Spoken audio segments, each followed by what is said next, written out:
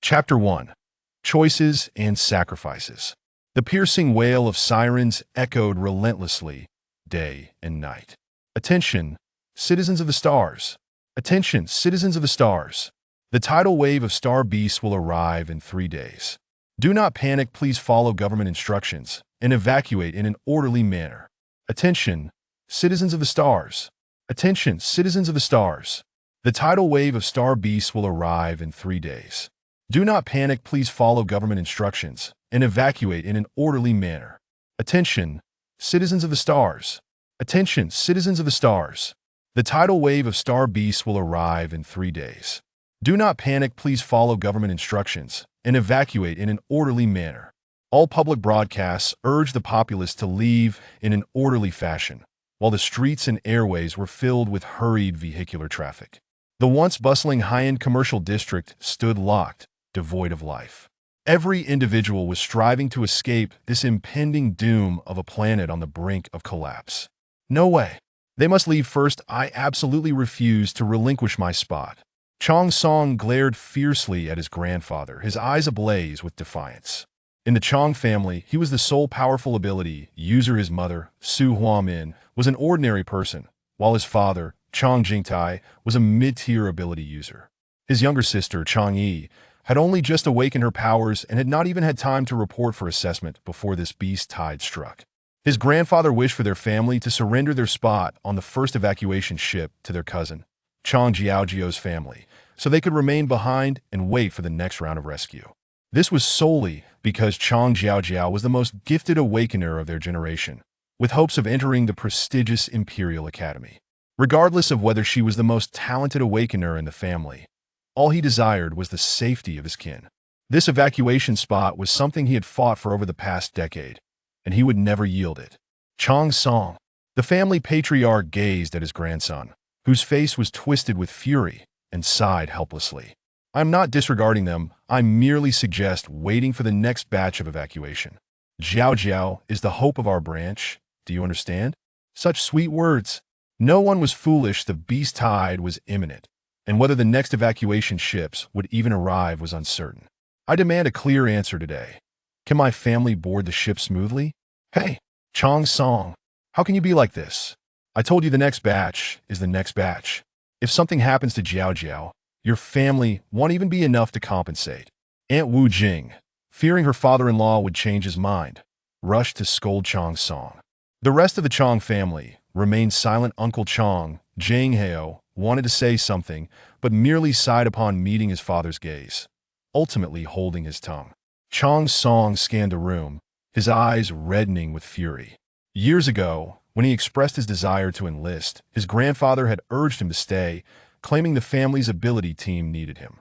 Now, the evacuation spots offered by the Imperial Chong family were rightfully theirs, yet they were being coerced into relinquishing them. How absurd.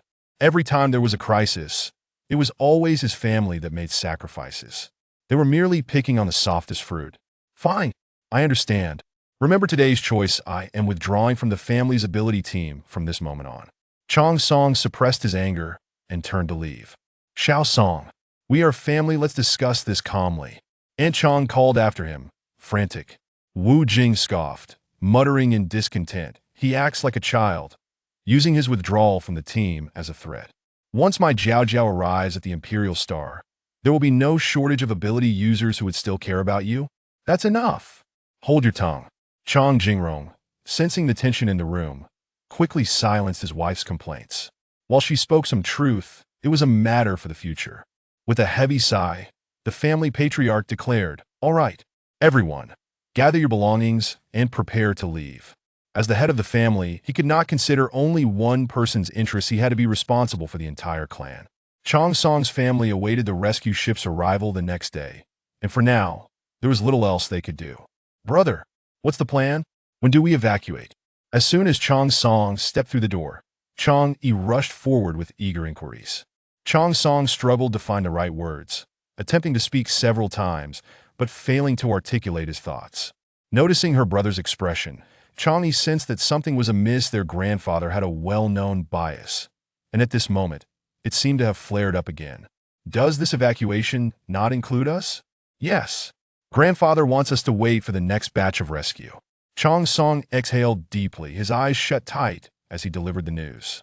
His words ignited fury in their mother, Su Huamin, who began to pace in agitation, yelling at their father, Chong Jingtai. Why should we? The old man's favoritism is one thing, but during a time like this, does he have no conscience? Enough! What are you shouting about? We must think of another way. Though Chong Jingtai attempted to quell his wife's grievances, he too harbored resentment toward his father-in-law's actions. Away! Away! Do tell what other options exist. Yet, no amount of anger would change their circumstances. The beast tide was drawing near, and survival was of utmost importance. There are indeed alternatives. Chong Yi, having little hope for her grandfather, had been seeking other avenues for escape. She activated her holographic computer and pulled up a military announcement, which stated that they were recruiting citizens to settle on frontier planets. Those who signed a 10-year residency agreement would receive priority for immigration. Frontier planets were generally newly developed, scarce in resources, fraught with danger, and inhabited by few. The military had its own management system. If they signed an immigration agreement, their departure would be assured. However, the dangers of the frontier planets were significant if fortune were to abandon them. They could easily encounter another beast tide upon arrival. Yet, there was no room for further deliberation. The beast tide could strike at any moment, and leaving sooner meant greater security. With a decision made, the family immediately set off in their hovercar toward the military headquarters. They had prepared their belongings in storage bags early, so they needed not gather anything further, simply heading straight there. Do not crowd. Ability users and awakened individuals, please register over here. The military registration hall was packed with citizens, indicating that many shared the same intentions. Uncertainty loomed over the survival prospects on the frontier planets, but remaining here was undoubtedly a death sentence. Given the current situation, the military was reluctant to accept ordinary citizens while they claimed the beast tide would arrive in 3 days. Those within the military were all too aware that the gathering of star beasts had reached a significant scale and could strike at any moment. Thus, they could only attempt to facilitate the evacuation of as many people as possible. When the Chong family received the registration form, they noticed the requirements had changed from before, now including a new clause stating that all ability users and awakened individuals, regardless of rank, must immediately join the military to participate in combat. Their family members would receive special treatment as military dependents, granting them priority for evacuation. Once the beast tide had passed, those unwilling to remain with the military could reside on the frontier planets for 5 years under the migration agreement, and then apply for immigration. Chong Yi and Chong Song exchanged glances, quickly filling out the forms and submitting them. With 2 ability users in their family, and despite her recent awakening, Chong Yi knew she counted as an awakened individual under the military's new regulations. This meant that only their mother, an ordinary person, would likely be left behind, ensuring their priority for evacuation. Chapter 2. A new beginning in extraordinary times. Extraordinary measures must be taken. As soon as the necessary documents were submitted, the communication device received a message instructing Chong Song and Chong Jingtai to report to the Special Operations Department, while Chong Yi was to report to the Awakeners. Su Huamin's communicator also buzzed with information regarding the evacuation point. There was little time for farewells. The family of 4 exchanged blessings, promising to reunite after the beast tide, before hastening to their respective reporting locations. Have you ever concocted any elixirs or crafted any formations? Upon arriving at the Awakener's reporting station, she was escorted to the refining area, where inquiries were made along the way. Having just awakened in this lifetime, Chong Yi was uncertain of her crafting abilities. However, after being imprisoned by that old man for a century and participating in daily refining, she presumed she might possess the capacity to create potions. Thus, she took on the task of processing medicinal materials, which merely entailed removing impurities for the gifted practitioners. Lacking formal education in interstellar medicinal processing, she relied on her instincts to navigate the task, relieved that the fundamental principles remained unchanged. By managing her mental energy carefully, the removal of impurities became second nature. Throughout the day, as she processed countless batches of materials, Chong Yi found herself entering an almost transcendent state, where her mental energy required little conscious control. Upon contact with the materials, they instinctively shed their impurities, It was only when her mental energy was nearly depleted that this state concluded, leading Chang-yi into a state of dormancy. When the supervisor finally noticed her unusual condition, she had already succumbed to unconsciousness and was transported to the medical facility.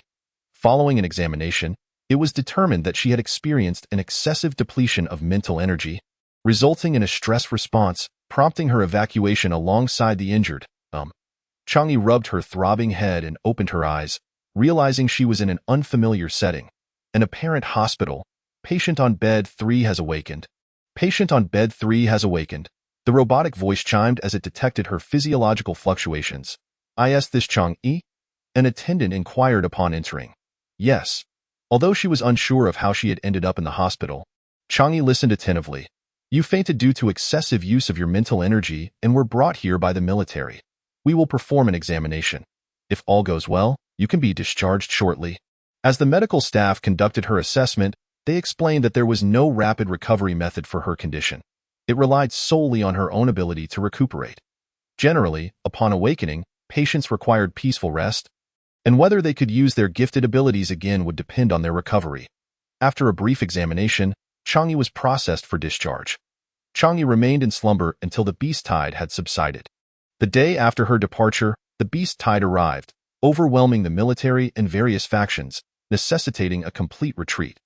Those unable to escape perished, and over 1 billion inhabitants of the planet vanished into the cosmos. Su Huamin received the notification at home and hurried to the hospital, only to find Chang-yi ready to leave as soon as she arrived. As they traveled home, Chang-yi inquired about the family. Learning that Chang Song had officially joined the military's 1st Brigade due to his formidable combat prowess and was currently on a mission to explore uncharted territories, expected to return in about a month. Her father, Chang Jingtai, was recovering at home after an excessive use of his abilities during the beast tide. For some time, Su Huamin had been shuttling between home and the hospital. The planet they resided on was Chihang Star, newly developed 5 years prior, with only a quarter designated as safe for human activity, while the remainder remained undeveloped. With the knowledge that her family was safe, a heavy weight lifted from Chang-yi's heart. So long as they were together, the future promised to improve. Their new home on Chihang Star was located on the outskirts of the military family compound. Designed similarly to their previous residence, in the age of interstellar travel, constructing a house merely required inputting a model, allowing it to be completed in less than a day. Upon returning to the familiar comforts of home, Chang-yi sank into the sofa with a sigh of relief, exclaiming, "There's truly no place like home." Su Huamin, witnessing her daughter's demeanor, smiled for the first time since the beast tide, feeling that the family would soon be whole again. Once her son returned. Once she regained her composure, Chang-yi asked Su Huamin, "Where's my father? I haven't seen him." "Your father is resting in his room, but I'll call him for dinner shortly." "You shouldn't disturb him right now. You should rest as well," Su Huamin replied, instinctively furrowing her brow at the mention of her husband. The agitation of Chang Jingtai's abilities had been severe, with low-grade medications offering only temporary relief. Without access to higher-grade remedies, he might never regain his powers, potentially impacting his lifespan if necessary. She had already contemplated seeking assistance from the Chang family.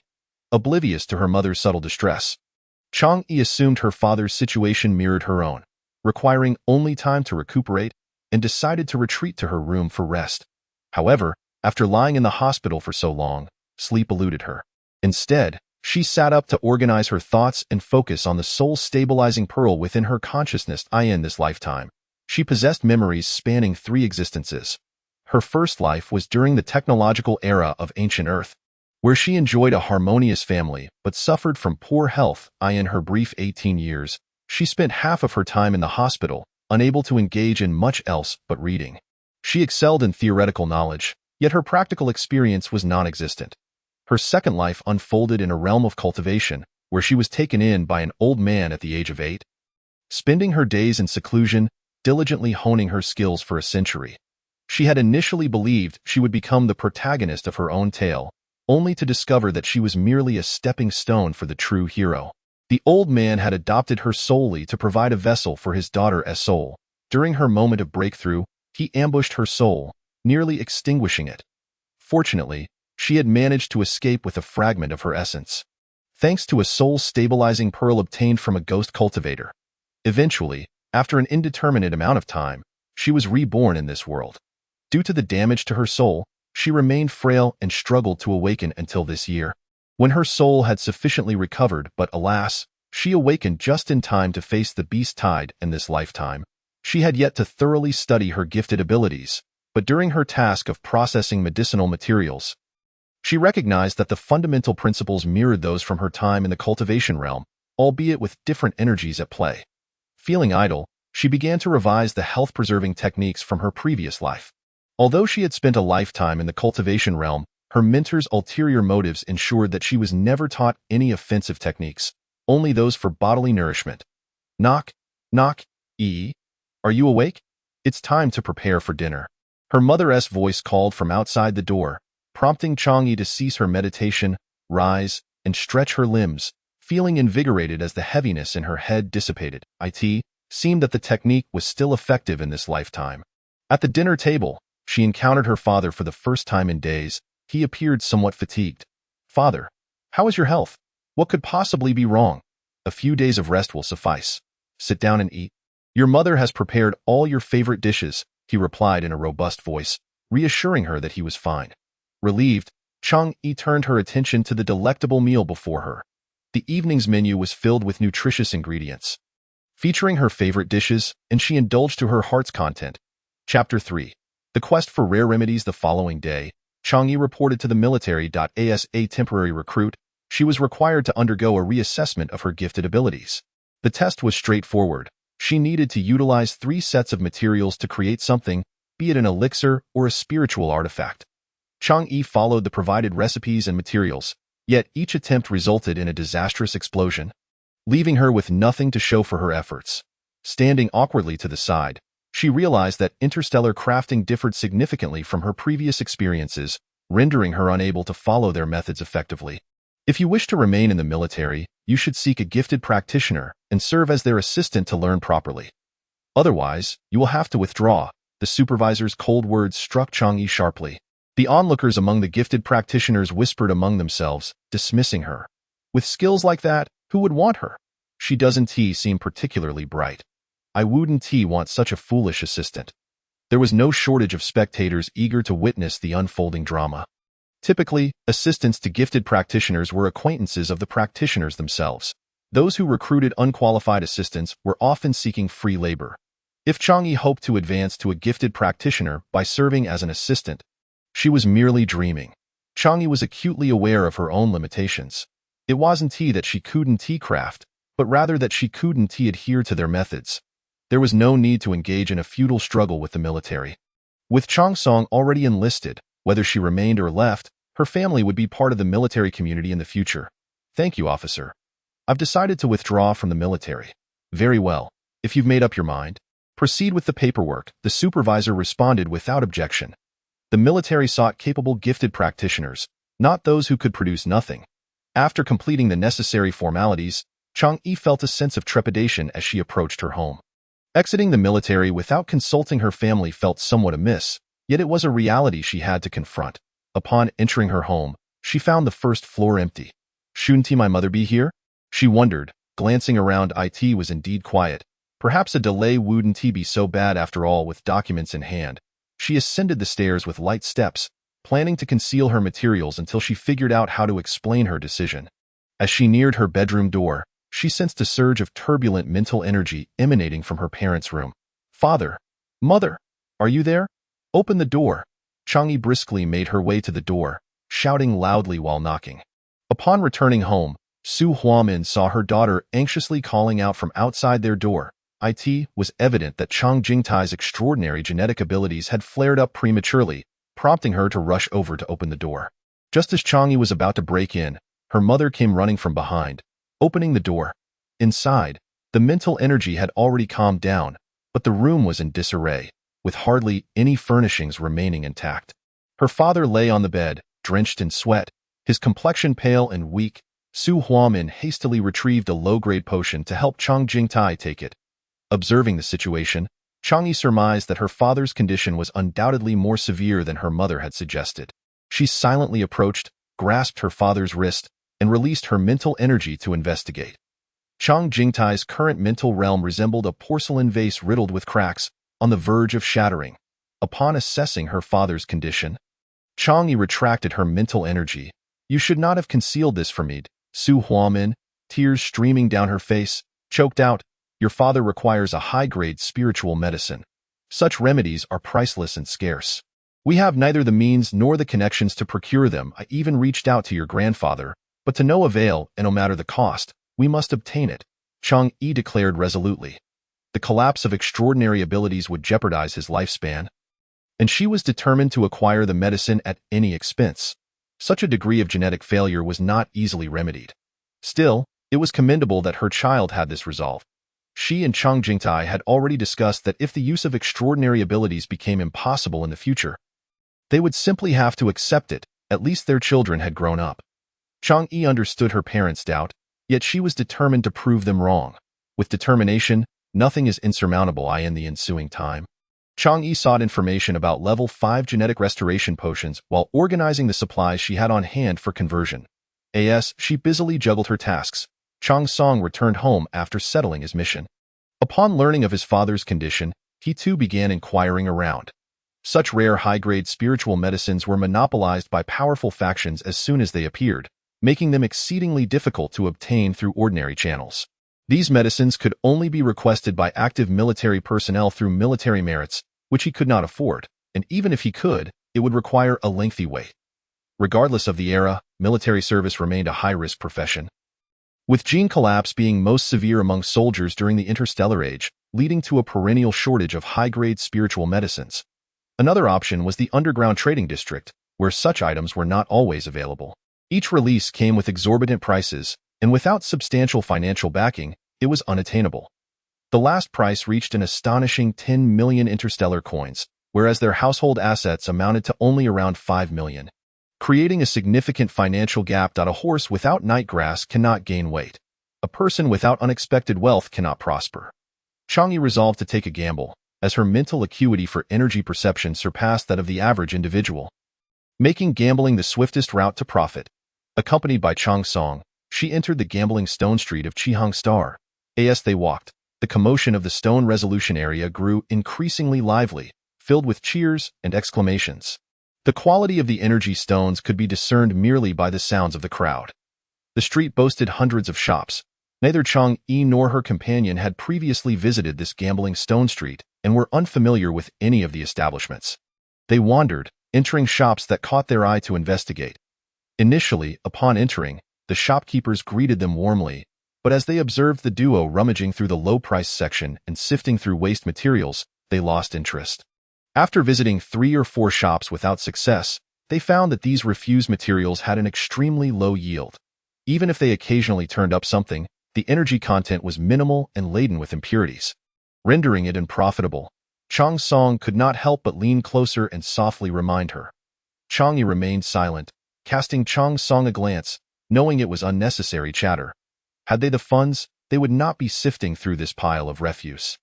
If waste materials were easy to yield good stones, they would not be deemed waste. Did they think the detection equipment was merely for show? Were it not for desperation, who would bother with such refuse? After an extended period of intense mental energy use, Chang'e felt slightly dizzy, while Chang Song continued to chatter on the side, causing irritation to brew within her. They pressed onward, when suddenly a disturbance erupted in the stone resolution area ahead. A cacophony of excitement indicating the emergence of a valuable find. "Xiao Yi, let us go take a look at what treasure has sparked such commotion." Chang Song expressed a desire to join the fray. "What are you looking for? Even if we see it, it won't belong to us," Chang'e replied, unwilling to invite discomfort upon herself. Chapter 4. A night of sudden wealth is not a dream. Having found no success in the shops ahead, the two continued their advance, approaching the stone resolution area. As they neared, they overheard a group discussing. "These youngsters have incredible luck. A 10,000 coin stone yielded a level 4 red jade. They've struck it rich. Not just rich, they've turned 10,000 into 3 million. Where can one find such fortune? I hear they're from the Mu family of the Imperial Star." So they are from the Mu family? A bunch of scions. Hearing the surrounding gossip, Chang'e and her companion chose to walk into a nearby shop, avoiding the excitement. The shopkeeper, holding a teapot, was peering into the stone resolution area when he noticed customers and promptly turned to greet them. Feel free to browse. If you find something you like, I can assist you with the resolution for free. Chang'e strolled in, glancing at the high-price section, her eyes pained by the exorbitant prices. She then turned directly to the low-priced waste material section, which was prominently displayed, the most abundant section. With no one in the shop at the moment, the shopkeeper did not display disdain, cheerfully welcoming them. This section is quite economical, 500 interstellar coins per gene, perfect for young folks like you to practice with. You're in luck. This batch just arrived today. Who knows, you might uncover a premium energy stone. The refuse materials had been picked through multiple times, with some being good materials cut down to scraps. There was neither new nor old in this pile. Boss, can this low-grade material really yield premium energy stones? Chang Song, unable to assist in selecting stones, engaged the shopkeeper in idle chatter. Of course. You see, shopkeepers also enjoy a bit of excitement. When someone engages in conversation, it livens things up. Chang'e began sifting through the small mountain of materials, utilizing her mental energy to quickly scan for energy responses, picking up only those that showed promise. The shopkeeper seemed to have genuinely received some new materials, as the pile of inferior quality was notably high. Chang'e noticed a gray stone the size of a soccer ball at the top. Ouch! She stumbled over a rough stone underfoot. What's wrong? Chang Song turned to inquire upon hearing the commotion. It's nothing, Chang'e replied, picking up the stone for inspection. Upon examination, Chang'e's heart skipped a beat. The energy response within was remarkably strong. Regaining her composure, she cautiously amplified her mental energy to scrutinize it further. Feeling the surging energy with increasing clarity, quietly channeling her mental energy into her eyes, she activated her extraordinary vision, revealing a rich purple energy. This was lightning-type purple jade, and the little voice in her heart was screaming with excitement. Young lady, are you interested in that piece? You have a discerning eye. The shopkeeper, noticing Chang'e had been inspecting the energy stone for a while, spoke up. This stone came to my feet automatically. It must be fate. Even if it's not perfect, it will do? Chang'e struggled to keep her smile in check. What an interesting remark. Young lady, do you want this one? Or would you like to browse a few more? The shopkeeper, eager for business, was keen to assist regardless of the stone's value. After a moment's thought, Chang'e called for Chang Song to retrieve the piece she had intended to inspect earlier as well. Once they selected their materials and settled the bill, the two stones together weighed only 20.5 gene, and the shopkeeper rounded down the price to 20,000 interstellar coins. After completing the payment, a wave of relief washed over Chang'e as she cradled the stones. Reluctant to let go, her heart brimming with joy despite the weight. The shopkeeper provided a code for stone resolution, allowing them to proceed without additional fees. With stones in hand, they made their way to the resolution area. Although Chang Song could not discern the quality of the stones, she could tell from Chang'e's demeanor that they were likely promising. The resolution area was bustling with people. As the excitement waned, Chang'e's arms grew fatigued from holding the stones, prompting her to hand both over to Chang Song. The queue moved slowly, with occasional bursts of noise, yet no particularly exceptional stones were unearthed. One unfortunate gambler emerged, having spent 5 million interstellar coins only to unveil a pile of powder-iron gambling stones. There are no guaranteed victors. Some rejoice while others lament. It is a common occurrence. Finally, it was Chang'e's turn for stone resolution. She decided to test her luck with the soccer-sized stone, which she had not thoroughly examined beforehand, assuming it was likely a waste material, and allowed the resolution master to proceed based on experience. The master took the raw material, glanced at the two youths, recognizing them as novices seeking fortune. The stone was evidently waste, but customer satisfaction was paramount, and this was not his concern. Such scenarios unfolded daily in the gambling stone street. The master skillfully placed the stone in the resolution machine, relying on experience to slice it along the edge. As expected, the thin slice revealed only grayish-white stone within. Continue. Chang'e had been prepared for this outcome. When the master cut again, the result remained the same. Grayish-white stone. With the third and fourth cuts yielding the same, it was clear that the stone was nearing its end. It was essentially a lost cause. Should I continue cutting? The master inquired. Yes, keep going. Chang'e remained unperturbed. This particular stone was inherently of inferior quality. Despite the apparent lack of promise, the master patiently continued his efforts. After adjusting the stone, he proceeded with a decisive cut, removing the thin slice to prepare for the next incision. To his astonishment, a vibrant green hue emerged. He quickly seized a nearby water source to wash the stone. Indeed, the green was strikingly vivid, translucent, and devoid of impurities, at least a grade 3 jadeite. Would the two of you like a full reveal? With the stone already displaying green, it was a gamble worth taking. And selling now was also an option. Chang Song glanced at Chang Yi, awaiting her decision, for he truly had no understanding of such matters. Reveal it. Thank you for your assistance, master. Please proceed with a full reveal. Chang Yi herself was taken aback by this unexpected delight. Now, how shall you cut it? Given the circumstances, he hesitated to make a hasty decision. Chang Yi examined the stone closely. The jadeite was only the size of a fist in the center. With nothing on the peripheries, after marking the cutting lines with certainty, she placed the stone back into the cutting machine. Let's proceed with this cut. Once the position was adjusted, the master continued to work meticulously on the stone, cutting, grinding, and polishing for over half an hour before finally extracting it completely. He washed the stone and handed it to Chang Yi, at which point she beheld the stone's full splendor. It was a top-grade 4 jadeite. With perfect color and purity, a substantial gain. How does 3 million interstellar credits sound?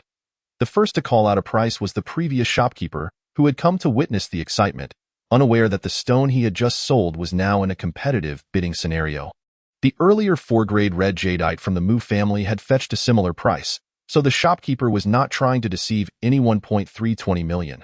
Called out a craftsman, recognizing the purity of the jadeite was worth the price. Apologies, everyone. Allow us a moment to discuss this. Chang Song and Chang Yi stepped aside to confer. After a brief consultation, Chang Song addressed the craftsman with a respectful gesture. I regret to inform you, sir, that this stone was just purchased from that shopkeeper. We wish to foster a good relationship. Upon hearing this, the shopkeeper hurried forward with a welcoming smile. Welcome, esteemed guests. Join me in sharing the fortune of these two. Perhaps the next piece to reveal green will be yours. The shopkeeper truly was a savvy businessman, presenting a membership card to Chang Song. This is our VIP card. You are both welcome to visit us again. Will you be revealing the other piece as well? How could we possibly refrain? That piece is the main event. Let's proceed with the reveal. Chapter 5. What to do when the pie is too big. Chang Song handed the rough stone, pockmarked on its surface, to the stone-cutting master. Gazing at the stone in hand, the master experienced a brief moment of disorientation. In all his years of stone cutting, he had yet to encounter a specimen so unappealing, perfectly suited for use as gravel on a rainy beach. Master, please grind this stone directly for me. Do not cut it. Seeing the master preparing to use the cutting machine, Chang Yi hastily interjected. Very well. This stone has an unusual exterior and does not appear to be of high quality. But given that these two just extracted good jadeite, perhaps there is indeed a secret to it. Grinding rather than cutting would be more time-consuming, and the stone-cutting master began to meticulously polish it. The area around the stone-cutting station quickly filled with onlookers, eager to witness the unfolding drama, as some could not extract quality stones themselves but were content to learn from others. Just as they anticipated a long wait, within a mere quarter of an hour, green hues began to emerge. Suddenly, a voice from the crowd exclaimed, "It's green again! It's green!" Several individuals rushed forward to take a closer look, even more animated than Chang Yi, the owner of the stone. This time, the hue revealed was a deep purplish-black, appearing almost completely black unless scrutinized closely. The richness of the purple created the illusion of darkness. From just this angle, one could ascertain that its grade exceeded the previously revealed 4-grade jadeite. 5 million interstellar credits. The shopkeeper shouted once again, though no one knew the anguish he felt, as he pinched his thigh in frustration. The earlier jadeite was one thing, but the prospect of a 5-grade purple jadeite felt like a dagger to his heart. Sold. I offer 5.5 million. Someone in the crowd called out. 600 million. Another chimed in. 700 million. Came yet another bid. Chang Yi could hardly contain her delight, her heart racing. While she knew this stone was exceptional, she hadn't anticipated it would shine so brilliantly. The bidder was a prosperous energy stone merchant. What say you two? I offer 7 million. Will you sell? If it weren't for Chang Yi's understanding of the stone's value, she might have considered selling, but given her knowledge, only a fool would sell now. Not selling. Full reveal. Chang Yi declared calmly, confident that the energy stone would yield far more than this amount. Well said. A bold decision. The crowd murmured in approval. Given the guest's determination to continue, the stone-cutting master wiped his hands, steadied his nerves, and resumed his work, sensing that today might mark the pinnacle of his career. Dozens of eyes were glued to the cutting machine, unwilling to blink. The usually noisy stone-cutting area fell silent, akin to the calm before a storm. Knowing that the stone would not disappoint, Chang'e felt a wave of anxiety wash over her, fearing she might misjudge its quality. "It's a 6th grade purple jadeite." Someone gasped. "Not just that, it's more than 6th grade." Another voice joined in. The results emerged: a bowl-sized piece of purple jadeite with energy levels visibly exceeding 6 grades. Precise measurements would require professional assessment, as such high-grade energy stones were not typically found in the market. The shopkeeper gasped, feeling as though he had just died. What a grave mistake to sell rough material. Are you all willing to bid? He trembled, realizing that if he could bid, he might still have a chance to reclaim it. Such high-grade energy stones are rare, and once they appear, they are usually snatched up by powerful factions. Leaving no one daring to bid casually, the shopkeeper voiced the unspoken thoughts of those present. The atmosphere turned tense, and Chang Song stepped forward, projecting the aura of an S-class psychic warrior to dispel any notions of opportunism among the crowd. "Ladies and gentlemen, we shall discuss how to handle this purple jadeite. If anyone is interested, please wait outside." Chang Song addressed the crowd, before retreating to a corner with Chang'e to deliberate behind a protective shield. Hearing this, the crowd outside only grew more animated, many reaching out to their respective factions, as a 6th grade purple jadeite was a rare find, and this particular energy stone seemed likely to exceed that grade. Some ordinary bystanders, drawn purely by curiosity, shared the astonishing news, inviting others to witness this thrilling moment. Unbeknownst to Chang'e and her companions, the news of the exceptional 6th grade purple jadeite's emergence in the stone-cutting area rapidly spread throughout the star system. The quality of this energy stone surpassed Chang'e's expectations. The situation had become quite complicated. Regardless of whom they sold it to, it felt inappropriate, and there was no guarantee that they could safely bring it home if they chose not to sell. The crowd continued to swell, and ultimately, after obtaining Chang'e's consent, Chang Song sent a message to the captain of his team, reasoning that it would be better to sell it to the military, where at least their credibility would be higher than elsewhere. When Chang Song's message reached Dan Mufeng, he was in the midst of discussing logistical supplies with General Ji Yen. Upon hearing the news of the 6th grade purple jadeite's appearance, he immediately assembled a team and headed to the stone-cutting area. "Oh, Colonel Dan, what brings you and Colonel Long to leisurely wander today? Your entourage seems rather grand." Dan Mufeng brought along only S-class warriors, the lowest rank being a captain. Such a display intended to quickly dispel any aspirations others may have had. The military placed significant importance on special-grade resources like the 6th grade purple jadeite. For some time, various factions had been engaged in disputes within the shop over the ownership of the energy stone. Conversely, Chang'e and her companions, who had actually revealed the jadeite, were entirely overlooked. No one had even inquired about their opinions. Ignoring the taunts from various factions, Dan Mufeng approached Chang Song and Chang'e directly. Unfamiliar with Chang'e, he addressed Chang Song. "Where's the energy stone?" Chang Song instructed Chang'e to retrieve the energy stone for Dan Mufeng to examine. Dan Mufeng scrutinized the energy stone in his hands, confirming it was a richly energized purple jadeite. And based on the energy readings, its quality was assuredly above 6 grades. "How do you wish to sell it?" "Colonel Dan, that's not quite right. Such a fine item deserves fair competition. How can it be a private transaction?" One person, clad in the military's 2nd Division uniform, objected, while Dan Mufeng belonged to the 1st Division. "Colonel Mu, this is the territory of our 1st Division.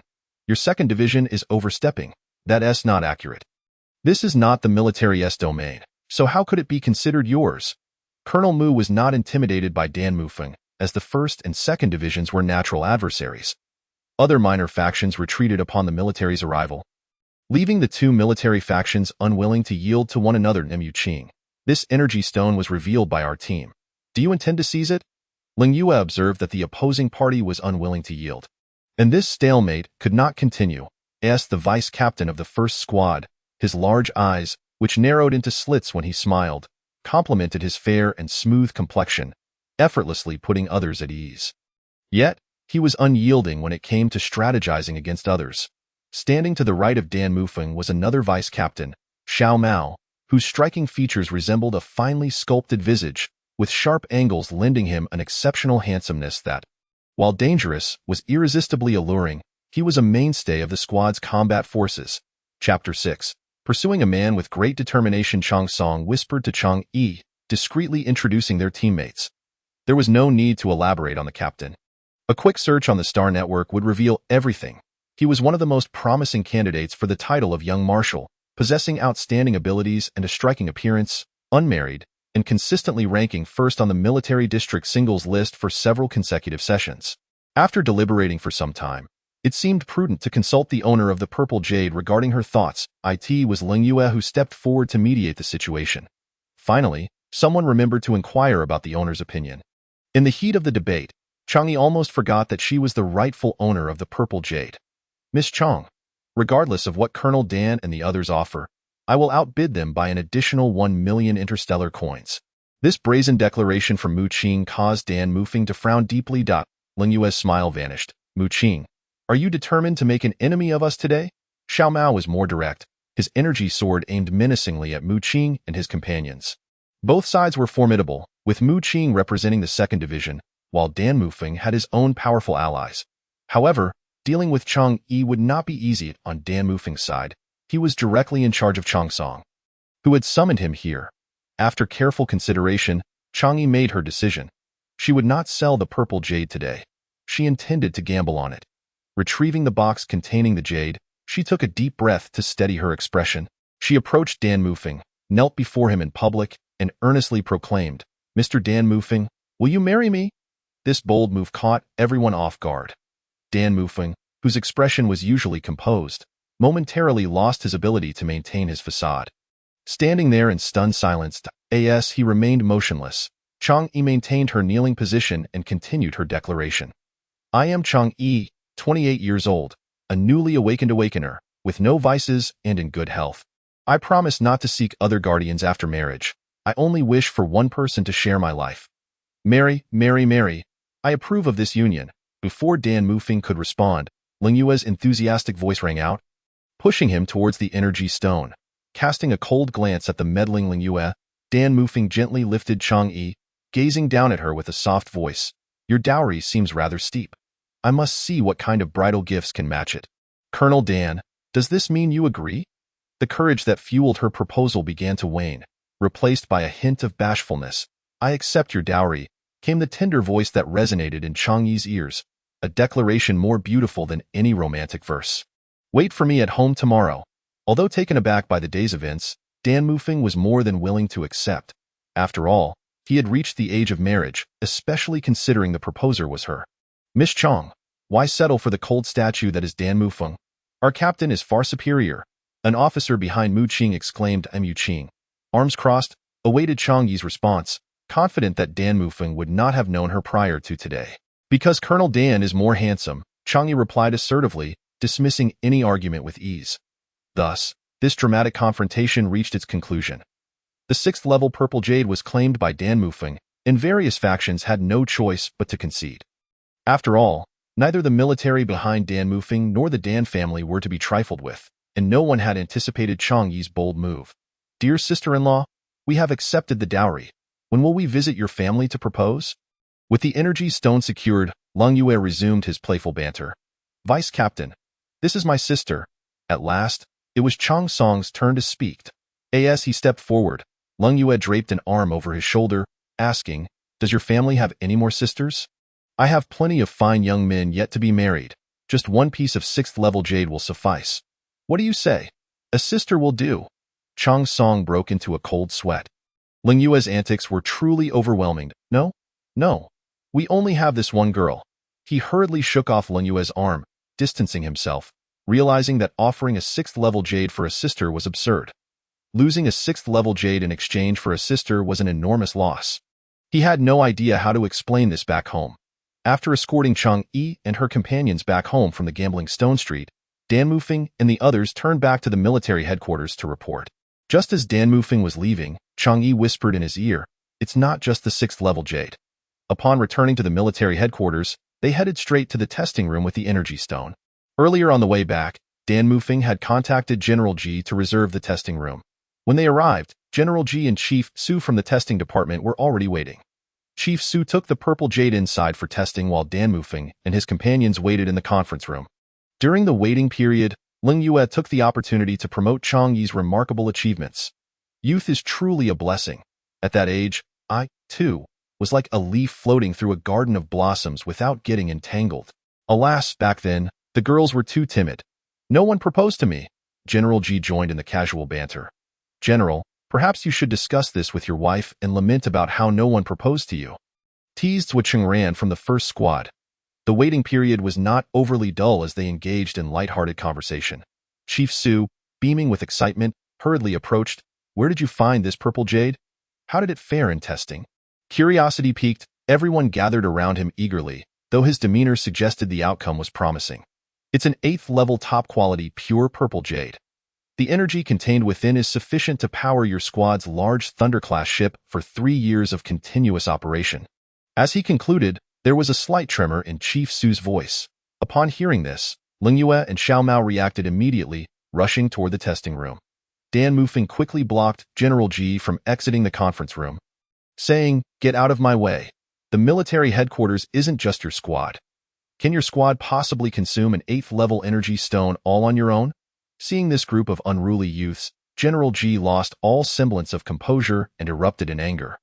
"This is my dowry, not the military's." Regardless of General Ji's protests, Dan Mufeng stood firm at the door, not budging an inch. "Withdraw." Ling Yue and Xiao Mao emerged with the energy stone in hand.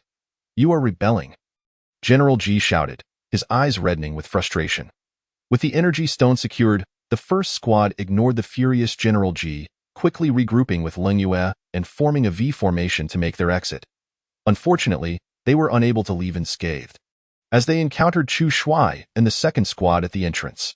The two groups stood at the entrance of the testing building, engaging in a silent standoff, neither side willing to speak first. "You little brats, you even stole my communicator. Now run if you dare. Try running again." General Ji's angry voice echoed behind them as he pursued. Seeing this group of troublemakers, Chu Shuai felt a headache coming on. "Everyone, follow me." Dan Mufeng narrowed his eyes, contemplating their options. Charging through would have some chance of success, but the strength of the first and second squads was evenly matched, and with the equally formidable third squad also present. A smooth escape seemed unlikely. If it were just the second squad, they might consider a direct confrontation. Weighing the pros and cons, they ultimately decided to follow along in a flurry. Both sides moved quickly, changing locations in an instant. Chapter 7. A standoff within the main building of the military headquarters. There was a large conference room that was seldom used. Today, however, due to the presence of key personnel from all 3 squads, it was necessary to convene here. Both sides took their seats apart, with the members of the first squad wearing grim expressions and glaring at their opponents, while the second squad appeared animated and excited. "We are all brothers in the same military district. When one encounters difficulties, the military district will surely lend a helping hand.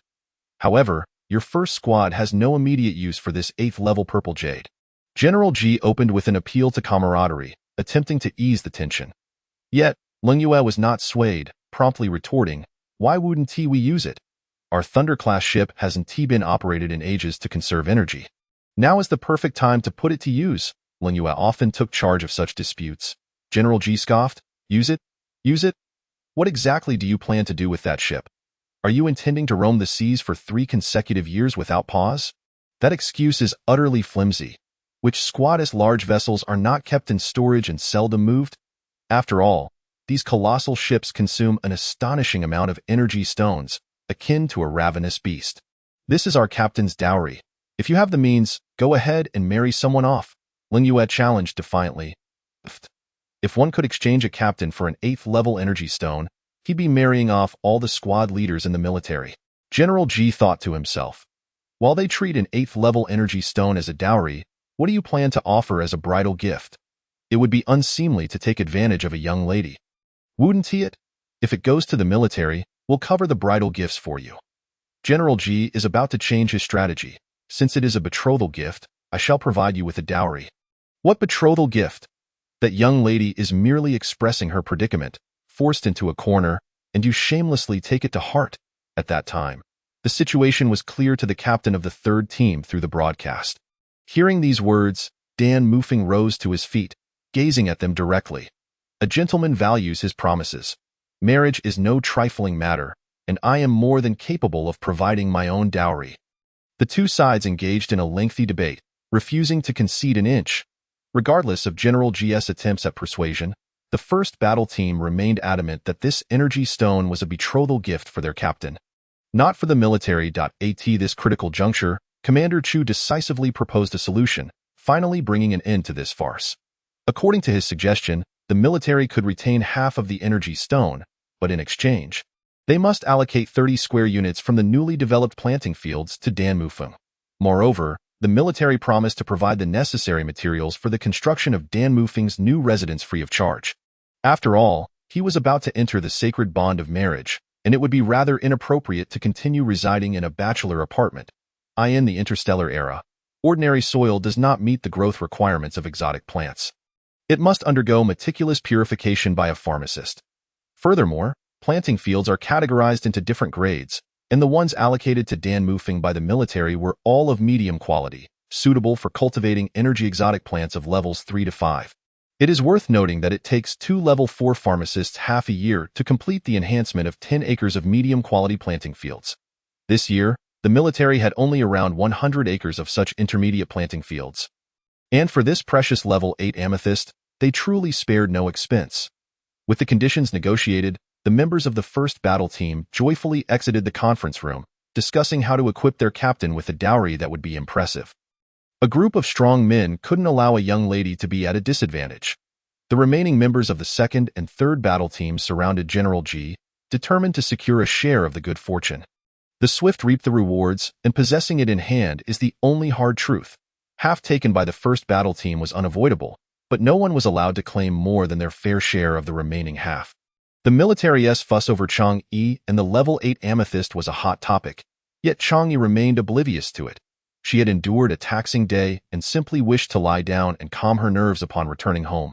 The following morning, sunlight streamed through the window onto the bed, and Chang'e unusually woke up early. She quickly completed her morning routine and, after enjoying breakfast, eagerly awaited the delivery of the herbs she had purchased online. Preparing to commence her alchemical endeavors, Chang'e cautiously brought out a delicate alchemical furnace from her room. This furnace was designed in the style of an ancient Bagua furnace, exuding a sense of antiquity and elegance. Upon the 8 trigrams of Qian, Can, Jin, Zhan, Sun, Li, Kuan, and Dui were intricately carved the images of 8 mysterious exotic beasts, vividly lifelike. The opening of the furnace was located at the top, while a small port on the side allowed for easy observation of the internal conditions.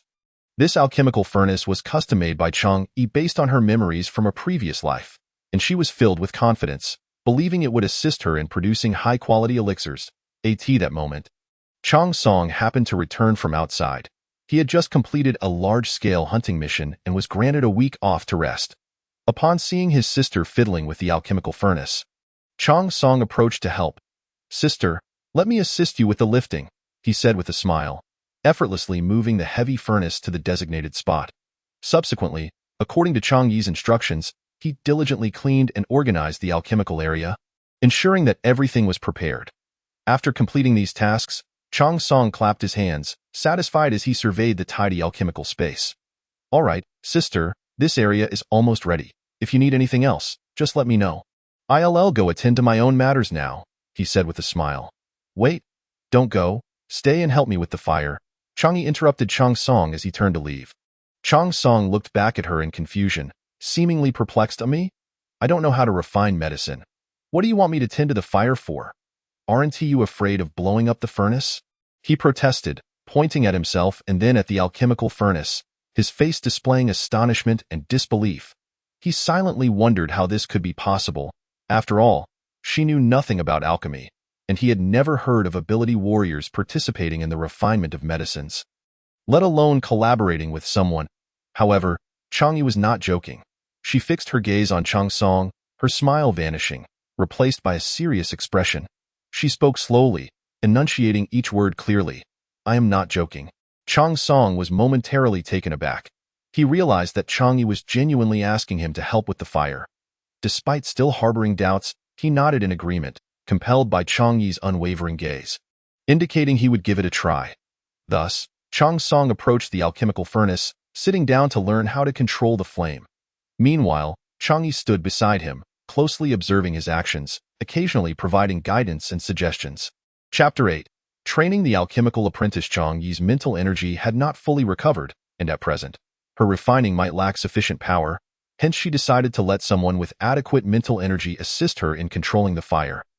While she focused solely on the initial processing of the exotic plants and the final fusion in the interstellar era, it was unheard of to have ability warriors help with fire control. But in her understanding, having an assistant to watch the fire was quite normal. Chang Song had never refined medicine before and was unaware of how other talented individuals conducted their refining. He could only follow Chang'e's instructions. Although Chang Song earnestly attempted to control the flames as per her guidance, the furnace still exploded, demonstrating the inherent discrepancies in their understanding. Throughout the day, the two of them continuously experimented and adjusted in the alchemical room, the sounds of explosions echoing intermittently, interspersed with Chang'e's various reprimands, complaints, and Chang Song's occasional protests. By the time they left the alchemical room in the evening, both were covered in soot, having produced only one pill throughout the day, its surface pockmarked and about the size of a child's fist. Chang'e simply stored it away, uncertain of its utility. After a long day of toil, Chang Song finally grasped the nuances of Chang'e's descriptions. A little fire here, a smidge there, not too large, and avoid fierce flames. The intricacies of language truly struck him. This day, he felt that the art of refining was far more exhausting than hunting exotic beasts. Chang'e found herself at a loss for words regarding Chang Song's dim-wittedness. If all ability warriors possessed such talent, she understood why no talented individuals sought their help in refining. Such comprehension would surely have led to expulsion from the sect in her previous life. For the time that followed, Chang'e continuously enlisted Chang Song to accompany her in refining. Honing their synergy. It seemed as though she had forgotten the public proposal she had made to Dan Mufeng. In truth, her proposal was not a spur-of-the-moment decision. It is important to note that Dan Mufeng hailed from one of the three great families of the Imperial Star, a scion of a prominent lineage. Furthermore, Dan Mufeng himself was exceptionally talented and capable. Marrying such a man would be no loss for her. Even if they were to face another beast tide in the future, she would not have to worry about being abandoned as she had this time. Moreover, should Dan Mufeng be unwilling to marry her, given his character, having publicly accepted the token of their engagement, he would never allow her to suffer. Yet, a week passed with no word from Dan Mufeng, leaving Chang'e feeling rather anxious. She was eager to inquire about the situation, especially since she needed to raise funds to purchase medicine. On the other hand, Dan Mufeng had not been idle during these days, fully leveraging his network to investigate Chang'e's family thoroughly. In the interstellar era, people's attitudes toward marriage were relatively casual. If they got along, they would be together, and if not, they would part ways. With an average lifespan exceeding 300 years, and the lifespans of ability warriors and talented individuals reaching even 1,000 years, their concepts of marriage became increasingly lenient. However, this longevity came at the cost of reduced fertility. The more powerful the individual, the lower their reproductive capacity, and those with exceptional genes often found themselves unable to leave behind descendants. Just as Chang'e was contemplating whether to contact Dan Mufeng, she suddenly received a communication from him. Dan Mufeng invited her to meet at the military headquarters, stating that he had important matters to discuss. Since Chang'e had not yet obtained her driver's license, she had to ask her brother, Chang Song, to drive her to the military headquarters. Chang Song, well aware of his sister's engagement with Dan Mufeng, felt a twinge of concern, yet he acquiesced to her request. On the way, Chang Song inquired with genuine concern, "Are you really sure you don't want me to accompany you?" Chang'e smiled in response. "No need. He won't do anything to me. You should hurry to work." Seeing his sister so composed, Chang Song ceased to press the matter, reminding her to stay safe before departing. Following the directional signs within the military headquarters, Chang'e successfully located Dan Mufeng's office. When she pushed open that door, the sight before her left her utterly astonished. The office was sparsely decorated, almost devoid of any superfluous embellishments, imparting a cold and monotonous ambience. Much like Dan Mufeng himself, it was straightforward and unadorned, without a trace of excess. As they sat facing each other, Chang'e felt as though she were a student before the principal, unconsciously growing tense. Licking her lips as if to say something to break the awkward silence, Dan Mufeng observed Chang'e, a glimmer of amusement flickering in his eyes. He perceived her nervousness and unease. However, he did not immediately offer comfort but instead spoke in a serious and earnest tone. Miss Chang? First and foremost, I am profoundly grateful for your proposal. However, before we proceed, I need to clarify a few matters. Upon hearing these words, Chang'e felt a tightening in her chest, uncertain of what Dan Mufeng would say next. She quietly awaited his continuation, her hands gripping the coffee cup tightly, as if seeking some form of support. The first thing I must convey is that, due to work commitments, I will be residing on Chihang Star for a considerable period in the future. In other words, after our marriage, I will not be settling on Dixing. This is a matter you must comprehend clearly. Dan Mufeng's voice was calm and resolute, instilling a sense of reassurance in Chang'e. She had never been particularly adept at socializing and felt somewhat pressured by the complexities of living on Dixing. Therefore, upon hearing that she would not need to reside there permanently, she sighed in relief and nodded vigorously in agreement. This way, she could avoid numerous unnecessary troubles and disturbances. The second point is this: regardless of the reasons behind your initial proposal, now that you have expressed a desire to marry, you must assume the corresponding responsibilities. I require your commitment that in the future, should I not present any serious principled issues, you must not initiate divorce. Dan Mufeng's gaze sharpened, seemingly probing the depths of Chang'e's inner world. Once he was married, he would not permit the other party to renege at will. Chang'e nodded once more, indicating her understanding and her willingness to adhere to this agreement. After all, she recognized that marriage was no trivial matter. Once a decision was made, it should be treated with the utmost seriousness. The final point is that during the duration of our marital relationship, I do not wish for you to have any other guardians. Dan Mufeng's voice carried an undeniable firmness. In this interstellar age, external temptations were omnipresent, and he wished to avoid any complications or disputes in his life. He hoped that through this stipulation, he could eliminate all factors that might lead to the dissolution of their marriage. Chang'e was momentarily taken aback but soon grasped Dan Mufeng's concerns. She sighed softly and smiled, saying, "All right, I promise you."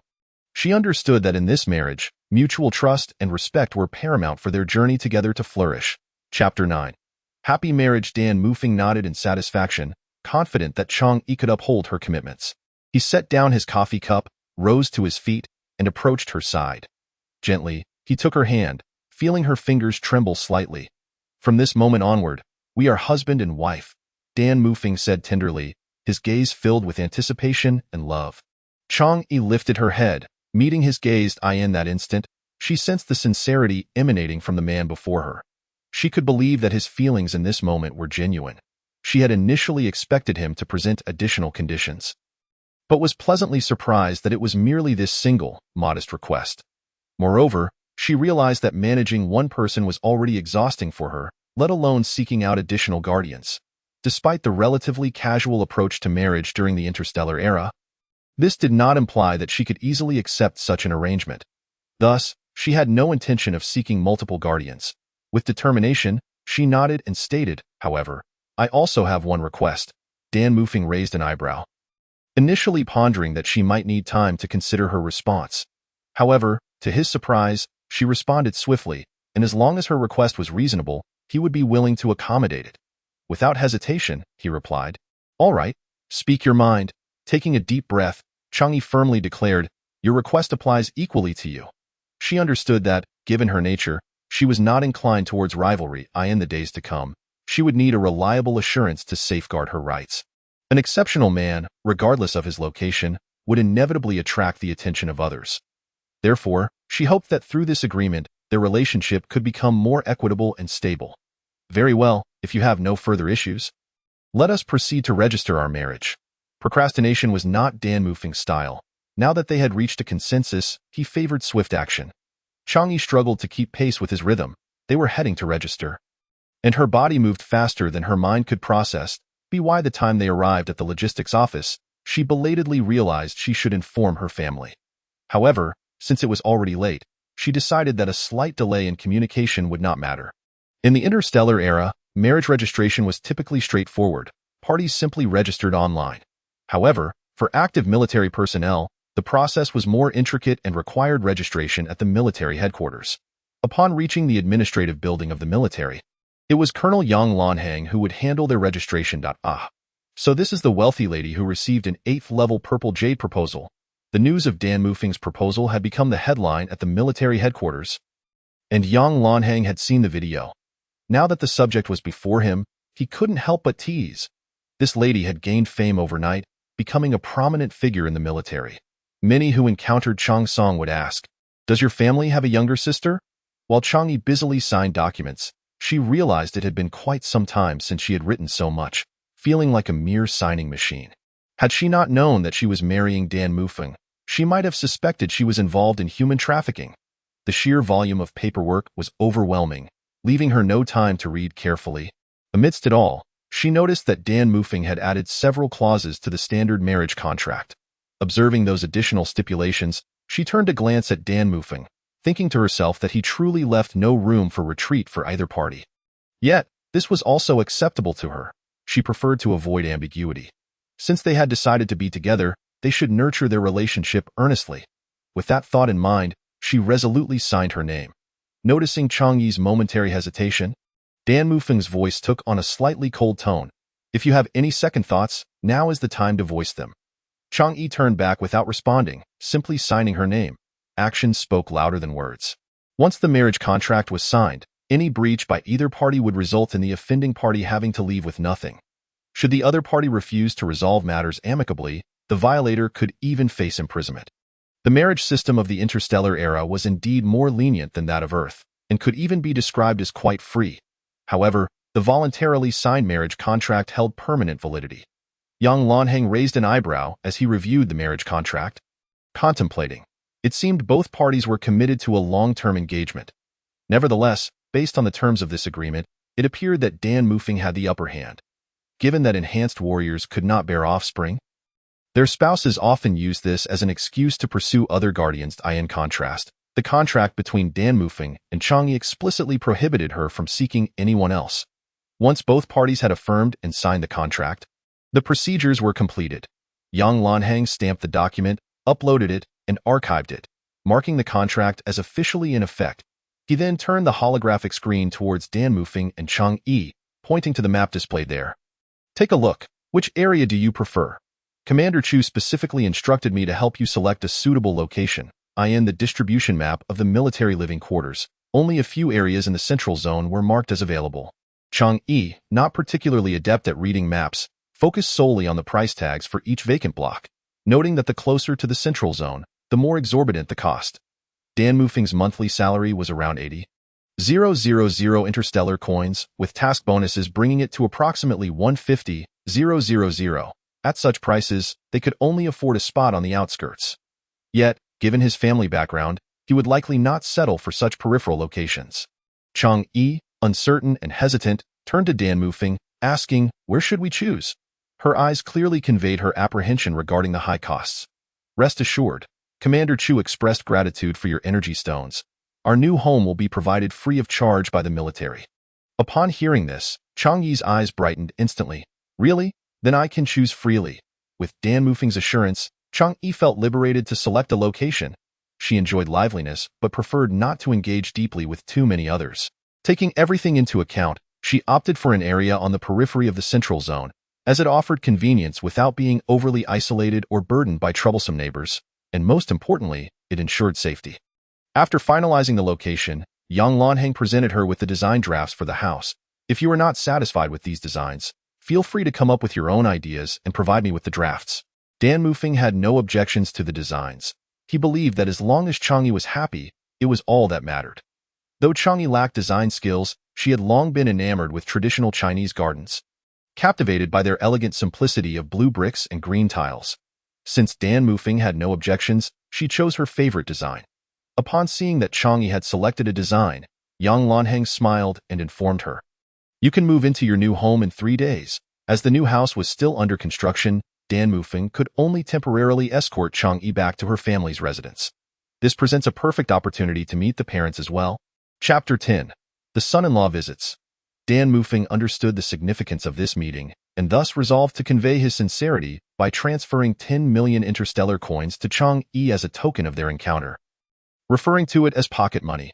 Upon learning of Chang Jingtai's injury, Dan Mufeng brought several bottles of precious elixirs from his home, but due to the military's current lack of high-grade healing potions, He could only substitute with lower-tier alternatives for the time being. Nevertheless, he had already tasked someone with seeking out superior elixirs, promising to deliver them as soon as they were found.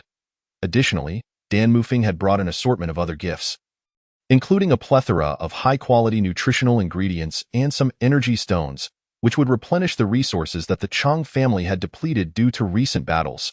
Faced with such an abundance of gifts, Chang Yi couldn't help but exclaim, "Is my husband a bit too extravagant?"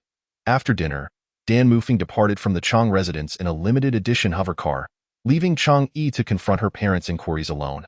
Although their marriage had come about somewhat unexpectedly, the Chang family respected her choice. Since Chang Yi had made her decision, they, as parents, would offer their support. 3 days swiftly passed, and moving in the interstellar era was remarkably convenient.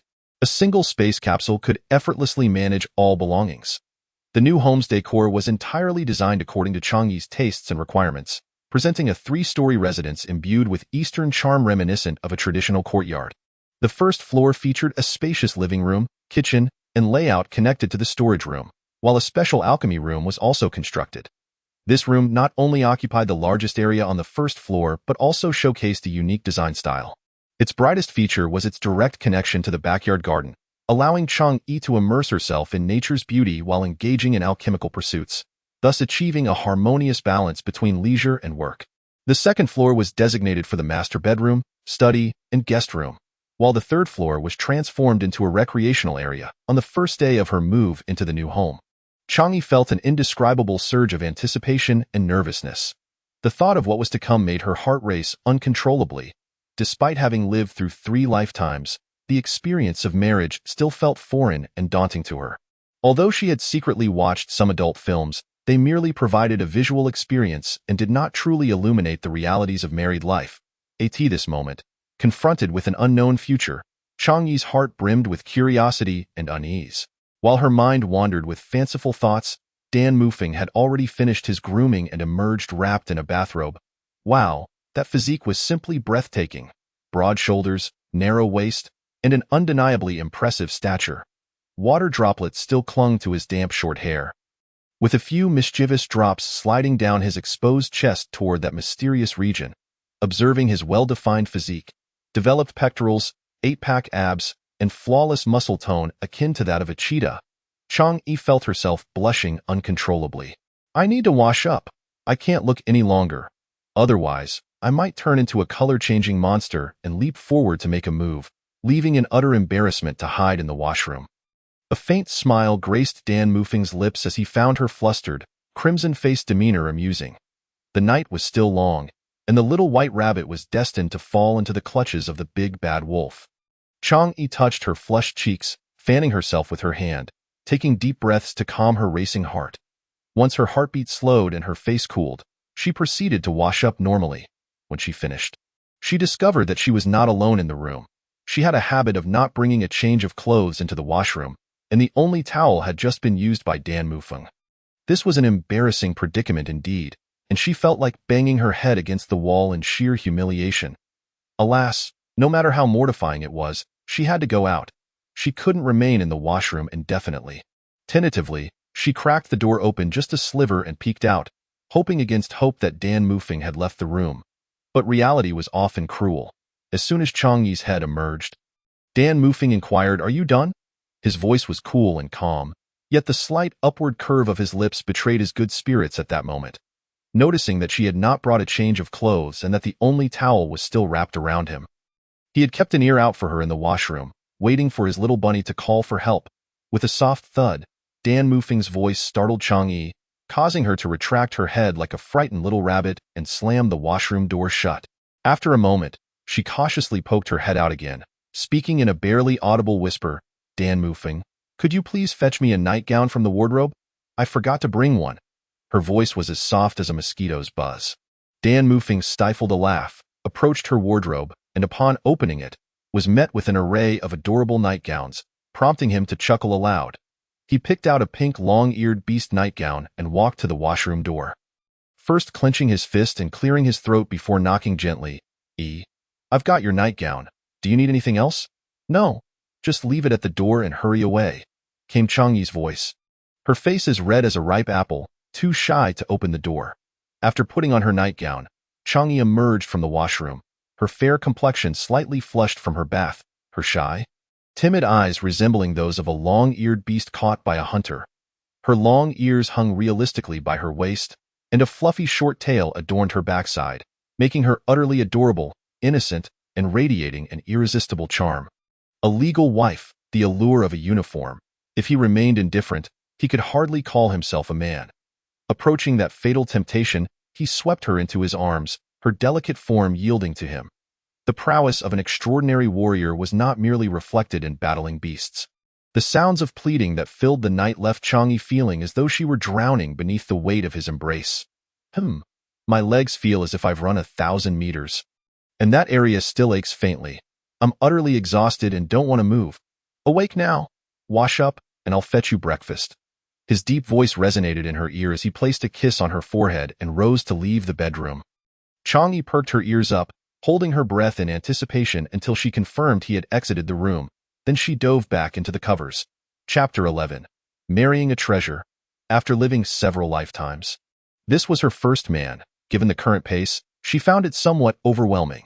Dan Mufeng took a break from the military, allowing him to spend his mornings with Chang'e, engaging in leisurely conversations after breakfast. Most of the time, it was Chang'e chattering away while he occasionally responded to show he was listening.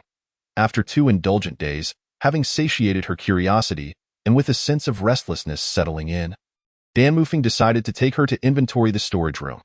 Chang'e was entirely clueless about organizing, and it took Dan Mufeng quite some time to assure her that their home was well stocked with nutritional ingredients for her to enjoy.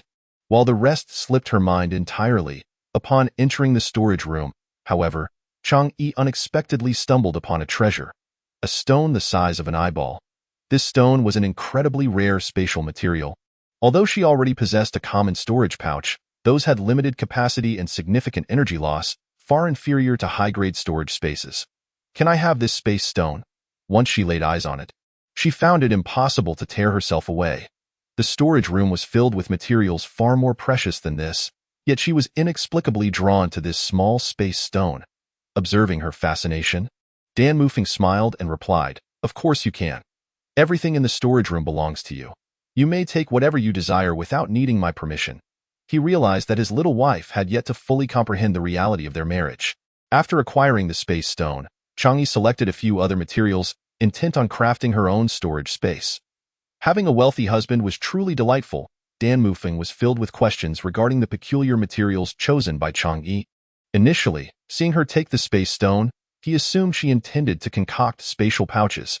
However, she subsequently retrieved various medicinal herbs and nutritional ingredients, and the assortment became increasingly chaotic.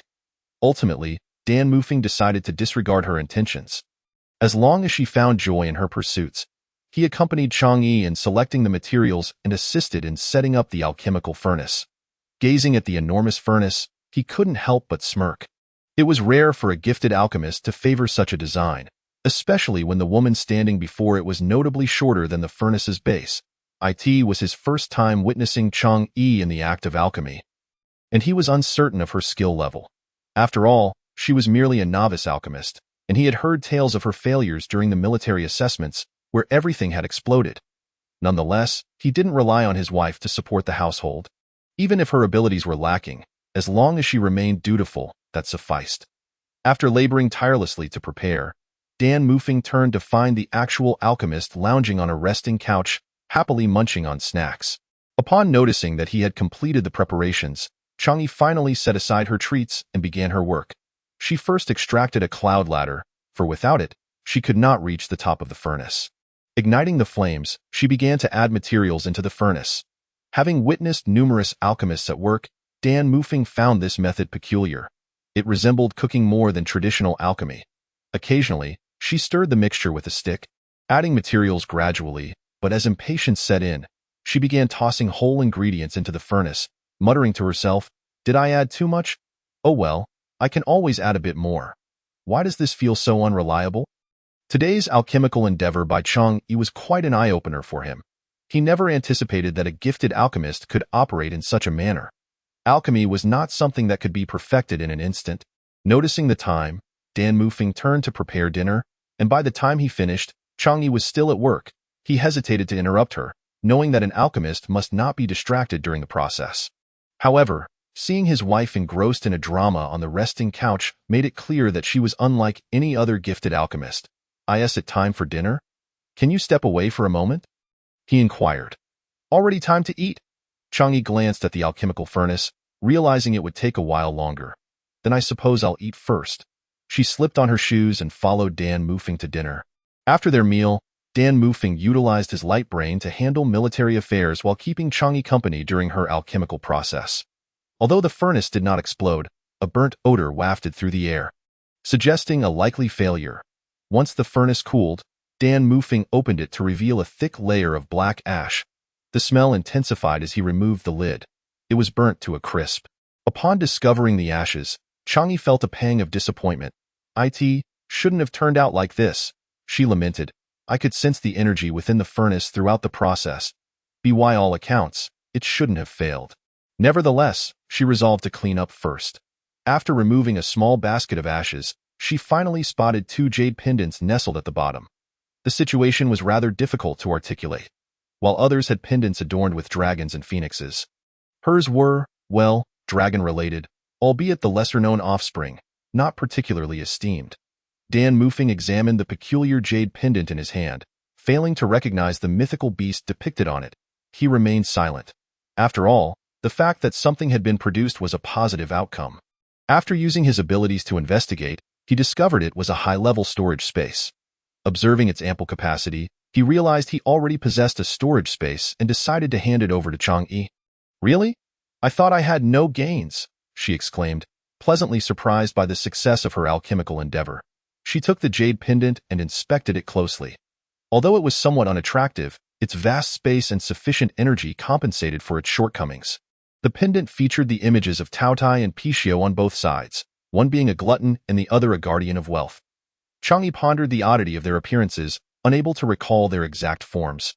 But practicality took precedence. Considering that Dan Mufeng frequently embarked on missions requiring high-level storage, and that the materials used for alchemy belonged to him, she decided to pass the pendant to him. Here, you take it? Dan Mufeng was taken aback upon receiving the pendant back. He had clearly seen how much Chang'e had admired it. I have a high-level storage space. You should keep this for yourself. While he did not require it, he was genuinely pleased that his wife thought of him. Once assured that Dan Mufeng truly did not want it, Chang'e joyfully tucked the pendant away and transferred the assorted items from her previous storage pouch into the jade pendant, which consisted of various small trinkets. Another sleepless night passed. When Chang'e awoke, Dan Mufeng had already departed for the military base. His duties kept him exceptionally busy. Without their marriage, he would have had no time off over the past 3 days. With Dan Mufeng absent, Chang'e found herself bored at home, unfamiliar with the neighbors. She remained indoors, scouring the star network for news on spiritual herbs. Although her husband assured her he would handle the purchasing, she preferred to manage her own affairs. After all, it was customary for a husband to provide for his wife, but not for her family. High-level spiritual herbs were scarce, and there had been no recent updates. After browsing for a while, she purchased a few miscellaneous materials. The profession of a gifted alchemist was indeed costly.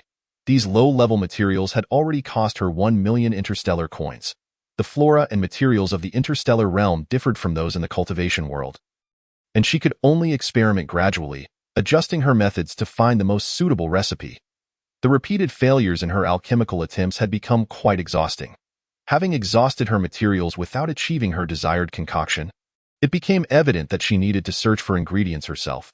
Given her limited combat abilities as a novice alchemist, venturing out alone would be perilous. She needed to find a reliable team. As Chapter 12 unfolds, titled Fragrance Spreading Thousands of Miles, Chang'e contemplated where to seek companions for her quest. Fortunately, a communication from Dan Mufeng provided a solution. They were to accompany the gifted alchemists from the military on an expedition to a recently secured safe zone, allowing military families to join as well. Naturally, she seized the opportunity, donning her outward attire and awaiting Dan Mufeng's arrival. Dan Mufeng first drove the hovercar home to retrieve Chang'e before proceeding to the military base for a unified departure. Among the 5 gifted alchemists accompanying them, Chang'e was the sole military spouse, while the other 4 were active duty personnel, 2 of whom were also married and thus considered military family members. The area recently secured by the military boasted an abundance of resources, prompting various teams to actively gather supplies. Upon arriving at the new safe zone, they found numerous hovercars parked, predominantly belonging to military personnel. Each team operated independently, collecting resources without encroaching on one another's efforts, as competition was inherent. Half of the supplies gathered by each team would benefit them directly, enhancing their standing. Not wishing to scavenge the leftovers, they pressed further toward the gathering point. Dan Mufing had confidence in his team's combat capabilities. Generally, they could manage any first-level exotic beasts unless faced with a horde. The men were tasked with ensuring safety while the women began collecting resources. Medicinal herbs and ingredients were the primary focus, and Chang'e diligently sought out herbs in the wooded area, where many familiar varieties thrived, and their quality was commendable. In the interstellar era, gifted alchemists primarily utilized spiritual plants, rendering ordinary herbs nearly indistinguishable from weeds in their eyes. Unfamiliar with the other women and their differing objectives, Chang'e quietly dug up what others deemed useless weeds, relishing the fact that the ground was littered with treasures yet unclaimed. Coldyu, witnessing Chang'e's efforts to excavate seemingly worthless wild grass, could not resist turning to Dan Mufing and remarking, "Isn't Chang'e unfamiliar with spiritual plants? She's only gathering weeds if she enjoys it." "Let her be," Dan Mufing replied. He too found her harvest comprised of weeds, yet having witnessed her alchemical process once, he could not ascertain whether the weeds had value or not. After all, he had brought her along not to collect materials but simply for a change of scenery. As the women busily foraged, they unwittingly ventured deeper into the woods. The men remained vigilant, noticing no immediate threats from aggressive exotic beasts, and thus refrained from intervening, merely cautioning them not to stray too far. "Help! Exotic beasts are coming!" The panicked cries of fellow gifted alchemists, Long Hui and Lu Jiro, echoed as they approached, their previously graceful appearances now disheveled and frantic. Upon hearing the women's cries for help, the energy warriors swiftly unsheathed their energy swords to confront the incoming beasts. Chang'e, confident in her self-preservation skills, enveloped herself in a protective shield while retrieving the recently concocted escape artifact, the flying cloud, and hastily made her way toward the hovercar's docking point. Seeing that Chang'e had secured her safety, Dan Mufing felt reassured to engage the exotic beasts. He was uncertain how the two women had managed to provoke a horde of tuntarats, which were among the most detestable low-level exotic beasts. Individually weak, they were highly social creatures, often appearing in swarms numbering in the thousands. Finally reaching the hovercar, Chang'e turned back to assess the situation. The tuntarats, resembling little piglets, were relentless. If they couldn't defeat an opponent one-on-one, they resorted to swarming. Each energy warrior had to contend with 10 or more tuntarats at once, and a moment's inattention could result in a painful bite. Their teeth contained a toxin that induced paralysis, inhibiting the warriors' movements. The onslaught of tuntarats seemed endless. With their energy reserves dwindling, the warriors could only engage in a tactical retreat. Coldyu managed to slay a few of the surrounding tuntarats with a swift strike, seizing the opportunity to confer with Dan Mufing. "This is untenable. There are too many of them, and we haven't brought sufficient energy supplies. We should withdraw." Dan Mufing surveyed the battlefield, weighing the resources they had brought. The value of first-level exotic beasts was minimal. Overexerting their energy would be unwise. "Fall back," he commanded, signaling the team to hasten their retreat toward the docking area. As they reached the safe zone, they activated the large protective shield, taking a moment to regroup before preparing to return. Outside the shield, the exotic beasts continued to swarm, persistently colliding with the protective barrier. "Are we returning now? Are we not going to fight the tuntarats?" Although the first-level exotic beasts may not hold significant value, their abundance translates into a considerable sum. The previous battles have already claimed numerous tunsu, leaving no time to gather them, and retreating now would feel like a loss. Chang'e is reluctant to concede. "The sheer number of tunsu this time is overwhelming, and we lack sufficient energy resources. Continuing the fight is not feasible. If only we had enough energy, who wouldn't wish to press on?" The amount of first-level exotic beast meat is enough to sustain a division in the military for a week. Long Yu, the deputy responsible for logistics, feels even more pain than Chang'e. Yet no amount of regret can compensate for the lack of energy. Observing the horde of exotic beasts outside, Chang'e, filled with reluctance, rummages through her supplies and finds the pellet crafted during her last collaboration with Chang Song. She hands the pellet to Long Yu, instructing him to throw it above the beast horde and then shatter it. "Perhaps we can avoid retreating." After relaying her instructions, Chang-yi leaves it in Long Yu's hands. If the pellet proves ineffective, there's nothing she can do but return home. Long Yu examines the pellet, significantly larger than an average spiritual medicine, and looks questioningly at Shan Mufeng, wondering what kind of concoction his wife has made. The latter is equally in the dark, but since throwing it won't cause any harm, he allows Long Yu to follow Chang-yi's guidance. You can go alone, but remember to wear a breathing mask. Chang-yi kindly reminds him as he prepares to step out. With a bang, the moment the pellet detonates, a peculiar odor rapidly envelopes the air. Long Yu realizes the meaning of Chang-yi's earlier words. Even through the breathing mask, the stench is unbearable, prompting him to hastily retreat inside the protective barrier. As soon as he stepped out, Chang-yi had already activated the air purifier within the barrier. What on earth did you concoct? It reeks. Long Yu nearly choked from the overwhelming smell. You think it stinks? The exotic beasts smell worse. Chang-yi, quite pleased with the effect, gestures for him to observe the beast horde. In a mere moment, the once vigorous beasts that had been assaulting the protective barrier are now sprawled on the ground, rolling their eyes and occasionally twitching. Its lethality is evident. Seeing this scene, everyone becomes restless. Where once stood a horde of beasts now lies a bounty of energy-rich materials. However, it remains uncertain if they are still edible, as they appear to be poisoned. They've merely fainted. Once the odor dissipates, they'll regain consciousness. This is just a foul-smelling agent, not toxic. Quickly, let's gather the materials. Chang-yi reminds them. This stench pellet is 100 times more potent than that of a skunk. She herself is unsure how she managed to produce it, but it has indeed been created. Chapter 13. Nutritional Balance. Everyone dons their breathing masks to collect the exotic beasts. The ability users must both finish off the beasts and gather the materials.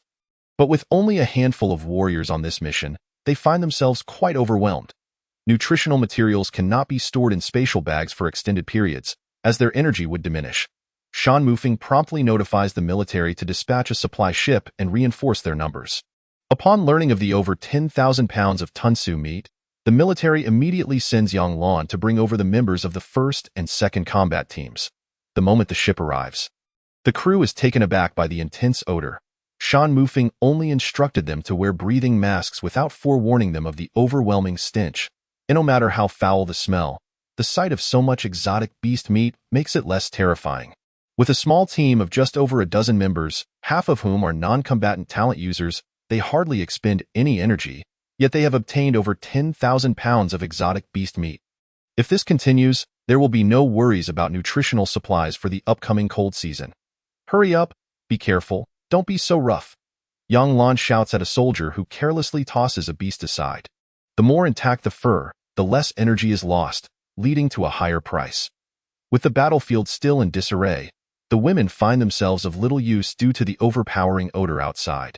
Chang-yi, equipped with her breathing mask, quickly collects 2 pieces of tunsu meat before returning to the protective barrier. Having spent considerable time outside, lunch hour is nearly upon them, and everyone is too preoccupied with harvesting their spoils to think about eating. Chang-yi, however, believes that no matter the circumstances, eating should take precedence. No one should expect her to go hungry. Although tunsu bears a name reminiscent of rats, it bears no relation to those filthy creatures. The materials are secured, but Chang-yi hesitates to skin them. Such tasks were always handled by her father, and later, Shan Mufeng took care of the household provisions. Does anyone know how to handle tunsu? She inquires. The women exchange glances, each shaking their heads. Every family's talent user is pampered, and none have experience with such tasks, leaving them at a loss before the intact tunsu. Master Lu arrives to find 5 women gathered around 2 tunsu, discussing animatedly and gesturing, yet none dare to take action. What do you all want to eat? Yang Shangjiang states, today, meat is on the house for everyone. Lu Peng is the head chef of the 1st Division, and when Yang Shangjiang returned with the first shipment of supplies, he thoughtfully brought Lu along to prepare a hearty meal with the bounty of nutritional materials gathered for everyone's enjoyment. Master Lu is a timely blessing, quickly taking charge of the tunsu meat preparation, as 2 tunsu are certainly insufficient for such a large crowd. Additional soldiers are dispatched to bring back 10 more. The pampered talent users request 1 portion braised, another for meat paste soup, and a side of vegetables. The men's requests are far simpler, half for soup and half for roasting. The rugged ability users, with their tough skin and hearty flesh, can consume any food as long as it is energy-rich. The task of cleaning up the battlefield is far from complete, and everyone wishes to finish swiftly. Thus, the soldiers take turns resting to eat. When it's Shan Mufeng's turn, he first approaches Chang Yi, only to learn she has already eaten. He then heads off to have his meal. Though Chang Yi is already full, the sight of the roasted meat is tempting. Noting her gaze, Shan Mufeng chuckles, "You little glutton," and tears off a piece of tender meat to feed her. The woman's delicate constitution finds roasted meat hard to digest, so he only offers her a taste to satisfy her craving. After collecting the tunsu, everyone is in high spirits and reluctant to return. Not long after they begin gathering materials, they encounter another horde of exotic beasts. With the beasts now gone, they seize the opportunity to collect further materials, and since it is still early in the day, they decide to continue their training. Yang Shangjiang takes the last batch of exotic beast meat back to the military, leaving several members of the first combat team behind to stand guard against any unforeseen incidents. Having spent half a day together, the women who set out on this mission become familiar with one another. The one who first encountered the beast horde this morning is Long Hui, cousin to Long Yu. Another, Lu Jiro, is a junior talent user from the military, who has been trying to win over Long Yu through Long Hui but has yet to succeed. The other two talent users are Xiao Mu's cousin, Xiao Yaqing, and the wife of another deputy, Su Yunqiao. Among the five, only Su Yunqiao qualifies as a mid-level talent user. Did you really propose to Colonel Dan with an 8th level purple jade? The gossip of the Long family seems hereditary, as Long Hui's first instinct upon getting acquainted is to delve into gossip. While discussing others is enjoyable, being the subject of gossip is rather indescribable. Chang Yi, slightly embarrassed, manages to reply, "It should be true." With a direct participant providing insights, Long Hui's curiosity intensifies. Her eyes sparkle with anticipation as she looks at Chang Yi. Unable to withstand the scrutiny, Chang Yi finds an excuse to slip away for some peace. Seeing her retreat, the others burst into laughter. With the subject of gossip gone, they shift topics to continue their conversation. Chang Yi's luck might have been exhausted in the morning, as she encounters no useful spiritual plants in the afternoon. Meandering about, she digs here and there without any success. Glancing around, she idly continues her digging. Chang Yi, what are you digging for? You've made such a large hole. If you have nothing to do, come over here. I have plenty of frost grass. Xiao Yaqing, tired from digging, stands to stretch and turns to find Chang Yi laboring alone beside a vast pit. Surrounded only by weeds, Xiao Yaqing's shout alerts Chang Yi to the hole she has unwittingly created. Coming to her senses, she hastily fills the hole and prepares to move to another spot. It seems there's a mangosteen in this soil. How did a mangosteen grow in the dirt? Never mind, let us dig it out first. She quickens her pace, excavating until she reveals the fruit. Wow, it really is a mangosteen. The plants in this era are truly remarkable. A mangosteen growing underground. Seizing the opportunity while no one is watching, she quickly collects the mangosteen and fills the pit back in. The surroundings are now brimming with hunting teams, and there's no room for pity when it comes to seizing resources. Xiao Yaqing's recent experience serves as a stark reminder. The patch of frost grass she encountered is now entirely stripped bare. Having filled in the hole, Chang Yi brushes off her hands and feigns disinterest as she strolls nearby, mentally assessing the area.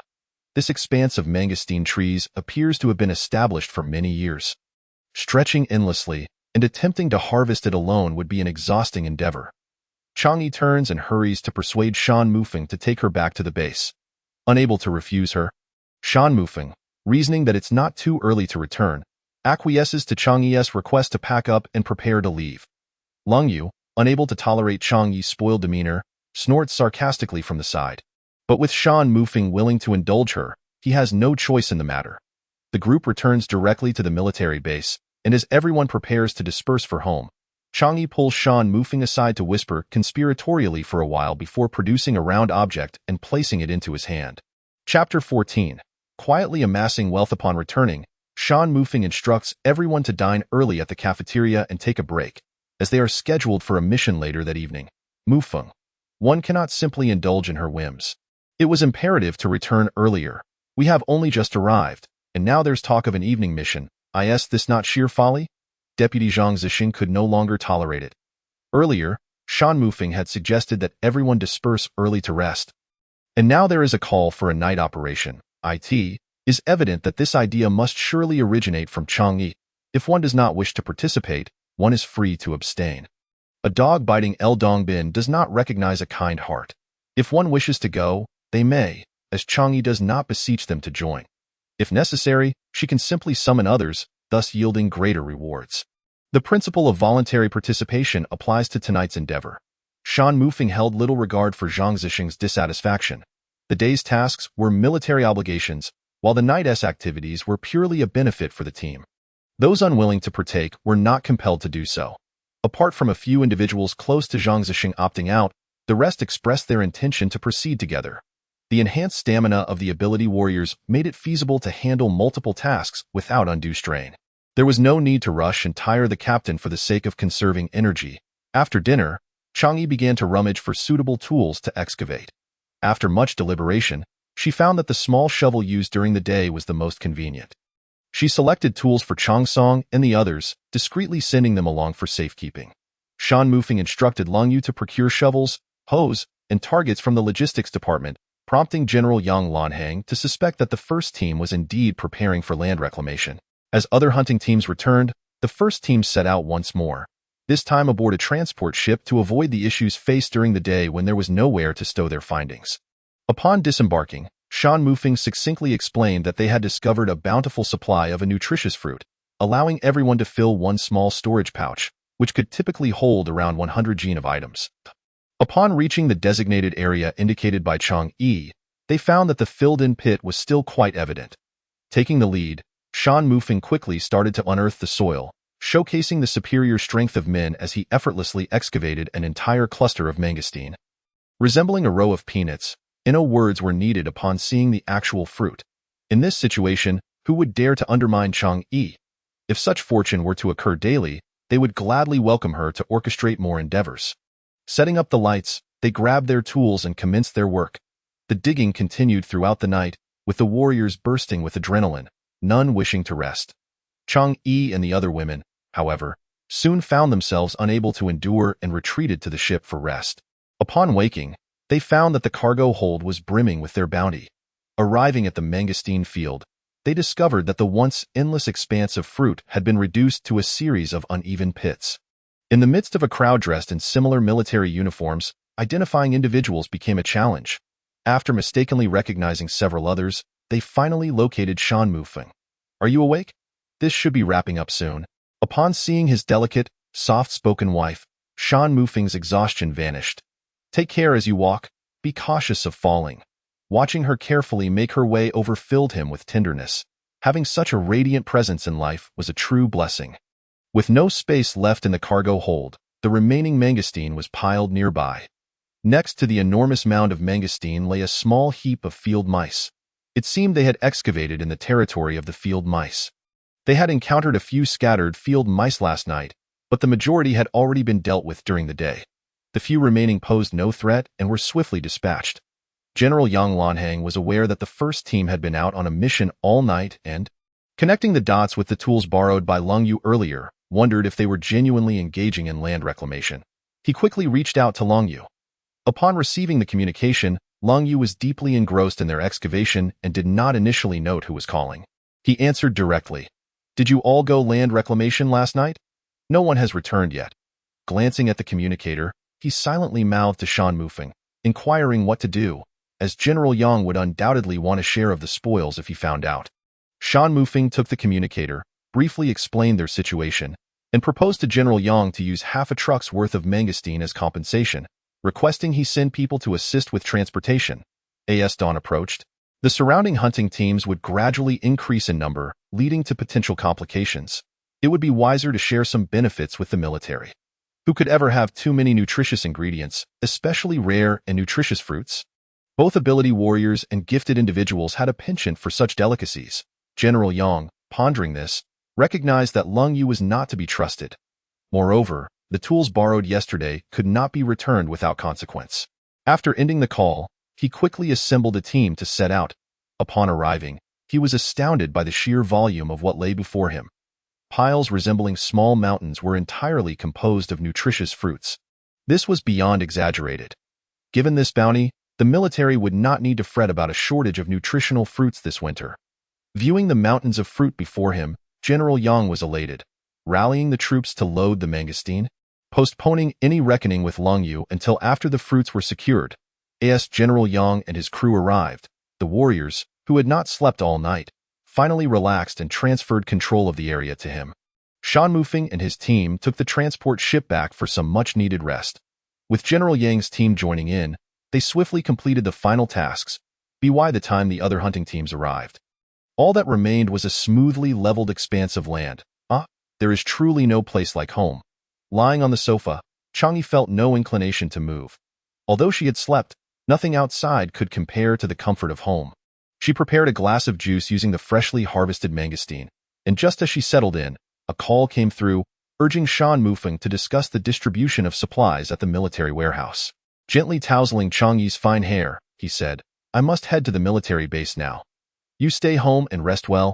I will bring dinner back. Do not trouble yourself." Bestowing a soft kiss, he stood to leave. "All right. I will take a shower and rest for a bit, waiting for your return." This man had two sides. At home, he was a tender-hearted presence, easily causing one to forget his previously cold demeanor. Watching Shan Mufeng depart, Chang'e drank her juice and wandered back to her room. After her shower, she lay on the bed, took out her light brain, and as she played, her eyelids grew heavy. She soon fell asleep, not knowing when she had drifted off. When she awakened, it was drizzling outside, and the sky was dark, leaving her unaware of the time. Indeed, fatigue was the best remedy for insomnia.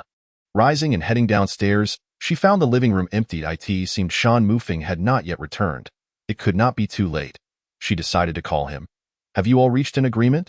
Are you still unable to come home?" "Yes, we have finalized everything. I was just about to ask you if you would like to join us at Lung Yu's house for a gathering tonight," came the deep voice through the communicator. Chang'e tilted her head in thought. With nothing pressing to do that evening, a gathering would be nice. "Then come home and take me with you." Chapter 15. A post-war gathering. It was her first time visiting someone else's home, and she was uncertain what to bring. She decided on 2 level 1 spiritual herbs. Since they had caught so many field mice today, they would surely be preparing field mouse meat for dinner. These level 1 herbs were perfect for making soup, providing a gentle energy suitable for women and children. "Chang'e, come quickly. We have been waiting for you." "We are just one short, Cold Hui, along with Xiao Yakin and Lung Yu's wife, Ji Shuyu, were seated by the coffee table. Upon seeing Chang'e enter, Cold Hui enthusiastically beckoned her to join the card game. The culinary skills of the women were rather lacking, so the kitchen was left to the men. The best cook among them was the typically taciturn Xiao Mu, whose impressive culinary talent was seldom revealed. "I shouldn't have played a pair just now. I should have gone for a sequence," Cold Hui muttered, glancing at the ongoing game, regretting her choice. "I win. No regrets with this play. I was waiting for you," Xiao Yakin swiftly declared, taking action without allowing any chance for a do-over. Cold Huey's incessant chatter was wearing on Chang'e's nerves. Her mouth had hardly paused, with both wins and losses being discussed. It was clear that most mistakes were made by their opponents. "Let's not dwell on the last round. It's over now." Bomb. "I must excuse myself." The quietest of them all, Ji Shuyu had not lost a single round that night. While the other 3 women struggled to keep track of the cards, with her alone calculating the plays accurately. "Ladies, let's take a break for now. We can resume after dinner," Cold Yu called over. "Let's go eat." The luckless Cold Hui was the first to toss her cards aside and dash to the dining room, concluding the last round without need for further play.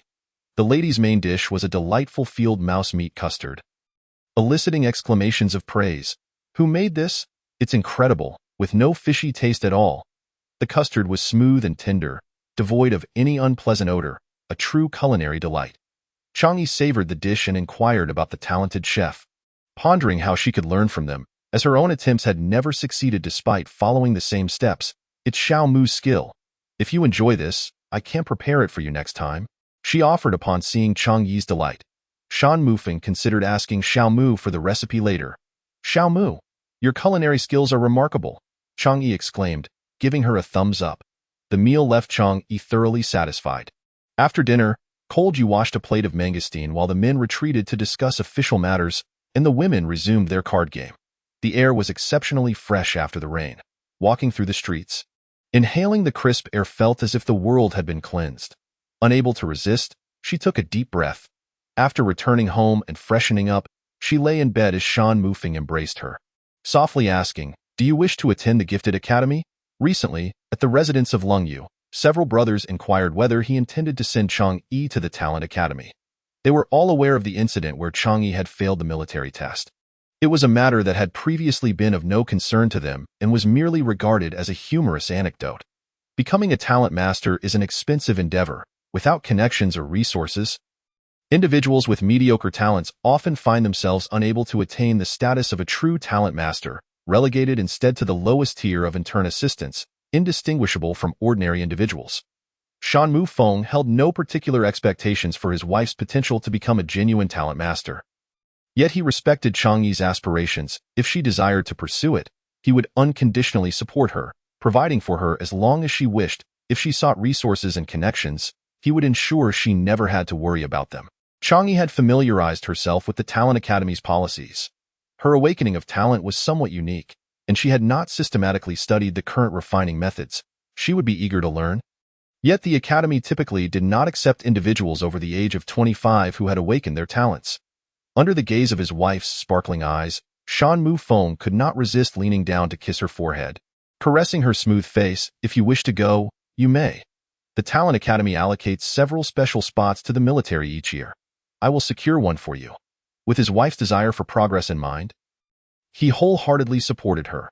The quota for the Talent Academy would be arranged by Shan Mufeng, so Chang Yi needed only to prepare for her studies. In truth, there was little preparation required. The introductory classes primarily covered basic knowledge, and even the refining exercises involved only the most rudimentary tasks, utilizing commonplace materials. Once enrolled, the academy would supply the necessary foundational materials, and any additional needs could be addressed later.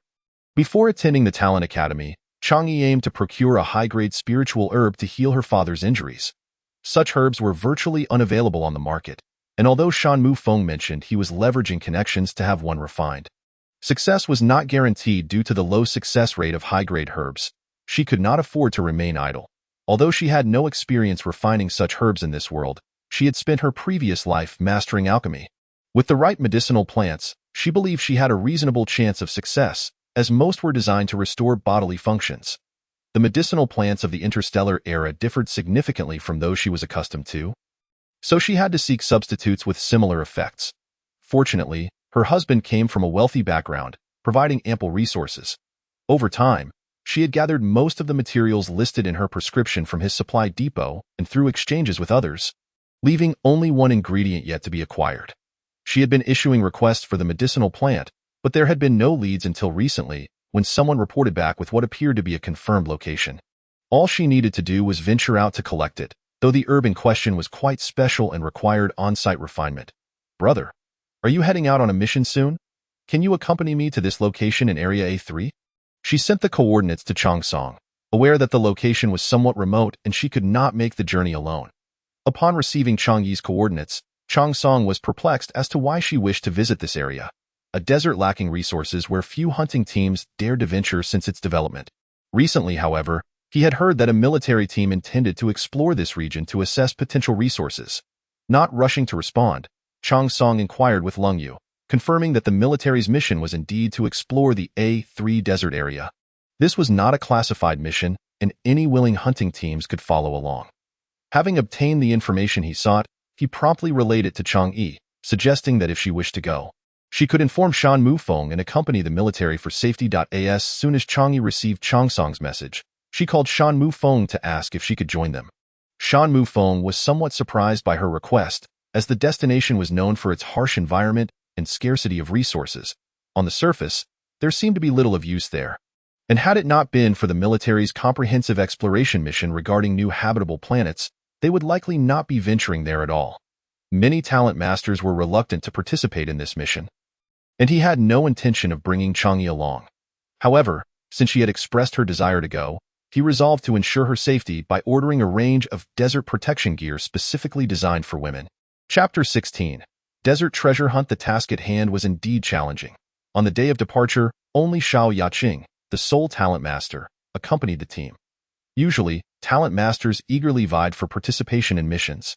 But this time, they all seemed to shy away. Chang Yi and Xiao Yaqing sat together, munching on snacks and engaging in light conversation, discussing trivial matters. Xiao Yaqing was not particularly talkative but had an impressive appetite, and they discovered a shared love for food. During the latter part of the journey, their discussions revolved around various delicacies, leaving them both wanting more by the time they reached their destination. Prior to their arrival, Chang'e had inquired whether they could dock near her specified coordinates to facilitate her search for the medicinal plant. The spacecraft's current mission was exploratory, and there were no fixed docking requirements. So they were fortunate to be able to stop near Chang'e's coordinates as she requested. Upon disembarking from the spacecraft, the group was immediately assaulted by a gust of yellow sand. Catching them off guard, phew, phew. The sounds of coughing echoed as they were unceremoniously reminded of the desert's harshness. Everyone hurried into the protective dome and donned their gear before setting off again. The equipment Shan Mufeng had procured was both stylish and functional, and the snug-fitting protective suits did not hinder their movements.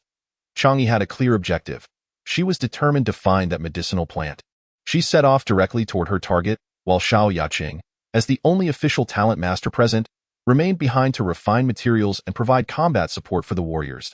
As the team leader, Shan Mufeng was not free to roam and could only have Chang Song accompany Chang'e as they searched for the coordinates. Chang Song took out a small hover vehicle and transported Chang'e directly to the indicated location. The journey was predominantly through yellow sands, devoid of any visible life. After about 15 minutes, they arrived at the coordinates. Before them stood a protruding rock surrounded by sand. The exposed stone was only about a meter tall, and on its bare surface, a few clusters of stone lotus-shaped medicinal plants could be seen. "Are you sure this is the place? There is nothing here but that small rock," Chang Song remarked as he approached the stone. "It must be this one. Do you see those few medicinal plants on the rock? They are definitely what I am looking for," Chang'e confirmed, comparing her notes with the surroundings. Upon closer inspection of the stone lotuses, they appeared to grow directly from the rock, resembling lotus flowers with emerald leaves, golden edges, and yellow centers, each no larger than a child's palm. Though the growing conditions differed greatly from those in her previous life, it seemed to be the Bayou Lian in her past life. It had thrived in frigid environments, so she was surprised to find it now in the desert. However, she needed to verify whether its properties remained consistent. Chang'e reached out to pluck a leaf for testing. But suddenly, crack! A sharp pain shot through her hand as her jade blade fell to the ground. "What's wrong? Are you okay?" Chang Song quickly pulled Chang'e back, shielding her behind him as he drew his energy sword. Scanning the surroundings cautiously, "I'm fine. Something just nipped at me, but thankfully, I was wearing protective gear. It had been such a sudden incident, and the creature had not even managed to pierce the suit." Leaving her unharmed, they carefully observed their surroundings. Chang'e pointed to a small rock beside the Bayou Lian. "Brother, did that rock just move?" Recalling the earlier incident, Chang Song did not approach directly. Instead, he retrieved a biological detection device and aimed it at the location Chang'e had indicated. Beep, beep. The device emitted a warning signal without needing to get closer. Realizing the situation, Chang'e cautiously released a wisp of mental energy to sense the area. To her dismay, the small creature on the rock was merely an appetizer. Beneath the nearby sands lurked two enormous color-changing lizards. These lizards could alter both their skin color and body temperature to blend into their surroundings, making them undetectable by the device. Moreover, they were highly toxic, swift, and exceedingly troublesome, though their hides made excellent materials for refining. With just the two of them and no preparations made, charging in recklessly would only lead to trouble. So they decided to temporarily retreat and return later. They carefully backed away, attempting to avoid alerting the creatures, and fortunately, it seemed they had no intention of attacking for the moment. For dealing with such small exotic beasts, trapping them was the best strategy, both effective and safe. Once at a safe distance, Chang'e rummaged for suitable trapping tools and finally found a large jar intended for brewing wine, which would serve perfectly for the task. Although the jar appeared modest, it had an internal space capable of holding over 100 pounds of liquid. She placed a sizable chunk of rat meat inside the jar, deliberately making a mess with blood, then tied a string to it and set it down nearby. Taking out a whistle she had previously acquired, she began to blow into it, using the sound to lure the lizer upon encountering the creature. Chang Song extended its head into the jar, pulling the rope to upright the vessel as soon as it was halfway submerged, hastily securing the lid to prevent its escape. Such beings tend to quiet down in dark environments. With the threat neutralized, the two conducted another inspection, allowing Chang Yi to proceed with the collection of the Bayou lotus. She gently plucked a leaf for examination. Despite a slight deviation, it was still deemed usable. With all materials gathered, Chang Yi retrieved the alchemy furnace, preparing to concoct the potion on site. She meticulously extracted and processed each ingredient for later use. She ignited the fire. She once again enlisted Chang Song to tend to the flames. He had been trained to be a competent fire attendant, capable of precisely controlling the heat according to her specifications. When Shan Mufeng arrived, he observed one person tossing items into the furnace while another sat before it, occasionally channeling energy into the flames. His wife's method of potion making was unconventional, relying on an ability user to monitor the fire. Noticing Shan Mufeng standing nearby without approaching, Chang Yi inquired, "What brings you here?" Seeing that neither of them had gone to lunch, he had come to check on her. He reached out to tuck a stray hair behind her ear. "Can you leave now? Do you need me to bring you something to eat?" Chang Yi glanced back at the alchemy furnace, estimating that the process would take some time. She decided to accompany Shan Mufeng for lunch, promising to return and swap with Chang Song. After a hurried meal, she resumed her alchemical work, which continued until the late afternoon, at which point she instructed Chang Song to maintain a gentle heat. She then contacted her father, requesting his presence, and further asked Shan Mufeng to reach out to General Yang Lanhang, suggesting he come to benefit from the situation. Chapter 17. Thunder's wrath above the furnace. Dark clouds churned ominously while the sun continued to shine brightly outside. "Chang Yi, is your potion ready? It seems like only yours will bring rain. Cold, you warned." Chang Yi raised her gaze to the dark clouds, using her mental energy to assess the state of the elixir within the furnace. With General Yang still absent, she could not afford to wait any longer. Mufeng. "Is General Yang not yet here? He's currently tied up with matters at the military headquarters and cannot make it." Shan Mufeng confirmed. Not waiting any longer, Chang Yi instructed Shan Mufeng, "Chang Jingtai, Chang Song, and told you to gather around the alchemy furnace. I am concocting a restorative potion. Once it is ready, you must consume it without hesitation and immediately activate your protective shields." After issuing her instructions, Chang Yi focused her mental energy entirely on the furnace, conducting the final phase of the fusion. "Why does your potion making seem so mysterious?" Cold Yu remarked, his chatter incessant among the group. With no time for idle conversation, the dark clouds intensified, culminating in a sudden, deafening explosion. Bang! The furnace lid was forcibly blown off. Soaring 10 meters away, a pill, the size of a ping-pong ball, burst forth from the furnace, enveloped in swirling green mist, as if attempting to escape. Holding her breath and concentrating, Chang Yi firmly locked onto the pill with her mental energy. "Break!" she commanded, causing the airborne pill to split into 5 parts, deftly delivering them to each of the 5 individuals. "Hurry! Consume it!" Momentarily stunned by the dramatic turn of events, the 5 instinctively opened their mouths and swallowed the vibrant green pills upon hearing Chang Yi's voice. Seeing that they had ingested the elixir, Chang Yi swiftly retrieved her prepared flying cloud and took off. Just as she left, a thunderous clap resonated behind her. She dared not look back. Her petite frame could scarcely withstand a lightning strike.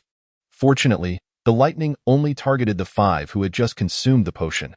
The first bolt struck with incredible speed, catching them off guard before they could raise their protective shields, transforming them into 5 bedraggled figures.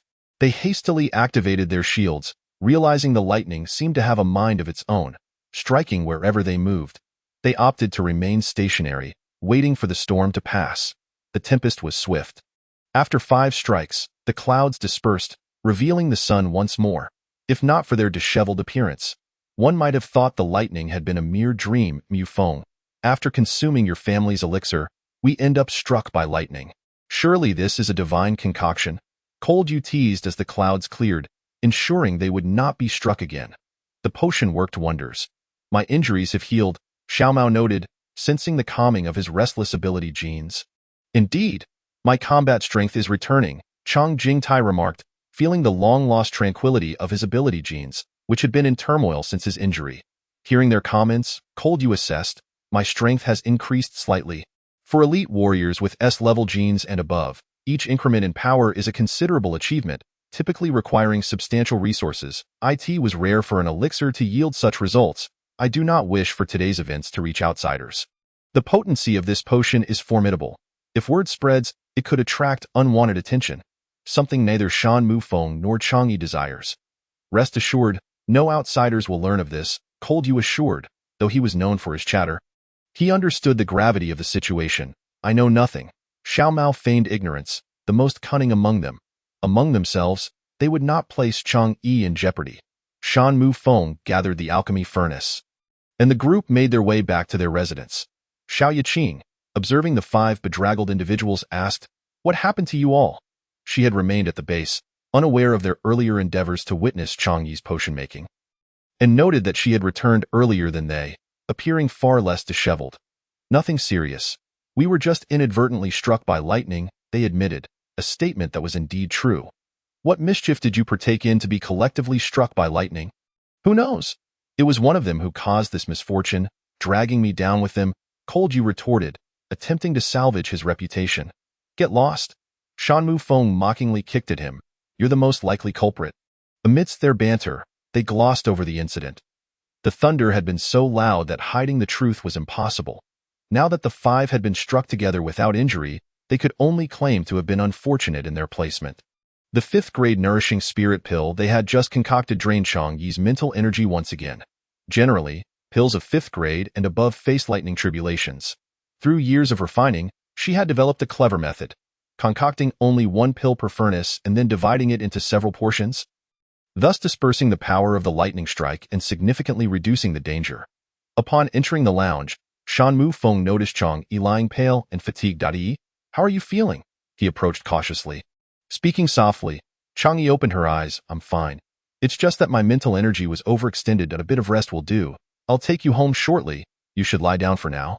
Concerned for her well-being, Shan Mu Feng could not relax. After stepping out of the lounge and giving a few instructions to Cold Yu and the others, he set off with Chang Yi towards home. Upon arriving, Shan Mu Feng gently lifted Chang Yi and carried her to the bedroom, laying her on the bed. Worried about her condition, he contacted Sun Miao to inform him of Chang Yi's situation, requesting some revitalizing health packages, assuring him that cost was not an issue.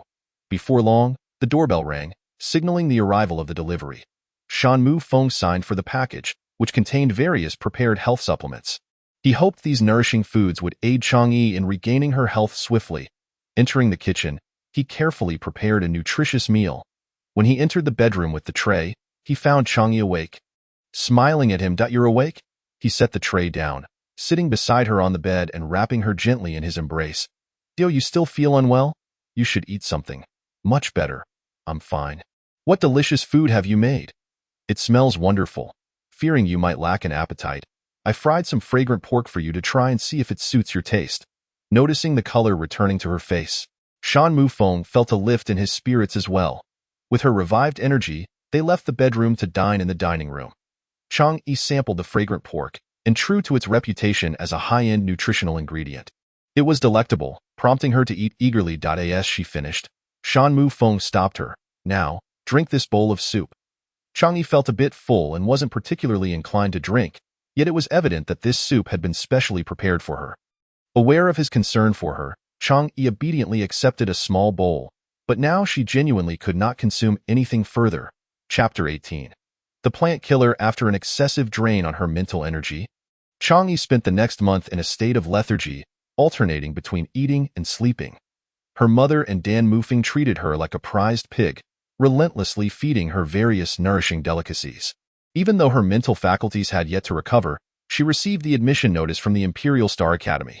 The academy offered the flexibility to choose between holographic learning or attending classes in person, provided that students participated in the practical assessments on time. However, this mode of study was ill-suited for ability warriors, as they required substantial practical combat experience to improve their skills. Upon receiving the notification, Chang Yi learned that due to her failure to pass the Military Department S assessment, she had been assigned to the Junior Growth class. This class was filled with individuals who were either elderly, weak, ill, or had unstable or incomplete awakenings, including those who awakened too late or too early. The oldest among them were Chang Yi and Mu Rongshuan, both of whom were already adults, while the youngest was a little fellow named Han Lu, who was barely 3 years old and only just capable of self-care. The primary age group in the class ranged from 7 to 13 years old. After familiarizing herself with the class situation and considering her current mental state, she decided against attending physical classes at the academy and opted for the holographic courses instead. In this interstellar era, The system was designed to be more humane in serving students, allowing them to attend holographic classes via the STAR network. The graduation criterion for gifted practitioners was to pass the assessments by the Gifted Association and attain the title of Junior Gifted Practitioner. Holographic classes ran concurrently with physical classes, and Chang-Yi joined a group of young children for the foundational courses. Thankfully, she had not attended in person. Otherwise, it would have been quite embarrassing for her. After a month of classes, Chang-Yi had gained a basic understanding of the foundational materials, and today, they were finally allowed to engage in hands-on practice. One by one, the well-behaved children followed the teacher's instructions, meticulously arranging materials. All the materials and alchemical furnaces were uniformly distributed by the academy, without any variation. Bang! The sound of Chang-Yi's explosion resonated like a call to arms, followed by a series of successive explosions echoing throughout the classroom. The holographic experience felt incredibly real, transforming the entire class into a vibrant display akin to fireworks. Chang-Yi felt as if her ears were about to ring from the noise. The teacher, who was far more competent than the ones in physical classes, found himself dodging explosions, yet was not spared from being covered in soot, his elite persona reduced to that of a beggar due to a class of explosive students. The first practical lesson concluded with half of the furnaces exploding. Exiting the holographic session, she summoned the intelligent butler to clean up the alchemical room and retreated to the washing area to tidy herself up. The day's alchemical endeavors had ended in failure. She had yet to visit the planting field that the military had provided, so she seized the opportunity to take a stroll. Dan Mufeng had cultivated a patch of spirit grains, and judging by the appearance, this year's harvest should be promising. Gazing at the lush crops, all the frustrations from the explosions dissipated. In the interstellar realm, the fertilization of spiritual plants utilized energy liquids, and the ash from the recently exploded furnaces was composed of various spiritual plants. Although her attempts had not yielded results, there was still a considerable amount of energy within the remnants. She recalled previous instances where ashes had been used to enrich the soil. With that thought, she decided to take the small bag of ash from earlier and sprinkle it over the spirit grain field. The amount was minimal, so she only applied it to a small section. Having adjusted the monitoring of the spirit field to facilitate a comparison between areas with and without the ashes, she was satisfied with her preparation. Ding, ding. Abnormality detected in the spirit field. The alarm for the spirit planting field suddenly blared the following morning. How could there be an abnormality when everything had been fine just yesterday? Chang-Yi, alongside Dan Mufeng, hurriedly accessed the monitoring system. As they observed the footage, Chang-Yi felt speechless. The area where she had sprinkled the furnace ash had turned entirely yellow and withered. She boarded the flying cloud and rushed to the planting field. In the past, her attempts at cultivation had resulted in failure. Even the hardiest plants seemed to wilt in her presence, and now her peculiar abilities had escalated to a new level. Capable of causing an entire patch to perish simply by sprinkling some ash, Dan Mufeng arrived even faster than Chang-Yi. The spirit grains in the planting field were under his joint care with the military, and witnessing a sudden die-off raised his concerns about potential disease. He had come to investigate upon receiving the alert. "What brings you here?" he inquired. "It's nothing major, just a small patch of spirit grains that has withered." "It shouldn't have a significant impact." Noticing Chang-Yi's urgency, Dan Mufeng pulled her into an embrace to comfort her.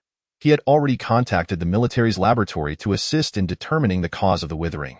Realizing that Dan Mufeng intended to seek assistance from the military, Chang-Yi tugged at the hem of his clothing, peering out from his embrace to glance at the withered area, her innocent eyes blinking. "No need to investigate. It was my doing," she murmured, her voice growing softer. Upon grasping the cause of the spirit grain's demise, Dan Mufeng felt a wave of confusion wash over him. His little wife possessed astonishing abilities. A mere sprinkle of furnace ash had poisoned an entire patch of spirit grains, more effective than any herbicide. Since it was not due to any mysterious ailment, there was no need to worry about other spirit grains being harmed. He informed the military that an investigation was unnecessary. Dan Mufeng advised Chang-Yi not to concern herself with the planting field in the future, yet she remained unwilling to let it go. With an abundance of energy in the medicinal ash, why couldn't it be utilized? The thought of the medicinal ash lingered in her mind.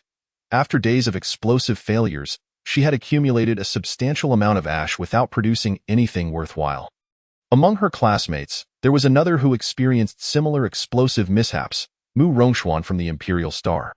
She too was a peculiar individual, often forgetting critical steps during her alchemical processes. Despite tidily organizing her materials beforehand, she invariably overlooked something during the actual practice.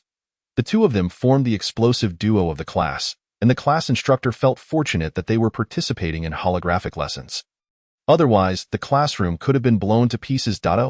Today, I was just one step away from success, merely a step away, Mu Rongshuan lamented, having made no errors up until the final moment, only to forget to turn off the flame, resulting in the complete evaporation of the potion. At least you had a reason and hope for correction. Unlike me, where every attempt ends in disaster. Even through the Star Network, their camaraderie flourished, while the younger students in the class successfully completed their alchemical processes. Yet, the two of them remained ensnared in their explosive failures. You mentioned that medicinal ash could be used for planting. I tried it, and the results were quite promising. Really? Send me a picture. Mu Rongshuan's enthusiasm was palpable. It was well known that the ash from alchemical processes had always been a favorite among planting practitioners. Why should it be any different this time? A photo of purple corn arrived, showcasing the prosperous growth in Mu Rongshuan's well-maintained planting field. Boasting a level 4 cultivation area, she sent several comparative images, revealing that the land treated with medicinal ash was nearing maturity, while the untreated section had only just begun to bear ears. How much medicinal ash did you use? Not much. I used the ash from 3 furnaces on that acre of land, Mu Rongshuan replied, recalling that upon hearing Chang Yi mention the efficacy of the ash, she had coincidentally had 3 furnaces worth at hand, which she promptly spread across the acre of purple corn. After considering Mu Rongshuan's response, Chang Yi reflected on her own actions. She had sprinkled a whole pile of ash across a corner of her field. Could it be that she had overapplied it? She recalled hearing that excessive fertilization could scorch seedlings. Now that she had identified the issue, she decided to give it another try. Concluding her communication with Mu Rongshuan, Chang Yi returned home with the medicinal ash. Although she had a rough idea of the problem, her lack of practical skills made her somewhat apprehensive. Chapter 19. Masters are lonely. Chang Yi parked her personal vehicle and called out, "Mom, Mom, Mom." Upon entering the living room, she found a cleaning robot diligently vacuuming the floor. Hearing Chang Yi's calls, Su Huamin emerged from the kitchen, a soup spoon in hand. "Why are you home today? There's a big market this morning. Your father saw someone selling seafood and bought some. He just mentioned calling you later to invite you and moving for dinner tonight." Since her daughter had been preparing restorative potions for her father, the toll on her mental energy was evident, and they could only provide her with nourishing soups to replenish her. This child had been drinking them for over a month. Perhaps she had grown weary of it, as she hadn't dined at home in quite some time. "Are seafood prices high at the market now?" Chang Yi inquired. "It's the perfect season for crabs. I wonder what Dad bought." She meandered into the kitchen and peered into the corner, spotting a small basket of seafood. 5 crabs, all claws raised, one of which was vigorously waving its pincers and bubbling as it scuttled about, seemingly patrolling its territory. 2 others were engaged in a claw battle, while the last 2 lay quietly in the corner, enjoying their solitude. Additionally, there was a small bowl of assorted flower snails, and the Piscida assistance was a large eel, swimming alone in a fish tank, gathering droplets of water to splash at anyone who approached. Most of this seafood consisted of low-level ability ingredients, but the eel, possessing a junior ability, looked rather pricey. Chang Yi gave the basket a gentle kick, causing the flower snail that had just poked its head out to retract swiftly in alarm. "What are the current prices for seafood? How much did all of this cost?" "Your father bought it. I didn't ask," Su Huamin replied, handing her a clove of garlic. "Just eat it. It doesn't matter how much it costs. Peel this garlic and prepare some garlic paste for later." Peeling garlic was a task she had done since childhood. While most people would crush it first for quicker peeling, she insisted on peeling each clove meticulously. Taking the garlic, she pulled up a stool, sitting down with focus as she peeled each clove, muttering, "I know without you saying. Seafood is certainly not cheap these days. Don't mention it. When you have time, go take a stroll around the trading market. However, buying seafood is never as fresh as catching it yourself. I should try my hand at fishing sometime. Oh, by the way, Mom, how is our planting field doing?" Chang Yi had not forgotten her purpose for returning home. "What else could it be? Why do you ask? Just don't go causing trouble." Upon hearing Chang Yi inquire about the cultivation fields, Su Huamin felt a surge of vigilance within her. Casting a sidelong glance at the placid Chang Yi, she thought to herself that her daughter possessed many admirable qualities, Yet allowing her to venture into the fields was akin to unleashing a roaming pestilence. Sensing Su Huamin's scrutinizing gaze, Chang'e cleared her throat. Fortifying her resolve, I've gathered some ash residue from the fryer. Why don't you take it to the cultivation fields later and sprinkle a bit to observe the effects? What ash residue are you talking about? Don't meddle recklessly. Just the other day, I overheard your brother mention that a whole patch of your millet perished.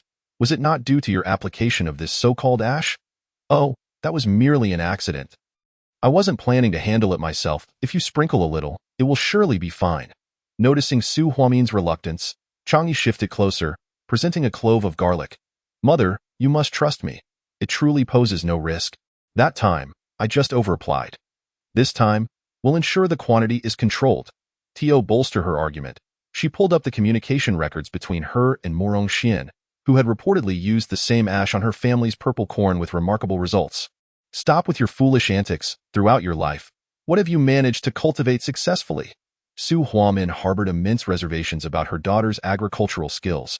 Please, mother, Chang'e pleaded, tugging at Su Huamin's arm. Just this once.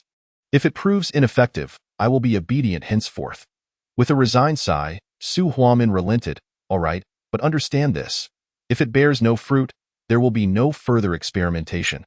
Chang'e nodded vigorously. Then let's go now. I've brought the ash. Casting the garlic clove onto the table, she washed her hands and urged Su Huamin to accompany her to the fields. Unable to resist her daughter's insistence, Su Huamin set aside her tasks and followed her to the cultivation fields. As they arrived, Su Huamin was cautious not to scatter too much ash, fearing that she might wake up to find a whole section decimated, which would surely break her heart. Mother, is that all you're going to sprinkle? What results can we expect from such a meager amount? Just add a bit more. Observing her mother's stinginess, Chang'e snatched a handful of ash and let it scatter into the wind. It scarcely covered an area the size of a palm. Was she treating her like a child? Su Huamin shot her a reproachful glance, suppressing her maternal instincts, and grabbed another handful, flinging it into a roughly 1 mu area before tying up the bag of ash residue. Ignoring her daughter's protests, she climbed into the car, ready to return home. Mother Chang'e was taken aback by her mother's abruptness and hurried to catch up, hopping into the car. Once inside, she felt compelled to push further. Mom, the ash truly works. Please sprinkle a bit more. Su Huamin, seated in the driver's seat, feigned ignorance, knowing that engaging with her would only fuel her fervor. She let Chang'e chatter on until silence eventually fell over her. As anticipated, after a brief spell of nagging, Chang'e quieted down, reassured that the ash had been applied, albeit sparingly, and that she would still discern some difference. If it proved effective, she would revel in the victory. When they returned home, they entered the door in tandem, yet neither acknowledged the other. Hey, where have you two been? Why are you returning together? Chang Jingtai, noticing the absence of his wife, presumed she had gone out, and busied himself in the kitchen with seafood.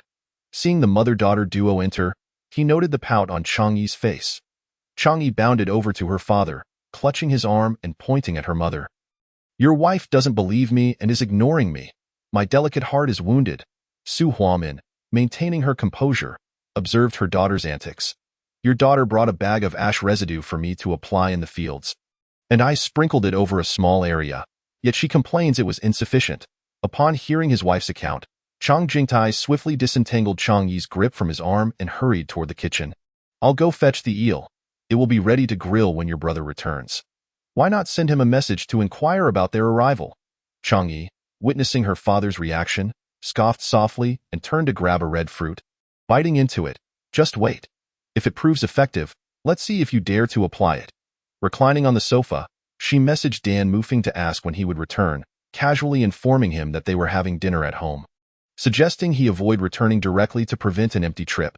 Peeking out the door for her brothers, she saw no sign of them and returned to the living room. Meanwhile, Dan Mufing texted that he would arrive shortly. The door creaked open, and Chang Song returned home. How is your health now? Chang Song inquired, unbuttoning his collar and sinking onto the sofa, taking a few hearty gulps from a cup on the table. Much improved. Today's red fruits were Chang'e's favorite, fragrant and sweet, with a crisp texture that remained intact, unlike the mushy ones she disliked. Observing her delight, Chang Song also selected a red fruit, devouring it in mere moments. Remarking, these are quite good. Take some home when you leave. Indeed, Chang Yi nodded, relishing another large bite, only to nearly choke on it due to her eagerness. She hastily swallowed and began to cough. Seeing this, Chang Song quickly rose to her side, gently patting her back while offering her a glass of water. After a few sips, she regained her composure. How old are you to be choking on fruit? It's all your fault for talking to me. What peculiar reasoning you have. Dan Mufeng entered just in time to witness their playful banter and couldn't help but chuckle. Mufeng, Chang Yi exclaimed joyfully, her face radiating happiness. Dan Mufeng greeted them before heading to the kitchen, presenting the fresh beef he'd brought for her father. A level 3 nutritional ingredient, chosen for its tenderness so that Chang Yi could enjoy more bites. Once everyone was gathered, her father initiated the cooking process, and soon the kitchen was filled with the alluring aroma of meat. Chang Yi swallowed hard, eager to join him in the kitchen. Her father skillfully served her a piece of meat, asking her to taste and assess the seasoning. Yum! It's too hot. She took a small bite, marveling at the tenderness, the flavors bursting forth with each chew. Dad, your cooking skills are improving spectacularly, she exclaimed amidst her bites. After satisfying her cravings, she helped bring the best dishes to the table. Once everyone washed their hands and settled down, they were presented with a feast. Fragrant crab, spicy stir-fried conch, grilled eel, 2 vegetable dishes, and a portion of stewed beef, all generously served. Chang Yi's appetite had been modest to begin with, and after indulging in the kitchen, she found herself unable to eat much once the meal commenced. Her mother, too, had a slight appetite. As an ordinary person, excessive rich food would upset her digestion. The 3 men, however, devoured the table's contents with remarkable speed. After dinner, the family lounged and chatted until rain began to fall outside. Chang Yi and Dan Mufeng decided to stay the night at Chang's residence. The following morning, Chang Yi awoke early, invigorated by the rain that had washed away the dust, leaving the air exceptionally fresh. When she opened the window, a cool breeze enveloped her, bringing a sense of serenity. Though it was early for her, the other family members had risen even earlier. The 3 men had already left for work, leaving her and her mother at home. Upon seeing her awake, her mother prepared breakfast for her. A glass of nutritious fruit juice, a serving of pan-fried pork, a boiled egg, and a few slices of toasted bread, all proportioned to her appetite. After breakfast, Chang Yi eagerly urged her mother to accompany her to check on the cultivation fields. The fields were not far off, and with the weather so pleasant, they walked instead of driving. Strolling through the rain-soaked streets, the ground glistened with residual water, mirroring the sky and surrounding scenery. The fields of millet, rejuvenated by the rain, stood tall and verdant, their slender leaves adorned with dewdrops that sparkled like pearls. A gentle breeze sent the droplets cascading down, creating a melodious symphony of nature.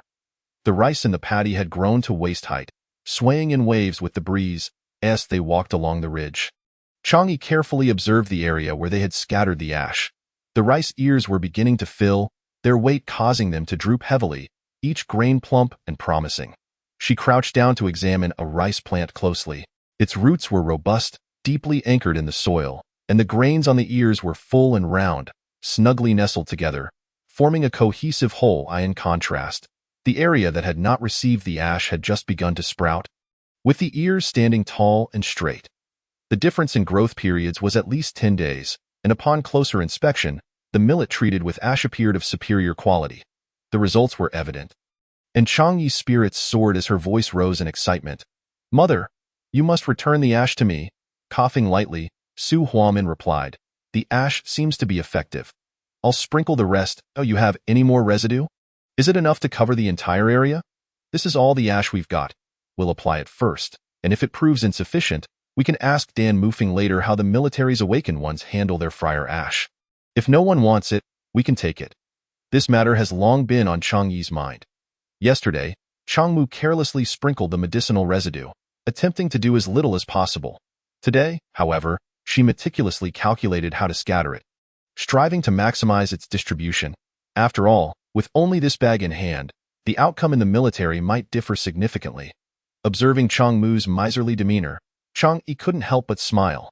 "Indeed, it was a case of you ignored me yesterday. Yet today I am out of your reach," showcasing the fickleness of women. The effects of the medicinal ash were evident, and Chang Yi discussed with Dan Mufeng the possibility of collecting the military's medicinal residue. After all, No talent practitioner could guarantee success in every refinement. Some residue was inevitable. This substance was previously treated as waste, but now, collecting the military's residue posed no significant issue. All right, I will mention it to them tomorrow. Dan Mufeng agreed, not questioning Chang Yi's intentions, as it was not a matter of great concern. With numerous talent practitioners in the military, Dan Mufeng requested the useless medicinal ash, and fortuitously, there was a batch yet to be processed, which he was allowed to take that very day. The amount was sufficient for both Chang Yi's family and their own cultivation fields.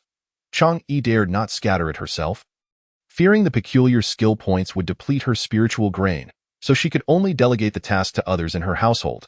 It took 3 full days to complete the scattering. By the 3rd day, the area treated on the first day was visibly ready for harvest.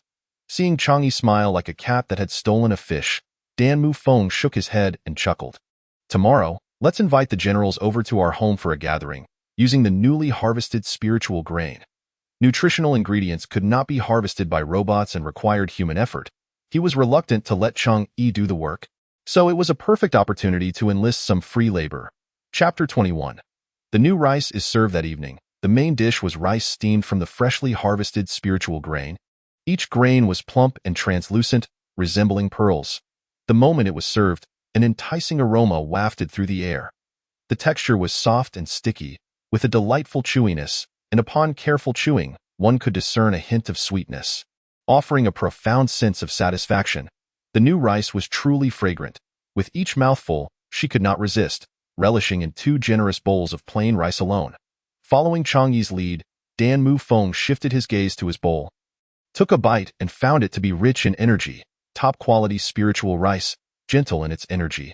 After their meal, the two settled onto the sofa for a leisurely chat. As Chang Yi yawned, drowsiness gradually enveloped her. She had been feeling unusually fatigued lately.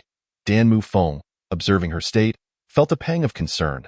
He knew her mental strength had yet to recover fully and that she required ample rest. Thus, he rose, gently lifted her, and began to carry her upstairs. Let's sleep. I'll take you up, he whispered soothingly. Nestled in Dan Mufeng's embrace, Chang Yi felt his warmth and care, filling her heart with a sense of security. She closed her eyes, allowing him to guide her upstairs, where he helped her wash up before lying down beside her to drift into slumber. The following morning, Chang Yi awoke to find the house adorned with an abundance of energy flowers and herbs, delivered early by Dan Mufeng, which would benefit her mental strength recovery. Perhaps it was a psychological effect, but surrounded by so many plants, she felt her mind clear considerably. Seizing the opportunity, Chang Yi decided to try her hand at alchemy. Recently, following the Academy's methods had resulted in numerous failed attempts, wasting a significant amount of materials. Today, she resolved to disregard the Academy's requirements, as it was not an examination. She would refine as she pleased. The previous recipes were no longer applicable, so she could only explore and experiment on her own, adhering to the fundamental principles that remained unchanged. With her preparations complete and the refining furnace clean, though too large for her to manage alone, fortunately, she had the assistance of a robot to help with the cleanup, alleviating her burden. Dan Mufeng had provided her with numerous low-grade energy stones and spiritual plants. As he ignited the fire, he chose wood-type stones for stability, while the selection of spiritual plants was more casual, ensuring none had opposing attributes. Finally, she added a few energy flowers into the mix. Watching the flames flicker was rather dull, so she moved a coffee table to the left and brought in a lounge chair, indulging in both alchemy and her favorite drama simultaneously. That evening, Dan Mufeng prepared in advance for the gathering, but upon not seeing Chang Yi downstairs, he went upstairs to search for her. Hearing noise from the alchemy room, he pushed the door open and was taken aback. The fire in the furnace was nearly extinguished, and Chang Yi lay there, snoring softly, occasionally mumbling in her sleep. Her quality of slumber appeared excellent. He gently lifted her, and just as he did, she stirred awake. Mufeng, you're back, she exclaimed. Yes, I'm taking you back to your room to sleep. It's not comfortable here, he replied. The person in his arms was soft and delicate, her drowsy eyes evoking a sense of tenderness within him. Snuggling against him, she murmured, What time is it? I thought I was refining. Still half asleep, her mind was hazy as he turned to carry her. He allowed her to see her refining furnace, noticing the fire was about to die out. Are you going to continue with this furnace? He inquired. Peering inside, she extended her mental energy to sense the situation within. A mist swirled, but the energy remained stable in a merging state. Put me down. This furnace is almost done. I'll come down once it's finished. Dan Mufeng, unlike other talent practitioners, recognized that her furnace was still viable. He returned her to the lounge chair and went downstairs to prepare. The first to arrive was Xiao Mu, carrying a bag of nutritious fruits into the kitchen. These are a few snacks for Chang'e. Dan Mufeng glanced at the offerings and accepted without hesitation. Their relationship did not require such pretentious pleasantries. Thank you, she loves these little fruits. Xiao Mu, who was quite skilled in the kitchen, noticed Dan Mufeng preparing a portion of fragrant pork. Raising an eyebrow, he remarked, "You're going all out, huh?" The fragrant pork was tender and nutritious. Ideal for women and children, yet difficult to catch, making it quite expensive. "I'll do it," Dan Mufeng offered, stepping aside to let Xiao Mu take over. Although his culinary skills were commendable, they could not rival Xiao Mu's. Entrusting the fine ingredients to him would only enhance the dish. The fragrant pork was braised, a favorite of Chang'e's. Xiao Mu raised an eyebrow but did not respond, acquiescing to his host's wishes and proceeding with the cooking, cleaning, blanching, simmering, and then cooking. Soon the aroma filled the house. "What delightful dishes are being prepared this evening?" Cold Yu's voice echoed from a distance. Zhang Zheishang, Zhuo Changran, and Zhou Fei followed closely behind, greeting Dan Mufeng as they took their seats. Cold Yu headed straight to the kitchen, inquiring, "What delicious food do we have?" He did not wait for Xiao Mu's reply. After a quick perusal, he returned to the living room and sat down eyeing the fruit platter lay washed mangosteens. Zhang Zheishang picked one, broke it open, and offered half to Zhuo Changran. "Isn't Chang'e home?" They noted, having been there for a while without seeing her. "She's upstairs refining," Dan Mufeng replied, tossing a mangosteen to Zhou Fei. "She can refine now?" The news of Chang'e and Mu Rongxian's repeated failures since the start of school had spread throughout their circle. "I don't know. As far as I know, the furnace hasn't exploded yet." Given the prolonged silence from upstairs, they speculated whether Chang'e would succeed this time. As they conversed, the subject of their discussion bounded down the stairs like a rabbit. "Dinner is ready," Xiao Mu announced, signaling everyone to move to the dining room. Dan Mufeng assisted in bringing the dishes to the table. The others washed their hands and took their seats, where a large steaming bowl of rice awaited them in the center. Chang'e, disregarding her own hunger, eagerly encouraged everyone to try the rice. "You must taste the rice tonight." Following her lead, the others turned their attention to their bowls, curious about the rice's uniqueness. Yet, since she had recommended it, they felt obliged to take a small portion. Dan Mufeng filled Chang'e's bowl generously before serving himself a heaping helping as well. Observing Dan Mufeng's actions, Cold Yu raised his chopsticks and took a bite of rice, and once he started, he couldn't stop. Xiao Mu, quick to follow suit, packed his bowl full. Rich in energy, top-notch spiritual rice. "Where did you buy this?" After finishing a bowl, they finally had time to inquire. "It's not bought." Hearing his response, they were taken aback. "Not bought? Did you discover natural spiritual grain?" Chang'e smiled, lifting her bowl to eat. It's fragrant because we grew it ourselves." Allowing her to temporarily forget, she had merely contributed a bit of medicinal ash. Observing her smug demeanor, Dan Mufeng suppressed a chuckle. "It's not bought. It's our cultivated spiritual grain." Chapter 22. A bountiful harvest. You grew this spiritual grain? Don't joke around. The military always harvested their spiritual grain, and they would certainly know when it was ready for collection. Dan Mufeng, without offering an explanation, directly pulled up the monitoring footage from their cultivation field.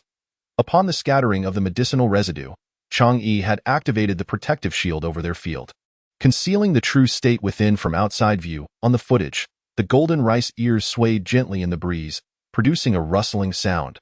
They gazed intently at the rice field before them, pondering if they had truly entered the maturation phase. Ready for harvest. Had they misremembered? No. After all, Dan Mufeng's family had always planted alongside the military. They had not heard of any recent agents capable of enhancing rice quality and accelerating maturation. Sensing their thoughts, Dan Mufeng leaned back in his chair and stated plainly, "A few days ago, we scattered some of the talent practitioners' furnace ash." The terms gifted master and furnace ash have never been associated with one another. It is common for gifted masters to concoct explosive furnaces, while the resulting furnace ash has historically been discarded as mere refuse. Now, they are informed that this substance is more beneficial than the exorbitantly priced plant nutrients. As they reminisce about the furnace ash they once carelessly disposed of, they realize that what they discarded was not merely ash, but rather interstellar currency. The thought is unbearable, causing them profound distress. Upon learning of the ash's potential, they find it difficult to focus on their meals, discussing the benefits of the ash with fervor, eager to return to their cultivation fields for experimentation. Tomorrow, I will harvest the spirit grains from my plantation. You can compare them with those of the military. Indeed, Shan Mufeng's plantation was managed in conjunction with the military from the outset, and tomorrow's inspection will reveal the effectiveness of the ash. After the harvest, upon hearing Chang Yi's account, Shan Mufeng pieces together the narrative. The previous batch of spirit grains perished due to an overdose of medicinal ash, not because the ash was toxic. The ash produced by gifted masters after explosive furnaces can indeed be utilized for cultivation. On the day of the official harvest, General Yang also arrives. He was unable to join them for dinner the previous evening due to military duties. But Cold Yu and others did not conceal anything from him and contacted him after the meal. Nutritional crops cannot be harvested by machines, as it diminishes their energy, though the reason remains a mystery. A dozen or so gifted warriors, wielding sickles, stoop to harvest the rice ears, their movements skilled and swift in no time. They have cut down a vast expanse of rice, creating a spectacular scene. After harvesting the rice, the next step is threshing, utilizing a primitive foot-operated thresher to set it in motion. The thresher's drum is lined with serrated edges, which knock the grains free as the rice passes through. As the grains scatter, a crackling sound fills the air. Unable to wait for natural drying, several fire-type warriors pitch in to expedite the process. With many hands making light work, the tasks of harvesting, threshing, and drying 10 acres are completed in just a day. Each warrior who assisted is gifted 100 pounds of spirit grains, totaling over 1,000 pounds distributed, leaving them with more than 3,000 pounds, sufficient for 3 years' worth of sustenance. That evening, Xiao Mao and a few close associates of Cold Yu remain for dinner, and General Yang Lanhang is present as well. Upon witnessing the bountiful harvest from Shan Mufeng's plantation, they seek clarity on the use of the medicinal ash. After the meal, Chang Yi prepares a cup of tea for each of them and retreats to her room to browse the star network, leaving their conversation behind as she finds it hard to relate to them. The men gather in the living room, their attention waning even for the rare tea. Theo nurture Chang Yi's health. Shan Mufeng has ensured that they only consume nutritional ingredients at home, and this tea was procured at great expense. This spirit grain is of remarkable quality. General Yang is the first to speak. He is aware that Shan Mufeng's plantation has consistently been managed alongside the military, yet he did not anticipate such a disparity in quality due to merely a few days' worth of furnace ash. Shan Mufeng is equally astonished at the ash's efficacy. The quality of the rice has surged from a mere primary grade to a third grade, and the yield has doubled. Previously, the nutritional rice plants suffered from a high empty grain rate post-filling, with most being classified as primary grade, while some reverted to ordinary ingredients. Furthermore, the volume of plant nutrient solution applied during the final stages was substantial, often prompting many gifted masters to raise prices exorbitantly. Shan Mufeng elucidates the discovery of the medicinal ash's utility, detailing their methods of collection. I'll have the latest aircraft delivered tomorrow. Xiao Mao's family is one of the few large companies in the interstellar aircraft development sector. Cold Yu, irritated by Xiao Mao's interruption, retorts, "Why are you stealing my thunder? If you send that, what can I offer?" He had intended to gift an aircraft as well, but is now forced to think of something else. The military's aircraft far surpass any available on the market.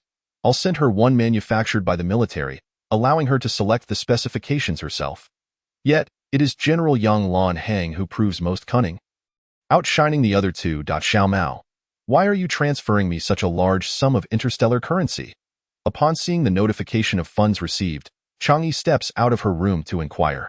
Shan Mufeng and the others lack for nothing. With General Yang intercepting the aircraft gift, Xiao Mao, unable to think of anything else, simply transfers 1 million interstellar coins to Chang Yi. Cold Yu, observing the man beside him, clicks his tongue. They call me a fox. I see you as the real one. His swift actions seem shameless, prompting him to follow suit and transfer another 1 million interstellar coins to Chang Yi. You can buy whatever you like. With both men inexplicably sending her interstellar currency, Chang Yi is left bewildered, casting a questioning glance at Shan Mufeng. What is going on? Can I accept this? Shan Mufeng nods, assuring her it's fine to accept. Understanding the situation, she joyfully counts her newfound wealth, reveling in the feeling of having wealthy friends. Chang'e, utilizing medicinal ash for cultivation is far more reliable than refining. You should simply cultivate in the future. Coldyu, unable to resist his sharp tongue, strikes at her elation. Having just received a generous gift, Chang'e refrains from responding too harshly, merely huffing at Coldyu and retreating to her room to shop online with her interstellar coins. What is her deal? Did I offend her? Coldyu is left puzzled by Chang'e's demeanor. Wherever she has applied the medicinal ash, the spirit grains wither. Shan Mufeng clarifies for Coldyu. Chang'e simply lacks the aptitude for cultivation. Anything she touches struggles to survive. Coldyu's flattery inadvertently strikes at the heart. Coldyu genuinely did not anticipate Chang'e to be so peculiar, managing to wilt the spirit grains with just a sprinkle of medicinal ash. This might even be considered a unique skill. Stung by Coldyu's remarks, Chang'e disengages from their conversation and returns to her refining room to inspect her latest concoction. The furnace had already extinguished before she descended for dinner. Awaiting the temperature to drop for inspection. After such a lengthy refining session, she peers into the vessel with her spiritual energy, only to be met with a shroud of mist, leaving her puzzled as to the nature of the substance. Chapter 23. The air freshener. The orb, translucent and rounded, reveals a beautiful array of colors within, reds, yellows, and greens. Unable to discern its nature just yet, Chang'e carries the crystal ball downstairs to seek Shan Mufeng's assistance in infusing it with some of his abilities. Hearing that Chang'e has produced something new, Coldyu and the others gather to witness the spectacle, recalling the efficacy of her last concoction and wondering if this is another medicinal agent. What have you refined? Is it another medicinal agent? Coldyu inquires, remembering how General Young missed out on the previous opportunity to it is not a medicinal agent. It is this. She raises the crystal ball, extending it forward for them to see more clearly. What is this? It looks rather appealing. They observe it closely, questioning whether a gifted master could also produce ornamental items devoid of utility. I do not know its purpose. I brought you here to test it. If I knew, I would have stored it away safely and not sought your input. Shan Mufeng takes the lead, accepting the crystal ball and channeling a sliver of his energy into it. It absorbs the energy but remains inert. Coldyu circles the crystal ball, pausing beside Chang'e to inspect it closely. Are you certain this isn't merely an ornament? Now, Chang'e finds herself less certain. Her expression betraying confusion. It shouldn't be. There were energy fluctuations during refining, and it could absorb abilities. How is it without effect? Try infusing it with more energy. Perhaps the energy type is mismatched. Very well, let us give it another shot. Coldyu responds, raising his hand to inject additional energy. This time, a reaction occurs. The crystal ball glows a fiery red, growing warm to the touch. Sensing something amiss, Coldyu quickly withdraws his energy, and the crystal ball instantly returns to its previous state. Chang'e snatches it back, exclaiming, "Don't ruin it. Fire and lightning types are ineffective," she notes, scanning the faces of the gifted warriors before lifting the crystal ball to examine it further. Pushing past Coldyu, she approaches Xiao Mao. "Why don't you give it a try?" Xiao Mao raises his hand and releases his energy towards the crystal ball, which emanates a green glow, indicative of wood-type abilities. Upon contact with the crystal ball, the colors within begin to swirl and shift. The originally transparent sphere gradually adopts a vibrant green hue. As the energy continues to flow, the colors intensify, and the sphere enlarges, transforming into a luminous green orb. Simultaneously, refreshing floral scent wafts through the air, invigorating all present. It's a formation device. Coldyu observes the transformation, recognizing its capacity to absorb wood-type energy and convert it into a certain form of power. While its specific function remains elusive, it does not appear to be an offensive or defensive device. Upon confirming its nature, Xiao Mao ceases to inject further energy. You've refined an air freshener. It smells delightful. Why not gift me one? Coldyu teases from the sidelines. This moment, aside from its increased size and stronger fragrance, the crystal ball shows no further reactions. Chang'e rolls her eyes at Coldyu's comment, tucking the crystal ball away and silently vowing, "Humph, I won't be gifting you an air freshener." After everyone had indulged in a sumptuous feast, they gathered for another round of merriment before bidding farewell to the couple and departing in their own directions. The following day, Chang'e awoke to find herself alone at home. Before leaving, Shan Mufeng had prepared a bowl of shrimp and corn congee for her, with the rice cooked to a delightful softness. perfectly melding with the sweet corn kernels and enhanced by fresh shrimp, offering a delightful contrast of the creamy porridge and the bounciness of the shrimp, leaving one yearning for more. Today's lesson focused on concocting basic potions, and she hoped to continue the fortunate streak from the previous day. She directed the robotic steward to prepare for the necessary cleaning before brewing herself a pot of health tea. Ready to commence her work. Prior to beginning, she inquired whether it was mandatory to adhere strictly to the steps provided by her instructor. She learned that the materials were merely for reference and that personal practice was paramount. Chang'e felt a pang of frustration. She had always believed that she must follow the teacher's instructions precisely, hesitant to make alterations. After laboring over the furnace for so long, she discovered that the teacher was indifferent to how one concocted the potion.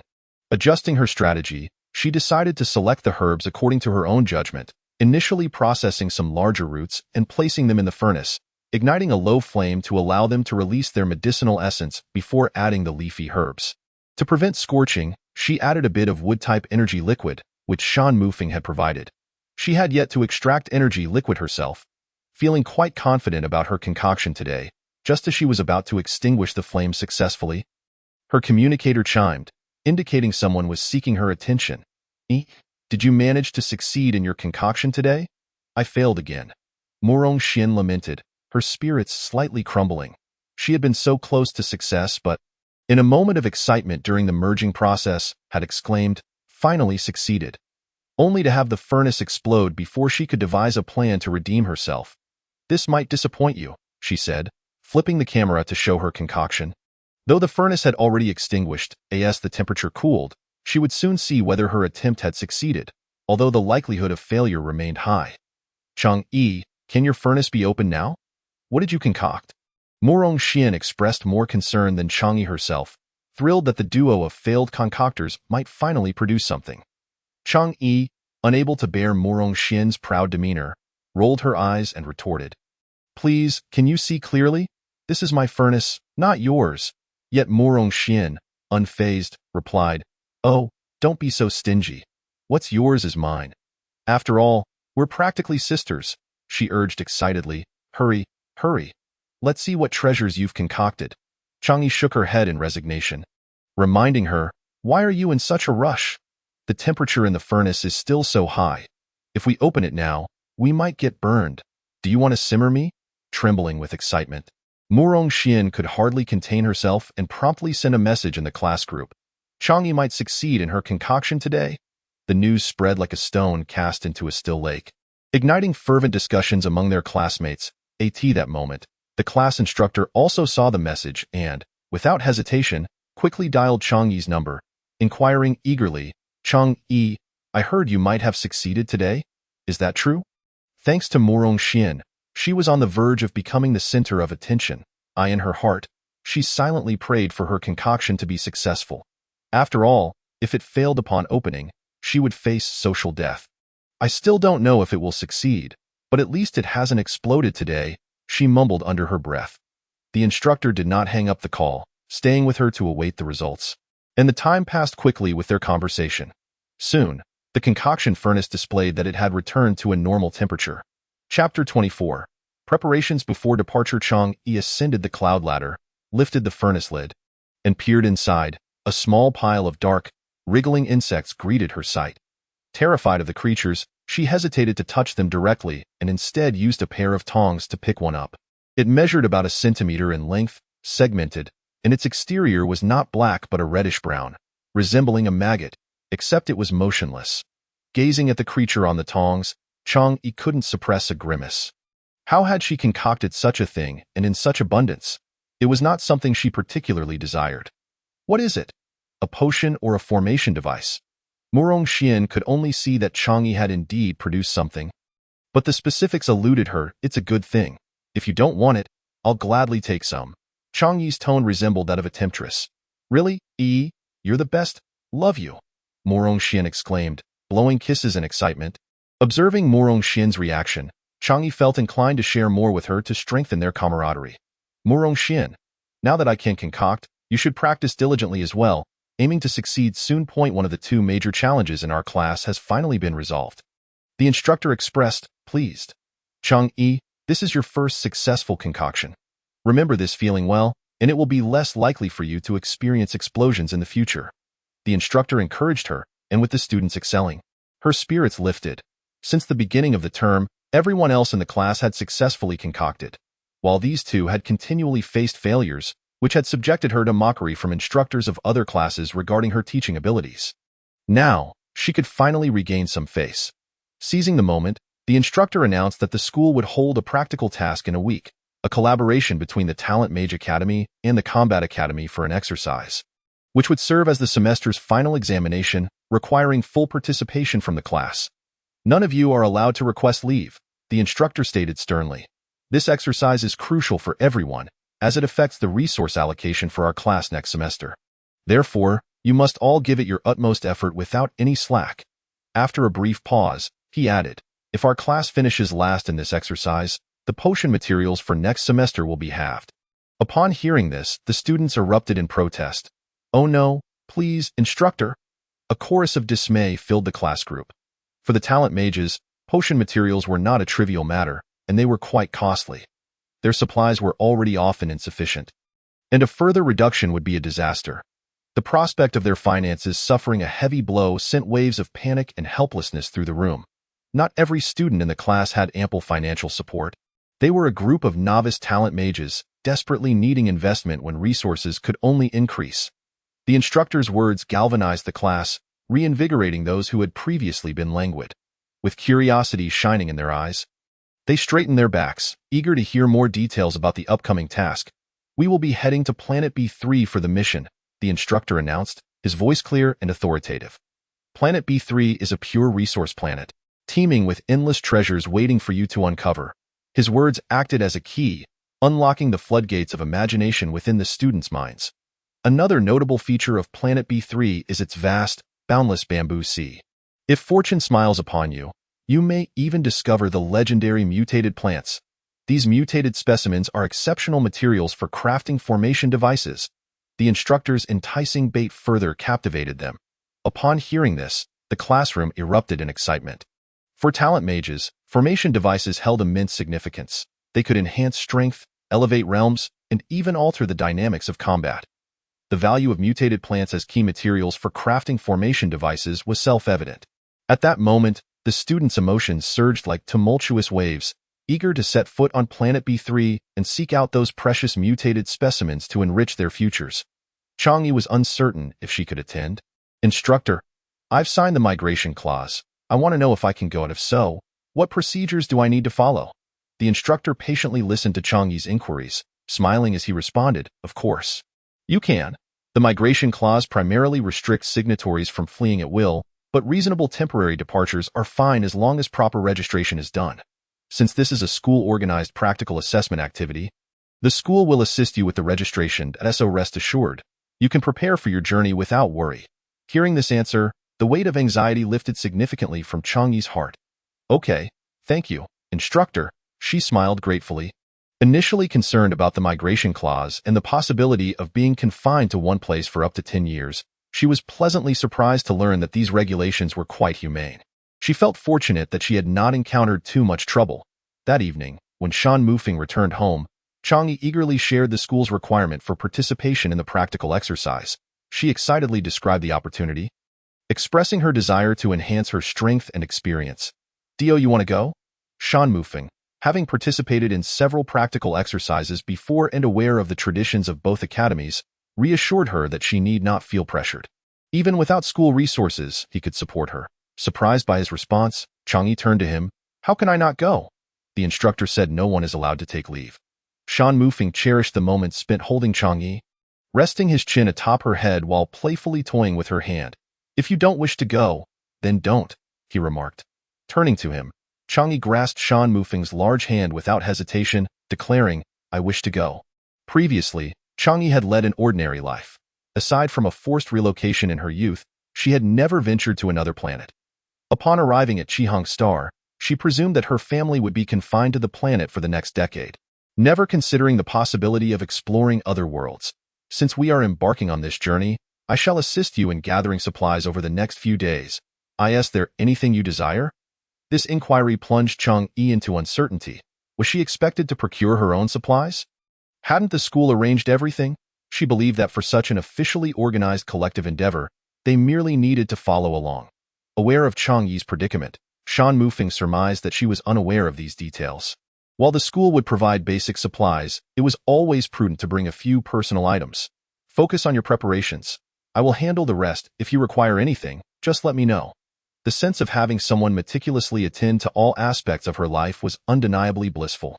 Yes, she would never refuse Shan Mufeng's kindness, yet she also felt the need to maintain her independence. Chapter 25. Arrival at Central Star. Chang Yi. Chang Yi, are you awake? I can't seem to sleep. A sudden voice startled Chang Yi, causing her to clutch her blanket tightly and sit up in a jolt, instantly alert. Imagine waking up in a daze only to find a woman thrusting a worm in your face. Murong Xian, are you out of your mind? Recognizing it was Murong Xian, Chang Yi patted her racing heart to calm its frantic pace. Your resentment is palpable. If I were to die, I would certainly haunt you in the afterlife. What have I done to deserve your wrath? Why so fierce? Well, what do you think? A worm wiggled its way back into Chang Yi's view. After realizing what it was, she let out a sheepish laugh. Shifting slightly away. Has the delivery arrived so swiftly? Impressive efficiency. Ha! You dare to laugh. Do you understand the lengths I went to ensure your package arrived without delay? Who would comprehend the anticipation of waiting so long for a delivery? Only to find a pile of worms inside. It makes my skin crawl. Did you not say that you wanted them? It's better to share joy than to enjoy alone. Too bad I missed the look on your face when you unboxed it. It must have been priceless. I'll strangle you. Her threat had the right flair, but alas, it was merely a projection. Chang Yi reluctantly played along with her act. Oh, valiant warrior, spare my life. I beg for mercy. She rolled her eyes, stuck out her tongue, and fell back dramatically. Hemph. Since your apology seems sincere, I shall forgive you. Thank you for your magnanimity. What exactly have you concocted? It looks rather peculiar. How are your preparations for the supplies for our mission coming along? I plan to dedicate the next couple of days to refining some materials, hoping to produce a few healing potions or formation tools. As for other supplies, I will assess what is needed once I reach the academy. She intended to arrive a few days early to familiarize herself with her class. Indeed, there are over 10 students in our class who have yet to visit the academy since the start of the semester. We are among them. After concluding their conversation, Chang Yi began her refining process. Perhaps luck had run dry, for the following day saw her furnace erupting repeatedly, prompting the security team to inquire about the commotion. Yet she had produced nothing. With no other option, she temporarily halted her work. Upon Shan Mufeng's return that day, he handed her a box containing energy liquids, 2 vials of each of the 5 elemental properties. Along with 5 basic healing potions, he had also prepared protective gear and various small tools. Unable to produce healing potions, Chang Yi turned her attention to the energy liquids. She had never extracted energy before. But according to the Academy's textbooks, a gifted practitioner would use their mental power to draw energy from energy stones. Shan Mufeng had provided her with a few level 1 energy stones for practice. Unsure which stone would yield the best results, she randomly selected one. Focusing intently, she placed her hands upon the energy stone, gradually attuning herself to the flow of energy within.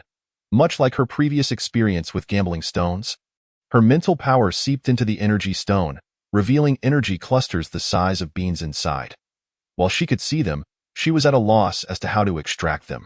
What had the teacher said about expelling the energy liquid? Attempting to control her mental power to push it out, she found the energy darting away and shrinking further. Eventually, she succeeded in extracting a colorless energy liquid. It appeared minuscule, and after packaging it, she realized that this mere 10 milliliters had cost her considerable effort. Though extracting energy liquids was laborious, it was still a small achievement.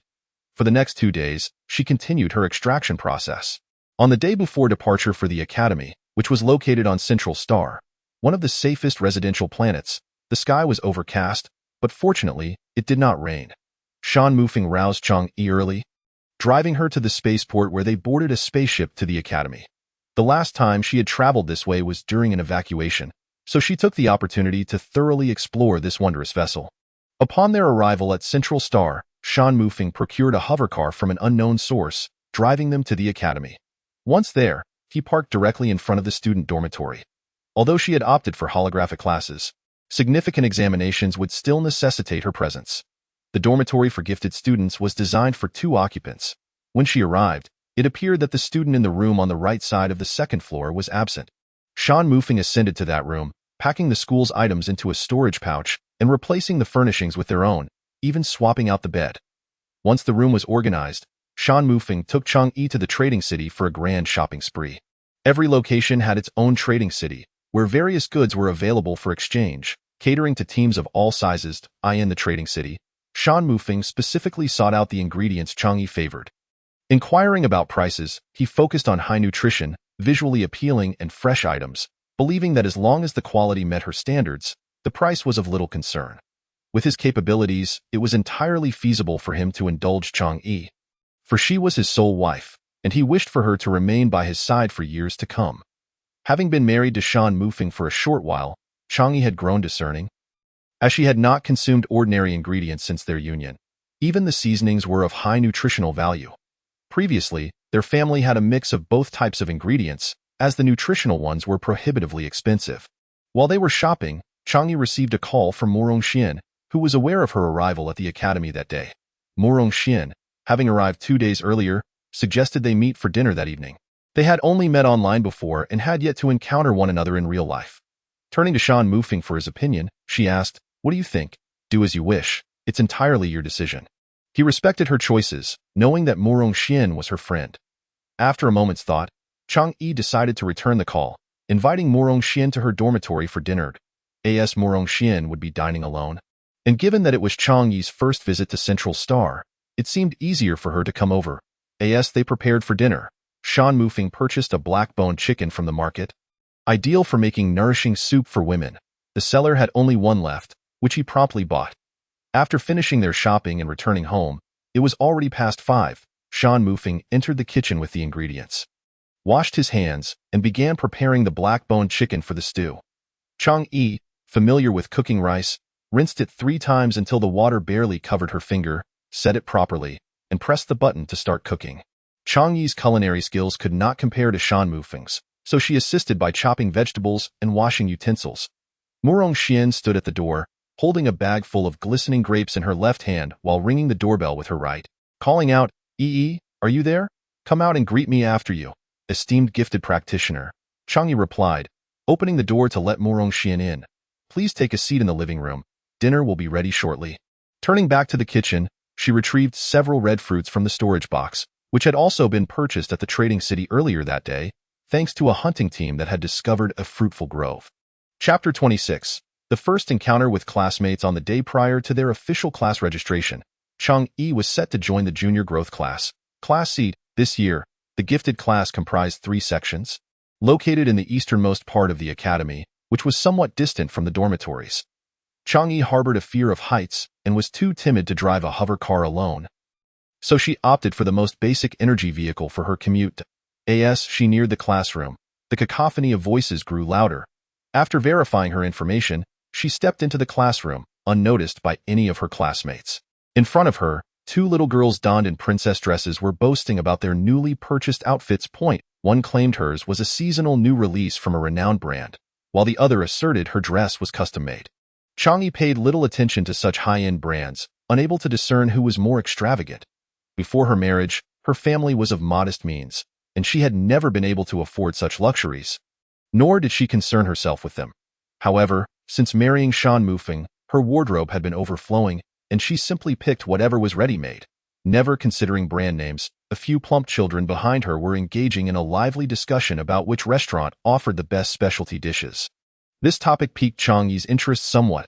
Among them, there were others like Chang'e who had never attended class before, vying for seating. The classroom was spacious, but she could not comprehend the significance of their competition for seats. By the window sat a little girl with long hair, her fair skin contrasting with the redness around her eyes, as if she had endured some grievance, on the verge of tears. The clamor of the classroom rivaled that of a bustling marketplace. Her gaze swept the room until it landed on Morong Xian, who occupied a seat at the back, shielded by soundproof dividers, lost in the virtual realm of Xinguang. Carefully maneuvering through her busy classmates, she made her way to a safe spot beside her, gently tapping Morong Xian's shoulder. "Xian, you've finally arrived. Let me tell you, the classroom is filled with little kids, and none of us are familiar with each other. Murong Xian lamented, eager to share her frustrations with Chang Yi. Classmates, please return to your seats and settle down. You were so engrossed in conversation that you didn't even notice when the homeroom teacher entered. Came the directive. Once everyone found their seats, the homeroom teacher began. This is your first practical exercise, and I hope you all gain something valuable from it. Are there any students who have yet to form a team? If you haven't grouped up yet, we will have to assign teams randomly. On the day the practical exercise notification was issued, there was also a detailed briefing, which included the task location, time, danger level, basic supplies provided by the school. Rumor had it that previous classes received additional supplies, and the rewards for completing the task. Among the regulations was the stipulation that while team composition was flexible, at least one ability warrior was required in the team of talent masters. Students could form their own teams or rely on the school's arrangements. In the world of talents, there are distinct paths for every kind, and it seemed that the school's random team assignments had never been particularly effective over the years. Have you formed a team? Have you completed your group? Both appear to have already assembled their teams. Chang Yi's group had been organized through Shan Mufeng, whose ability she trusted unconditionally. Murong Xian was one of only 2 girls in her generation of the Murong family, the other cousin being an ordinary person who was already married. Her family placed immense importance on her practical exercise, promptly assisting her in selecting team members as soon as they learned of it. Who did you team up with? Shall we team together?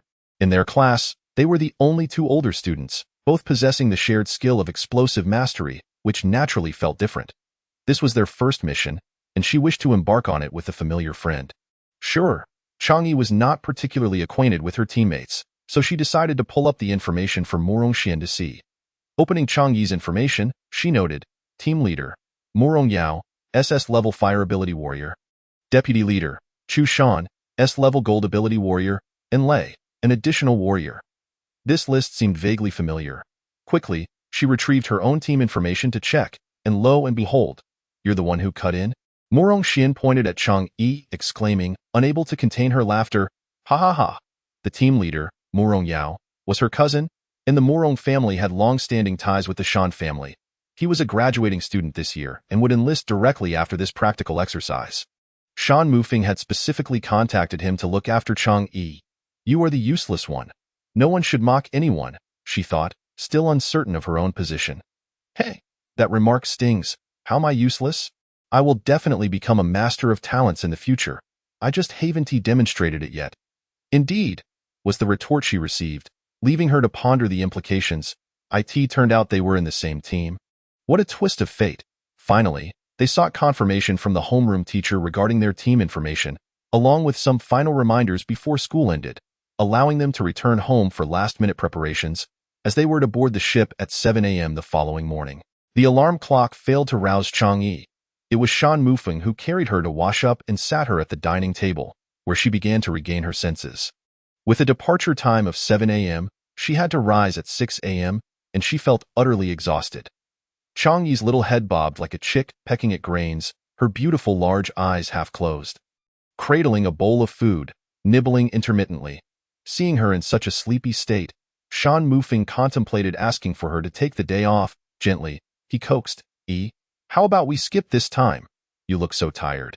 However, despite her drowsiness, Chang Yi shook her head resolutely, insisting, no, I must go. Hearing this, Shan Mufeng chuckled resignedly. It seemed his little wife was quite determined about this practical exercise, so he decided to comply with her wishes. He sat beside Chang Yi and began to feed her, spoonful by spoonful. Watching her sit there obediently, savoring her food in small bites, she resembled a delicate porcelain doll, evoking an inexplicable sense of satisfaction in him. Thus, Shan Mufeng stayed with her until he escorted her to the rendezvous point. At that moment, Chang Yi was fully awake. After bidding farewell to Shan Mufeng with a wave, she hurried towards her classmate's location. Upon finding Murong Xian, the two made their way to gather with their teammates, having already contacted each other the previous night to board the ship together, facilitating discussions about the practical exercise once on board. In contrast to the vast ensemble of ability warriors, talent masters were indeed quite rare, which explained the prideful demeanor of each talent master. A petite figure of about 1.6 meters, she found it quite challenging to locate anyone amidst the towering average height of 2 meters among the warriors, especially when they all donned identical uniforms. Talent masters had no specific dress code, while warriors were required to wear training gear. She realized they should have let the warriors come to find them instead. After searching for a while without success, she chose a spot to stand and wait for them to approach. Who among you is Morong Xian? I am the junior talent master, Halina, your teammate. Dressed in a light, flowing skirt that clung to her graceful form, she walked with a slight awkwardness, raising doubts about whether this outfit was suitable for practical exercises. In a team of 15, there were 10 ability warriors and 3 talent masters. Excluding Chang Yi, there was another talent master along with one more. Chapter 27. A bit of amusement, though the initial impression was less than favorable. It was still necessary to greet one another. I am Morong Xian, and this is another talent master, Chang Yi. Morong Xian's tone was neither warm nor cold. Halina scrutinized Chang Yi from head to toe. Covering her mouth with a faux smile, a talent master. I wonder what level your sister is. As soon as she spoke, Chang Yi decided to exclude her from her list of potential friends. What a superficial green tea. Why should it concern her whether I am a talent master? I am not. I just awakened this year. Oh, I'm sorry. I had no idea you had only just awakened. If you have any questions in the future, feel free to ask me. If her tone hadn't been so sarcastic, Chang Yi might have believed her sincerity. Well, thank you, older sister. Our homeroom teacher is a mid-level talent master. Teacher Qiao, and I believe she will be forthcoming with her knowledge. It was nothing but sarcasm. Who wouldn't know how to engage in that? The back-and-forth exchange was laced with an invisible tension until the arrival of other team members shattered the awkward atmosphere between the three. Xin, we finally found you, Morong Yao called out as he spotted them bringing others along. We're out of time. Let us quickly take attendance and board the ship. We wasted quite a bit of time searching for people. And there's no time for pleasantries now, so let us just do a quick head count. The 3 talent masters could easily see they didn't need to count themselves, while the ability warriors lined up in groups of 4, quickly confirming that everyone was present before swiftly boarding the ship. Indeed, regardless of the location, prestigious schools always possessed abundant resources. Such a large aircraft carrier could only be easily procured by the military or 2 major academies. Each team occupied their designated area, and it was apparent that the stronger teams secured more favorable positions with ample space. Chang Yi's group followed Morong Yao to a spot slightly off-center. Closer to the front. Hey, Morong Yao, why are you so humble today, sitting in the back? In any gathering, there were bound to be rivalries, and it wasn't long before someone sought confrontation. Seeing that Morong Yao ignored him, Qiuzhe escalated his taunts. Are you afraid of being at the bottom with your little explosives expert? With a decent appearance, his mouth was his downfall. Morong Yao, unwilling to engage with this clown, was met with Morong Xian's intolerable response. She had never experienced such indignation. Even before awakening, her background had always afforded her respect. You, filthy pest, if you can't speak properly, why not seek treatment at the medical center? If you lack interstellar coins, just plead with your great-aunt. If her mood is right, she may cover your medical fees. Her sharp tongue had clearly been honed, each word piercing. Fearing that Morong Xian might be at a disadvantage, Morong Yao stood in front of her. Wait until you actually win against me before you speak, defeated opponent. Indeed, one family cannot support 2 generations. Morong Yao's retort was the most potent. Qiuzhe trembled with anger at Morong Yao's words. As truth often cuts deeply, we shall see. Qiuzhe and Morong Yao are contemporaries, sharing the same abilities and even the same level of power. From the moment he enrolled, he has been constantly compared to Morong Yao. And each time, he narrowly falls short. This time, being the last trial before graduation, he is determined to surpass Morong Yao.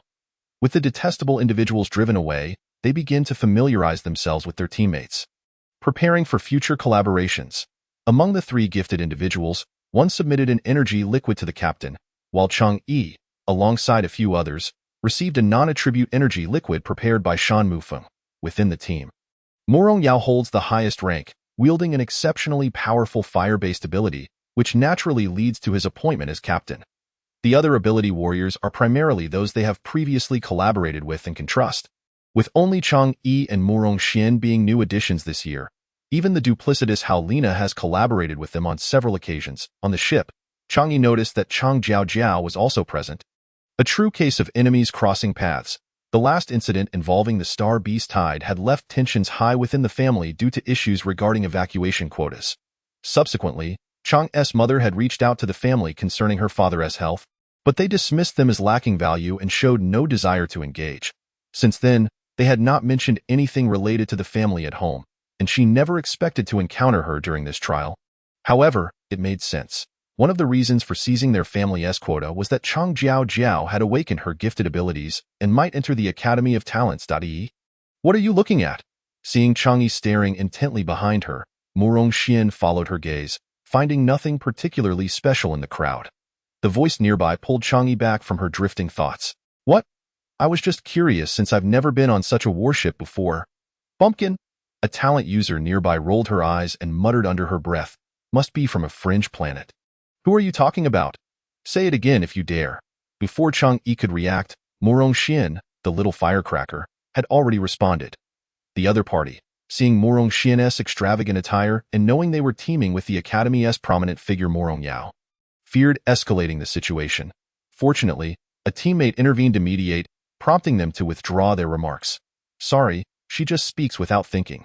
Her teammate adeptly smoothed things over with a forced smile. Humph. Murong Xian still felt a bit indignant. To express her gratitude for Murong Xian's defense, Chang'e offered her a mangosteen. Have some fruit to calm down. It's not worth getting upset over someone like that.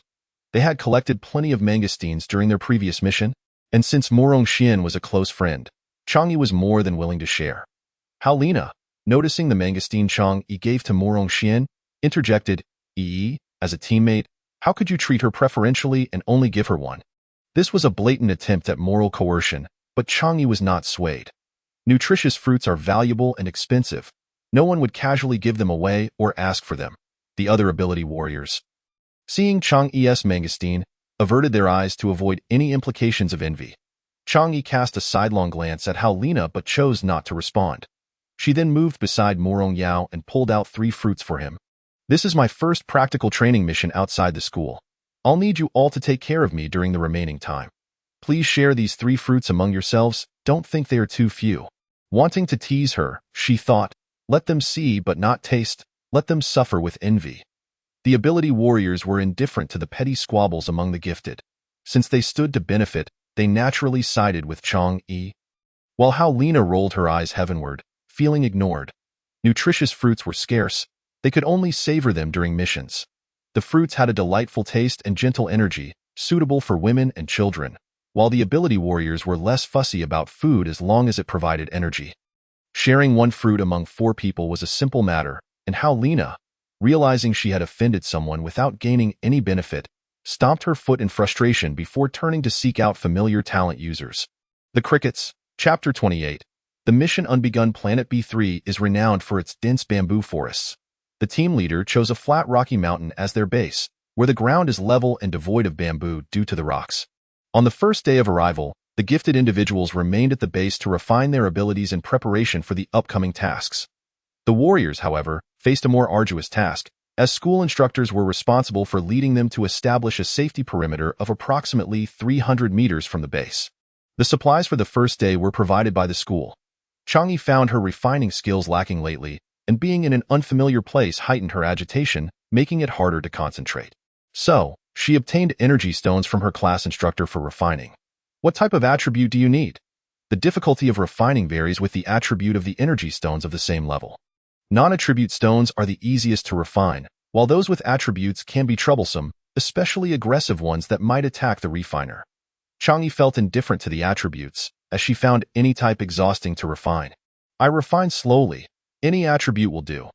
Her class instructor was aware of her situation since her gifted level had been registered upon enrollment. Hearing her say she was slow didn't surprise him. So he selected a small box of low-level energy stones in various colors and attributes. Carrying a box of colorful stones back to her temporary quarters, Chang'e found the small dwelling to be an essential item for outings. Easy to set up with a one-touch operation. Shan Mufeng had prepared everything meticulously. Once the furniture was arranged, it was hard to tell that it was a temporary structure, as everything was just like what she had at home, creating a comforting atmosphere. After washing her hands and preparing to refine, she picked up an energy stone and rolled it on the countertop, suddenly struck by a whim to clean and polish them. She filled a basin with water and poured all the energy stones inside, using a small brush to clean each one. As she scrubbed, energy began to overflow, and before she realized it, a portion of the energy liquid fell into the water. Wait, what just happened? Did the energy liquid just escape into the water? Picking up the energy stone for a closer inspection, she confirmed that this one had indeed been extracted, so what had just transpired was real. She rummaged through the basin. It was merely an ordinary basin without any special attributes, and the brush was just an everyday object she happened to have. No, she seemed to have discovered the cause. The brush bore traces of her mental energy, and she had unconsciously released it during the cleaning process. Focusing her attention once more, she attached her mental energy to the brush. Each stroke felt like tickling the energy stone, causing the energy entities within to evade and ultimately burst forth from the stone. This discovery ignited a sense of amusement in Chang'e. The game of cat and mouse officially began. There was no need to expend excessive mental energy to control the energy's path. A slight disturbance was enough for them to seek out the best route to escape without any loss. This time, the extraction of energy liquid went exceedingly smoothly, with both the quality and quantity significantly improved. Gazing at the neatly arranged energy liquids before her, Chang'e pondered how many she should submit to her instructor. The average extraction probability for gifted individuals is 12, and the success standard for junior gifted individuals is 1/10. Given her current situation, she was unsure how to explain it. Ultimately, she decided to submit a slightly lower quantity in line with the standards expected of apprentices like them. Having completed her task ahead of schedule, she realized that less than 2 hours had passed since the others received their tasks, and they likely had not yet finished. Not wanting to be the first to stand out, she took this opportunity to catch up on some much-needed sleep. Chang'e was roused from sleep by a cacophony outside. The clamor of footsteps and shouting drifted through the room as she groggily climbed out of bed, rubbing her eyes in an effort to dispel the lingering drowsiness. However, before she could fully awaken, the noise outside escalated. The sounds grew louder, transforming the world into a lively and chaotic scene. Frowning, she muttered in irritation. "What is going on? Why is it so noisy?" She donned a jacket and stepped outside, peering toward the commotion. She saw the team dispatched to the south, now rushing back to the base with tense expressions, many of them bearing injuries. Their arrival sent the scene into disarray. What could have happened?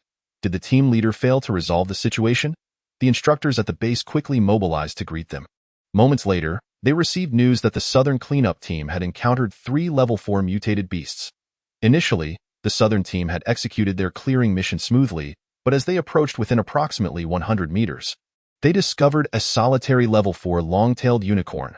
The horn of this beast is a valuable material for refining, and with their numbers and ample resources on the first day, they decided to encircle and subdue it. Unfortunately, just as they were on the verge of success, 2 larger beasts emerged unexpectedly. With their energy liquids depleted and the beasts still alive, the team leader had no choice but to raise a protective shield and lead the team back in a disorganized retreat. There was little time for reflection as the 3 beasts pursued them closely, their thunderous roars echoing in their ears as they neared the base. Instructing other cleanup teams to return to the base immediately to join in the defense against the beasts, they activated the large protective array. The warriors swiftly assembled at the forefront for defense, only then realizing that this trial escort team included not only academy instructors, but also personnel from various military divisions. A familiar figure rushed toward Chang'e. Do you have the protective array? If not, bring it out and be ready to activate it. Come with me. I'll escort you back to the ship. Upon closer inspection, it was Zhang Zisheng, another vice-captain of the Damufeng team, who began issuing commands with fervor. Chang Ishi, valuing her life, understood that this was not the moment for sentimentality. Thus, she nodded resolutely, signifying her willingness to accompany him aboard the airship. Swiftly, she retrieved a small protective array from her pocket, gripping it tightly in her hand. Following closely behind him, she stepped onto the vessel. Once inside, Chang Ishi discovered a younger, gifted practitioner already present. Her eyes sparkled with curiosity and anticipation, yet she refrained from speaking too much. After ensuring Chang Ishi was settled, Zhang Zisheng turned to leave. However, at that moment, Chang Ishi called out to him. He halted, gazing at her with confusion. Without hesitation, she produced the energy liquid she had just refined and handed it to him. Zhang Zisheng accepted the vial, his heart lifting at the sight of the container brimming with liquid. He recognized the critical importance of the energy liquid under the current circumstances. It would aid them in confronting the imminent dangers. Without a moment's hesitation, He accepted the energy liquid and expressed his gratitude to Chang Yishi, understanding that every bit of strength could prove vital for their survival. The level 4 beasts were already perilous, and now 3 had emerged at once. This was not a simple addition of 1 plus 2 equating to 3. The battle ahead was about to erupt, with more gifted practitioners and injured individuals boarding the airship. Chapter 29. Grueling battle. The sounds of combat echoed incessantly, instilling fear and anxiety among those aboard the airship. Injured individuals, their genes collapsing, emitted anguished cries.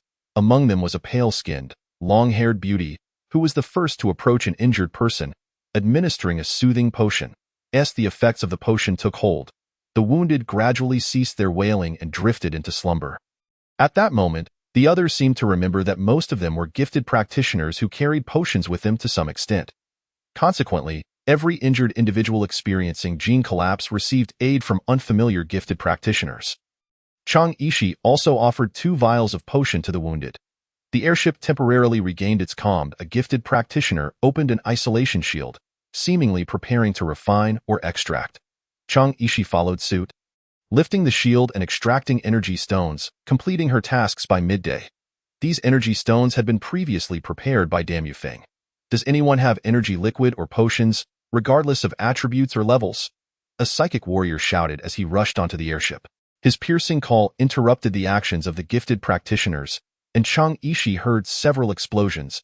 My potion, my furnace. The cries of despair echoed throughout. As the isolation shields were dismantled, disheveled gifted practitioners emerged. Their faces smeared with soot from their exploded refining furnaces. Initially brimming with rage, they fell silent upon witnessing the even more disheveled warriors, and they hastily produced a fresh batch of energy liquid and potions to hand over. The potions Chang Yishi possessed had all been provided by Dam Yufeng. Now, given the current predicament, she only kept 2 vials for her own survival, while she relinquished an entire box of energy liquid, containing 12 vials of various attributes, albeit none without attributes. As she observed the warriors preparing to return to battle with the supplies, Chang Yishi quickly inquired, "May I go out to take a look?" "Certainly. Just be cautious, in such times." Venturing outside was not encouraged, yet no one would hinder her. His protection of Chang Yishi was merely a fulfillment of Dam Yufeng's request. Since she wished to go out, a reminder would suffice. Remaining aboard the airship, passively awaiting news, was not an option. Unable to witness the actual situation, she could only listen to the sounds of combat, which only exacerbated her unease. With great care, Chang Yishi activated the protective array and cautiously stepped outside.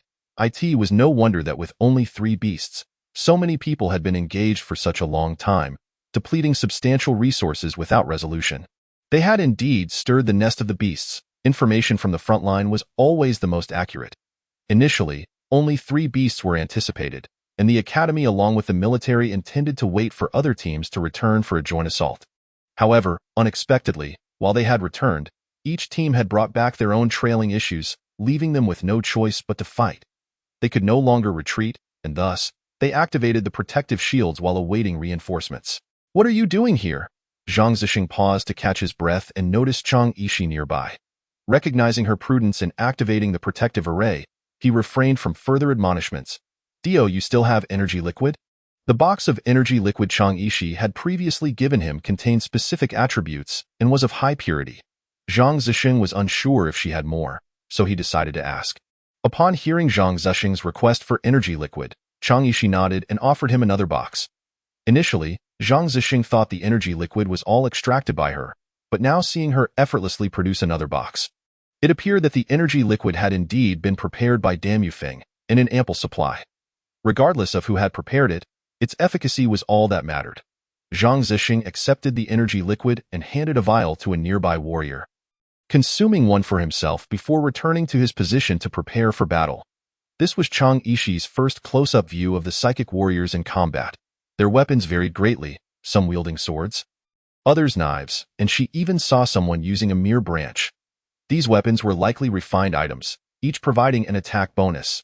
Zhang Zixing's fire-based abilities were particularly formidable. He unleashed a fiery sword that struck directly at the beast's head. Sensing danger, the beast swiftly turned its head to the right to evade, simultaneously using its long tail to push another beast into its path as a shield. The beast that was pulled over was struck precisely 3 inches from its vital point, crashing to the ground, incapacitated. Unfortunately, the exterior was far too perilous to approach for collection.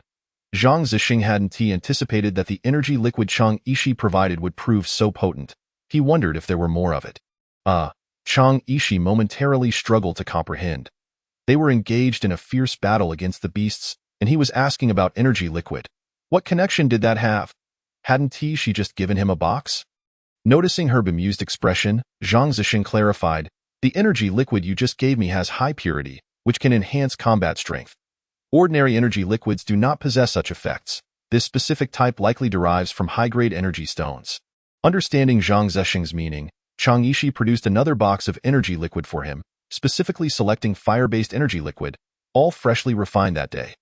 Zhang Zixing had merely inquired casually, yet he was pleasantly surprised to find that she truly had more. And all suited to his fire abilities. As he reached out to accept it, he explained, "Just remember, you're not giving this away for free. Once this is over, I will request that the higher-ups replenish your supplies." This was to ensure Chang Yishi wouldn't become overly cautious about providing resources. Chang Yishi nodded in acknowledgement. She was not overly concerned about repayment. While she could be stingy, she wasn't so petty as to lose sight of the bigger picture. Without the protection of these individuals, she, as a weakling, could be eliminated in an instant. At that point, thoughts of resources would be moot. As everyone anxiously awaited developments, several enormous warships suddenly appeared in the distant sky, emblazoned with distinct military insignia, exuding an air of authority. The ships approached slowly, ultimately landing in the eastern clearing of the encampment. With the opening of the hatches, rows of soldiers clad in neat uniforms, brimming with vigor, disembarked from the vessels. Their synchronized steps and skilled movements showcased a high degree of discipline and training. Among the crowd, Chang Yishi spotted Dan Yufeng and his comrades. The Qihang star was relatively close to this B3 planet, and the reinforcements were primarily from the Qihang star's troops. Dan Yufeng had initially returned to the military to report for duty after sending Chang Yishi off, but upon receiving news of her team encountering danger, he immediately volunteered to lead a rescue team. Amidst the throngs, he could easily identify his little girl. After exchanging a few words of instruction with the cold-faced youth, he hurried towards her, pulling her into a tight embrace. He had regretted allowing her to join the expedition the moment he received news of their peril. Now, holding her securely in his arms, he felt a weight lift from his heart. She, in turn, wrapped her arms around his solid waist, softly assuring him, "I'm fine." Zhang Zixing arranged for me to return to the ship at once. It had been less than a day since they parted. Yet it felt like an eternity.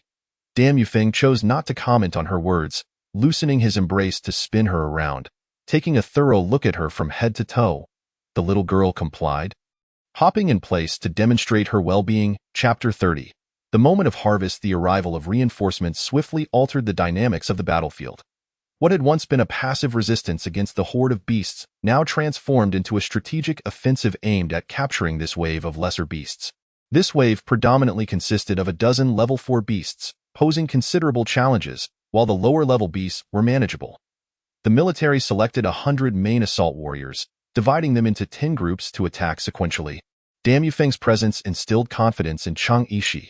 She handed him 2 boxes of energy liquid, stating, "These are for my own extraction." Zhang Zixing said they can enhance combat strength. This was her final reserve, and any further request would necessitate waiting for fresh extraction. Overwhelmed with the abundance of energy liquid Chang Yishi provided, Dan Yufeng couldn't help but smile. As for the purported enhancement of combat strength, he merely attributed it to her good fortune in having 1 or 2 potent vials. After all, he had known for some time that Chang Yishi's talent was not particularly remarkable, having failed to pass the basic assessments of the military. Nevertheless, whatever his wife offered was always the finest. "Be sure to rest. Don't overexert yourself. I will handle the rest, Donamem." She nodded earnestly, appreciating her man's sense of responsibility. Unable to resist, she stood on tiptoe and planted a kiss on his cheek. "I am aware of my limits and won't overexert myself. You can rest easy. A beautiful life was just beginning, and she was unwilling to allow anything to jeopardize it." Returned to the cabin, Dan Yufeng was determined to venture out into battle. Feeling uneasy about Chang Yi lingering behind, "I won't stay in the ship's warehouse," he declared, pointing towards the makeshift structures ahead. "I'll go inside." Upon inspecting Chang Yi's temporary dwelling, he noted it was positioned relatively far back, thus offering a degree of safety. Furthermore, with their family members present and the threat of the beast tide diminished, he acquiesced to her wishes, personally escorting her back to the shelter. He then produced 3 boxes of energy stones along with refining materials for her, advising, keep these to pass the time, but don't overexert yourself. Ensure you rest frequently. All right. Chang Yi complied obediently, promising to rest more and work less. After watching Dan Mufeng depart, she stored the refining materials in her storage jade pendant. This time, she had brought along 2 storage pendants from her previous refining session, for her belongings were few. 1 Pishio pendant sufficed. The storage space within was quite ample. She couldn't specify its exact dimensions, but it was certainly in the thousands of square units. Lacking specialized instruments to measure it, she preferred not to reveal her possession of a large-scale storage device. Moreover, it seemed that the energy loss of items placed within her Pishio pendant was minimal. From her understanding, conventional storage devices experienced rapid energy depletion, with larger spaces yielding even greater losses. Lately, she had been struggling with her refining skills. But having recently discovered a method, she was eager to proceed. She took out a small basin, added water, and began to unpack a box of energy stones, selecting those that caught her eye to place in the basin. Then, she retrieved a specialized brush and started cleaning the energy stones. In her excitement, she inadvertently transformed an entire box of energy stones into energy liquid, only to realize she lacked storage tubes for the liquid, forcing her to pause her cleaning endeavors. Tidying up, she decided to step outside to assess the situation. The protective formation needed to be activated first. As she pushed the door open, she noticed that those outside had ceased their frantic movements and wore expressions of evident relief. Morong Xian called from a distance, waving at her. Having been promptly returned to the ship, Morong Xian had rejoined the team, and upon seeing Chang Yi, they exchanged reassurances of safety. With the beast subdued and the battle nearing its conclusion, she had stepped out for some fresh air, surprised to find Chang Yi waiting for her. The reunion of the 2 sisters was filled with joy as they recounted the recent harrowing moments, though they were not as perilous as they had initially appeared. As the last few beasts were led away by the ability users to a distant battlefield, an opening in the protective barrier allowed the logistics team to commence their cleanup. The significant risks they had faced now yielded bountiful rewards. With the once threatening beasts transformed into valuable resources, following the logistics team, Chang Yi and Morong Xian joined in the cleanup efforts. Being novices at such tasks, they initially stood there unsure of how to proceed. The beasts they were dealing with were long-tailed unicorns, and the most valuable part was their horns. Observing others using knives to pry off the horns, they imitated them, selecting a unicorn that caught their fancy to begin their work. As talented individuals unable to engage in combat, their refining and extraction abilities were limited. If they fell behind their peers in resource collection, their ranking would surely suffer. Their determination was present, yet they found themselves struggling. Their hands were soon bruised and bleeding, causing Chang Yi to finally notice the several cuts on her once delicate palms. Morong Xian was in a similar predicament, merely enduring the discomfort. Xian, do you think we could just gather what we can and cut the horns later? Morong Xian looked at Chang Yi quizzically, placing a hand on her forehead. You're not feverish, are you? Perhaps you're just fatigued. Each of these beasts weighs at least 1,000 pounds. If we try to gather them all now, we won't be able to manage. It's better to harvest what we can, even if it's just one more horn. If you're tired, take a break. Understanding Morong Xian's implication, Chang Yi realized that while they could gather the materials, their storage space was insufficient for a larger number. With this reassurance, she nodded and began searching for targets. The long-tailed unicorns were categorized by rank, and if they were to collect, it was essential to choose wisely. The first few level 4 beasts had already been harvested, so she ventured further back, hoping to find some of a higher grade. This task required keen eyesight. The classification of long-tailed unicorns primarily depended on the color and shape of their horns. The horns of juvenile unicorns were a fleshy pink and conical without rings, while the adult unicorns boasted beautiful silver horns adorned with additional rings. As she moved outward, unharvested long-tailed unicorns became more prevalent. She collected any with more than 2 rings on their horns. 2, although ringless, had striking golden hues, which she also gathered. If the points awarded for them were minimal, she would keep them for herself. Their golden sheen was simply irresistible. Thus, she continued her search, quickening her pace whenever someone approached, and moving to another spot when she had gathered enough. Although someone had noticed her collecting, they did not approach to compete, likely deterred by her apparent nonchalance. After completing her circuit, she had only managed to find one level 4 long-tailed unicorn, which was quite massive, resembling a small hill. This particular one had been located near the edge and was likely the last to be drawn away. Having gathered an uncertain amount of resources, she felt her feet growing wearied. As she reached the periphery, she spotted no ability users and wondered where the final battlefield might be. Just as she pondered this, a group emerged from the bamboo grove ahead. Led by familiar faces, Dan Mufeng, upon spotting Chang'e standing there, quickened his pace and strode toward her. Having exerted himself for quite some time, beads of sweat clung to his hair and dampened his cheeks. He gently brushed aside her stray locks and produced a small square cloth from his pocket, meticulously wiping the sweat from her face. "Why have you ventured so far?" Chang'e stood obediently, tilting her face slightly to facilitate his task.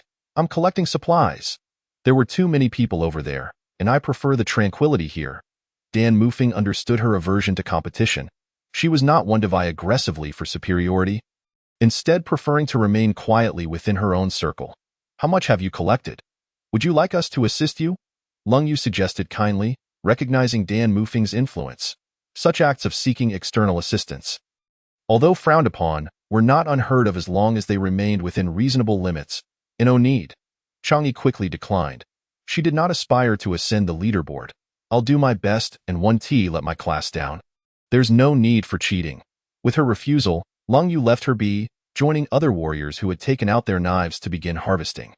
The ability users showcased their superior strength, expertly piercing a small incision with the tip of their knives, then slicing around the base of the horn before prying it free.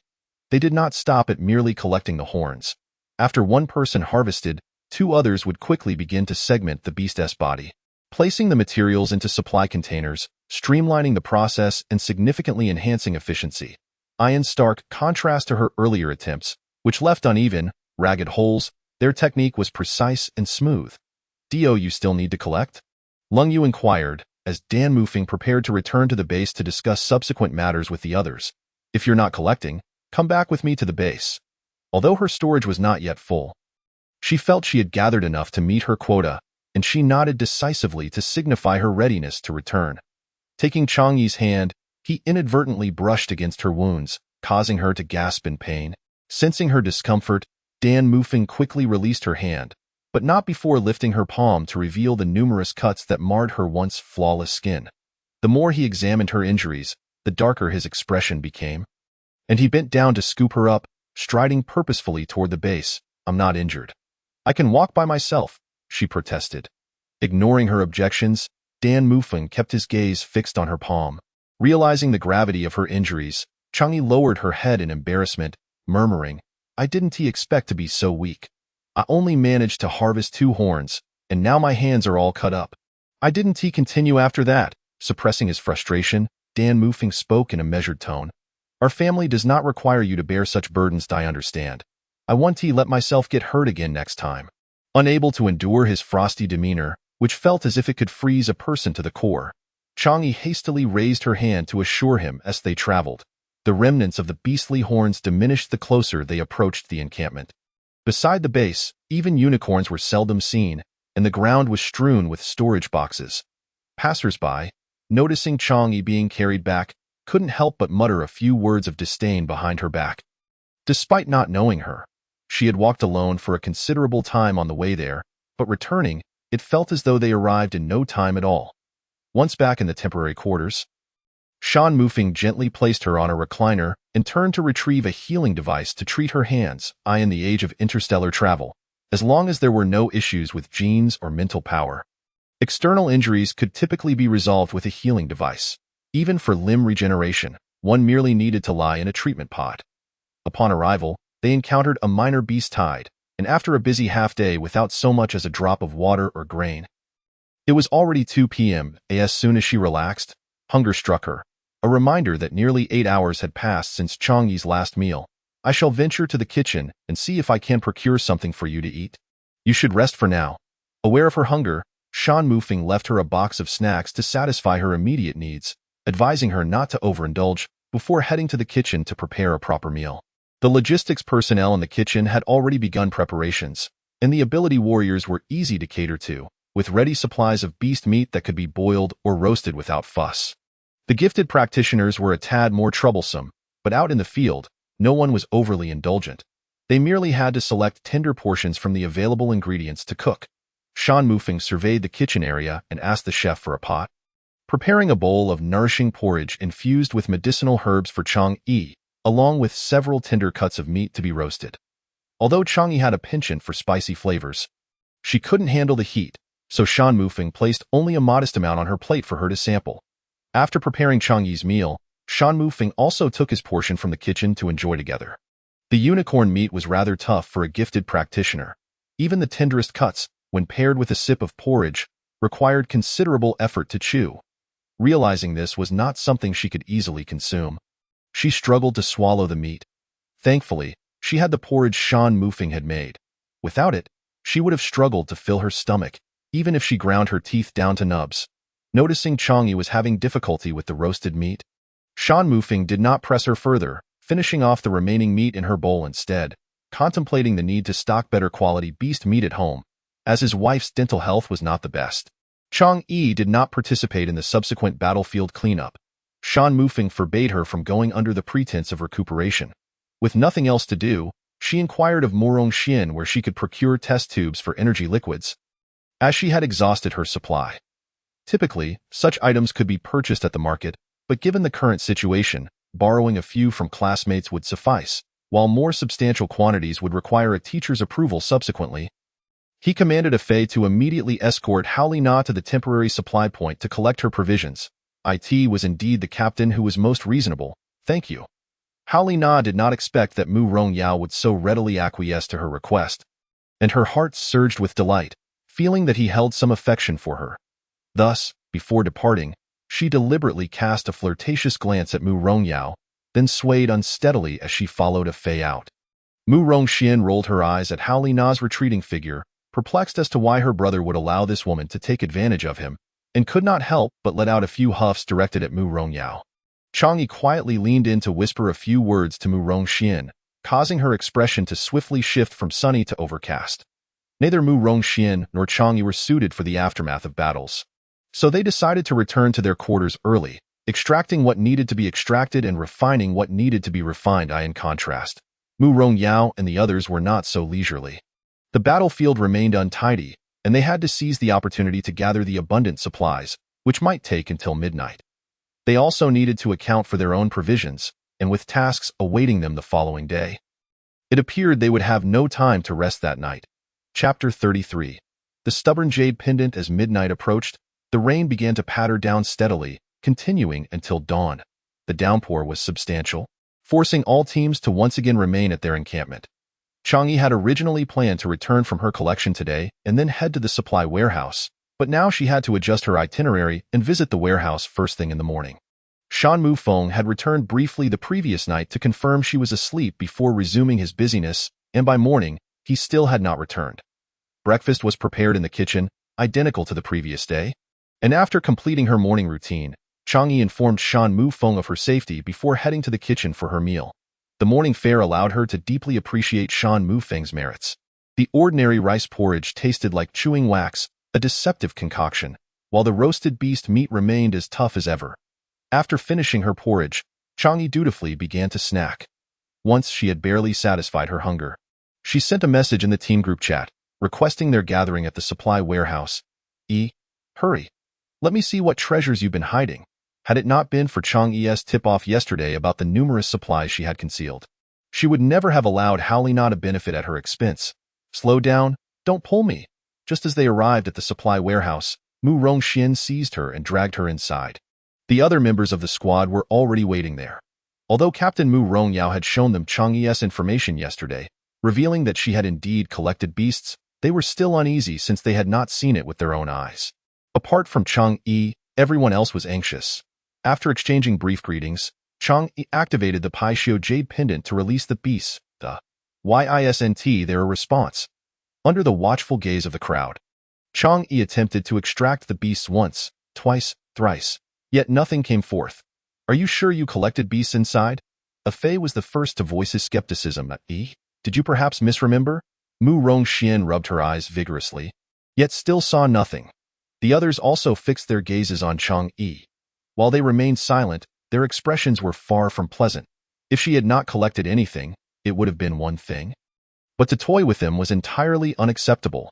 Chang Yi, who had personally gathered the beasts yesterday, began to doubt her own recollection. Upon probing the Paixio jade pendant once more, a mountain of beasts was indeed piled inside. How could it be that she could not extract them? I'm not playing tricks on you. They truly exist, but I simply don't understand why I cannot extract them. Can I take a look? Chang Yi did not hesitate at Mu Rongyao's request and directly placed the pendant into his hands. Upon receiving the pendant, Mu Rongyao used his abilities to sense the energy fluctuations within and then returned the pendant to Chang Yi, confirming that it was not empty. While it was inconvenient for others to scrutinize someone else's storage space, sensing the general situation with the owner's permission was acceptable. Then why can't we extract it? This jade pendant belongs to you, right? Chang Yi also wished to inquire about this matter regarding the ability warriors. The pendant was undoubtedly hers, yet she found herself at a loss regarding the current situation. Has anyone encountered such a circumstance before? With many heads put together, perhaps someone had experienced something similar, in their personal storage space, clearly possessing items, yet unable to extract them. Who would encounter such a peculiar situation? The crowd exchanged glances, all shaking their heads in unison to indicate they had never faced such an occurrence. With Chang Yi's consent, each person took turns trying the pendant, but regrettably, they could feel the presence of items inside without being able to extract them no matter how hard they tried. Just as they were at a loss and brainstorming for solutions, the military's supply officer arrived at the warehouse. Having worked into the night yesterday, he was still not done counting supplies and continued today.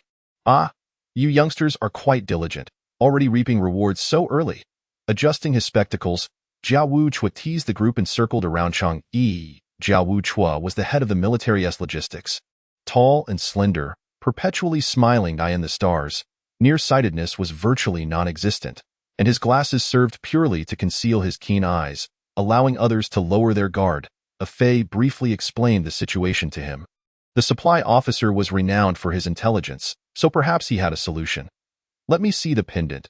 Intrigued by this extraordinary matter, Jiao Wuchua's curiosity was piqued. As he completed his request, the ability warrior handed the pendant to him, and the gaze of the others shifted along with it. At that moment, he became the hope of all present as he toyed with the pendant. Examining it from different angles, he discerned no apparent differences in the strange patterns. Employing his abilities to sense it, he confirmed the presence of energy fluctuations within. Can I try to attack it? The crowd turned to Chang Yi, for this was a matter only she could decide. A storage device capable of containing beasts certainly couldn't be small and would not come cheaply. Attacking the storage device was a notion Chang Yi had not considered. What if it malfunctioned and broke? Yet, if they did not attempt it, the space would remain useless for extraction. Go ahead. No matter how reluctant, it's best to try. With the owner's consent, Jiao Wuchua unleashed a wind blade towards the Paixio jade pendant. To his surprise, the pendant swallowed the wind blade whole. Interesting. So you can consume? Can you? Jiao Wuchua unleashed 3 to 5 more wind blades, and this time there was a reaction. The Paixio on the pendant enlarged its mouth to consume the wind blades. The pendant captured the interest of everyone present, leading them to line up and launch various abilities at it. The pendant visibly expanded, and the warriors intensified their attacks, causing the supply warehouse to shimmer with a kaleidoscope of energy waves. Chang Yi and Mu Rongxian, hiding at the back of the crowd, quietly activated their defensive formations, fearful of collateral damage. The pendant, having devoured various abilities, grew to over 2 meters in height, with the Paixio's mouth occupying nearly 2/3 of its surface area. After a wave of attacks, the ability warriors paused to catch their breath and assess the pendant's response. Good grief, Jiao Wuchua, having lived for over 2 centuries, prided himself on his vast experience, yet had never encountered an entity that could consume attacking abilities without discrimination. After swallowing all the assaults, the Paixio let out a resounding burp, upon seeing that they had ceased their attacks. Its mouth gradually returned to its normal size, though the pendant itself did not shrink. Chang Yi felt as though she could detect a trace of mockery in the Paixio's expression. Use a weapon to smash it, Jiao Wuchua declared, his gaze fixed intently on the Paixio on the pendant. Observing the strange expression of the beast, he suspected that the space jade pendant had awakened a spirit. If soft methods won't work, then let us resort to hard ones. Smash it, smash it. Chang'e was equally curious about what kind of extraordinary item she had crafted that was so troublesome. A few ability warriors rushed to the weapon cache to retrieve tools, creating quite a commotion.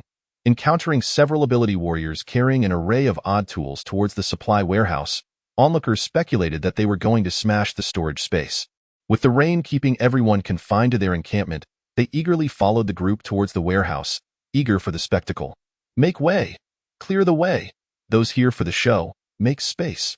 The crowd encircled the supply warehouse, blocking the warriors with their tools at the entrance from gaining entry. Chapter 34. Joyful Harvest. Several warriors, burdened with tools, struggled to push their way into the center of the commotion. How do we smash it? They had brought the tools, yet they hesitated to take action. This pendant, for all its oddities, was a rare artifact capable of consuming such a multitude of abilities. Are we really going to smash it? Mu Rongyao also felt a twinge of reluctance. Aren't we smashing it? Chang'e, caught off guard by the inquiry, was puzzled as to why they had gone through all this trouble if not to take action. It's your pendant. You make the call. If you don't want to smash it, it can still serve as a defensive formation device. Shan Mufeng had originally been discussing the distribution of supplies with the authorities when he heard that Minister Jia had encountered a space jade pendant that could consume abilities. The more he listened to the description, the more it resembled his own, prompting him to bring a team over for a closer look. You're here too. You've been so focused on the pendant that you didn't even notice me. Shan Mufeng remarked, standing beside Chang'e. Minister Jia, how about we give it a smash? With plenty of tools at their disposal, it would be worthwhile to at least test its durability. With the owner's nod of approval, Jia Wuch was signaled to the warriors to strike a corner of the pendant with their sticks. As the stick came down, the pendant remained unscathed, while the stick vanished into thin air. It got swallowed? Don't look at me. I didn't tell it to collect, Chang'e quickly denied. Abilities were ineffective, and direct attacks failed as well. This pendant seemed impervious to both soft and hard approaches. What kind of beast is depicted in the patterns on it? Chang'e had crafted 2 jade pendants, and the beasts depicted on the surface were all quite peculiar. Shan Mufeng felt he had never seen their originals. This is a divine beast from mythological tales. What characteristics does it possess? Shan Mufeng's question sparked a thought in Chang'e's mind. It has no backside. It only consumes and never excretes. This should be considered a characteristic, right? Chang'e suddenly had an idea, dashing over to the jade pendant and extracting an energy stone before the Pichio. She declared that she would exchange this gem for the exotic beast meat inside. Whoosh! As soon as the words left her lips, the energy stone in Chang'e's hand vanished. A unicorn was hurled forth, landing with a thud, startling the onlookers who quickly dispersed to avoid being crushed. Such a commotion. Could it be usable now? Was it successfully extracted? Surely not. Judging by the noise, it appeared to be operational.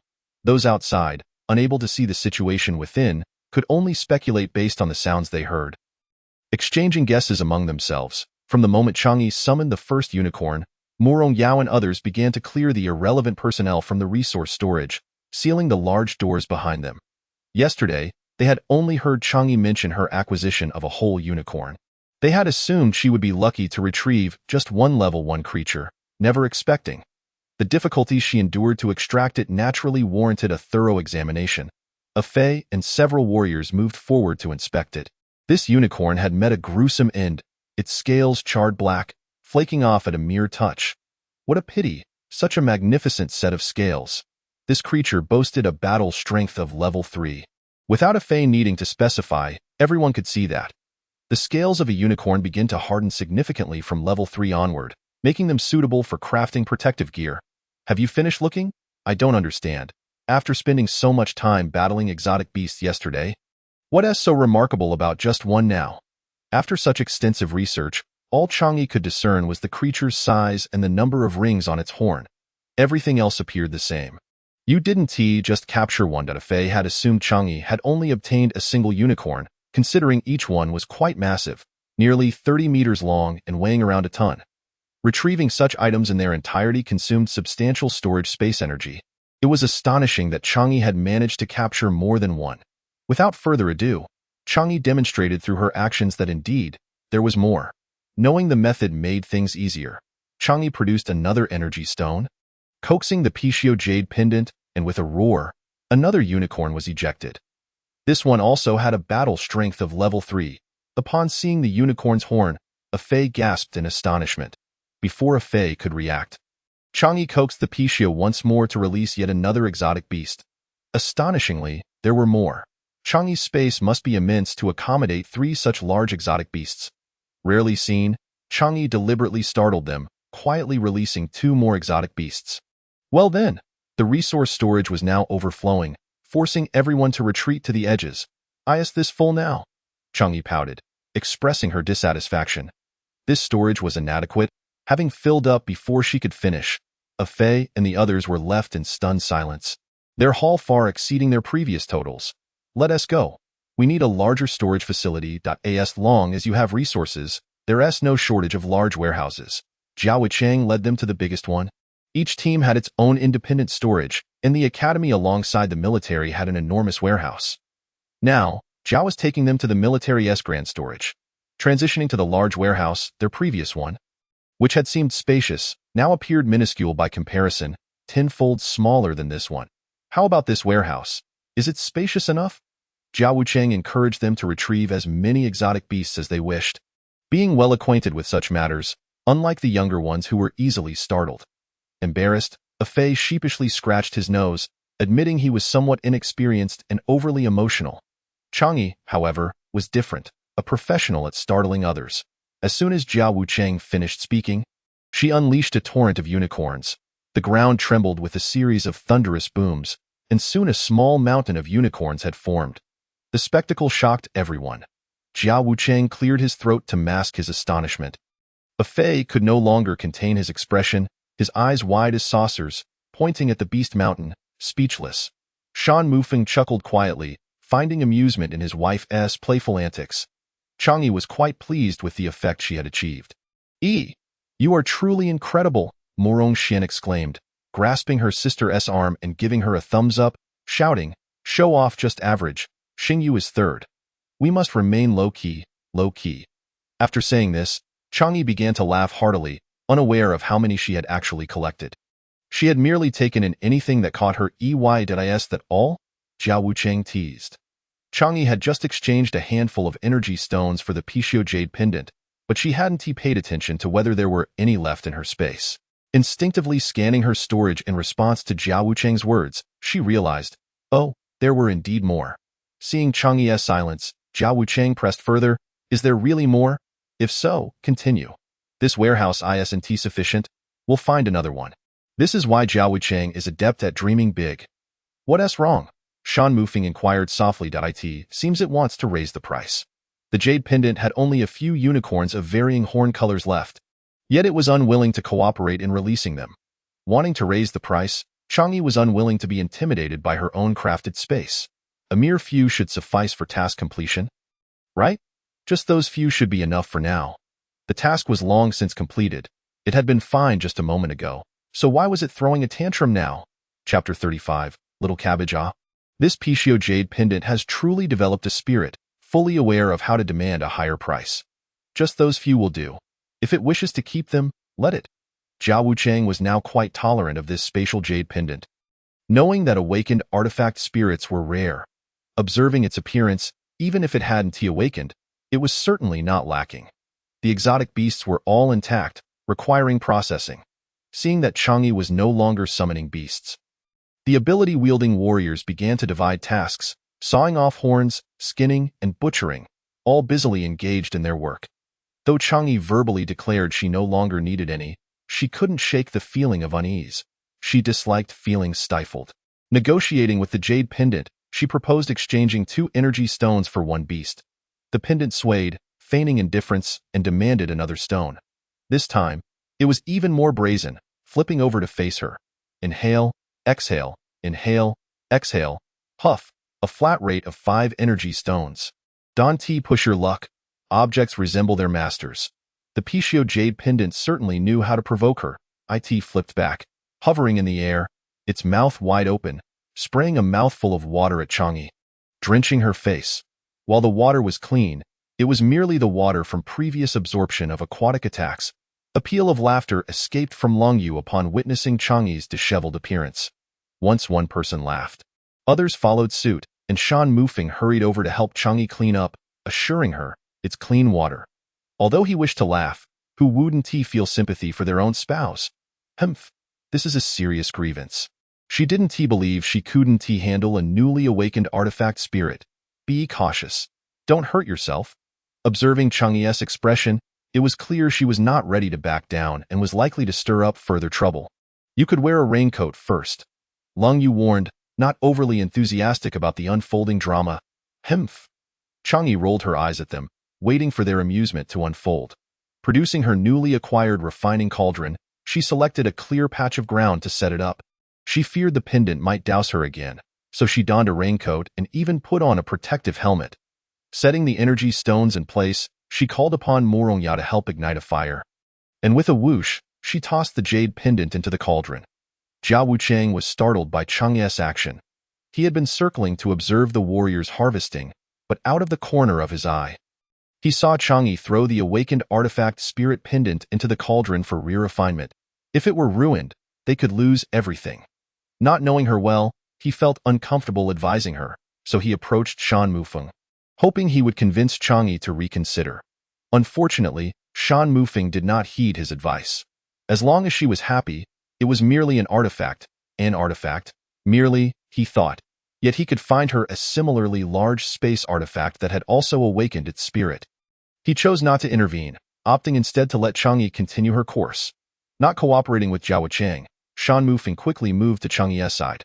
Chang'e, what are you quarreling with an artifact spirit for? It is just a child. Coax it, and it will listen. He spat water at me, Chang'e replied, her hands still busy. It's not really water.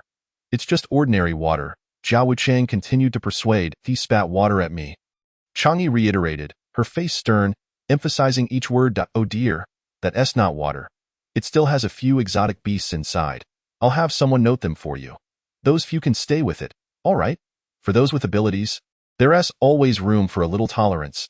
In a way, Jia Wuchu wished to offer further counsel, yet Chang'e was no longer inclined to listen. She turned her back and busied herself with rummaging through her material bag. Jia Wuchu circled around Chang'e, but she remained unresponsive, leaving him with no choice but to hope that the jade pendant could somehow extricate itself from this predicament. Previously, he had remarked on the pendant's peculiar spirit, and now it seemed to mirror its owner perfectly. What manner of person possessed such an artifact? At last, the air around him fell silent. As soon as Jia Wuchu departed, Chang'e began to hurl items into the cauldron. The jade pendant, engulfed in flames within, showed no signs of change, and when it spitted at her, the minuscule droplet evaporated before it could even touch her. Excellent, quite audacious. Let us see how long you can maintain that bravado. With a cold chuckle, she seized a bag and poured its contents into the cauldron. Every last chili pepper, without exception. Before sealing the lid and retreating, in mere moments, the cauldron erupted with a cacophony, reminiscent of an impending explosion. She sensed the jade pendant thrashing about within, gasping for relief. How bold you are, to spit at me again. The response from the pendant was a plume of mist. Very well, she was eager to witness just how resilient it could be. She summoned Morongya to stoke the flames further, amplifying the chaos as fire erupted from the cauldron, the lid barely containing the inferno.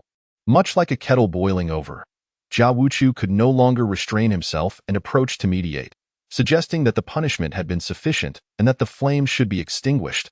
Those who discipline children must never be interrupted. Otherwise, the simmering anger will only escalate. The pendant refused to acknowledge its faults, unwavering in its defiance. Even as it turned crimson all over, its stubborn mouth continued to spit defiantly. The more Chang'e observed, the angrier she became. So you're not afraid of the spice, are you? Very well. I shall provide you with something even more formidable. A chilling smile graced her face as she retrieved the leftover Qinli Piaoxiang pill, laughing to herself, convinced that it would be unbearable for the pendant. Upon tossing the pill into the cauldron, she enveloped it in a protective barrier, lest the others in the storeroom suffer the consequences. The Qinli Piaoxiang proved to be immensely potent. Within moments, the jade pendant was reduced to tears, the rich aroma overwhelming. further intensified by the heat beneath the cauldron, which was already filled with an abundance of chili peppers, causing a swirling mix of green and red gases to escape from the lid. From the moment she had tossed the pill, Chang'e had not once checked on the situation inside the cauldron.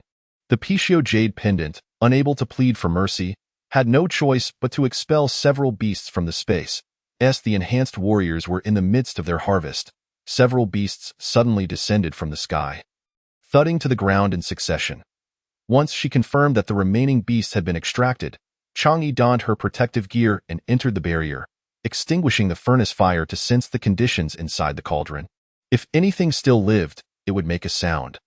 The once immaculate jade pendant was now a pitiful sight, half red, half green. Even the Pishio jade pendant was intimidated by its master, fearing that if she were to abandon it, it would be left to be reforged. It desperately tried to float upwards, summoning its last reserves of strength. Quite resilient, indeed. If it could still move, it ought to exit on its own. Such a foul odor. I certainly do not wish to touch you now. Although protected, Chang'e held considerable confidence regarding the potency of her concoction. With no option left, the Pishio jade pendant strained to muster its final bit of energy. Drifting towards the cauldron's opening, with a soft thud, the Pishio jade pendant attempted to appeal for sympathy, but its indifferent master had no intention of catching it, allowing it to fall to the ground. As it lay there, it hummed a tune of lament, lamenting its master's lack of humanity, feeling as bitter as the most acrid herbal concoction. Chapter 36. The sage Zhao Wuchu had been closely monitoring Chang'e's actions. Upon seeing her finally extinguish the flames and spare the Pishio jade pendant, he hurried over to inspect the situation. As he stepped into the barrier, he was immediately struck by a scent that was tenfold worse than that of the reincarnation substance.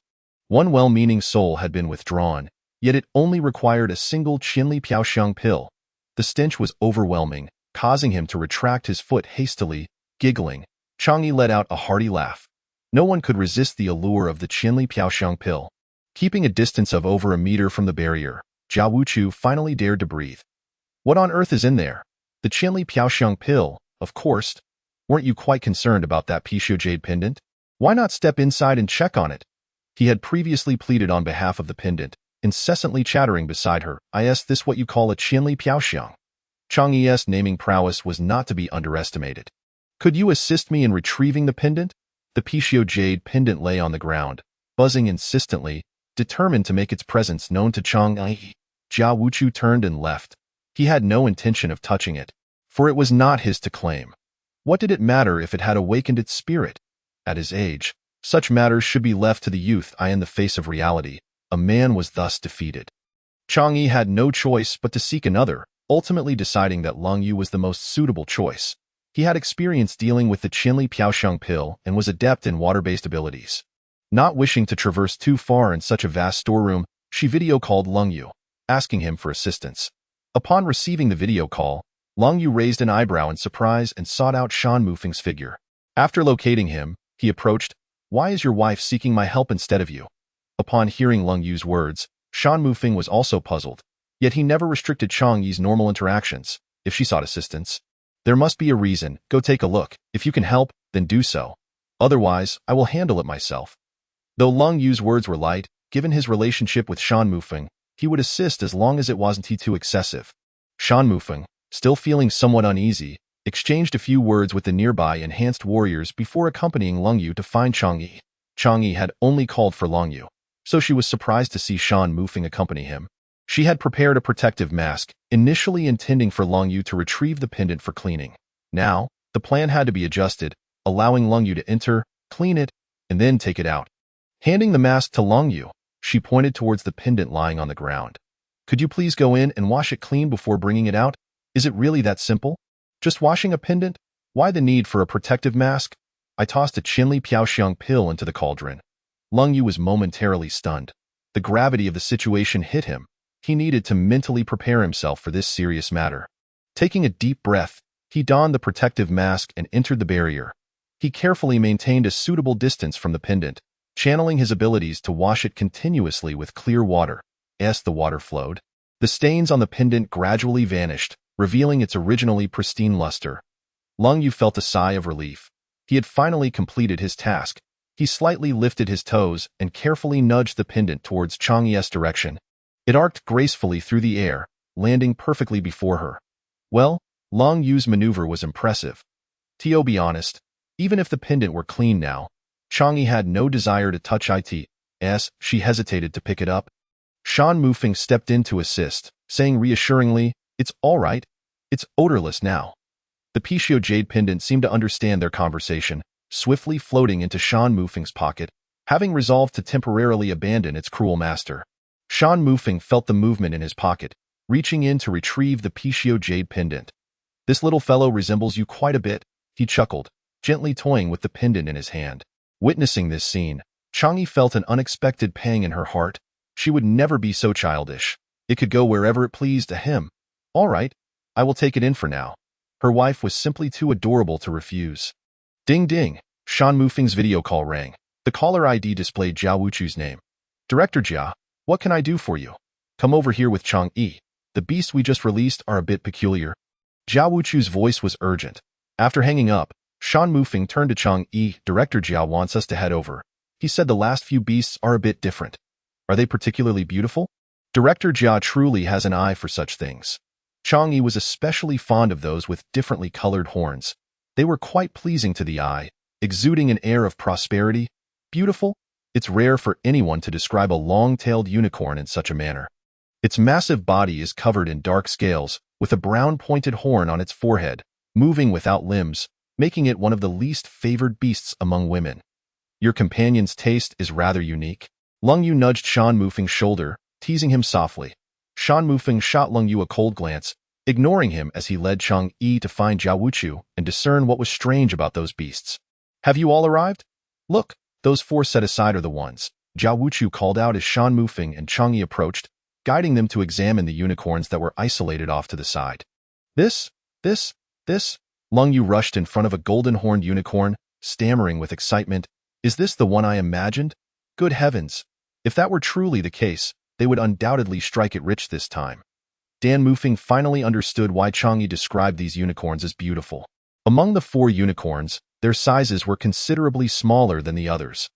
The smallest of the unicorns was entirely golden, its scales shimmering with a rainbow hue under the light, and its golden horn atop its forehead was without a single blemish, making it appear as if it were sculpted from pure gold. The other three were noticeably larger than the golden unicorn, wrapped in silvery scales, their silver horns glinting under the lights, radiating layers of brilliance, with even their eyelashes sharing the same hue. After thorough observation and discussion among the three, they concluded that Chang Yi had indeed acquired four awakened creatures among the extraordinary beasts. Some groups of extraordinary beasts may feature awakened individuals who possess heightened intelligence and are regarded as the sages among their kind. Many beast tides are instigated by such beings, and within their bodies, they generate core essences that can be directly consumed by extraordinary warriors without causing any disruption to their genetic abilities. However, such creatures are rarely slain, and even when they are, it is uncommon to locate their remains, as their bodies hold a fatal allure for their kin. Often, immediately after being killed, they are devoured by other extraordinary beasts. Chang Yi's fortunate acquisition of four at once can only be attributed to sheer luck. "I want all four of their horns." Lung Yu, still circling around these rare treasures, heard Dan Mufeng request the extraordinary beast horns from Minister Jia. Chapter 37, Special Mosquito Repellent. "That's fine, but the cores want to be given to you." Jia Wu answered Dan Mufeng's proposition with a hint of trepidation. "The resources gathered by gifted practitioners, provided they meet the task objectives, grant them the freedom to decide how to allocate the surplus." Although Dan Mufeng's request for the horns of the four awakened unicorns was slightly excessive, it was still permissible.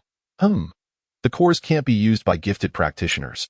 These extraordinary horns are seldom encountered and should be kept by Chang Yi for refining purposes. "I want one of each.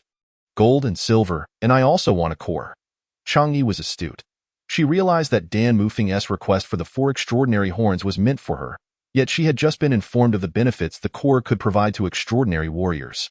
"All right, I'll remove them for you shortly." As soon as Chang Yi spoke, Jia Wu readily agreed. The extraordinary horns would undoubtedly be allocated to the gifted practitioner, and as the one who had acquired the four awakened unicorns, Chang Yi had every right to request the refining materials for her own use. Given Dan Mufeng's position, It was only reasonable for her to claim a core as well. Now, with Chang'e willing to exchange 2 extraordinary horns for 1 core, it seemed they were the ones at a disadvantage. The school won't have any objections, will they? Jiawu responded quite readily, but Chang'e belatedly sensed something amiss. This time, the military and the school had jointly defeated the Beast Tide. So logically, the distribution of resources should have gone through the school's logistics department, and no worries, we'll communicate with the school. The military and the 2 universities had long-standing collaborations, and they had conducted joint operations countless times. They already had established standards for resource allocation. Sister, what are you worried about? Do you believe the last 2 extraordinary horns will most likely end up in the hands of the class instructor? The surprises Chang'e provided today had left her rather flabbergasted. Previously, she had not awakened, and her family had considered her and her mother as ordinary people, neglecting them entirely. After awakening and facing the Beast Tide, she had married Dan Mufeng, and she was still somewhat unaccustomed to the privileges of a gifted practitioner. Once the business at hand was concluded, everyone returned to their respective tasks. Chang'e found herself troubled by the refining cauldron within the isolation chamber. Although she had successfully released the contents, the chili powder mixed with the aroma of 1,000 miles was indeed difficult to handle. Nevertheless, she had to manage it. She located a small brush and meticulously cleaned out the chili powder from the cauldron, storing it in a sealed jar. After activating the air purifier for over half an hour, she finally removed the isolation chamber, marking the refining cauldron for separate preservation. Let us gather for lunch. Morong Yao sent a message in the group. Chang'e informed Dan Mufeng about their team's gathering, to which he nodded in acknowledgement. It was appropriate to celebrate such a fruitful first expedition. Given their current harvest, even if they did not secure anything further, they were likely to rank among the top 50 teams in this excursion. Do not underestimate the top 50. During a joint expedition of the 2 universities, there are thousands of teams, and rewards are granted to those within the top 100. Since it was a team gathering, they certainly could not opt for a communal meal. Morong Yao specifically requested Jiawu to procure a portion of awakened beast meat for the 2 ladies. The meat of awakened beasts is often quite delectable. Chang'e sponsored a portion of spirit grains, having grown weary of the ordinary rice's taste that morning, while Murong Xian contributed a bottle of juice, a low-nutrition energy drink that wasn't particularly cheap, which he had brought for her own indulgence. The team's first gathering was largely successful, aside from a minor incident in between.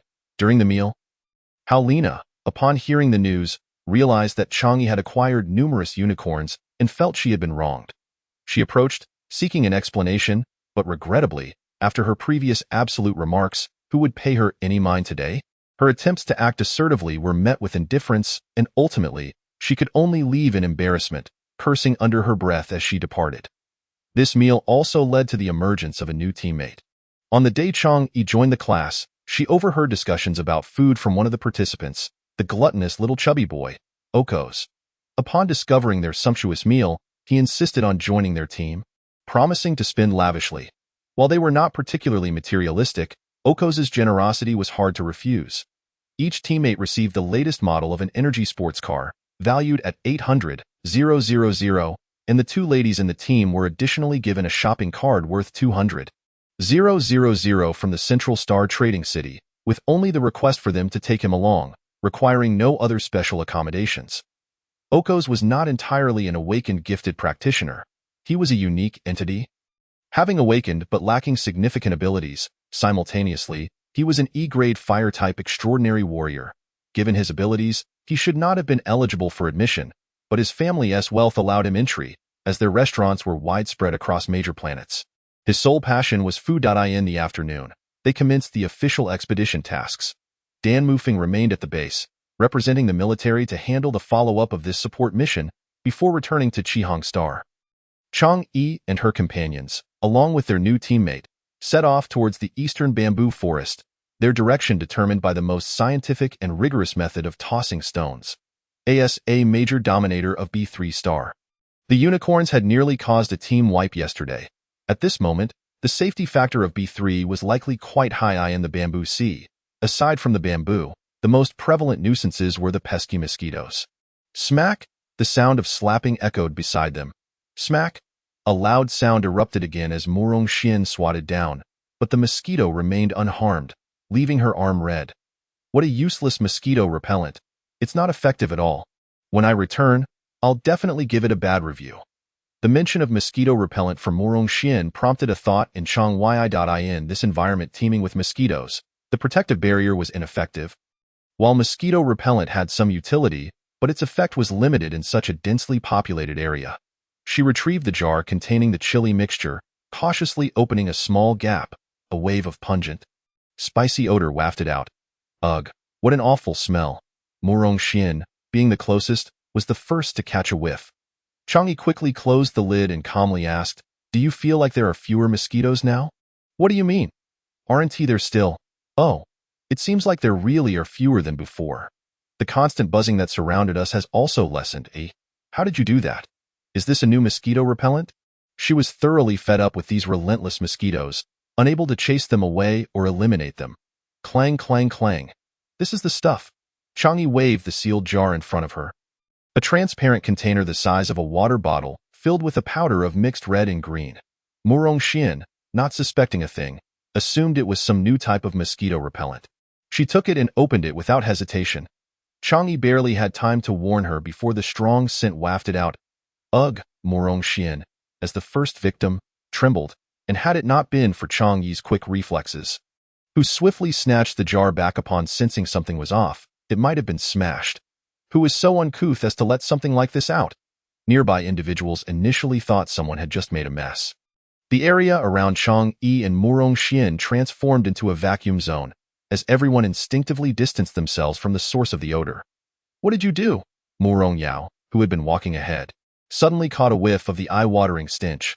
Upon closer inspection, he realized it was emanating from Morong Xian and Chang'e. Chapter 38. Exclusive Secret Recipe. "Just like this, and then like that," Chang'e explained to him. "Can the odor be lessened while still maintaining the mosquito-repelling effect?"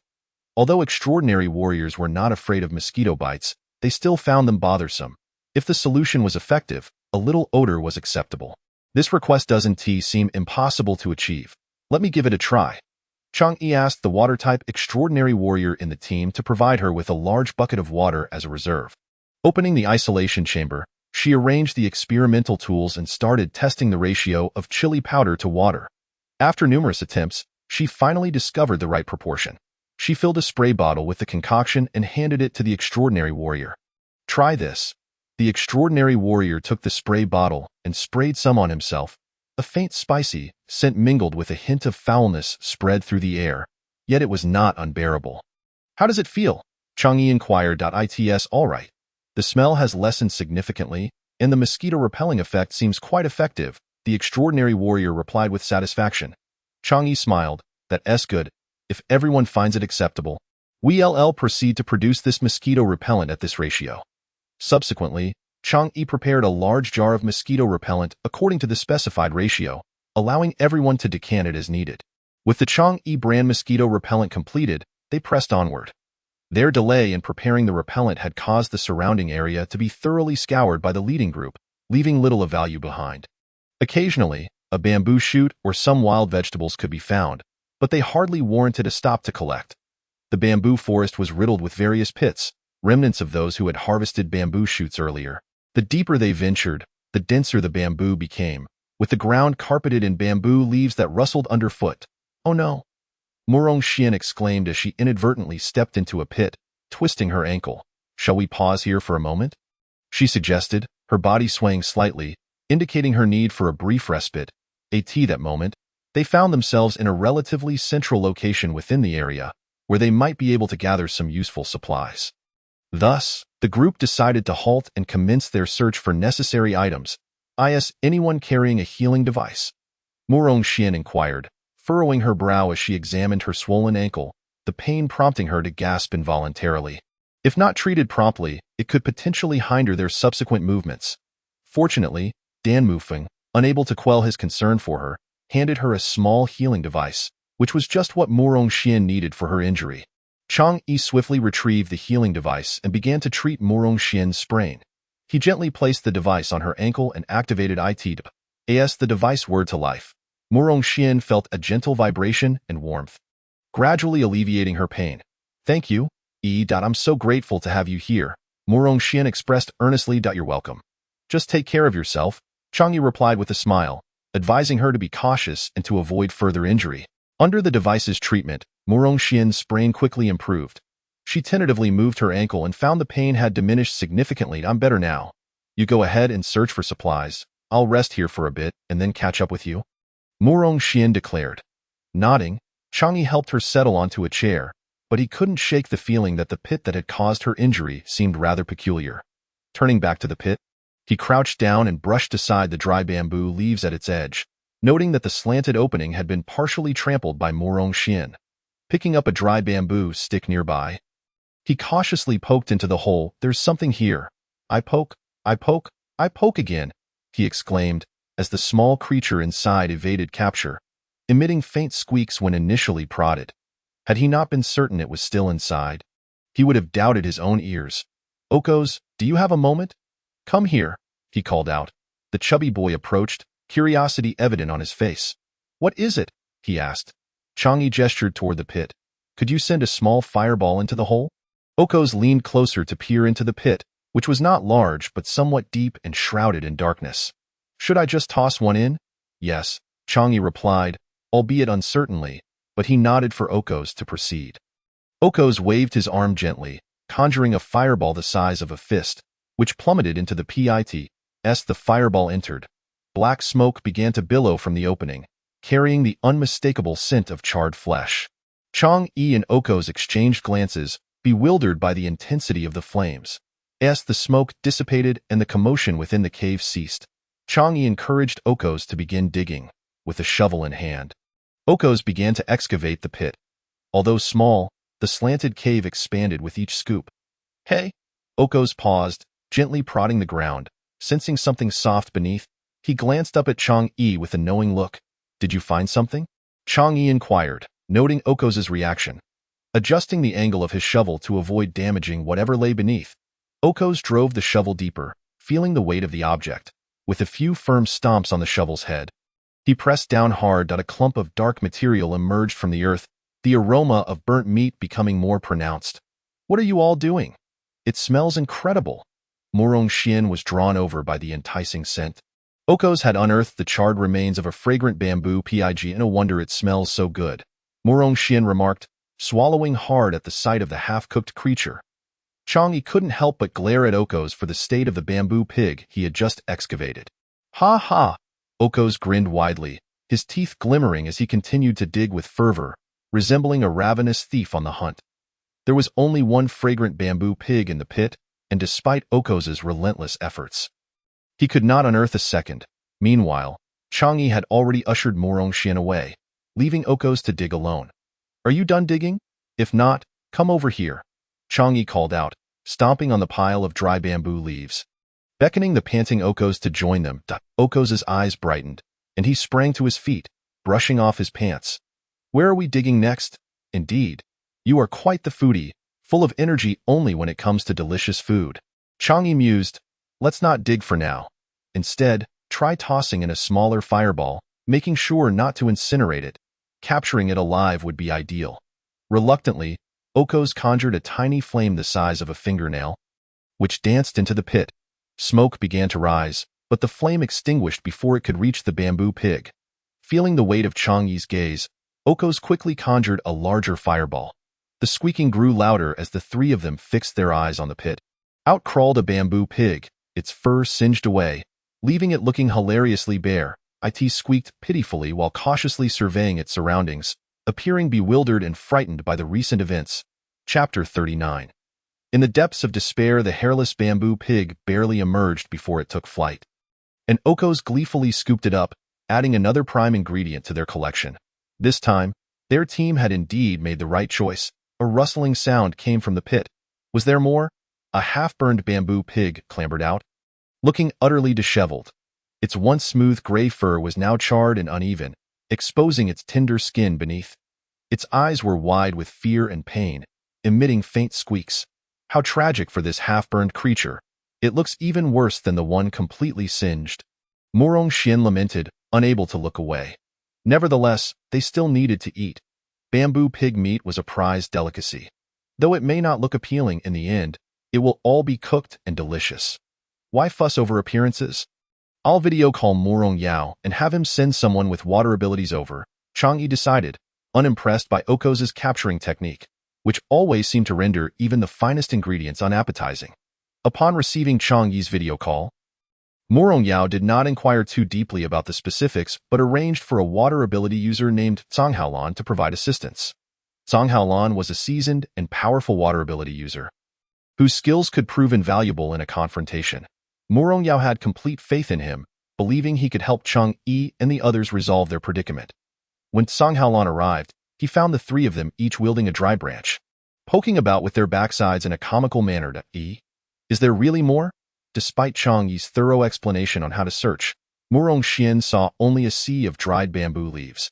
Unable to discern any differences, yes, Chang'e exclaimed, poking the ground with the branch, penetrating the dry leaves, and immediately eliciting a series of squeaks. All right, this isn't something just anyone can do, Murong Xian conceded, abandoning her own search and moving closer to assist Chang'e instead. I'll do it! I'll do it! Okos exclaimed, discarding his branch as he bounded over. Without waiting for Chang'e to instruct him, he raised his hand, ready to unleash a fireball. Stop, don't do anything. Let him handle it. Chang'e quickly interrupted, gesturing towards Zhang Haolan.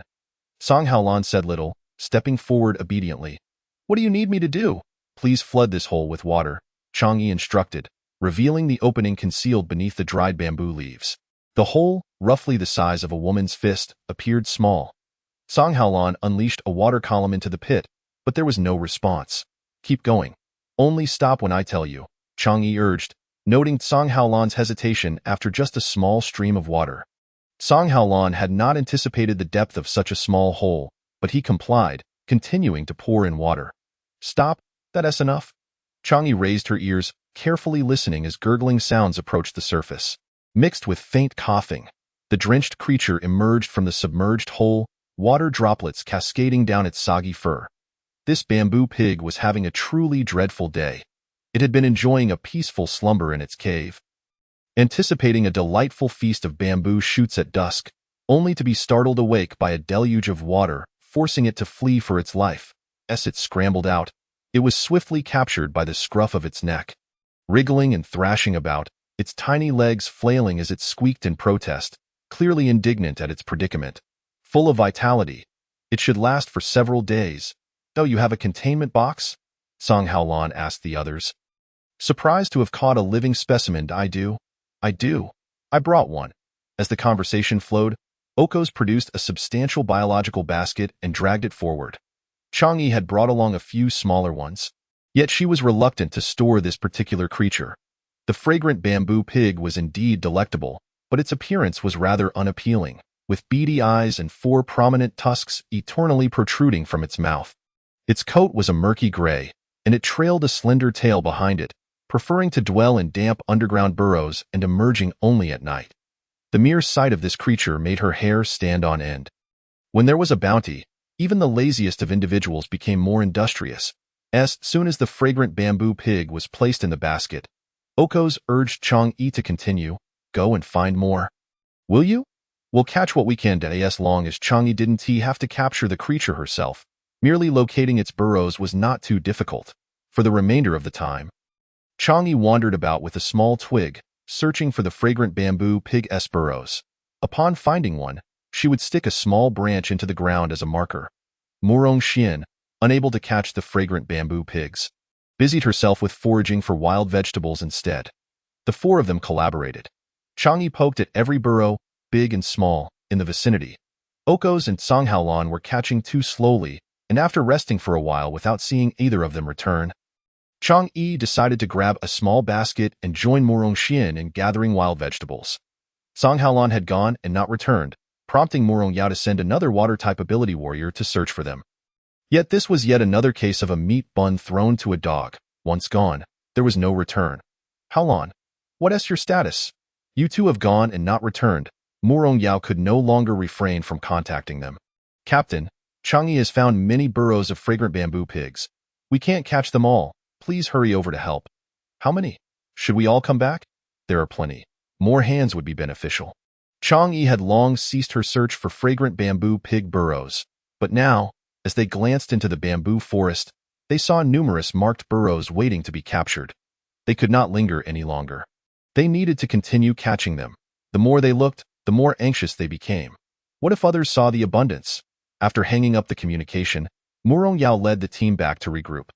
The day's hunt had not gone smoothly for Murong Yao and his companions. They had only managed to catch a few with subpar meat quality. They were troubled about what to do for dinner, as the quality of their meal depended entirely on the team's harvest. Murong Yao and his group quickly made their way to where Chang'e was located. Before them lay numerous marked burrows, and excitement filled the air. The water-type warriors helped to prepare water, while the others sprang into action. As soon as Murong Yao arrived, everything fell into place. Song Haolan and the others, too focused on catching, had forgotten that other ability warriors could use water to flesh out the burrows. Not necessarily relying on their own abilities, as everyone pitched in, efficiency soared, and they swept through the bamboo forest like a carpet, determined to annihilate the fragrant bamboo pigs. By the time darkness fell, they had finally cleared all the marked areas in the bamboo grove. Chang'e and Murong Xian also rejoined them, their basket brimming with wild vegetables. How many did you catch? Chang'e had only been responsible for marking. She had no idea how many fragrant bamboo pigs they had actually captured. Surely hundreds. We'll count them back at the supply depot. At first, they had tried to keep track, but as the numbers increased, no one remembered anymore. Regardless, the quantity was substantial. The baskets they had brought were full yet insufficient, so they tied up the excess with rope for easier transport. Chapter 40.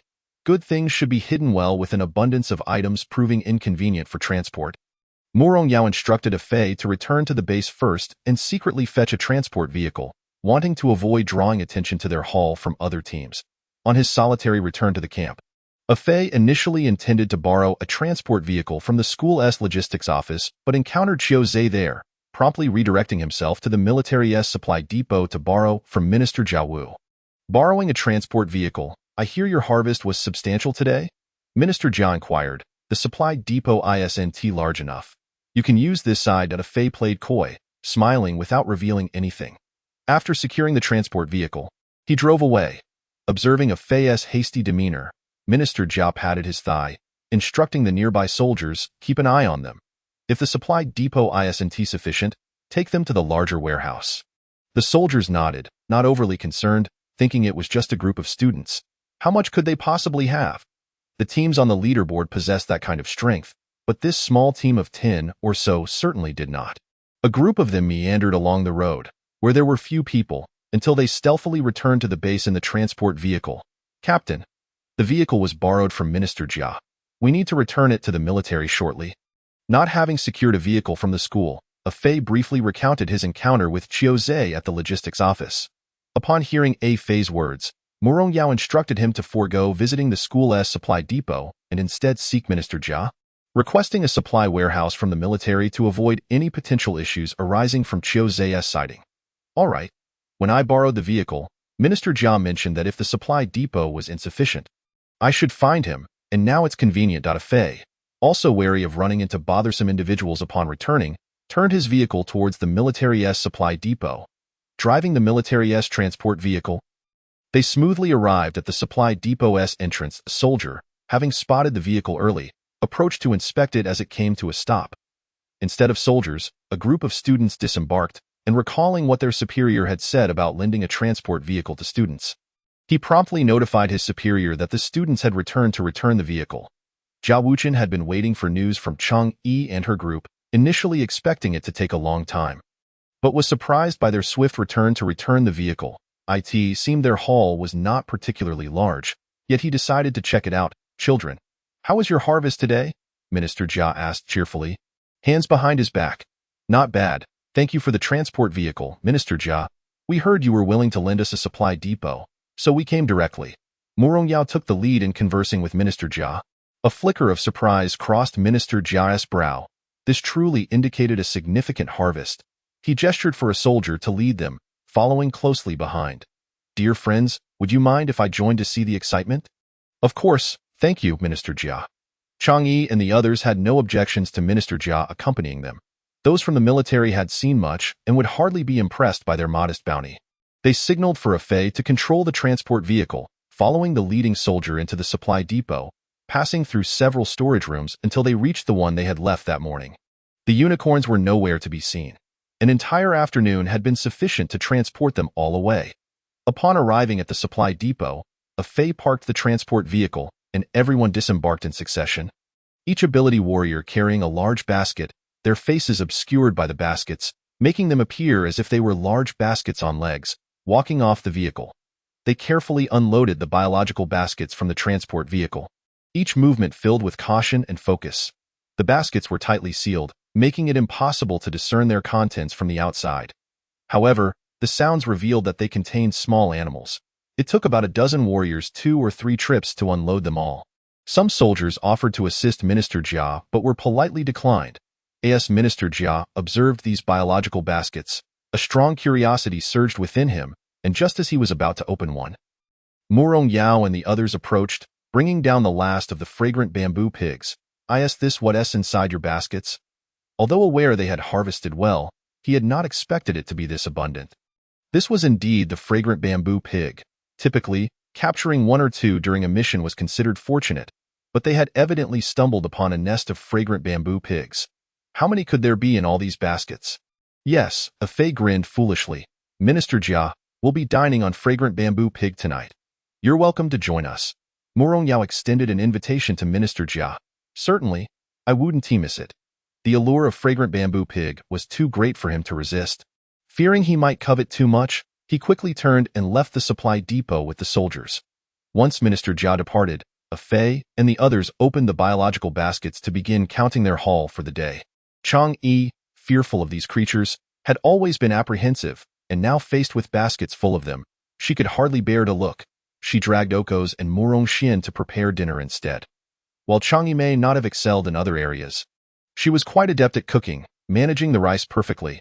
Murong Xian washed the wild vegetables they had gathered and planned to blanch them, adding some seasoning for a refreshing side dish. The main event, the fragrant bamboo pig, was left to the capable hands of the plump Okos, as neither of the two dared to handle it, leaving the labor to him. After a morning of savoring the tender and succulent awakened beast meat, they were now set to indulge in the renowned fragrant bamboo pig, experiencing sheer bliss. Who wouldn't envy such a life? Every gluttonous individual possesses culinary skills. They can prepare their favorite dishes exquisitely. Okos skillfully skinned and drained the fragrant bamboo pig, cleaning it thoroughly, collecting the blood in a basin. For this was a prized ingredient, rich and nourishing. With such a bountiful harvest, and being young, no one would skimp on their meals. Each ability warrior had 3 fragrant bamboo pigs allocated, and the 2 ladies prepared one each to ensure there was enough to eat. As dinner neared completion, Okos instructed Murong Xian to notify those in the warehouse to come for dinner, which was to be held in Murong Yao's temporary quarters. The group entered, chatting and laughing, drawn in by the enticing aroma of the meal, hastening their steps. After washing their hands, after indulging in a sumptuous feast, Jia Wuchu, while meticulously picking his teeth, cast a hopeful glance towards Murong Yao and the others. The thought of such a delightful treasure being within sight yet unattainable was indeed exasperating. Upon hearing his words, Murong Yao and the others were momentarily taken aback. To be honest, they had never contemplated selling the fragrant bamboo pigs. After all, these were precious creatures they had painstakingly captured. However, upon reflection, selling a few to the military did not seem entirely out of the question. Given the difficulties in keeping wild beasts alive after bringing them back, and considering the abundance of fragrant bamboo pigs they had captured, it might be wise to seize this opportunity to sell some and obtain essential supplies. With this thought in mind, Murong Yao exchanged glances with his teammates, and a decision began to form in their hearts. Chapter 41. "A daunting task I can offer you 10, he stated.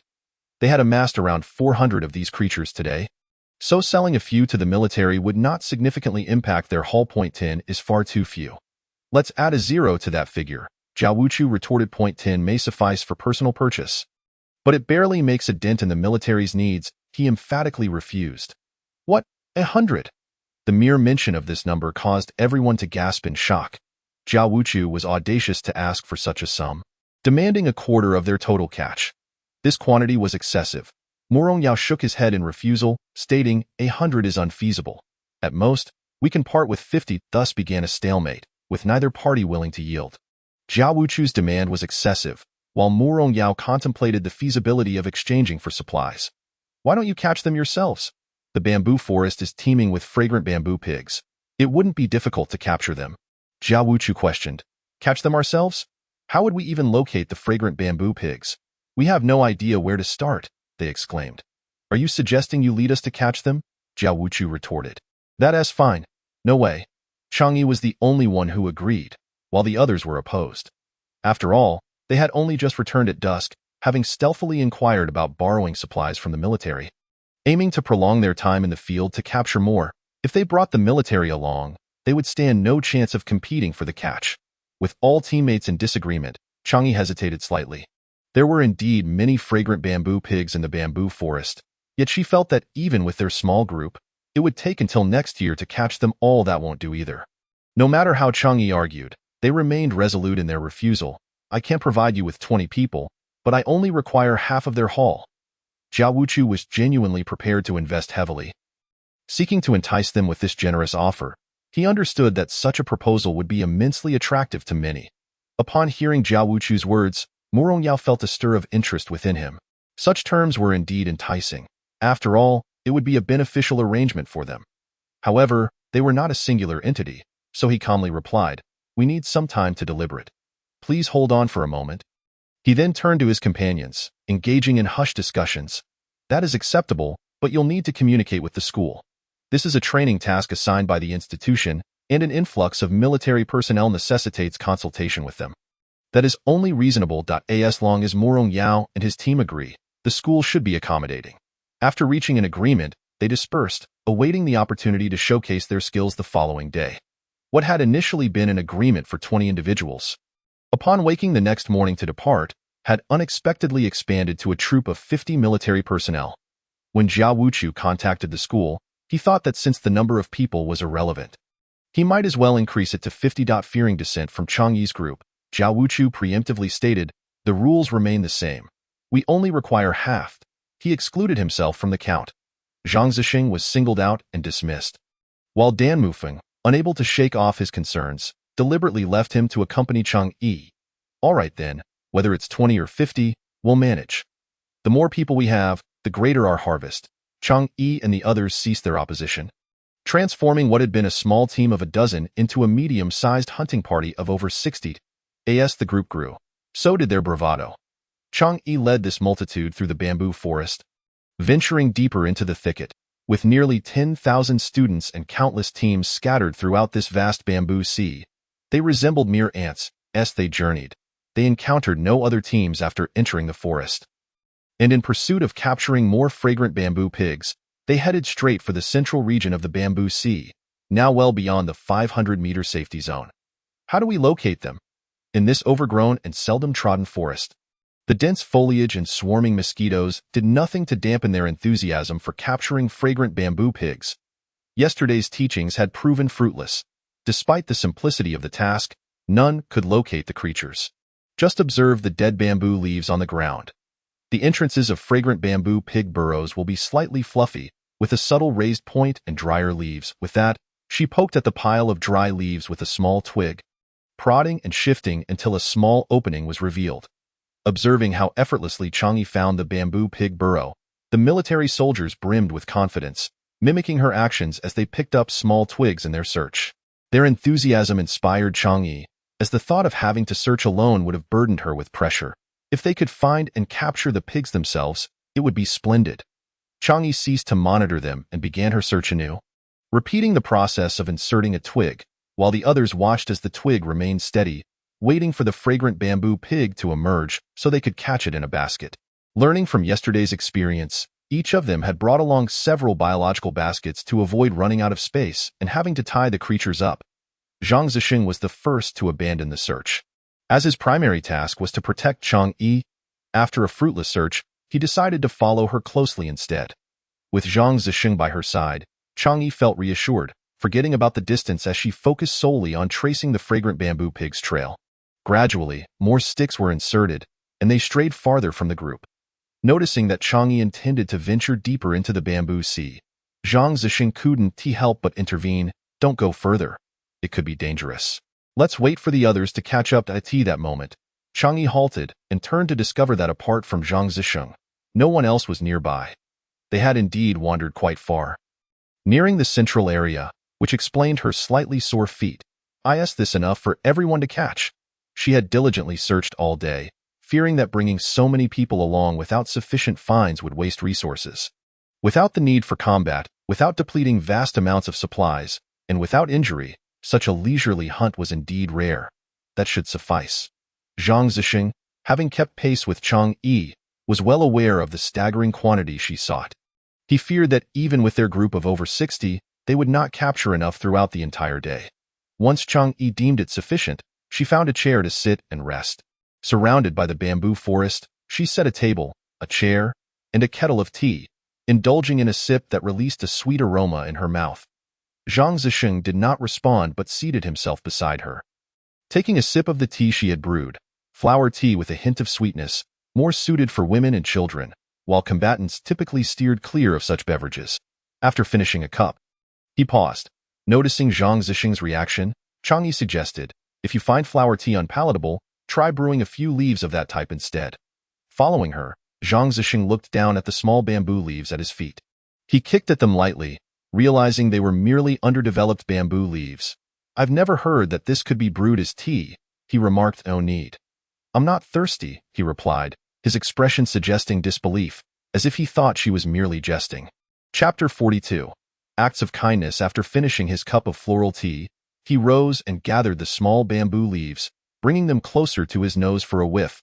They indeed possessed the desired fragrance. He washed them, placing them in a transparent crystal kettle, and set up a clay stove on the table to ignite a fire. With a fire affinity warrior accompanying them, this task was made effortless. Observing Chang Yi's leisurely pace in preparing the tea, Zhang Zisheng felt a sense of fatigue wash over him. He flicked his finger, causing the flames to rise, and moved away to see if he could uncover any unexpected treasures. As he had no desire to drink the bamboo leaf water, Chang Yi did not stop him from leaving, waiting for the water to boil. Inside the transparent kettle, the verdant bamboo leaves floated and swayed with the bubbling water, gradually tinting the liquid a rich green. The once visible bamboo leaves slowly vanished as the water deepened in color, releasing a delicate fragrance of bamboo into the air. Adjusting the fire, she poured a cup of the bamboo leaf water, its emerald hue exuding a fresh aroma. Gingerly lifting the cup, she found it slightly hot, blowing on it gently before taking a small sip. The refreshing sensation surged through her, an exhilarating feeling that relaxed her tense mental faculties. To her surprise, the bamboo leaves were remarkably effective in restoring mental energy, leaving her curious about how many such leaves could be found in this bamboo sea. After savoring the cup of bamboo leaf water, Chang Yi gathered the teapot and, with her small bamboo basket in hand, began her search for more bamboo leaves, finding them even more alluring than the fragrant bamboo pigs. Circling around her seat yielded no results. But she noticed a promising tree near Zhang Zisheng, who was digging for fragrant bamboo pig burrows. Approaching him, she requested, "Please move your foot aside. Is that wife of Shan Mufeng unwell?" In a forest filled with bamboo leaves, she insists on having him collect the small and short ones at his feet every single time. This isn't his wife. Zhang Zisheng can only mutter a few words to himself, instinctively stepping aside. What a waste of natural resources. Gazing at the leaves crushed under Zhang Zisheng's foot, Chang Yi couldn't help but roll her eyes, pursing her lips as she continued to gather the remaining leaves. "When you see these bamboo leaves, pluck some for me." "Fine. Just step aside for a moment. Let me dig out this cluster of fragrant bamboo pigs first." He was of the fire element, and with a slight tremble of his hand, the fire intensified, incinerating the fragrant bamboo pigs inside. Now, all he could do was start digging. Before Zhang Zisheng could extract his fragrant bamboo pigs, he encountered a few unexpected guests. "Help! Is anyone there? Please, save us." The cries for help echoed from the bamboo forest to the south. Chang Yi and her companion halted their actions, straightening up to look in the direction of the sound. Zhang Zisheng hurriedly filled in the freshly dug hole with his foot and stepped in front of Chang Yi, shielding her behind him. "Classmates, please help, The pleas for help were intermingled with piercing screams, and the sound of frantic footsteps approached rapidly. Chang Yi squinted her eyes to take a closer look. Leading the pack was a woman, weeping like a pear blossom in the rain. It was an old acquaintance, Chang Jiaojiao. Her once smooth face was now swollen like a pig's head, and if it weren't for her perennial red dress, she would hardly be recognizable. Seeing that it was Chang Jiaojiao, Chang'e lost interest in engaging with her. They were a nuisance. Zhang Zisheng, upon witnessing the plight of the group running in front, immediately understood that they had provoked a swarm of spirit bees. "Don't come over here. Just run outside. Back to the base." Zhang Zisheng shouted at the crowd, turning and dragging Chang'e away as they fled. Spirit bees, once stirred, swarm in droves, and their stingers can secrete corrosive liquid that bypasses protective shields. Even extraordinary warriors in the wilderness avoid provoking them. It was unclear how this group had managed to anger them.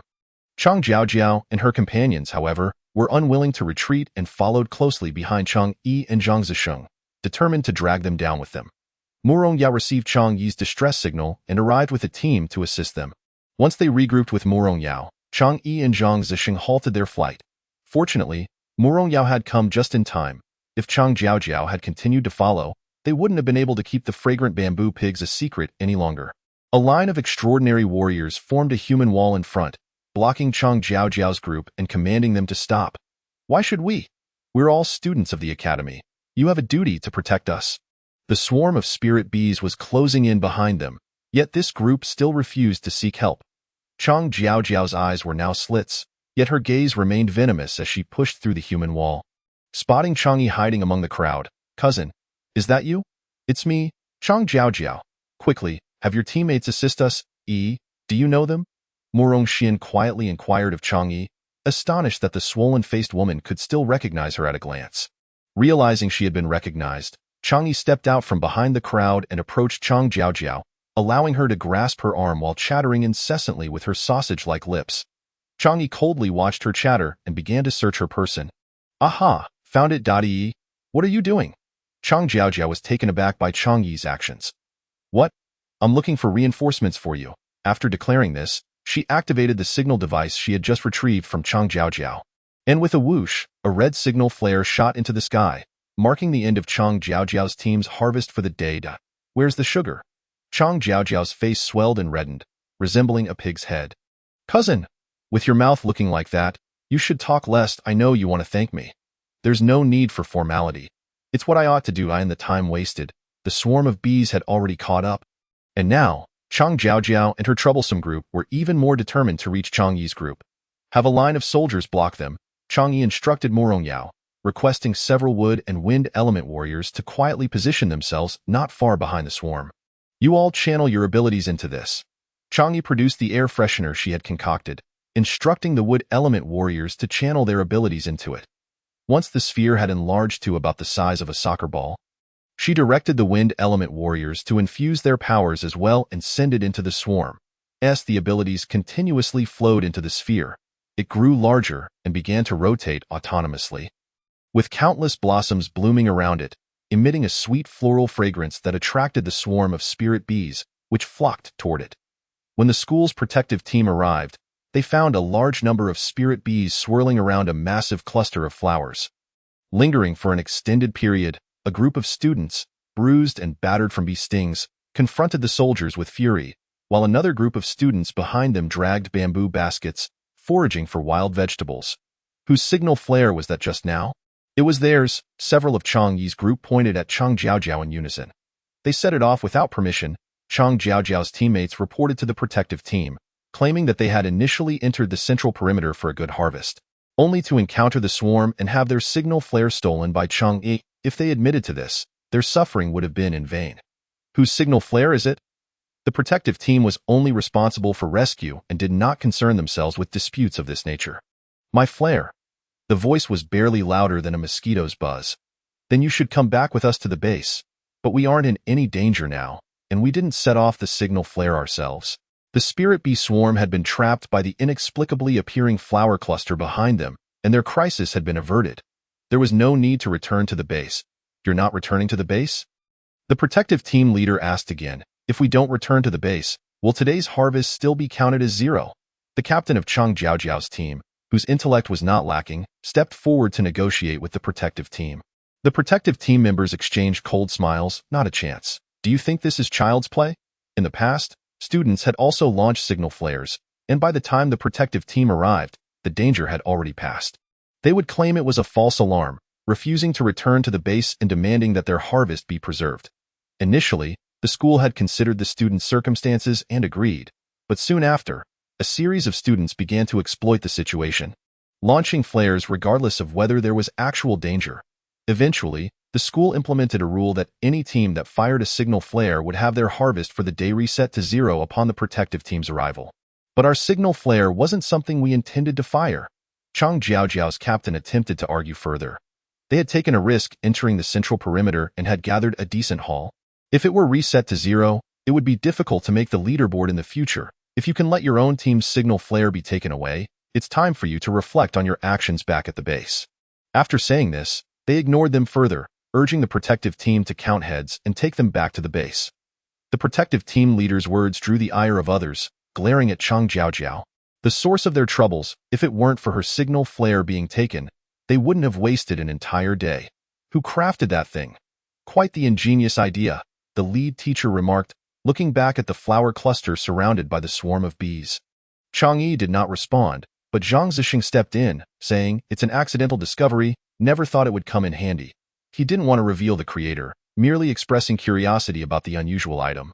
If the creator did not wish to disclose, that was fine. He waved his hand to indicate he understood, leading Chang Jiaojiao and her group back. After the protective team left with Chang Jiaojiao and her companions, Zhang Zixing assessed the bee cluster and asked Chang Yi, "How long can this thing last?" "I don't know. It depends on the energy they input," Chang Yi replied, as it was her first time using it, and she had no idea how long it would last.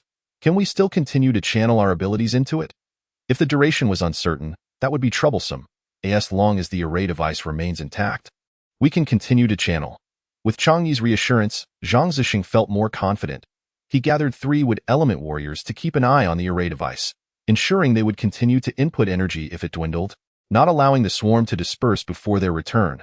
He also selected 10 soldiers to accompany him as he ventured to locate the bee nest. Noticing Zhang Zixing preparing to lead a team to search for the hive, Chang Yi handed him a bottle of her homemade mosquito repellent.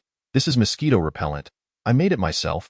Spray a little on yourselves. It generally wards off small insects. Our team has had good results with it." The small insects in the central area were significantly more numerous than those outside.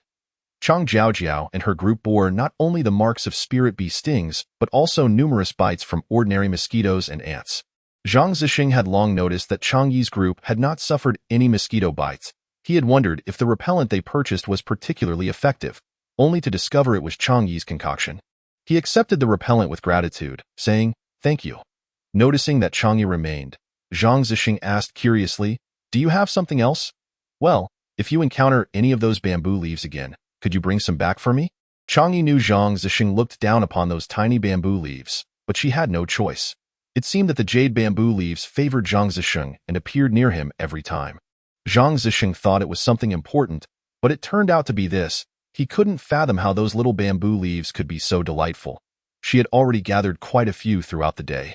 "All right, if I see them, I'll bring them back for you." Zhang Zixing agreed, and upon hearing this, Chang Yi lifted the small bamboo basket she had hidden behind her and handed it to Zhang Zixing. "Thank you. Please fill it up for me, and if you need anything later, I can share some with you. No need. It's all for you. A special basket was prepared for him." How much does she want? Women can be quite troublesome. Having already promised, there was no choice but to leave with the basket in hand. Why are you giving a basket to Captain Zhang?" While it was understandable for Chang Yi to gift Zhang Zixing mosquito repellent, her homemade version was far superior to store-bought. Her later addition of a small bamboo basket was somewhat perplexing. "I had asked him to help me gather some small bamboo leaves. The yuzu leaves are difficult to explain, as they appear no different from ordinary bamboo leaves. As I spoke, I poured some tea from the kettle and offered it to Morong Xian, saying, "Take a sip and see." Although I had just drunk water and claimed not to be thirsty, I nonetheless accepted the cup and took a sip. "Wow! Hiss, this is so cold." My pupils widened. The tea was shockingly chilled, sending a rush of coolness straight to my crown. Hee! Chang'e watched Morong Xian gasp in surprise, her eyes bulging like those of a frog. "You're still laughing. What kind of tea is this? So cold?" Embarrassed by Chang'e's amusement, Morong Xian playfully pinched her. "Ha ha ha!" With the kettle still in hand, Chang'e turned and ran off, wanting to secure the kettle, fearing she would be heartbroken if it fell. Stop. This is a precious item. You should really pay attention to how it feels. Is there anything different? Different? It's just slightly cooler tea. What's the difference? Tilting her head and smacking her lips, she found nothing remarkable. Wait, that's not right. Grabbing Changyi's arm, she jumped with excitement. I feel so alert, so awake. It must be this tea? Sure. This tea is made from yuzu leaves. It can invigorate the mind, soothe the spirit, and eliminate fatigue. It seemed Murong Xian had grasped the benefits of yuzu leaves. Only Zhang Zisheng, that stubborn mule, refused to drink any. Thank you, Grateful for experiencing the effects of yuzu leaf tea, Murong Xian felt fortunate to have a good friend like Chang Yi, who was willing to share such treasures with her and no need for thanks. I'll teach you how to find yuzu leaves so you can brew it at home too. Chang Yi then took out some yuzu leaves for Murong Xian to see and showed her pictures for comparison when searching. Murong Xian was surprised by Chang Yi's kindness. Not only did she provide her with such valuable tea, but she also taught her how to find yuzu leaves. You're making it easy for others to take advantage of you. If I teach you, will you let me be taken advantage of? With few friends, she was willing to treat someone like Murong Xian well. Besides, yuzu leaves aren't easy to come by, and if she wanted to drink it, someone would eventually find out. There was no need to hide it from everyone. If Zhang Zisheng were willing to take a sip, Chang Yi wouldn't have acted this way and would have been clear with him. Murong Xian looked at Chang Yi, seriousness etched on her face. I will make sure you are not taken advantage of. With that, she raised her finger to the sky in a vow. Chang Yi could only smile wryly. All right then, let us find them first. Chapter 44. Envy in the air dragging the small bamboo basket, confidence had turned to doubt. Are you sure there's something here? Yes, this was the 800th time Murong Xian had asked. An hour had passed, and the two of them had wandered through the bamboo forest multiple times without finding a single plant, while Chang Yi had conveniently marked several fragrant bamboo pig holes. I can't search anymore. I need a break. If we keep this up, I'll end up with a broken back before we find any yuzu leaves. Chang Yi was also feeling dizzy from searching. Just as she sat down to rest, uncertain if Zhang Zisheng and the others had found the beehive, her communicator beeped. It was the class instructor calling. Chang Yi? How's the harvest today? The instructor blinked, glancing at someone beside him while casually inquiring. Someone was with the instructor, making the question rather peculiar. Initially, Chang Yi had considered teaming up with classmates, but they all deemed her a liability, so no one had even bothered to ask her. Oh, I'm just a tag-along. How would I know about the harvest? That's the captain's responsibility. You don't know either? Well, that is fine. I just wanted to check to be safe out there. Before Chang Yi could respond, the instructor abruptly ended the call. What was that about? Just a random check-in. Is the instructor so free? Murong Xian scoffed, annoyed that, of course, someone must be envious. What else could it be? Envious. What do we have to be envious of? Aside from the unicorn and the secretly stashed fragrant bamboo pigs in the military supply depot, what is there to be jealous of? There are plenty of teams with better harvests than ours. You think we, the bottom of the barrel, have much to show? We might just have the highest harvest in class. Murong Xian had more insight than Chang Yi. Most of their classmates were leftovers from other teams, unwanted and shoved onto them. Yet they still harbored so many schemes. So the instructor's call means someone wants to take advantage? Chang Yi couldn't believe that being a liability could cause such scheming. Definitely. Otherwise, the instructor wouldn't have said that out of the blue. I need to inform my brother to keep the supplies hidden. It won't be easy for anyone to take advantage of us. Impulsive as she was, Murong Xian dashed off before finishing her thoughts, leaving Chang Yi standing in a daze. Forget it. Whether or not to include others isn't my concern. I just need to protect my own things.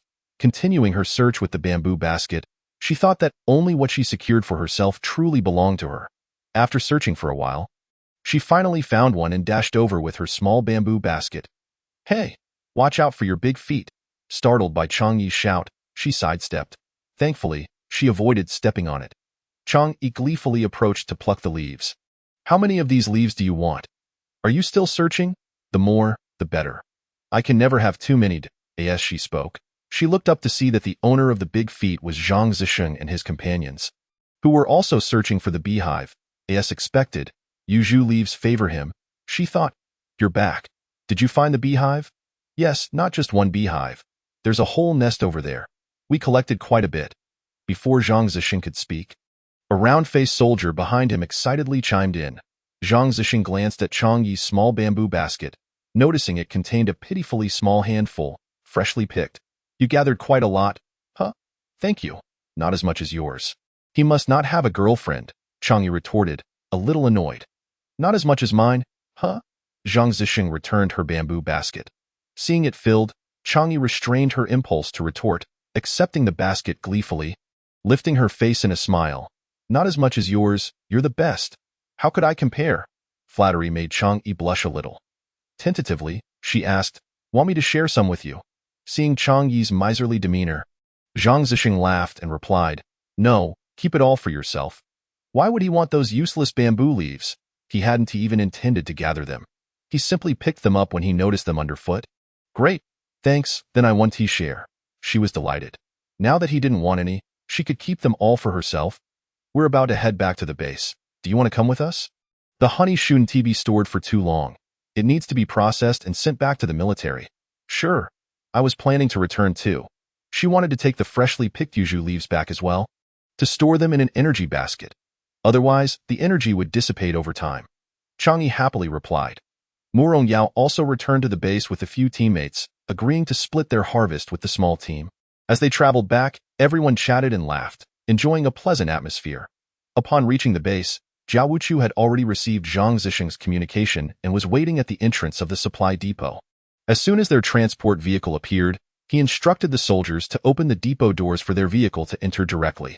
After their vehicle was inside, Jiao Wuchu cautiously ordered the doors to be closed again to prevent any opportunists from approaching. So, where's the beehive? Jiao Wuchu was surprised by Zhang Zixing's luck. Not only did they find fragrant bamboo pigs, but they also discovered beehives. He retrieved a large container filled with beehives from his storage space. With a total of more than 15, each as tall as a person. Jiao Wuchu circled the large containers, growing more satisfied with each pass. His smile was so wide that the wrinkles on his face seemed capable of trapping mosquitoes. And he nodded repeatedly. You all worked hard. I'll have the kitchen prepare dinner for you. How do you want to handle your share? The military would send their portion back to Qihang Star shortly. Our share will be divided among ourselves. They had agreed beforehand that since beehives were rare, they wouldn't count them as part of their exercise results and would instead distribute them for individual handling. Do you want me to send your share back to Qihang Star? Zhang Zixing asked Chang Yi. Yes, please send this back with me. It was best to ride back with the military's transport, and she wanted to include the yuzu leaves as well. Can you bring me some things on your return? I didn't expect to find energy plants like yuzu leaves this time. I didn't bring a proper storage device. I'll ask Shan Mufeng to send a few over. You really don't want these bamboo leaves? Chang Yi looked at the leaves in her hand, her face showing a hint of reluctance. No. Seeing Chang Yi's unwillingness to part with them, Zhang Zixing teasingly remarked, if you really want to give them to me, I could reluctantly accept. Do not force it. Do not force it. Do not force it. Then swiftly pack the bamboo leaves and hand them to Zhang Zixing, asking him to deliver them back to Shan Mufeng. Thank you. Without waiting for Zhang Zixing to respond, she turned and departed. Chapter 45. A stern warning with Jiao Wu's orders. Dinner that evening was resolved at the logistics department of the military base, featuring not only a sumptuous main course, but also 2 additional boxes of nutritious fruits. A small box of delectable fruits was selected specifically for Chang Yi, who, appreciating the good fortune, accepted it with unfeigned delight. As the fragrant bamboo pigs had not yet been fully captured, those who returned first had their meals before swapping shifts. Chang Yi did not accompany them back but asked Zhang Zixing to check whether the formation device had exploded, and if it hadn't, to bring it back for her. After Zhang Zixing and the others returned from harvesting the honeycomb, they instructed the ability warriors to control the formation device in the dazzling world, retreating away from the hunting team until the swarm dispersed, at which point they would reclaim the device. Murong Xian had grasped the essence of refining and spent the entire day in the bamboo grove. She was likely concocting a soothing potion, as she seemed to be quite attuned to the surroundings there. Noticing that she had not replied to her messages, Chang Yi assumed she was still engaged in her work and chose not to disturb her. After a long day of toil, feeling utterly exhausted, she washed up, brewed herself a cup of jade bamboo leaf tea to unwind, and then lay down to rest. Zhang Zixing and his team remained busy until nightfall, finally returning with baskets full of fragrant bamboo pigs. Along with Chang Yi's formation device in the following days, Chang Yi took the responsibility of locating the burrows of the fragrant bamboo pigs, gathering enough for their endeavors, and then dragged Zhang Zixing along to procure jade bamboo leaves. This endeavor was indeed quite mystical. Chang Yi could search for ages without finding a single plant, yet with Zhang Zixing by her side, they would encounter one in just a few steps. For the time being, she had effectively tethered herself to him as a guide. Every day, the fragrant bamboo pigs collected for Chang Yi, after setting aside what was necessary for their class tasks, were transported back to Qihang Star via the military's express delivery. Since the very first day they had spoken to their class advisor, several had secretly snuck into the warehouse to assist with inventory checks. Yet they did not report this to the school's logistics department. Consequently, their team's ranking plummeted from within the top 50 to beyond 500, and despite their efforts to conceal it, they could not keep it hidden indefinitely. One day, as usual, Chang Yi and her team set off early towards the new bamboo grove they had decided upon the previous night. They soon realized they were being followed. After leaving their station location, Zhang Zixing and the others noticed a hovering vehicle persistently tailing them. Accelerating to test the waters, they found that the hovering vehicle mirrored their speed. When they decelerated, it slowed down as well. Deliberately maintaining a certain distance, neither too close nor too far, was likely another training team. This time, on Planet B3, only individuals from the academy and the military were present, with the military primarily tasked with escort duties, and hunting being merely ancillary. Moreover, they were collaborating with the military, who had no need to stealthily follow them, given their apparent lack of skill. There was no need to concern themselves. Once they reached their destination, they would ascertain who it was. They had no fear of ordinary hunting teams.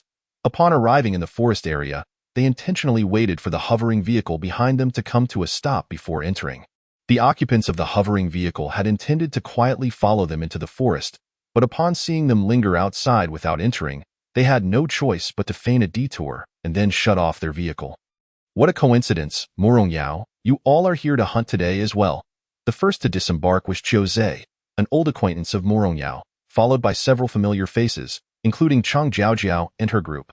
It truly felt like an unwelcome gathering of old grievances. We arrived first. You should choose another hunting area. As soon as Qiu Zhe spoke, he was demanding that they vacate the area. Morong Yao found this individual utterly ridiculous. By merely counting heads, it was clear they held the advantage.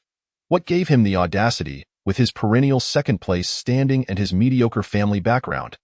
This hunting area is desirable to us as well. You should move elsewhere. The bamboo grove is vast. Why don't you just shift over a bit? Chang Jiaojiao's affected voice floated over from the opposite side. Upon hearing that insufferable voice, Chang Yi felt the urge to roll her eyes.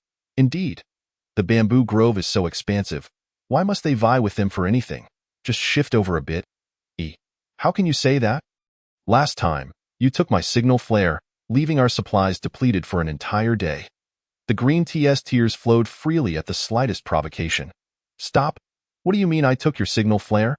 Were you not the ones who came seeking our assistance after being stung all over by the spirit bees? I was only being kind and helping you launch a signal flare to save you. It is you who should be grateful, yet you choose to blame me. It's truly hard to be a good person these days. What is wrong with taking what you need? If you have the ability, then take it back. Who told you to flaunt your capabilities by keeping the signal flare on you? Who asked for your help? That swarm of bees wasn't even chasing us. One of their teammates could not contain himself and retorted. Moreover, you all stole our honeycomb. At the mention of this, Chang Jiaojiao's captain became furious. After being taken back to the station location by the escort team that day, their harvest had been confiscated, and he was merely relieved they had not yet harvested the honeycomb.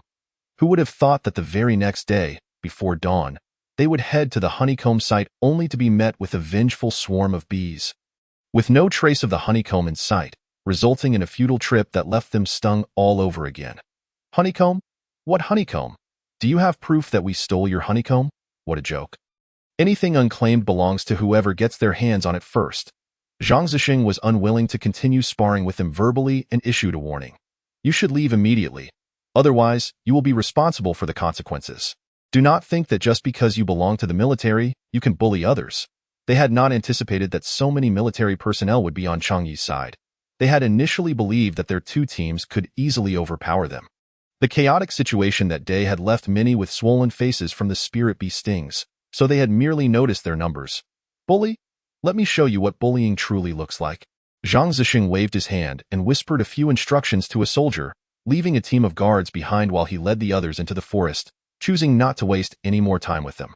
Qiu Zhe and his group watched as a row of soldiers brandishing weapons directly confronted them, trembling, and asked, "What are you trying to do? What are we trying to do? Kid, did you not say we were bullying others? Come over here, and I will show you what bullying truly means." The soldiers toyed with their energy weapons, provoking Qiu Zhe and his group, daring them to compete for territory. "You cannot do this. I will report to the school. This is a student training exercise, and military personnel cannot interfere." "Damn it, why does Morong Yao's team have so many soldiers? I must report to the school." "Report. Go ahead. Now, you will leave our territory immediately." The soldiers pointed their weapons directly at Qiu Zhe and his group. "Captain, let's retreat for now. We will settle the score later. They have summoned so many military personnel without authorization. This is cheating," a tall, thin boy suggested to Qiu Zhe, giving them a way out, as it was clear they would not gain the upper hand in this situation. Unable to win a fight or engage in a war of words, Qiu Zhe could only follow his teammates' lead, leaving with a stern warning, "Just wait. I will not let this matter rest." Humph. No one took his threats seriously. Only after the soldiers watched them drive away did they enter the bamboo grove to regroup with the main team. Chapter 46. The elementary school chicken complains the soldiers reported to Zhang Zixing that Qiu Zhe and his group had departed and mentioned that before leaving, Qiu Zhe had issued a stern warning about reporting Chang Yi and her team for cheating. As for Qiu Zhe's claims of cheating, Zhang Zixing paid them no mind. Their collaboration had adhered to proper procedures, and they had no fear of his reports. However, he still mentioned it to Chang Yi and Morong Yao, just to avoid being blindsided later on. "Are you certain that these are your rivals and not just some immature novices from our class?" Chang Yi was utterly astounded by Qiu Zhe's childish antics. Cough, cough. Morong Yao awkwardly cleared his throat, attempting to provide some context for Qiu Zhe's behavior, perhaps due to his prolonged status as the perennial second. He had not anticipated that Qiu Zhe would resort to such antics. No one paid much mind to this little incident. They continued with their own tasks of capturing fragrant bamboo pigs and refining potions, each engrossed in their work. Speaking of which, although Chang Jiaojiao and her group had been forced to leave, they were still unwilling to concede. The notion of reporting them, as Qiu Zhe had mentioned, was merely talk. They could not bring themselves to face the school for real. Seeing that Qiu Zhe had not taken any further action, Chang Jiaojiao, feeling aggrieved, discreetly contacted several underperforming talent students from Chang Yi's class, informing them that Chang Yi and Morong Xian had used backdoor connections to seek help from military personnel, violating regulations and hoarding rare resources. "Chang Yi, did you encounter any trouble today?" Just as they were about to return to their station location, they received a video call from their class advisor. "This morning, Chang Jiaojiao and her group followed us to the hunting area, but we managed to drive them off." From the tone of the class advisor, it seemed they had genuinely reported them. Now, several students in the class are clamoring to merge with your team and demanding to share all the spoils. Such shameless demands were astonishing. How could they even muster the audacity to ask? Unfortunately, the few who made this request were formidable opponents, and Chang Yi could only discreetly warn her team. What a brazen display. "I have never encountered such shameless individuals. Who made this request?" It was led by Su Liyue from our class. Later, Yunxi and Han Lu joined in the chorus. The three families pressured the school collectively, which may lead the institution to compel you to compromise. You and Morong Xian should also reach out to your families for support. Chang Yi is able to join after the registration period, and it seems her family possesses some standing, particularly the Morong family, which is renowned as a prestigious clan with formidable strength. Contacting her elder relatives would likely yield little support, as they are known for their high expectations and would not easily endorse her talents. Moreover, she is confident that she can assure her superior of Chang Jiaojiao's capabilities. Understood, class advisor. I will discuss this with everyone and see how we can address the situation. Although she lacks parental backing, she is no pushover. She won't allow anyone to take advantage of her. If necessary, she can always present another gift to the military to demonstrate the unity between civilians and the armed forces. Forming a team is a simpler matter. As long as she avoids seeking out Xiang Zhutun, it remains uncertain who will truly benefit from the arrangement. Having made a decision in her mind, she calmly tidies up her supplies for the day before heading out with her bamboo basket to meet Morong Yao and the others, returning to their base. During the journey back, Chang Yi mentions the class advisor's comment to Morong Yao. He is taken aback that Xiao Zhe could engage in such underhanded tactics, and worries, "I will contact my family shortly. The Moron clan is not to be trifled with. If they dare to snatch the fruits of our labor, they will face consequences." Chang'e shares her plans, indicating that she has not yet reached that point. At that moment, Moron Yao regards her with newfound respect, surprised that someone who appears so delicate can be so resolute. Zhang Zesheng, who has been listening intently, interjects, "Why don't you call your family and discuss this?" "No need. My relatives are notoriously biased and won't assist me. I also don't want my parents to worry. I can handle this myself." Zhang Zesheng is well aware of her situation. Her marriage to Dan Mufeng has made her family's troubles widely known, especially among those close to Dan Mufeng. "I meant that you're married now." Zhang Zesheng is incredulous that she does not grasp the advantage of seeking assistance from her husband. Realizing his intention, Chang'e contemplates reporting the matter to Dan Mufeng upon their return, weighing the circumstances first to see if Moron Yao can resolve it. If not, she will consider whether to escalate the issue. Observing that she is caught on, Zhang Zesheng refrains from further comments but discreetly sends a message to Dan Mufeng. As they converse, the transport vehicle arrives at the base. Today, they cannot directly return to the military supply depot, as the head of the school's logistics department, Qian Buju, is already waiting at the entrance. Once the vehicle has come to a halt, Chang'e and the others disembark, and Qian Buju approaches them, asking, "How was your haul today? You students are quite something.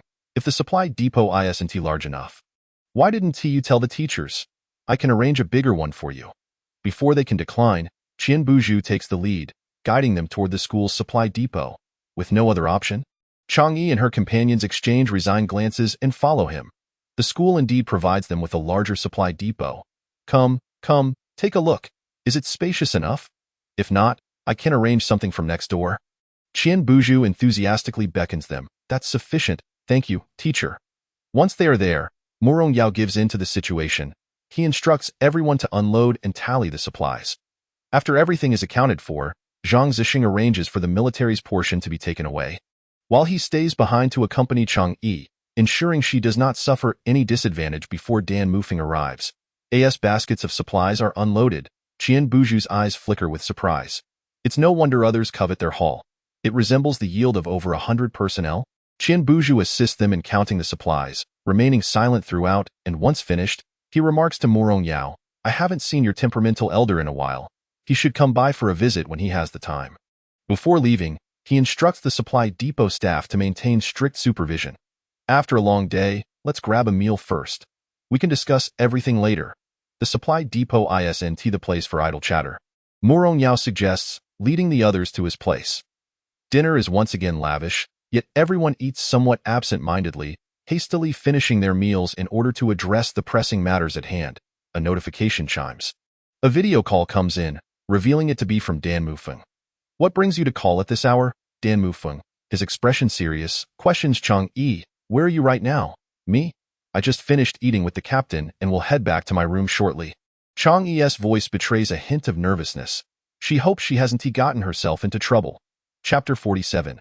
More than a leg to stand on. Dazed, Chang'e stares at the terminated video call, bewildered. Meanwhile, Dan Mufeng, having hung up, makes a beeline to find her. Seeing him enter the room behind Moron Yao, Chang'e stands frozen, rubbing her eyes in disbelief. Surely, he shouldn't be here. How could he have arrived from Qihang's star?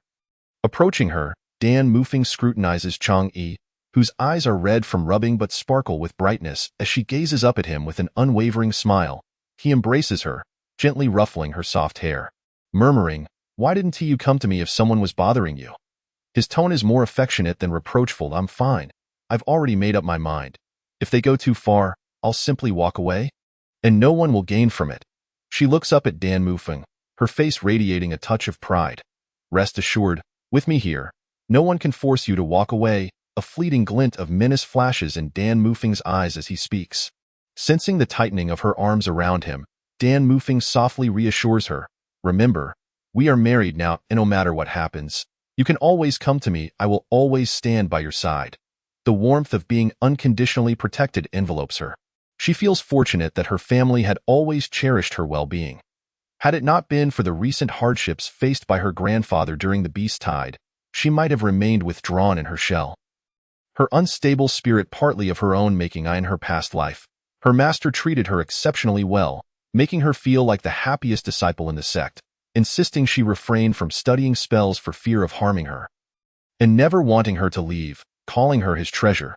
Yet ultimately, she was merely a domesticated pig, waiting to fulfill her final valued.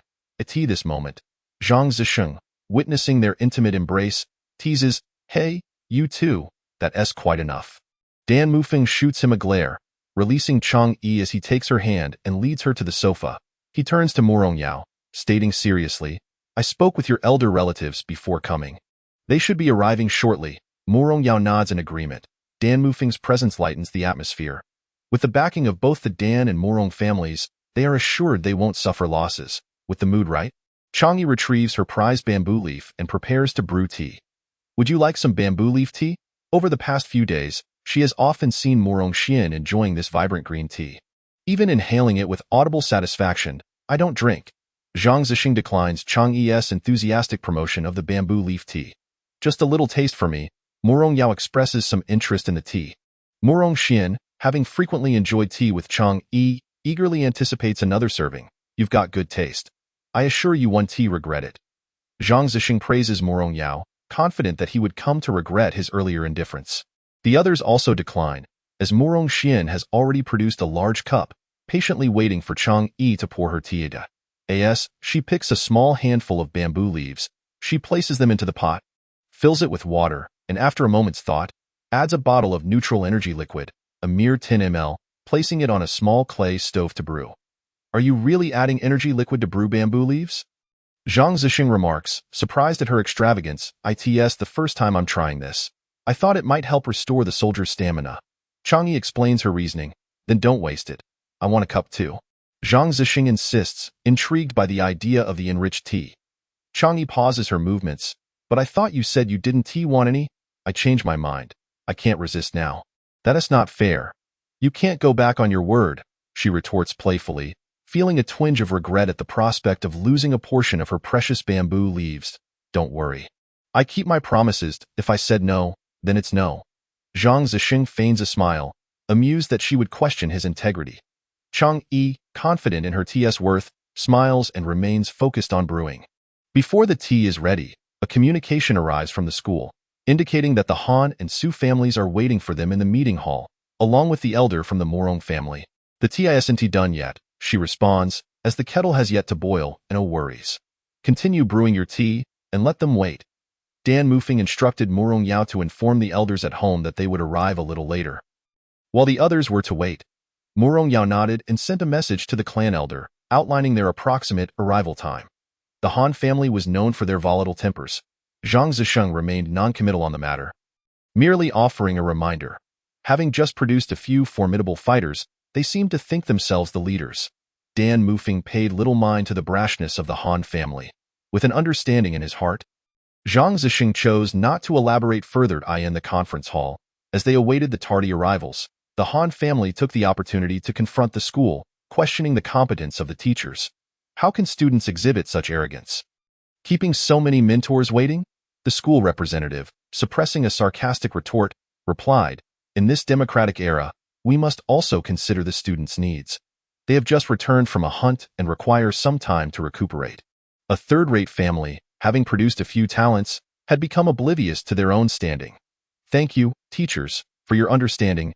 We are truly grateful for the school's guidance in correcting the shortcomings of the younger generation," the elder of the Morong family remarked, not even sparing a glance for the Han family. Upon receiving Morong Yao's message, he began to engage in light conversation with the school leaders. The members of the Su family had remained silent since the elder Morong's arrival. Observing the unfolding situation, realizing that their younger generation might not gain any advantage this time, the conference hall maintained an air of superficial calm as they awaited the main characters to make their entrance. The jade bamboo leaves, rising and falling, gradually diminished until they disappeared entirely, while the water in the pot transformed from transparent to a rich emerald hue. The tea was ready. Chang Yi poured a cup for Dan Mufeng, sliding it across the table, advising him, "This tea has a rather refreshing taste. If you're unaccustomed, take small sips at first." Morong Xian eagerly pushed forward her large teacup, exclaiming, "Fill mine to the brim." "Please." She had yet to find a single stalk herself, which was why she shamelessly relied on Chang'e daily. After filling Mo Rongxian's cup, Chang'e poured a small cup for Zhang Zisheng. Hesitating for a moment, if you're not used to it, you needn't force yourself. Zhang Zisheng raised an eyebrow but said nothing, lifting the small cup to his nose, inhaling the fresh scent of bamboo leaves. It was unremarkable. Chapter 48. Where is the regret medicine? The aroma was pleasant, and after blowing on it to cool, he took a sip.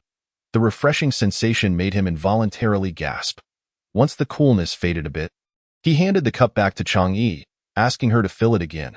With Zhang Zisheng leading, Mo Rongyao quickly requested Chang'e to refill his cup as well, urging, pour it after today. We won't be making any more for them. They can find it themselves. Fei and the others were not foolish. Observing their reactions, they discerned that this tea was indeed something special. What had initially been rejected was now eagerly sought after. And in an instant, the pot was emptied.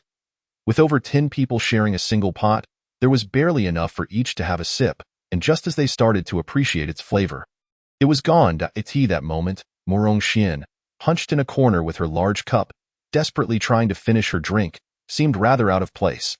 This time, Chang'e had added an energy liquid to the tea, and she found it impossible to consume.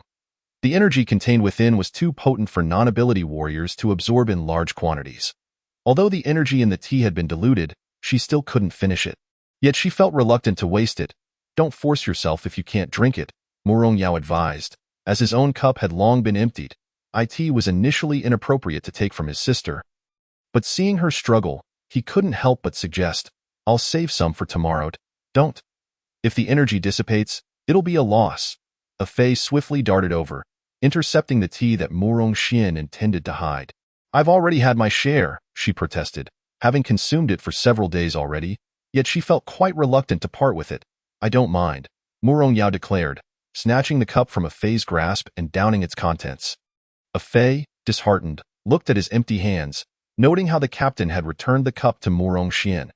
Everyone else was enjoying the tea, while he had missed his chance to even voice his indifference. Could you spare me a little? Zhang Zisheng had quietly sneaked up behind Chang'e, gently tapping her shoulder and whispering, That's not possible. I can't let you ruin my image, Chang'e replied, lowering her voice intentionally. I have no image to uphold. Images can't be used as spiritual plants. If necessary, they can be discarded. She shot him a glance, implying he should have acted sooner instead of regretting it now. Realizing there was no hope of obtaining the jade bamboo leaves from Chang'e, he resolved to search for them himself tomorrow. Why must he be so stubborn? After so many attempts, even just tasting it wouldn't have wasted so much time. He lamented, recalling how he had once gathered a basketful for Chang'e, feeling a pang of regret. This was their dispute, and Dan Mufeng merely stood by, amused in silence, relishing the sight of Mo Rongyao's predicament. Once the tea was finished, everyone rose to head towards the conference hall. Along the way, a Fei and the others continued to whisper plans about sending a few people to search for jade bamboo leaves. Wishing they had joined Chang'e sooner, while others mentioned having seen them but had ignored in those days. The conversation between the elder Morong Fantian and the school representative Jun Maching was interrupted by a knock at the door. Elder, teacher, we have arrived. Upon entering, Mo Rongyao greeted his clan elder and the teacher first, choosing to overlook the rest. Long time no see, Dan Mufeng, Jun Maching, who had once been Dan Mufeng's mentor, remarked, appearing refined and gentle, yet possessing a formidable presence. Jun, it's been a while. I didn't expect that you would be the representative from the school this time. It seems that without you, Chang'e and the others would have faced difficulties. Have you caught up on old times? A sudden voice interrupted the pleasantries. Dan Mufeng shifted his gaze to the members of the Han family, still clad in battle armor, taking a seat with an imposing demeanor. Their eyes scanning the group as if calculating how to extract some advantage from them. Jun Maching gestured towards the Han family, introducing, This is Han Ao from the Han family. And this is Su Qishan from the Su family. The purpose of this gathering is primarily for these two family heads to request their younger generations to form a team with you. Jun Maching briefly explained the situation, clarifying that the school had no intention of showing favoritism. Which one of you is Chang'e? Han Ao boldly singled out a target he deemed easy to manipulate. I am. Chang'e stepped forward to respond. Han Ao scrutinized her with a sidelong glance, speaking with a tone laced with disdain. So you're Chang'e? My family's younger generation wishes to team up with you. Rest assured, we won't take advantage of you. We will provide 2 bottles of energy liquid as compensation for your resources. To present such a blatant demand as an act of charity was quite a talent. Thank you for your kind offer, but we are not in need of your energy liquid. It would be too great a burden for us. Let your younger generation choose another partner, Chang'e replied. Han-ao was visibly angered by Chang'e's disregard, retorting, "Do you even know who you're speaking to? Am I not speaking to someone?" she countered. Raising an eyebrow, "Is he not a person? How terrifying." Chang'e feigned fear, hiding behind Dan Mufeng, teasing lightly, "You're asking for trouble." Han-ao seethed, his eyes bulging in outrage. Dan Mufeng gently stroked Chang'e's small hand resting on his arm, lifting his gaze to Han-ao and proclaiming, "Han Elder, you speak with such bravado. My wife, Dan Mufeng, is not someone you can easily provoke. Dan Mufeng, the discarded pawn of the Dan family, what do you think you can do to me?" Han-ao had inquired beforehand, having heard that while Dan Mufeng possessed some capability, he had been injured during the last Great Beast Tide. His combat strength diminished and his genes damaged, leading to his abandonment by the Dan family. Relegated to the outer planets. "You can certainly try," Dan Mufeng asserted. He had never relied solely on the power of his family. Even if they had forsaken him, protecting his wife was not a problem. Moreover, the narrative surrounding his relocation to the outer planets was misleading. He had applied for a transfer from the Central Star on his own accord. "Hey, no need to be so heated. We can discuss things amicably," Su Qishan interjected, observing that Han-ao was getting nowhere. "Colonel Dan, it has been years since we last met, and your aura is even more formidable than in the past. Mr. Su, you are too kind. What brings you here today?" The Su family was notorious for their cunning, and it appeared they were preparing to step in now that Han-ao was faltering. Su Qishan lifted his cup of tea and took a sip. "Slowly speaking, it's nothing significant. The younger generation at home wishes to form a team with their classmates but felt too shy to ask, so they entrusted us elders to bring it up." "Oh, so the Su family can no longer even facilitate a simple team formation for their younger generation and must seek intermediaries? It seems your family is in decline." Dan Mufeng was unyielding towards those who sought trouble. Chapter 49. Extreme stretching. Su Qishan's hand, holding the tea, halted mid-air, and he set the cup back down on the table. "Colonel Dan, you jest. The younger generation seeks to enhance their relationships with their classmates. As elders, we should lend our support." Han-ao interjected loudly, "What nonsense. Whether a team is formed is not up to him. You old fool. You speak with such arrogance." Murong Fantion halted Han-ao's subsequent remarks, asserting that the decision to form a team was not his to make. Elder Murong indicated that this was a matter for the younger generation, allowing them to reach their own conclusions. After speaking, Su Qishan shifted his gaze towards Chang'e. Why did everyone perceive her as an easy target? Chang'e met his gaze head-on. "Forming a team. It's not as if we are preparing for a brawl. Now that we are halfway through, wanting to team up necessitates demonstrating the benefits of joining forces." "Benefits? Our willingness to team up with you is the greatest benefit of all." Han-ao wore a condescending expression. Chang'e dismissed his words as mere bluster, citing precedents within their group for mid-joining. "Surely, you cannot be worse than those who have come before." Indeed, we have our standards." Hearing Chang'e's words, others' eyes lit up. Yes, cutting in line is not unheard of, and if they were all like the little fatty, it wouldn't be unacceptable. Standards? Oh? What might your standards entail? It would be ideal to avoid any confrontation, and if the demands are reasonable, we can simply send them on their way, Su Qishan mused, calculating his own bottom line. I. The little fatty swallowed his snack and raised his hand, declaring, "I am the standard." Su Qishan turned his attention to the little fatty, gesturing for him to continue. "When I joined, I was gifted an 800,000 energy-efficient sports car as a joining fee, along with 2 lovely ladies and a 200,000 shopping card from Central Star Trading City. Everything else can adhere to standard, but if there are tasty treats, I must receive my share." As he concluded, the little fatty sheepishly scratched his head, emphasizing that this last point was paramount. Han-ao was taken aback by the little fatty's words. Spitting out his tea, each person received an energy-efficient sports car with no special requests, merely asking to be included in the meals. Which foolish son of a landlord has wandered into our midst? Treating interstellar currency as if it were mere virtual points? You seem somewhat familiar. Which family do you belong to? Su Qishan finally took a proper look at the little fatty. "I belong to no family. My only kin is a chef who runs a restaurant." The little fatty, Okos, replied with a simple, honest smile. Upon hearing him, Su Qishan recalled that peculiar establishment known for attracting foodies, where every generation lacked exceptional talent, yet possessed remarkable luck, with their presence felt across numerous planets. After a moment's contemplation, Su Qishan began to negotiate terms. It seems that Okos possesses considerable wealth. We do not share the same financial backing. Yet we cannot allow you to suffer losses. We are willing to provide 7 vials of energy liquid as a means of sharing the resources up front, and we hope you will take care of my young kin, who lost points due to her early withdrawal from the team, and not hold her mid-joining against her. Old fox, such flattering words, yet it is merely a ploy to gain an advantage.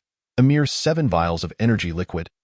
And you expect to share in there over a week's worth of achievements? How shameless. Point 7. Are they high-purity, attribute-infused energy liquids?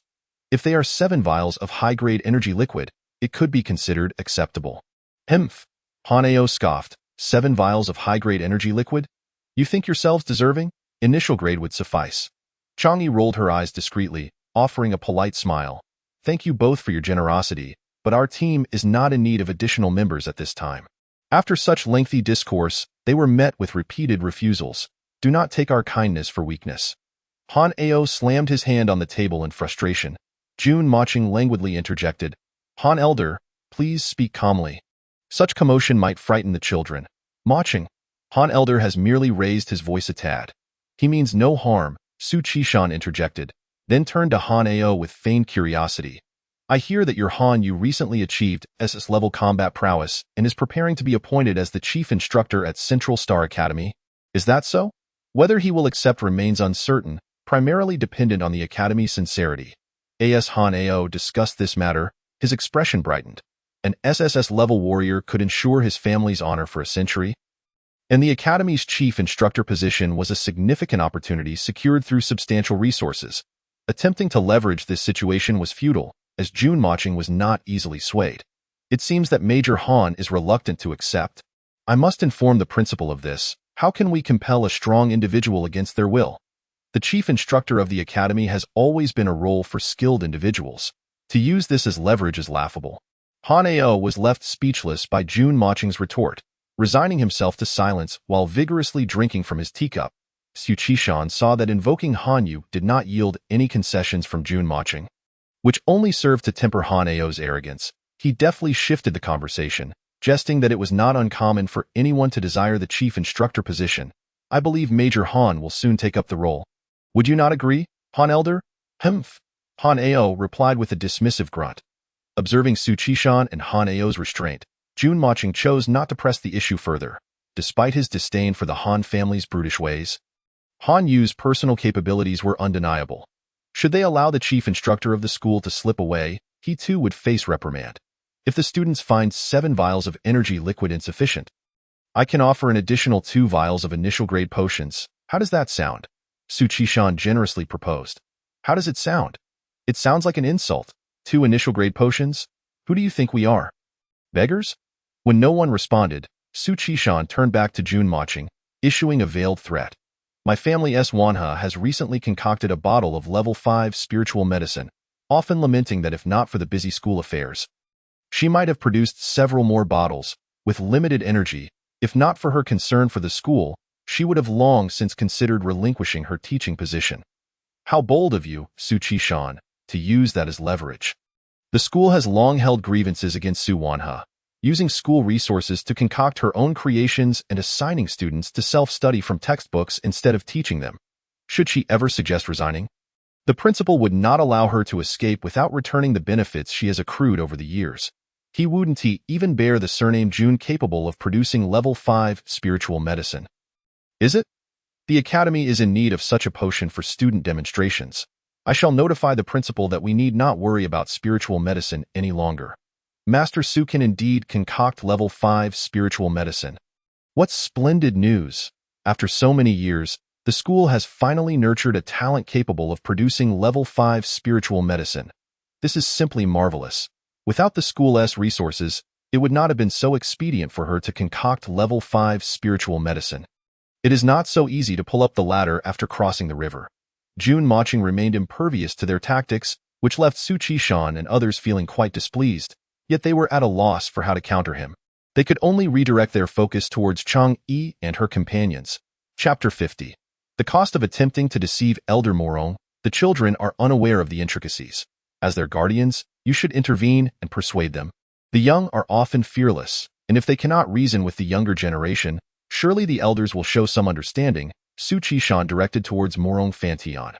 Morong Fantian would not entertain such ploys, responding directly that matters concerning the young should be resolved by themselves.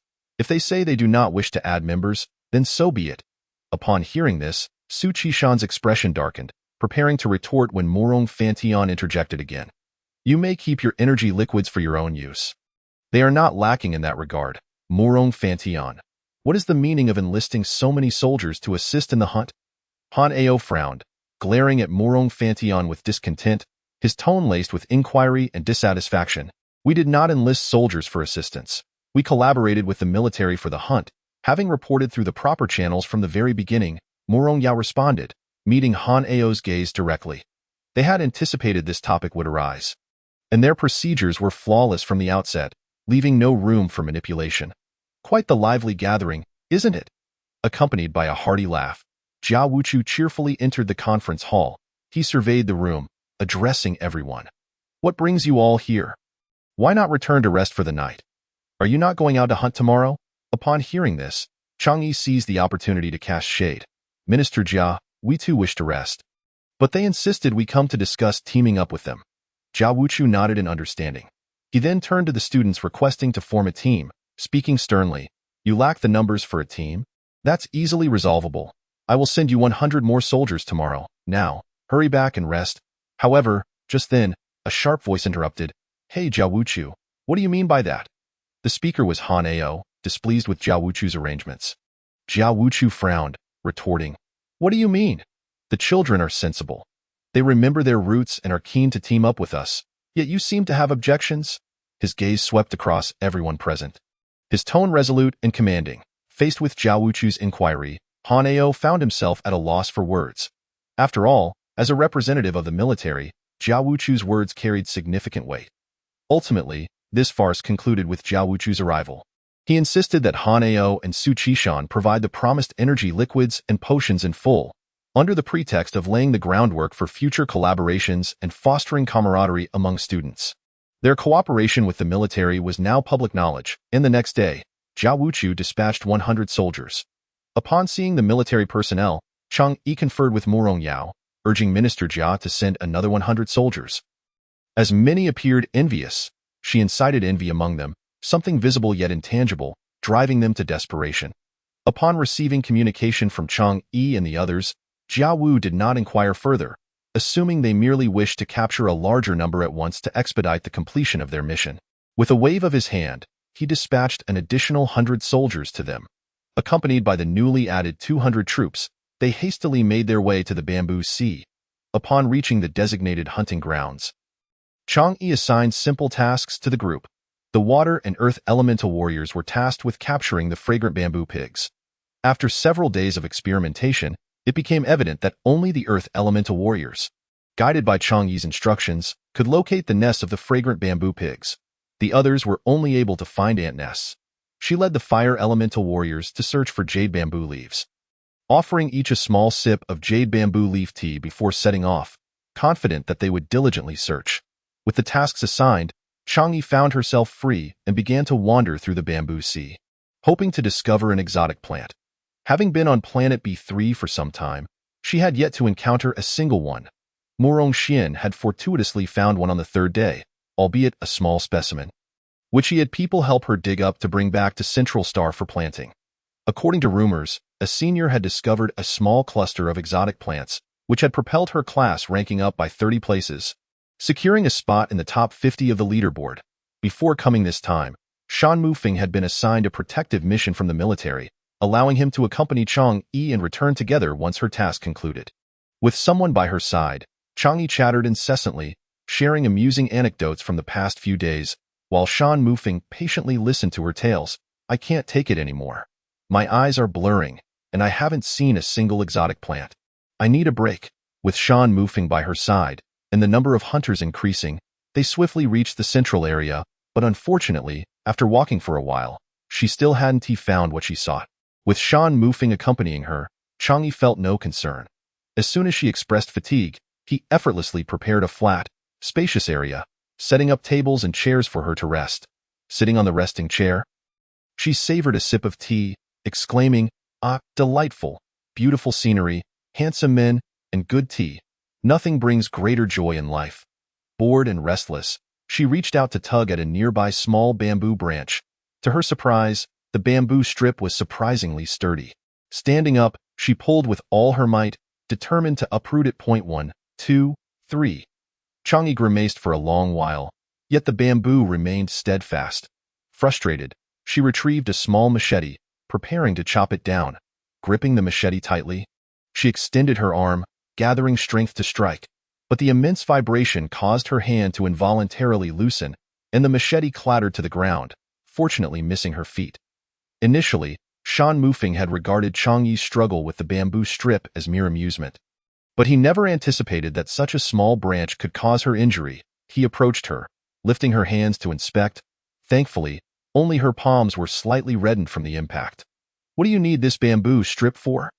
Chang'e felt aggrieved, protesting, "Whose bamboo is so sturdy?" "My hand is numb from the shock." With tears welling in her eyes, she pouted. "Could you help me chop it down?" Observing her exaggerated tone, Shan Mufeng felt utterly powerless. "Speak properly. Just wait there. I'll chop it for you." Picking up the fallen machete, he weighed it in his hand, dismissing Chang'e's complaints as mere frivolity, thinking she lacked the strength to manage this small bamboo strip. However, when he swung the machete, the bamboo remained unyielding, even showing no signs of damage. Witnessing Shan Mufeng also struggle with the small bamboo, Chang'e stood up to examine it closely. She noticed nothing unusual. The bamboo's trunk was not particularly thick, roughly the size of a fist, and its branches were slender. How could it be so resilient? Was this the exotic plant she had been searching for? Each time they sought exotic plants, they appeared vastly different. Some looked withered as if dead, while others bore spots as if afflicted by illness, and some seemed indistinguishable from ordinary bamboo. Suspecting it might be an exotic plant, Shan Mufeng put away the ordinary machete and produced an energy blade, channeling energy into it. With a decisive strike, the bamboo strip finally snapped, without further incident, releasing a wisp of energy. Feeling the surge of energy, Chang'e leapt for joy, exclaiming, "Heaven rewards the diligent. I have finally found it." Fearing that cutting it down would cause excessive energy dispersion, Chang'e and Shan Mufeng resolved to excavate it carefully, striving not to harm it and minimize energy loss. Chapter 51. Stubborn elements. As they dug deeper, once the plant was fully unearthed, Shan Mufeng jumped out of the pit, carefully lifting it up, revealing the complete appearance of the bamboo. Overall, the bamboo was not particularly long. Measuring it revealed a total length of 256 cm, precisely 7 feet and 7 inches. The portion above ground was a transparent emerald green, accounting for half the total length. The underground section was enveloped in a bamboo sheath. Upon peeling it away, the bamboo's color was slightly darker, a rich green that could be mistaken for black with a green sheen. The upper half of the bamboo extended symmetrically and harmoniously to its tip, with branches evenly distributed, growing in a balanced manner as if meticulously designed. The nodes were also evenly spaced, appearing approximately every 20 centimeters along the length. Shan Mufeng regarded the intricate bamboo roots and asked, "Should we do something about the roots?"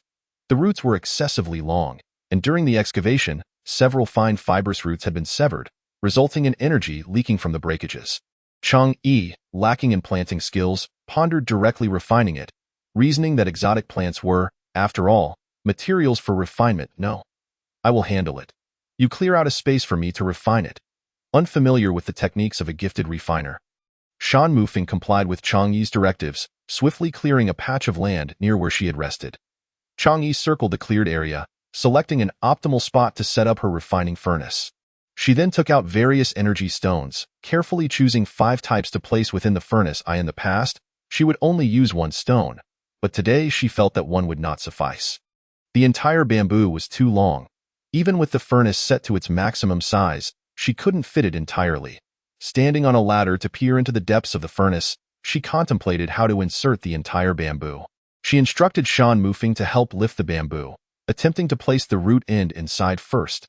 However, it was not feasible, as the upper branches obstructed her view of the interior. With no alternative, she pulled it back out, trying to position it upside down. The branches fanned out too widely to fit, prompting Chang'e to use one of the branches she had just cut as a rope, binding the top of the bamboo together before attempting to insert it into the furnace. The remaining branches, lacking anything to tie them to, still wouldn't cooperate, so she braided them together, which allowed for an easy fit. The bamboo was still too long to insert entirely, and she instructed Shan Mufeng to use brute force to push it in, which was possible, but it would spring back as soon as he released it. Opting not to cover the furnace, she ignited the fire and began the refining process, gradually adding in the remaining portions. Without a lid, Chang'e feared it would complicate the process, so she initially used a fierce flame to commence refining. Occasionally checking on the furnace's progress, after an hour of refining, the bamboo leaves began to slowly liquefy, and the branches softened. Once softened, she pushed the exposed portions inward, continuing to refine while inserting the remaining parts. The mere act of fitting it all in consumed 3 hours. The energy stones she had placed earlier were now depleted and required replacement. However, apart from the liquefaction of the bamboo leaves and the softening of the branches resting at the bottom, little else had changed. After barely managing to fit everything inside, the root end slightly bulged against the furnace lid, yet it still could not be sealed tightly. Chang'e rushed back to the spot where she had unearthed the bamboo, gathering a bag of its original soil to press down on top, ensuring it wouldn't lift, allowing the lid to close snugly. Original soil for original bamboo, emphasizing authenticity. Concerned that dirt falling would absorb the liquid beneath, she tossed in several bottles of energy liquid of various attributes. Continuing to refine with high heat, she worked until a large group arrived to notify them to prepare to return to their base, yet still observed no significant changes. Frustrated by the slow refining speed, she returned to the muddy pit and poured water into it to create mud clumps, using these to seal the gaps around the furnace lid. Completing her makeshift high-pressure refining apparatus, the refining process was not yet finished, and it was inconvenient to return to the base. Thus, Shan Mufeng stayed behind with Chang'e while the others returned.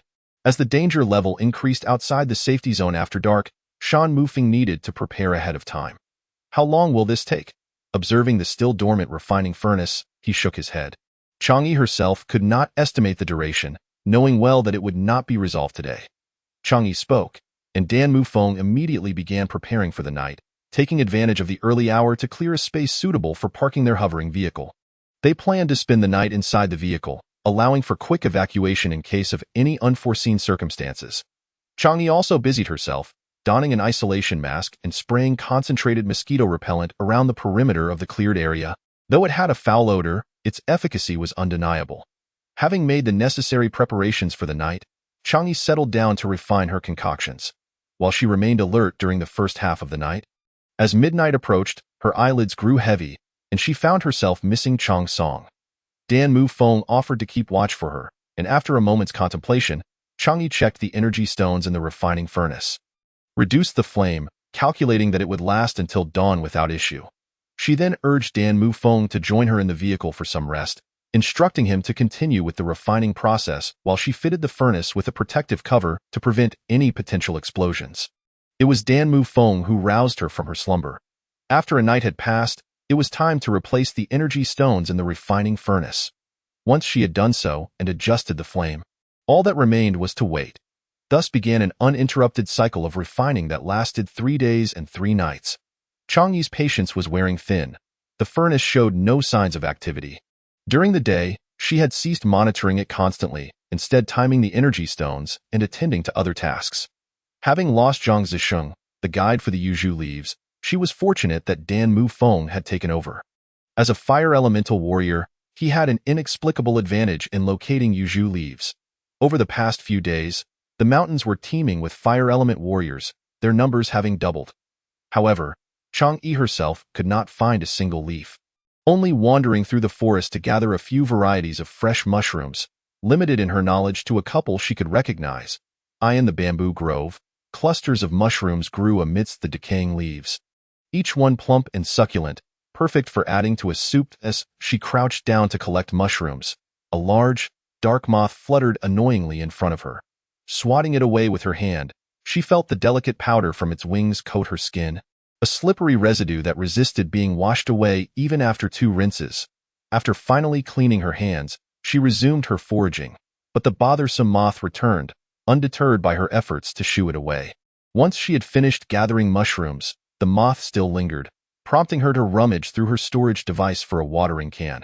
She filled it with water and aimed it at the moth, unleashing a spray. Chapter 52. Unraveling Secrets. Droplets landed on the moth's wings, causing it to lose balance and tumble to the ground. It then scrambled to burrow into the pile of dead leaves, wriggling this way and that with surprising speed until it vanished from sight. A mischievous thought crossed Changyi's mind. Having harassed her moments ago, it could not simply escape unscathed. She picked up a small twig and gently prodded the leaves where the moth had hidden itself. To her surprise, it was not just one moth but a whole swarm, their gray and black wings huddled together, with the larger moth in the center squirming to make room for its companions. As she lifted the leaves, the sudden light startled them, and they began to flutter away. The retreating moths revealed several plump, round cocoons beneath, mostly white with a few yellow and green ones interspersed. The sight of the cocoons halted Changyi in her tracks. Cautiously, she approached and used a twig to pry one free. The cocoon was the size of an egg, and when illuminated, she could faintly discern a dark shape within. Listening closely, she thought she could hear the faint sound of something munching on leaves. It was incredibly fortunate to find such treasures, especially with the moths now gone. Seizing the moment, she retrieved her bamboo basket and hastily collected the cocoons. Regardless of their colors, she managed to gather over 50 before the moths could return, cradling the basket of cocoons in her arms while her other basket held the freshly picked mushrooms. Upon seeing Changyi's peculiar appearance, Dan Mu Feng rushed forward, taking the basket from her hands with a smile. "What treasures have you found?" he inquired. Before Changyi could respond, a fluffy gray moth fluttered out of the basket, dusting Dan Mu Feng's face with powder before flying away. "Is this all you have in your basket?" he asked, brushing the powder off his face. Seeing Dan Mu Feng covered in gray dust, Changyi felt a twinge of sympathy. The powder was harmless, though its slippery texture was bothersome. She nodded and shook her head in response. Her indecisive gestures left Dan Mu Feng somewhat confused. Peering into the basket, he saw it filled with round cocoons and raised an eyebrow. "Are you planning to raise moths?" No, these are not for raising," Changyi quickly denied, insisting she had no intention of nurturing such creatures. "Not for raising," Dan Mu Feng replied, arching an eyebrow. "Then why collect so many cocoons? This is not just a cocoon. It's a silk cocoon. I intend to extract silk from them." Realizing her explanation might not suffice, Changyi tugged at Dan Mu Feng's arm, leading him back. "You'll understand once I'm done. Trust me, I won't keep any of them." In the era of interstellar travel, clothing was predominantly made from synthetic materials for convenience, high yield, and quality.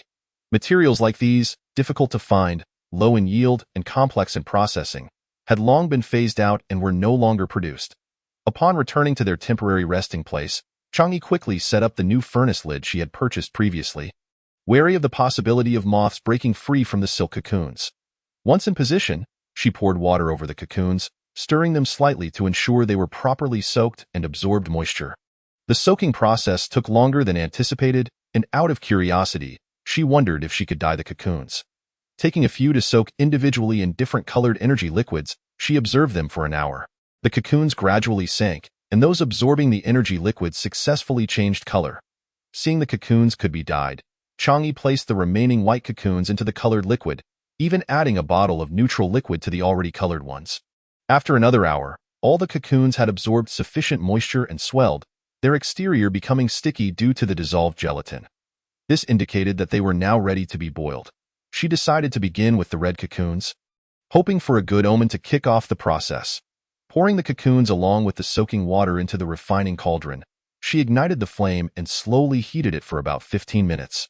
Maintaining a temperature between 80 to 90 degrees, she then reduced the heat to keep the water warm. The water temperature for boiling the cocoons couldn't be too high. Throughout the heating process, she continuously stirred the cocoons to ensure the silk glue dissolved evenly. As she stirred, strands of silk began to wrap around her fingers, and when she lifted them, the entire cocoon followed smoothly, a sign that she had found the silk head.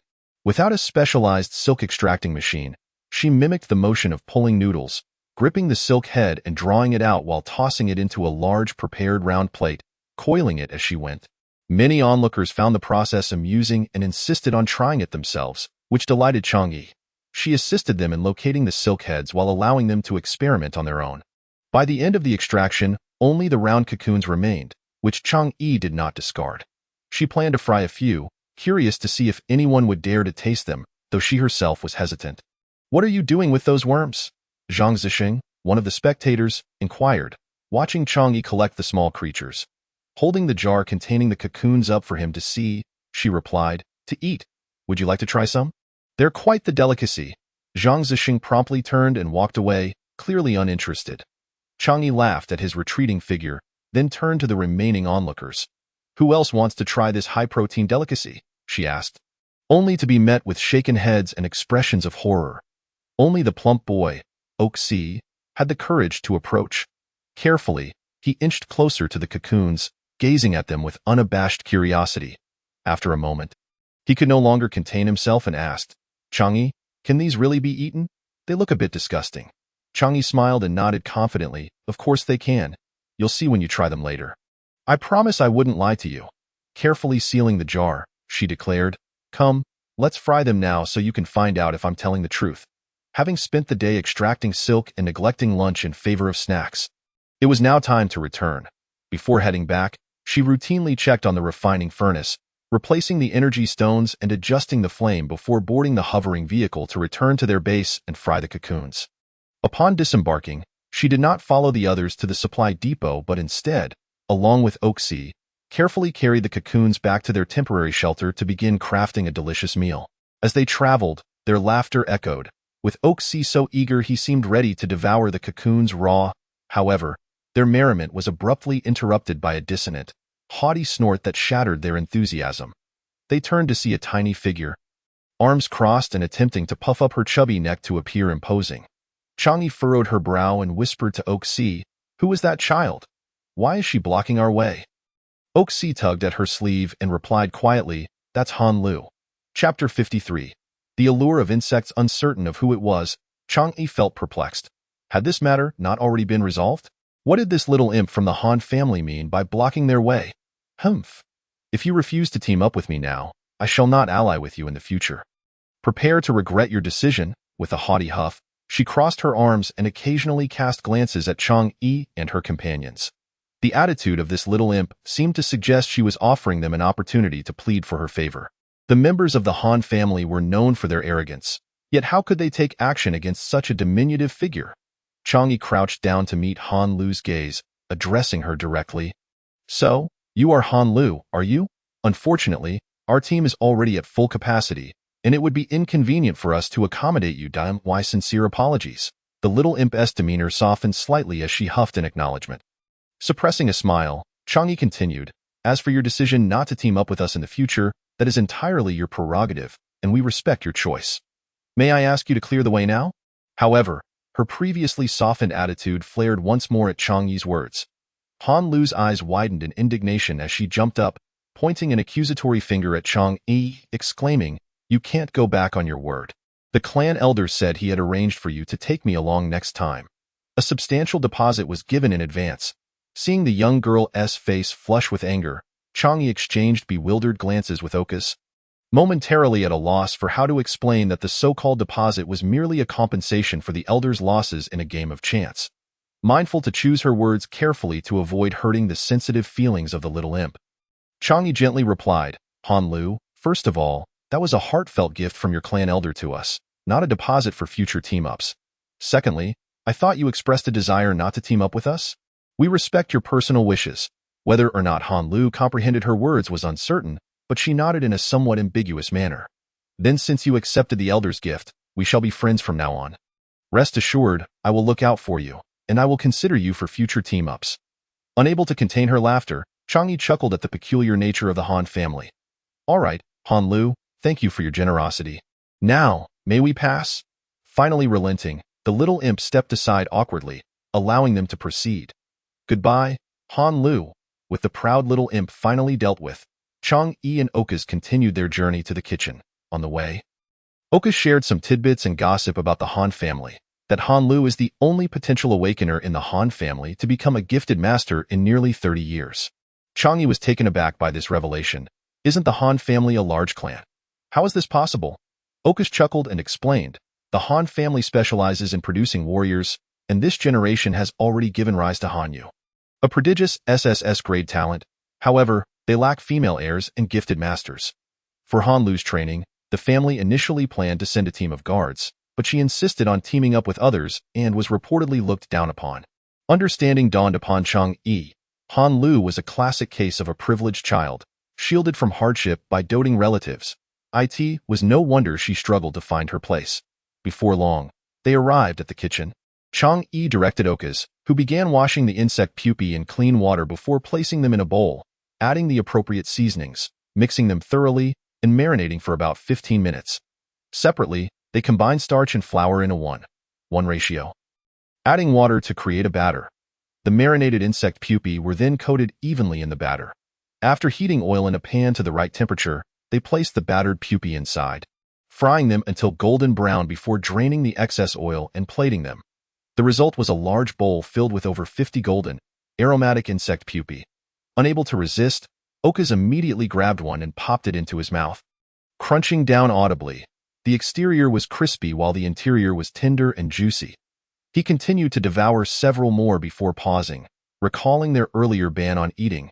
You'll have to ask them. I don't know, Chang'e replied as she heard the approaching voices of their friends. What delectable dish are you cooking today? It smells divine, even from a distance, with the enemy forces just 3 seconds away from the battlefield. Okus, upon hearing the commotion outside, hastily shoved another pupae into his mouth. Realizing it was insufficient, he quickly scooped several more into his bowl. Hey, Chubby, what delicious treats are you hiding from us? A Fei followed the enticing aroma to Okus's location, snatching a fried pupae from his bowl and popping it into his mouth. Panicking, Okus turned away, shielding his bowl with his hands while hastily swallowing his current morsel. Those are insect pupae. Remember you said not to eat? With the pupae still unchewed in his mouth, a Fei instinctively took a few bites, incredulous that this crispy, tender, juicy morsel could possibly be the same repugnant insect pupae from earlier. Imitating Okus, a Fei stuffed one into his mouth before quickly filling his bowl. Seizing the moment before others could intervene, Okus quietly refilled his bowl. Observing the two, Zhang Zixing chuckled. It's just an insect. Is it really that tasty? Not at all, a Fei replied in between his frantic munching, his hands still snatching more. Okus nodded in agreement, adding, not tasty at all. Watching a Fei grab another, he quickly swallowed and reached for another himself. Their lack of conviction was evident, yet the fried insect pupae glistened enticingly, prompting others to join in and sample the dish. With over 50 pupae in total, Okus and a Fei alone consumed nearly 10, leaving none for anyone else who lagged behind. Those who missed out curiously inquired about the taste, only to be met with a chorus of not good at all, not good. Chang'e couldn't help but laugh at their childish antics from the sidelines, knowing full well how delicious the dish truly was. Following behind, Shan Mufeng also missed out on tasting. Chang'e offered her bowl. Here, give it a try. Luckily, she had secretly stashed a few earlier. I don't want any, Shan Mufeng responded, noticing Chang'e's reluctance. Though insect pupae were nutritionally beneficial and palatable, she couldn't overcome her psychological barrier. Seeing Chang'e's reaction, Shan Mufeng opted not to indulge, distributing his few pupae to those nearby. Chapter 54. Mission accomplished. The nearby individuals quickly accepted the offerings, dividing them among themselves. Observing Shan Mufeng's response, Chang'e cheerfully remarked, go on, it's perfectly fine. I simply can't bring myself to eat it. Shan Mufeng gently held Chang'e's hand, suggesting, let us go eat something else. Since Chang'e herself was unwilling to eat, he felt no need to indulge. Though she didn't mind Shan Mufeng eating, his consideration for her feelings brought her joy. She swung his hand playfully. I gathered a lot of mushrooms today, and the kitchen helped me roast a good amount. Let us sneak off and enjoy them without sharing. All right. Shan Mufeng delightedly watched Chang'e's cleverness, allowing her to lead him as they stealthily made their way through the crowd. The previous day's fried insect pupae had ignited the appetites of the food lovers, and upon encountering Chang'e that morning, they bombarded her with questions about how to find insect pupae. Joyfully, Chang'e shared her knowledge. They sought pupae while she desired silk, a mutually beneficial arrangement. In just one night, Okaz and Afei managed to procure an automatic silk extractor for her, proving the irresistible charm of culinary delights. The hunting team gradually expanded, and the soldiers expressed their willingness to hunt daily, as it required no resource expenditure and avoided direct confrontations with exotic beasts, allowing them to effortlessly gather supplies. Everyone was content, except for Chang'e, who couldn't muster a smile while gazing at her energy stone furnace, which had shown no signs of activity. 7 days had elapsed since the refining process began, and since the third day, she had been unable to observe the interior, relying solely on her mental perception. Each time, all she saw was a blinding golden light, with nothing else visible, from initial anticipation to her current impatience. She longed for the process to conclude swiftly. Her supply of energy stones was dwindling. By the 5th day, her initial energy stones had been exhausted, and she had been using intermediate stones for the last 2 days. Today marked the final attempt. She took out a high-grade energy stone, pressing down firmly while muttering, "This is the last time. If you don't finish soon, I won't have any energy stones left for you and will have to extinguish the fire." Though reluctant to part, she truly had no more energy stones left and felt too embarrassed to ask Dan Mufing for more. He had already given her quite a few, and after deducting what she had extracted, all that remained had been spent on the refining furnace. She had no idea what it would yield, or if it would result in a loss. After a long wait of an entire day, the refining furnace finally signaled its completion in the evening. First, she extinguished the fire that had burned for 7 days and nights. Unable to wait for it to cool completely, the contents within the furnace began to make restless noises, clanging and banging as if threatening to break free. In desperation, Chang'e called upon a few wind element ability warriors to assist in hastening the cooling process, to prevent the contents from escaping. She began to dismantle the furnace, coaxing it gently, "Take it easy, just a moment longer, and I shall release you." She also issued a stern warning, "If you dare to smash my furnace, I shall lock you inside and refine you again." Through a combination of persuasion and intimidation, she eventually managed to quiet it down. As the temperature dropped, Chang'e climbed the ladder and began to scrape away the clay sealing the furnace lid. Having been subjected to such prolonged heat, the clay had become dry and brittle, easily crumbling with a single scrape. Just as she shifted the lid slightly, the contents of the furnace erupted forth, bursting out and swirling in golden light. Since it had emerged on its own, Chang'e did not linger on the matter, carefully descending the ladder while keeping her gaze fixed below. Once she confirmed her footing, she looked up to observe the golden light dancing above her. "What marvelous creation have you refined to cause such a commotion?" she wondered. "Look for yourself. It's right there," came the playful response. It was not ideal to let it remain hovering in the sky, so Dan Mufing and Zhang Zisheng prepared to ascend in a hovercraft, intending to lasso it down. However, the golden light, mistaking their approach for a game, darted away, refusing to be captured. It circled the hovercraft repeatedly, as though they were playing with a pet. Zhang Zisheng found himself exasperated by the golden light's antics. Dan Mufing maneuvered the hovercraft lower, muttering, "This creature is far too cunning. We can't seem to catch its coming back on its own," Chang'e remarked, observing the golden light trailing behind the hovercraft. The golden light gradually drew closer, its brilliance dimming to reveal its true form. Only then did Chang'e realize what she had created. A golden staff stood before her. Inside, her heart swelled with joy. She never expected to experience the feeling of being a great sage. "And I thought it was something extraordinary. It's merely a firewood stick," Zhang Zisheng quipped, his sarcasm unrelenting. Chang'e rolled her eyes at him and extended her trembling hands to caress the golden staff, soothingly assuring, "Don't listen to him. He is the firewood stick, not you. You are the golden cudgel." The staff seemed to acknowledge her words, shrinking in size and extending a branch to lightly touch her palm. A wave of delight washed over Chang'e as she grasped the staff.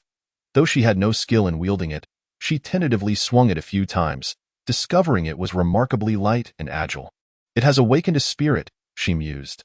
Zhang Zisheng attempted to reach out, but the golden cudgel suddenly elongated, darting towards him, startling him into a quick retreat.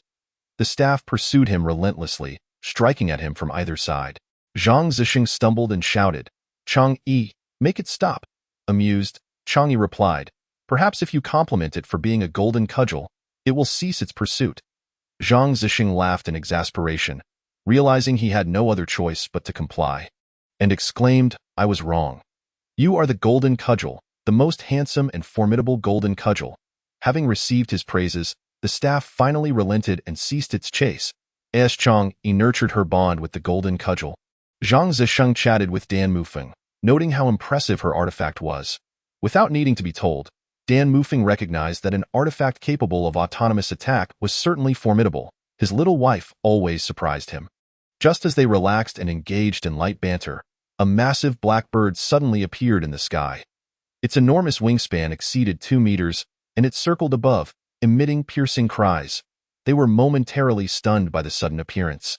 And before they could react, the bird launched an attack, flapping its wings to conjure a fierce wind while gathering a purple lightning ball in its beak to hurl at them. "Quick, back to the hovercraft!" Dan Mufeng shouted, retrieving his weapon to launch fireballs in defense, urging everyone to retreat. He dashed to Chang'e's side, scooping her up and fleeing. The explosion was deafening, and a soldier collapsed, losing consciousness from the shockwave. Chapter 55. The Dawn of Brilliance. The group, now inside the hovercraft, turned their gazes outside to see the fallen soldier, a surge of urgency to rescue him swelling within them. However, time was running out. It wasn't just them who noticed the downed comrade. The flying beast in the sky had also set its sights on its prey. With its massive wings folded, it dove at astonishing speed towards the soldier. The beast opened its gaping maw, revealing sharp fangs, ready to tear the helpless soldier apart. At that moment, the golden cudgel in Chang'e's hands began to tremble violently.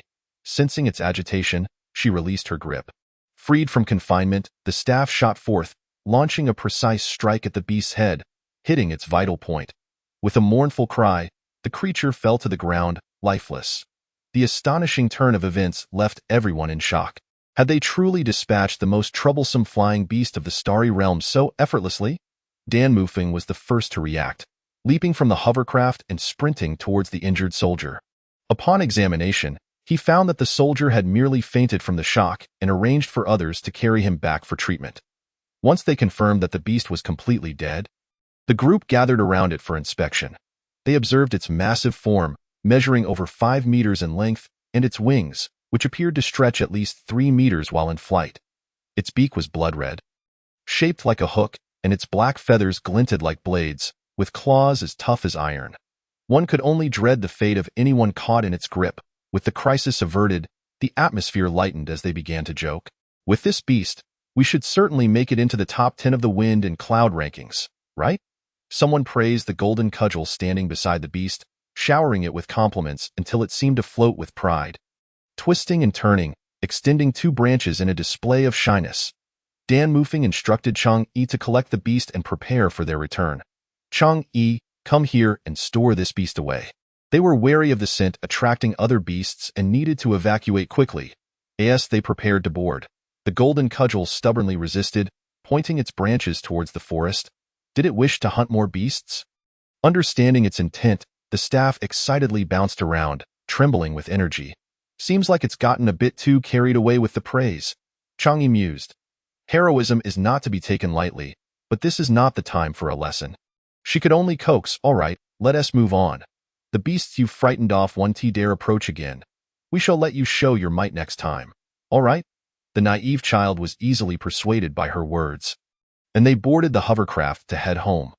Once inside, the golden cudgel remained restless, gravitating towards the soldier who had just praised it, tugging at his clothing. The soldier, confused by its actions, grasped its branch and shook it lightly, but it refused to budge. "Are you hungry?" Although she had never heard of an artifact needing sustenance, she thought perhaps one with awakened intelligence might. She took out a fruit and offered it to the staff. The golden cudgel inspected it briefly before rejecting it, returning the fruit. It clearly found it unworthy. The soldier, possessing a good temperament, then produced an energy stone for it, which the staff accepted, placing it on its tip before absorbing it. Yet, it still refused to leave, persistently tugging at the soldier's clothing. The young warrior was at a loss, allowing it to play as it pleased. If only it would accompany him home, he thought dreamily. Chang'e, noticing her golden cudgel had swindled a piece of energy stone and still refused to return, approached the young soldier, handing him a bottle of energy liquid. "I have no energy stones left. Take this." The young soldier quickly protested. "No. I like the golden cudgel. I willingly give it to it. As they continued to push their offerings back and forth, the golden cudgel entangled its branches around the energy liquid tube, swiftly uncapping it and pouring its contents into itself. Chang'e felt an inexplicable sense of embarrassment as she hurriedly retrieved another bottle of energy liquid to offer the soldier, preventing him from refusing as she firmly blocked his hands. Quick, take it. Turning to the golden cudgel, she admonished, can you not eat everything you come across? You are a golden cudgel, not a storage space. The tender green branches shielded the staff's top, as if afraid Chang'e would demand it return what it had just absorbed. Whatever was inside the golden cudgel was its own, and no one could take it away. I'm not taking anything from you. Can't you just pour the energy liquid directly inside? Typically, artifacts used energy stones to replenish energy. She had never seen one utilize energy liquid before, uncertain if it might cause damage. The little branch swayed wildly, expressing its delight at the energy liquid. The golden cudgel adored the energy liquid. From its lively demeanor, Chang'e felt assured it would be fine. As long as it wouldn't be harmed, energy liquid would suffice. After all, her extraction efficiency was quite good. She could afford it. Now, let us not disturb anyone's rest. As soon as the mention of departure arose, the golden staff became somewhat obstinate. Nua moved closer to the little warrior, no longer tugging at his clothes, but standing right in front of him, occasionally twirling around. The little warrior hoped that Chang'e, his master, could translate the meaning of the golden staff. He attempted to praise it a little more. The flamboyant appearance of the golden staff sparked a thought in Chang'e's mind. Upon hearing Chang'e's words, the little warrior hesitated for a moment, then softly remarked, Golden staff, you truly are magnificent. Your appearance today is extraordinarily handsome, invincible across the cosmos. As if understanding, the golden staff shimmered momentarily, its little branches dusting off non-existent dirt from its shaft. Chang'e smiled at this sight, thinking to herself that the golden staff indeed had a rather proud disposition. Reveling in compliments. All right, you're already so impressive. You must maintain an air of mystery before them. Let us be on our way, Chang'e called out. After saying this, she departed with the golden staff, leaving the little warrior, who held the energy liquid, in a state of confusion. The array device, too, enjoyed hearing kind words. He had just exchanged a regular energy stone for a tube of attack attribute energy liquid. Should he return it to her? After Chang'e left, Shan Mufeng gently patted his shoulder and quietly said, Keep it. For her, this is an equitable exchange. The voice was soft yet seemed to possess a kind of magic that calmed his previously anxious heart. For Chang'e, today was a day of great harvest. The fact that the golden staff could autonomously attack was truly delightful. She had worried about her lack of martial arts skills and how to utilize it in the future. But now that issue was perfectly resolved. She found numerous videos of martial arts and attacks for the golden staff to view, allowing it to learn independently, regardless of whether the actions in the videos were accurate. The golden staff was captivated by the heroic figures and dazzling combat moves in the videos, learning with great diligence. When Morong Yao and others received the joyous news from Chang'e, they eagerly awaited at the supply depot, eager to catch a glimpse of the beast at the earliest opportunity. This was the first beast for their small team. The logistics department of the school also sent representatives to say that the supply depot was insufficiently large and that they could open a larger one. Fearing they might venture into the military supply depot again. Chapter 56. The return journey. They VE arrived. A Fei, with keen eyesight, spotted their hovering vehicle from afar. Unable to contain their excitement, Morong Yao and the others rushed towards it before it had fully stopped. Inquiring eagerly, where's the beast? What does it look like? What level is it? Chang'e was taken aback by their enthusiasm and took a step back, wondering if these individuals had lost their minds. Could their small hovering vehicle possibly carry a beast? The golden staff, however, was unfazed. It inspected its own shaft, confirming everything was in order, and confidently floated into the center of the crowd, radiating golden light. Before they could even see the beast, they were greeted by the sight of this gleaming staff. Just as everyone was puzzled, Morong Yao, with a flash of insight, exclaimed, Is that an array device you refined? Yes, it's called the golden staff. Isn't it cool? Chang'e replied with a smile, a hint of pride shining in her eyes. Upon hearing its name, as if in response to Chang'e's words, the golden staff stood even straighter, its brilliance intensifying to the point of being blinding. Easy there, tone down your shine. It's too dazzling, a child couldn't help but praise. The warriors behind shared tales of the golden staff's impressive feats in slaying beasts. Casting envious glances at Chang'e, having admired the precious array device, they now turned their attention to the primary objective of the day, the beast. The crowd gathered around Chang'e and her companions as they made their way to the supply depot. Upon reaching the depot, Chang'e released the flying beast. As the massive creature landed, it produced a thunderous impact. If you plan to sell it, the school will buy it all. The meat of the flying beast is always top tier, said the school representative. This time, no team has managed to capture a flying beast. The military personnel grew anxious upon hearing this, arguing, "What do you mean? We'll buy it all. Shan Mufeng, if you intend to sell, prioritize the military brothers." Murong Yao exchanged glances with Shan Mufeng, and Murong Yao spoke up, "Thank you all, but we won't be selling this one beast. Sorry, if we decide to sell in the future, we will inform you first." Indeed, their small team could no longer be termed as such, as their numbers had reached that of a medium-sized hunting team. With just this one beast, the division among them would leave little for others. Unfortunately, they would miss out on this opportunity. After sending off the onlookers, the ability-enhanced warriors began to carve up the beast. When there is something good, one must enjoy it first. They severed a large thigh for the kitchen to prepare a late-night feast. Eager for a taste, Okusi was the most enthusiastic, hoisting the hefty thigh and dashing towards the kitchen. Others followed suit, slicing various parts of the beast for storage or preparation for consumption. The evening's dinner stretched into the night, and only after midnight did everyone disperse. In the latter half of the night, rain began to pour, the rhythmic pattering lulling many into a deeper sleep. The coolness after the rain made Chang'e long to lie in bed all day. The hunting expedition was nearing its conclusion. Some teams had already set off for home. However, due to Chang'e's ongoing refinement, their team had yet to decide on a return time. Now that Chang'e's refinement had concluded, they too had to consider their return. For the school's training task, Chang'e had initially aimed to simply avoid being at the bottom. But the outcomes had far exceeded her expectations. She had no objections regarding when to return. Knock, knock.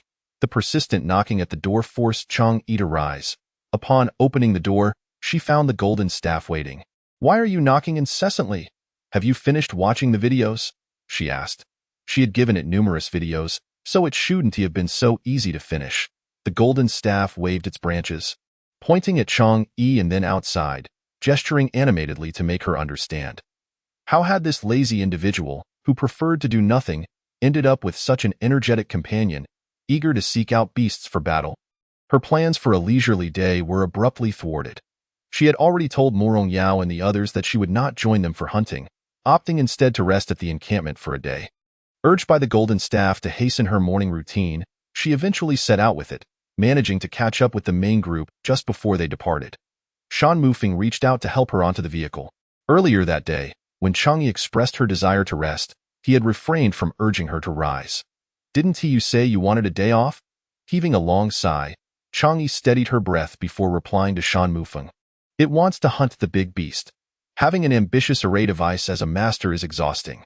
The arrival of Chang'e and the golden staff was met with enthusiastic welcomes from everyone, who gathered around to express their greetings. After so many days of hunting, the collection of fragrant bamboo pigs and jade bamboo leaves had become second nature to everyone. Upon reaching their destination, they dispersed to gather. Shan Mufeng, along with Murong Yao and others, followed Chang'e and the golden staff in search of beasts. Perhaps due to yesterday's encounter with the flying beast, the golden staff continuously searched the skies. A call from a flying beast echoed ahead, prompting the golden staff to take the lead, swiftly moving towards the sound. Chang'e and the others, following the golden staff's radiant glow, hurried after it. By the time they arrived, the golden staff had already defeated the beast, standing triumphantly before it, aglow with golden light, awaiting their arrival. "Good golden staff, you are incredible." Knowing that the golden staff relished compliments, the warriors immediately praised it before even examining the fallen beast. For 5 consecutive days, Chang'e was dragged by the golden staff into hunting expeditions, where the golden staff fought valiantly while she provided energy liquid for the heroic device post-battle. When the school announced the conclusion of the training tasks and the return of all participants, Chang'e felt overwhelmed with emotion, nearly brought to tears. She was a gifted artisan, yet she had no desire to be forced into a relentless quest for beasts day after day. She had no interest in climbing the rankings, and the school's generous rewards held no appeal for her. She merely wished to pass. However, her array device disagreed. On the return journey, the golden staff was surrounded by warriors who sang its praises, while Chang'e kept her distance. Recently, she found herself somewhat averse to seeing the golden staff. Upon returning to school, the training rankings were announced. Thanks to the exceptionally diligent golden staff, their team had secured a place among the top 3, consistently capturing at least one beast each day in the final days. Chang'e received a high-tier defensive array device, while others also earned generous rewards. With the conclusion of the training, the semester's courses were officially over. Ushering in the mid-year break, Chang'e and Morongxian, armed with shopping cards gifted by Okusi, embarked on a shopping spree at the trading city of Central Star, where Chang'e purchased numerous local specialties to bring home for her family. Bidding farewell to the classmates she had just begun to know, she set off back to Qihang Star, while Shan Mufeng had military duties to attend to and had already returned ahead of her. Home is better than any gilded cage. On her first day back, Chang'e slept soundly without a care. The next day, she took the specialty she had bought in Central Star back to her family for a meal and to report her safety. Unbeknownst to Chang'e, even before her return home, others had already set their sights on her spoils, scheming to take advantage of her. "Mom, I'm back. Can you make me that soup? I've been craving your soup," she called out, bringing the ingredients into the kitchen and playfully addressing her busy mother. Chapter 57. A heartwarming moment. Having not seen her daughter for nearly a month, her mother was eager to indulge her with whatever she desired. "I've prepared everything for you," she said, gesturing for Chang'e to look inside. "Your father went to the trading city early this morning to buy some young chickens. I've been simmering them since morning. Would you like to taste it first?" As the pot lid was lifted, the savory aroma of the young chicken mingled with the fragrance of mushrooms, wafting enticingly through the air. "Come, give it a try." "How does it taste?" Changmu scooped a small bowl and presented it to Chang'e. Unable to wait, Chang'e took it from her hand, dipped a spoon in, blew on it, and slurped it into her mouth. "Mmm. Mom's culinary skills are simply exceptional. This flavor is exquisite. I must indulge before they return, lest they try to claim it for themselves." Though her approach was somewhat exaggerated, it was well known that Changmu had always been fond of such antics. And for decades, it had remained unchanged. Within a short while, she had Changmu completely charmed, and the mother-daughter duo chatted and laughed as they prepared dinner. The earliest to return home today was Shan Mufeng. And he was not alone. Trailing behind him was a golden staff. Ever since arriving at Qihang Star, it had accompanied Shan Mufeng to the military daily, striving to become the most formidable weapon. The shimmering rod was favored by Changmu, and while others had yet to dine, it was already served at its own little stove, receiving several energy stones discreetly from Chang'e. As the family gathered jovially for their reunion dinner, Chang'e enjoyed a bowl of mushroom and young chicken soup, while they roasted a fragrant bamboo pig, filling a large basin that occupied half the table. Changmu had not forgotten to prepare a bottle of energy liquid for the Golden Staff's dinner as well. At the dining table, Changfu turned to Shan Mufeng and said, "My little E is still young and naive. Please be understanding. We have plenty of delicacies here, and since you have worked hard to hunt these treasures, take your time enjoying them. You can take what you want back later." Delighted by his daughter's filial piety, he wished to avoid giving the impression that he was exploiting her. "Dad, E's intentions align with mine, especially since all of this was earned through her own efforts. You two should feel free to accept it," Shan Mufeng said earnestly, setting down his utensils. As a husband, he was one with his wife, and Chang'e had every right to decide what belonged to their family. He was not one to be overly calculating, especially when it came to what his wife had hunted herself. He was more than willing to lend a hand to the Chang family. Changfu attempted to decline again. Noticing her father's reluctance, Chang'e pouted and said unhappily, "This is my own bounty, a token of respect for you. If you look down on it, I might as well throw it away." "Child, what are you saying? It's a fine offering. Others would pay handsomely for it, yet you would consider discarding it?" Changmu interjected hastily, fearing her daughter might actually go through with such a thing. "Mufeng, Chang'e's father did not mean it that way. We simply thought you had brought too much this time, and were worried you might not have enough for yourselves," Changmu explained. During Chang'e's training, the military had frequently sent them supplies, starting with a few bamboo pigs, purportedly from her hunts, allowing them a taste of something fresh. Later, they received even more outrageous items. like jade bamboo leaves that could nurture mental strength, and in the final days, they were sent an entire leg of a flying magical beast. When she messaged them, she would only say it was from her hunt and that they should eat without worry, assuring them there was more to come. They dared not indulge carelessly. Should Shan Mufeng be displeased, they would have no idea where to find such rare items to return to him. Even now, that magical beast's leg remained stored in their supplies. Dad, it's fine. You should just accept what they, as a couple, wish to give you. Why make it so formal among family? Chang Song chimed in, though inwardly he pondered that if they encountered any rare items in the future, he would save some for Chang Wai. As dinner progressed, rain began to fall outside, prompting Chang Mu to invite the couple to stay the night. The Chang household lacked clothing for Shan Mufeng, so Chang Mu retrieved a new nightgown of Chang Song's for him, which fit perfectly due to their similar builds. After washing up, Chang Yi donned the nightgown and nestled into Shan Mufeng's embrace, playing with his hand. Will you be angry if I take things back to my family? Shan Mufeng shut off his light brain, wrapped his arms around Chang Yi, and solemnly replied, If I have married you, then I shall accept all that comes with you. Caring for you is no burden at all.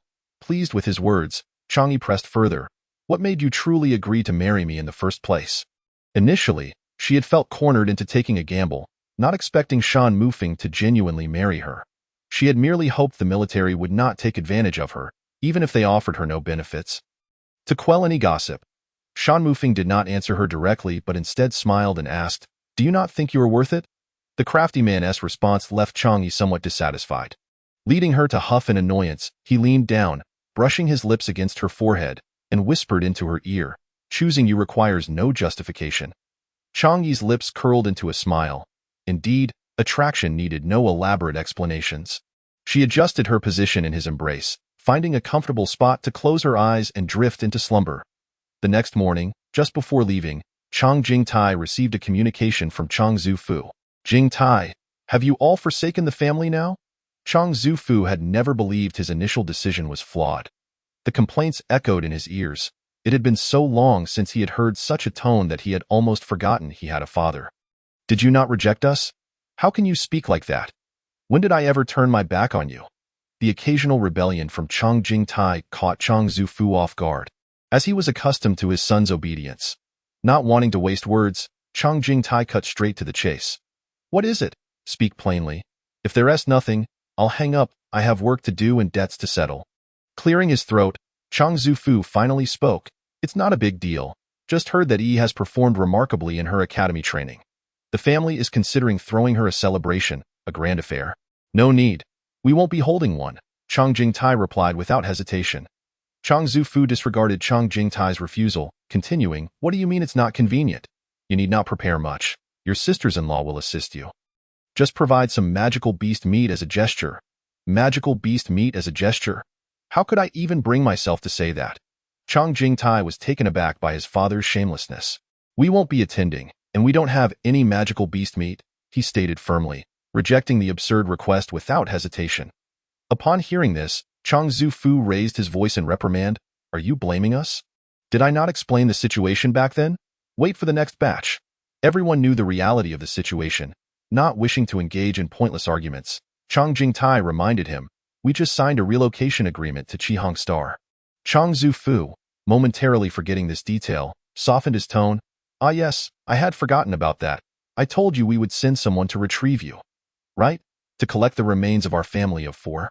Chang Jingtai retorted, having lost all patience with his biased father. Scoundrel! I am your father. After scolding, Chang Zufu suppressed his anger and commanded, This time, the gathering will be at your house. We'll come by in a few days. You best prepare, don't be stingy and make a fool of yourself. Seeming unconvinced, he added, As for the ingredients, don't buy anything too extravagant. Just bring some of what he collected this time, like the bamboo pigs or magical beast meat, and make sure there is plenty. Don't be tight-fisted and embarrass yourself. The more Chang Zufu spoke, the more delighted he became, even mentioning some jade bamboo leaves that were good for mental strength, requesting they prepare some so he could bring it back to brew tea. Chang Jingtai's irritation grew, and he found himself laughing at his father's audacity. Who told you we have those? You should find someone else to ask. Just as Chang Zufu was getting into the groove of his demands, Chang Jingtai doused him with cold water, glaring with a threatening demeanor. What are you saying? What do you mean we don't have it? You are disregarding your father's words, aren't you? What words? I'm speaking the truth. We don't have what you're asking for. And we won't be hosting a celebration. After delivering his final statement, Chang Jingtai hung up the call, unwilling to endure any further of Chang Zufu's incessant rambling, fearing it might drive him to madness. Chang Zufu, on the other end of the line, trembled with anger at the disconnection. Ungrateful child. Is he attempting to rebel? Dad, calm down. The second one has always had that temper. He is just upset about the previous incident. Chang Xiaoshu feigned advice, hoping to ease the tension. Chang Zufu simmered with indignation, reflecting on how long it had been since anyone had spoken to him like that. Today, his most obedient son had dared to sever ties. Why should he be angry? Why should he care? If they don't want to host, then so be it. I hardly treasure the idea of worrying about them. You may not care, but I do. Chang Xiaoshu harbored unspoken grievances in his heart but continued to persuade outwardly, saying, Father, how can you, as a parent, hold grudges against your juniors? Look, we have yet to visit the second son and the others at Kehangsing. Why don't we take some time in the next few days to pay them a visit? Although Grandpa Chang feigned indifference, he secretly pondered the suggestion. With Chang Xiaoshu providing an excuse, he decided to acquiesce, thinking, as a father, how can I bicker with my son? In a couple of days, we shall personally visit this unfilial family. Father, is that really appropriate? Uncle Chang, noticing that Grandpa Chang was being spurred on by the third son to directly confront Chang Jingtai, felt a twinge of unease. What's inappropriate about it? My visit is an act of grace towards them. You two should prepare yourself. We will go together in a few days. The eldest's timid nature pales in comparison to the charm of the third. Chang Jingtai believed his refusal had been sufficiently clear. Had they any sense of dignity, they would not dare to come over. However, upon returning home that day, he was taken aback to find the room filled with people of all ages. Oh, the second son is back. Why are you dawdling at the door? Come in. Chang Xiaoshu greeted Chang Fu with warmth, making it feel as if it was his own home. Chang Xiaoshuan had somehow procured sunflower seeds. Leaving the floor littered with shells, it seemed his second uncle was so overwhelmed with joy at our presence that he had become a bit silly. Chang Jingtai, pulled into the room by Chang Xiaoshu, felt his head spinning and could not comprehend the situation. Grandpa Chang, disdaining his dazed demeanor, lifted his eyelids and cast a sidelong glance at him. Now that you're here, go ask your good wife why she hasn't welcomed our guests. What does it mean to hide away in her room? Not even a pot of tea to offer, and you expect your elder sister-in-law to do it? How shameful. Taking a deep breath, Chang Jingtai endeavored to calm his rising anger before speaking. I will go check on her upstairs. Fearing he might lose his temper, he turned and strode towards the room. Look at this attitude. The main act hasn't even begun, and the opponent has already fled. Grandpa Chang trembled with indignation.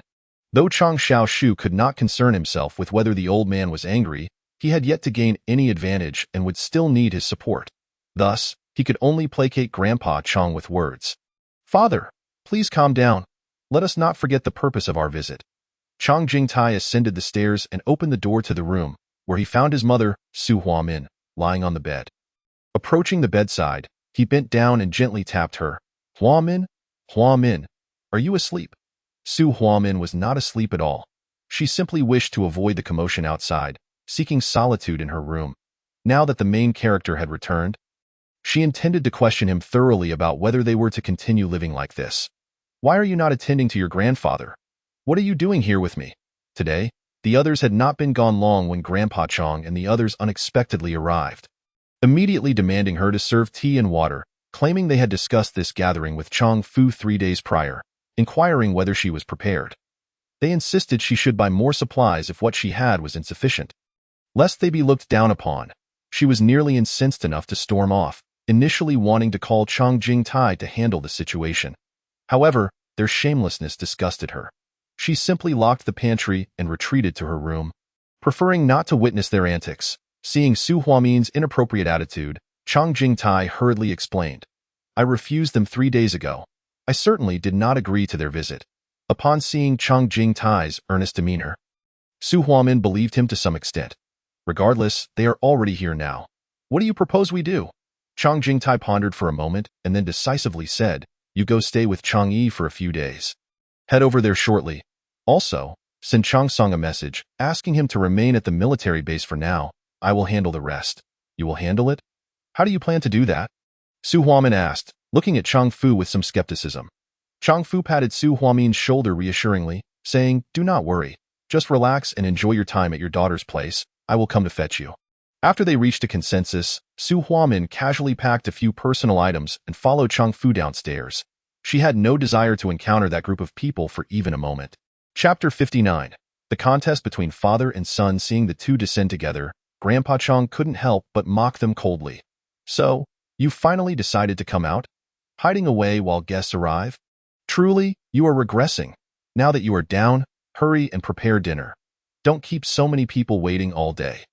Chang Fu halted Su Huamin's response with a shake of his head, indicating that now was not the time for arguments. You all came here with nothing. We will run out to buy some supplies and return shortly. Sister-in-law, I would appreciate your assistance. After saying this, Chang Jingtai quickly took Su Huamin away. As they arrived at Chang Yi's doorstep, they heard her scolding the golden cudgel inside, wondering what it had done to provoke her ire. The intelligent housekeeper alerted her to the presence of guests, and Chang Yi warned the golden cudgel not to practice its moves in the room. Recently, the golden cudgel felt quite accomplished in its studies and, upon returning home, felt compelled to perform for Chang Yi, causing the home's defense system to alert on numerous occasions. Today, it had learned some chaotic techniques at the military base and returned home to demonstrate, turning the living room into utter disarray, and Chang Yi had no time to intervene. Once she was sure the golden cudgel would not cause any more trouble, Chang Yi went to greet the visitors, only to find it was her parents at the door. She hurriedly opened it to let them in. Father, mother, what brings you here at this hour? Is there something amiss? Nothing at all. Your mother merely said she missed you and wanted to stay for a few days. Chang Jingtai's voice carried a hint of unease. Chang Yi shot him a glance but said nothing, stepping aside to allow them entry, leading them to the dining room since the living room was too chaotic. Chang Jingtai, unable to sit still, dashed into the living room to clean up alongside the robot, eavesdropping on the conversation in the dining room. Seeing her father displaying such a guilty demeanor made Chang Yi want to laugh. What has my father done wrong?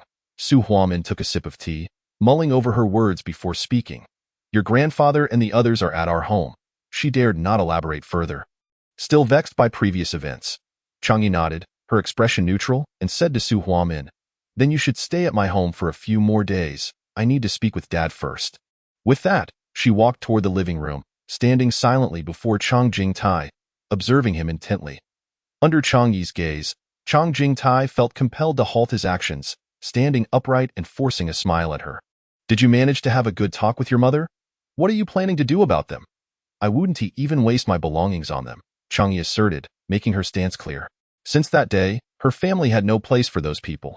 Chang Jingtai repeatedly assured her, rest assured, I came here just to borrow some storage space. We need to clear out the pantry.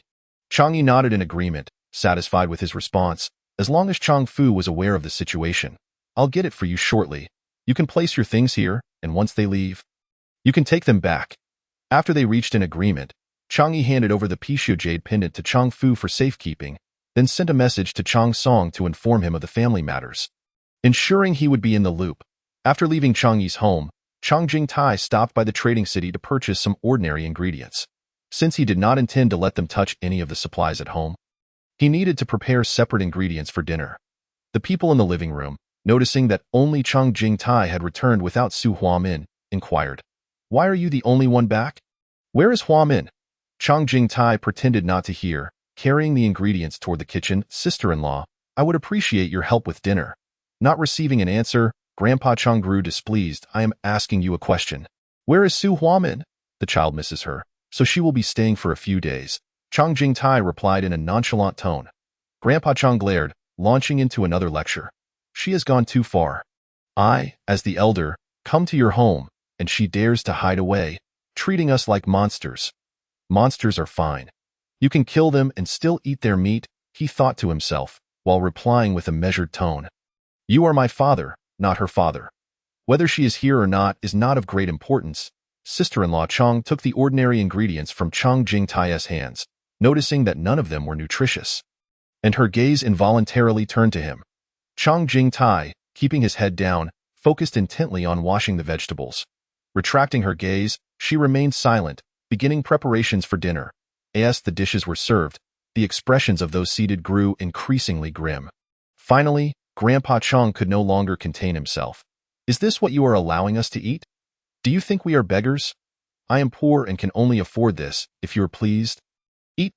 If not, feel free to return home," he declared, slamming his chopsticks down on the table. "I'm full. You may carry on."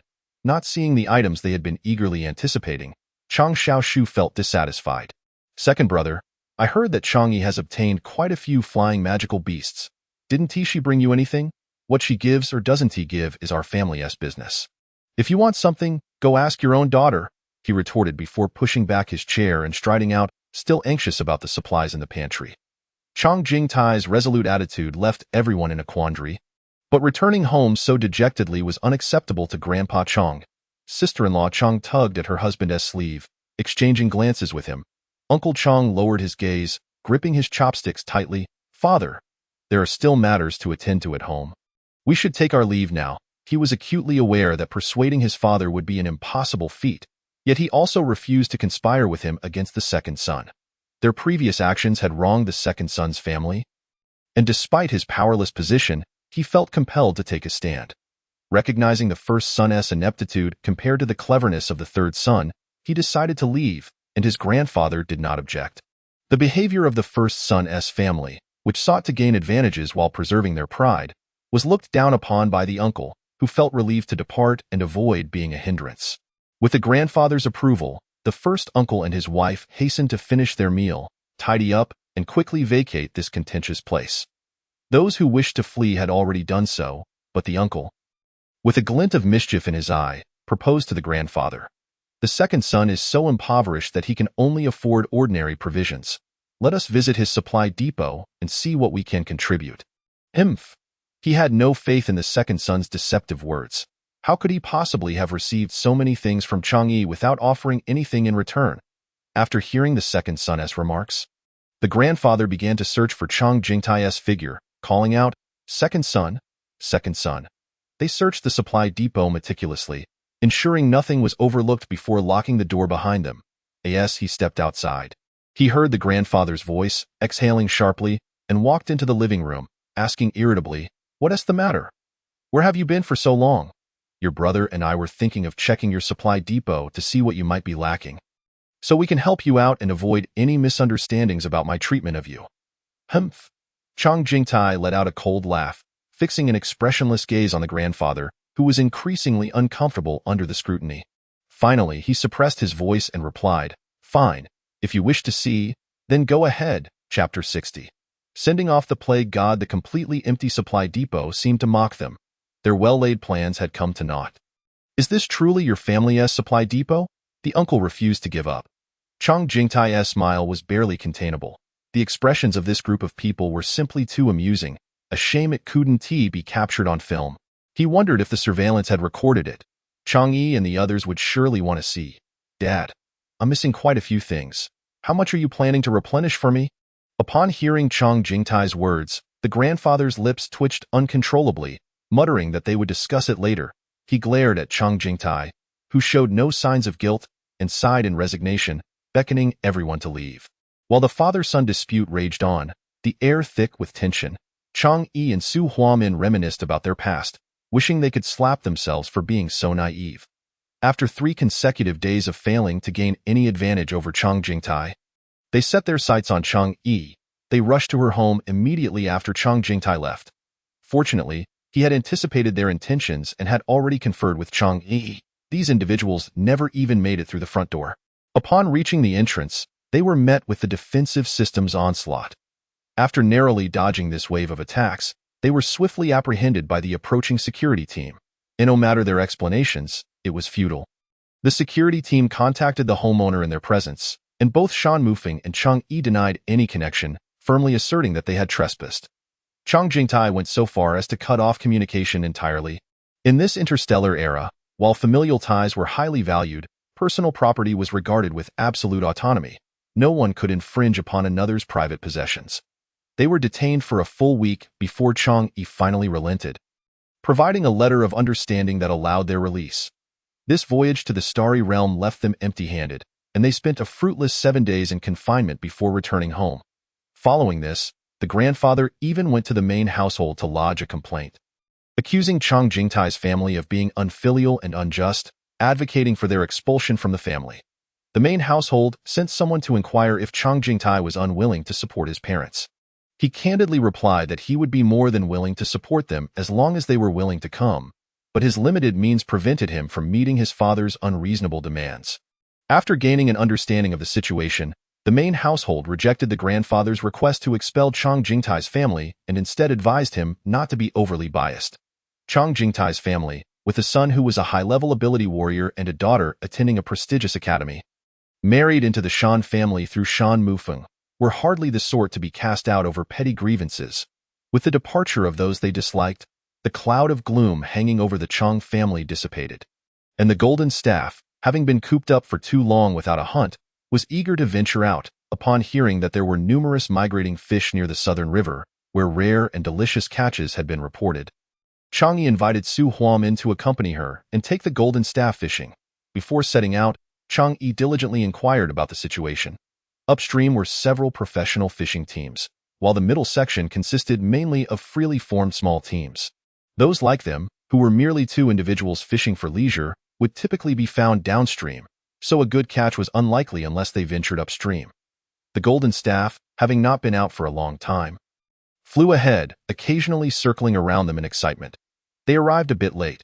The riverside was already crowded, and it was quite challenging to find an open spot along the usually spacious bank. Neither Chang'e nor her mother were particularly gregarious, so they quietly walked further back to seek an available space. After nearly half an hour, they finally found a vacant spot at what was nearly the river's end, where it met another stream. Setting up their chairs, initially only two, but the golden staff protested until they added a third, they finally settled. The fishing rods were newly purchased, but they hadn't brought bait.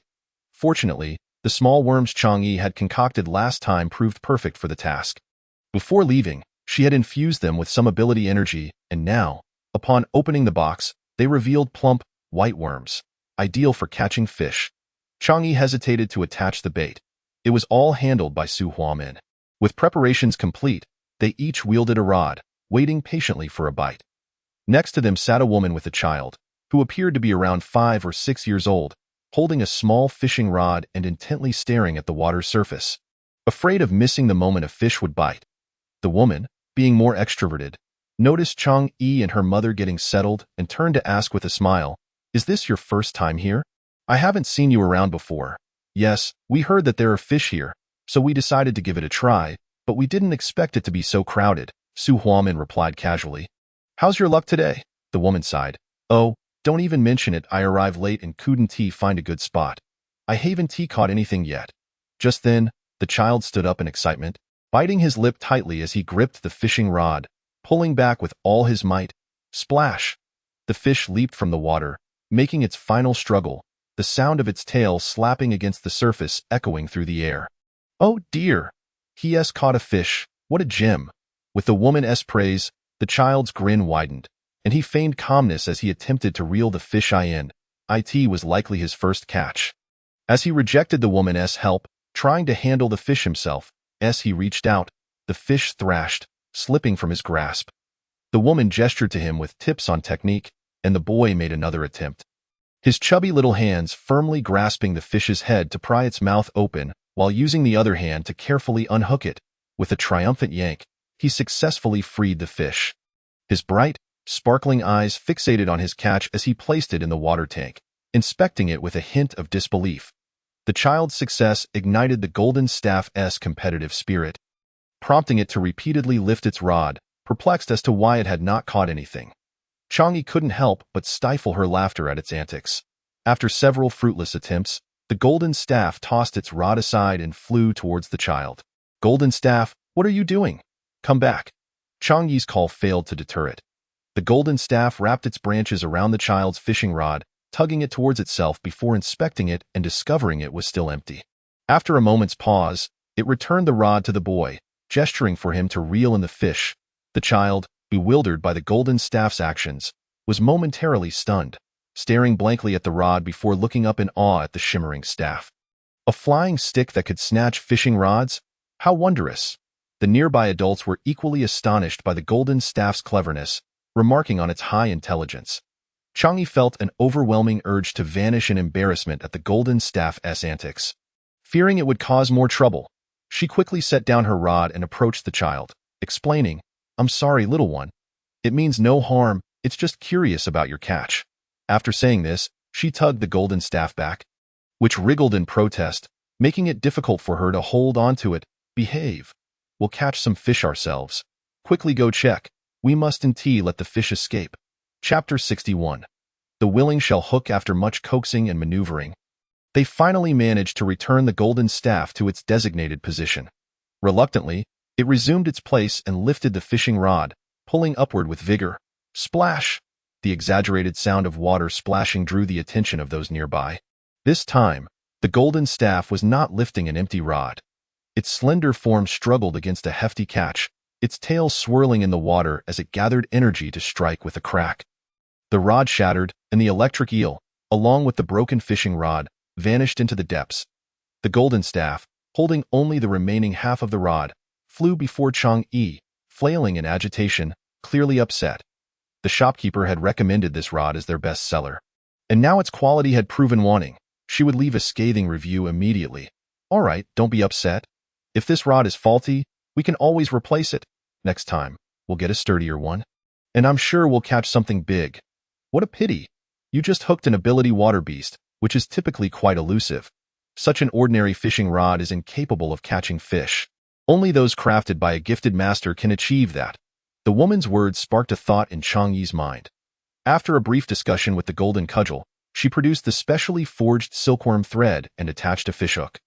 Securing it to the top branch of the cudgel, Su Huamin prepared the bait, and once the cudgel soared to the center of the river, it cast the fishing line, hovering in the air.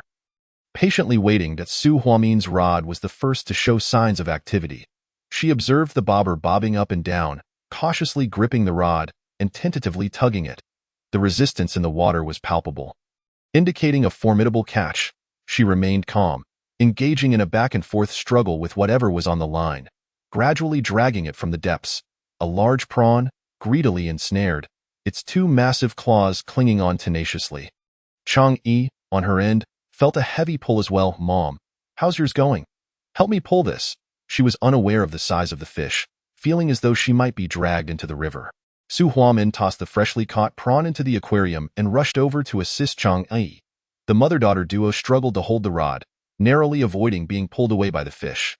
Together, they gradually pulled the fish closer to the surface. Judging by its head, it was certainly substantial. Hey! Just as they managed to reel it in a bit, the large fish fought back vigorously, plunging its head back into the water. Thus ensued a tug-of-war that lasted nearly 20 minutes, culminating in a snapped line and the fish's escape. Gazing at the severed fishing line, Chang'e began to empathize with the golden cudgel's earlier frustration at losing the catch. It was indeed disheartening to have hooked a fish only to let it slip away. The nearby women had been watching their actions, commenting on their good fortune in catching predominantly large fish.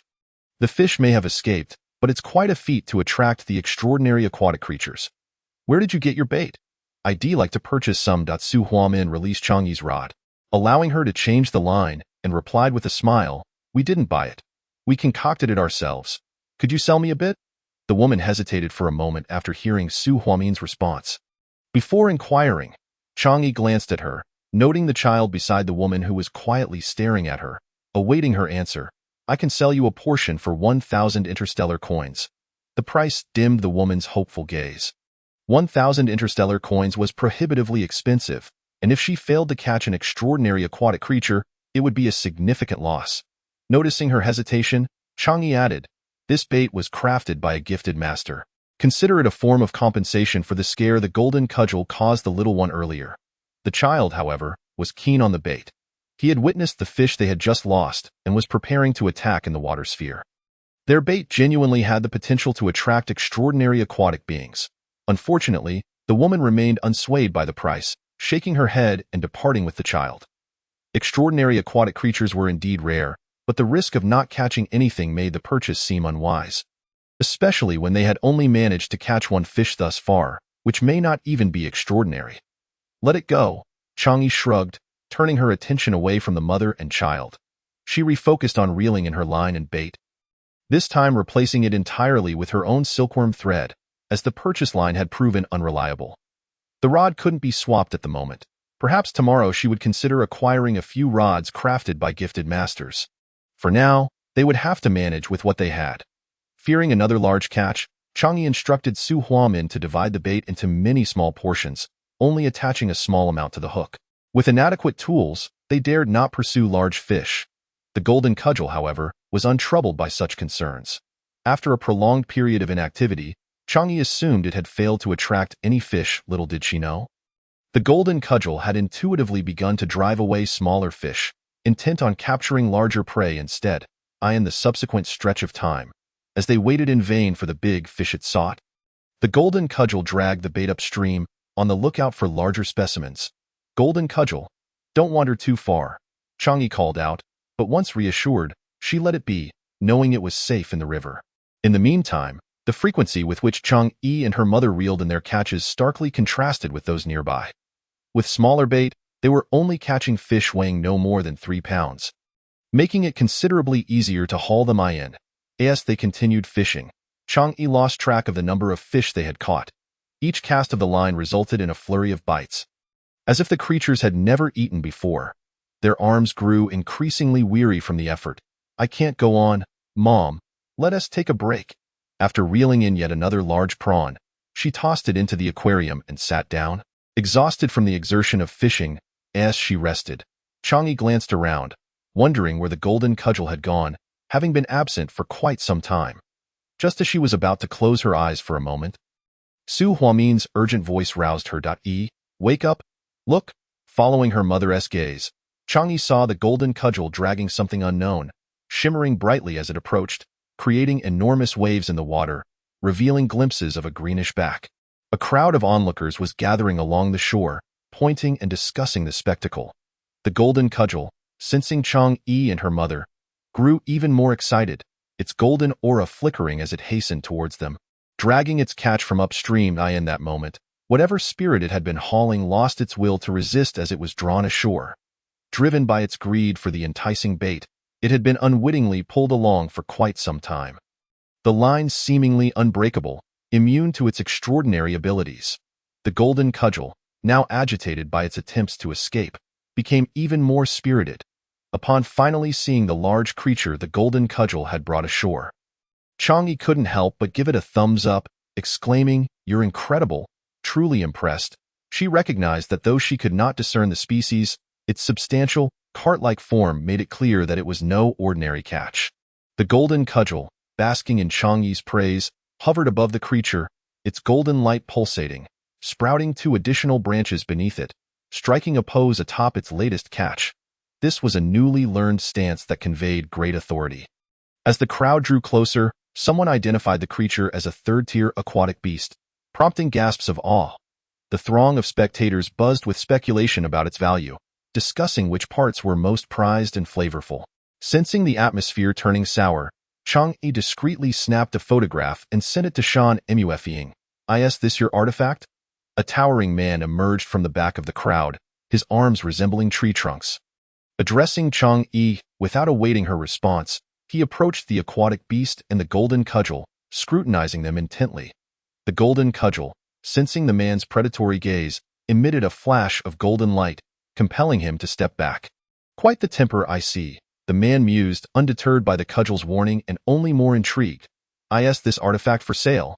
Noting the man's intentions, Chang'e stepped forward, resolutely replying, "Not for sale. Please keep your distance from our catch." The man shifted his attention to her, contemplating, "Are there only 2 of you?" His words heightened Chang'e's vigilance. In the interstellar age, competition for prey was commonplace, and failure to guard one's catch was a reflection of one's inadequacy. Chang'e remained composed, responding, "We are part of the military. A large unit is upstream and will be here shortly," her hands discreetly tightening around the defensive array. She lied. It was just the 2 of them. The woman hiding behind the crowd interjected, speaking hastily. Chang'e's piercing gaze quickly locked onto the speaker. She recognized the mother of the child from earlier. "That beast was stolen from our fishing zone.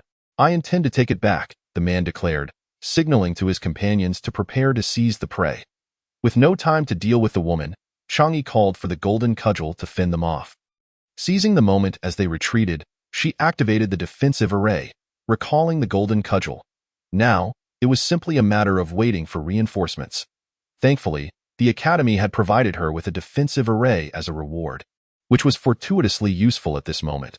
The man and his companions, witnessing Chang'e and her mother retreat into the protective array, wore grim expressions as they drew out energy weapons to assault the barrier.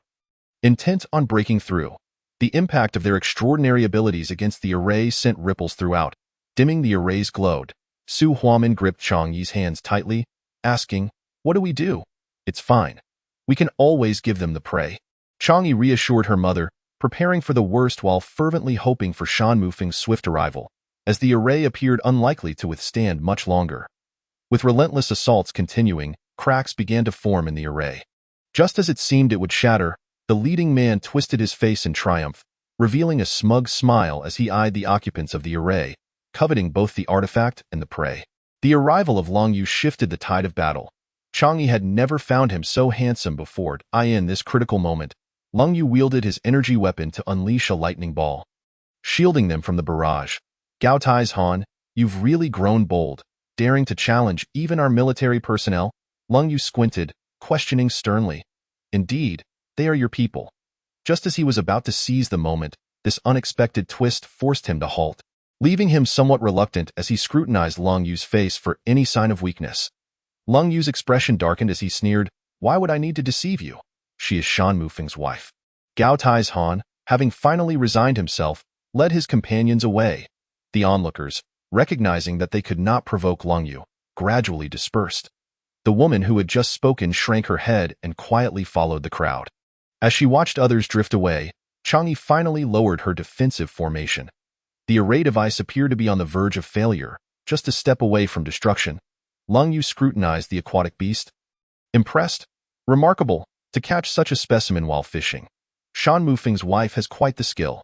She managed to reel in a level 3 aquatic beast with a fishing RODITS, no wonder some are envious.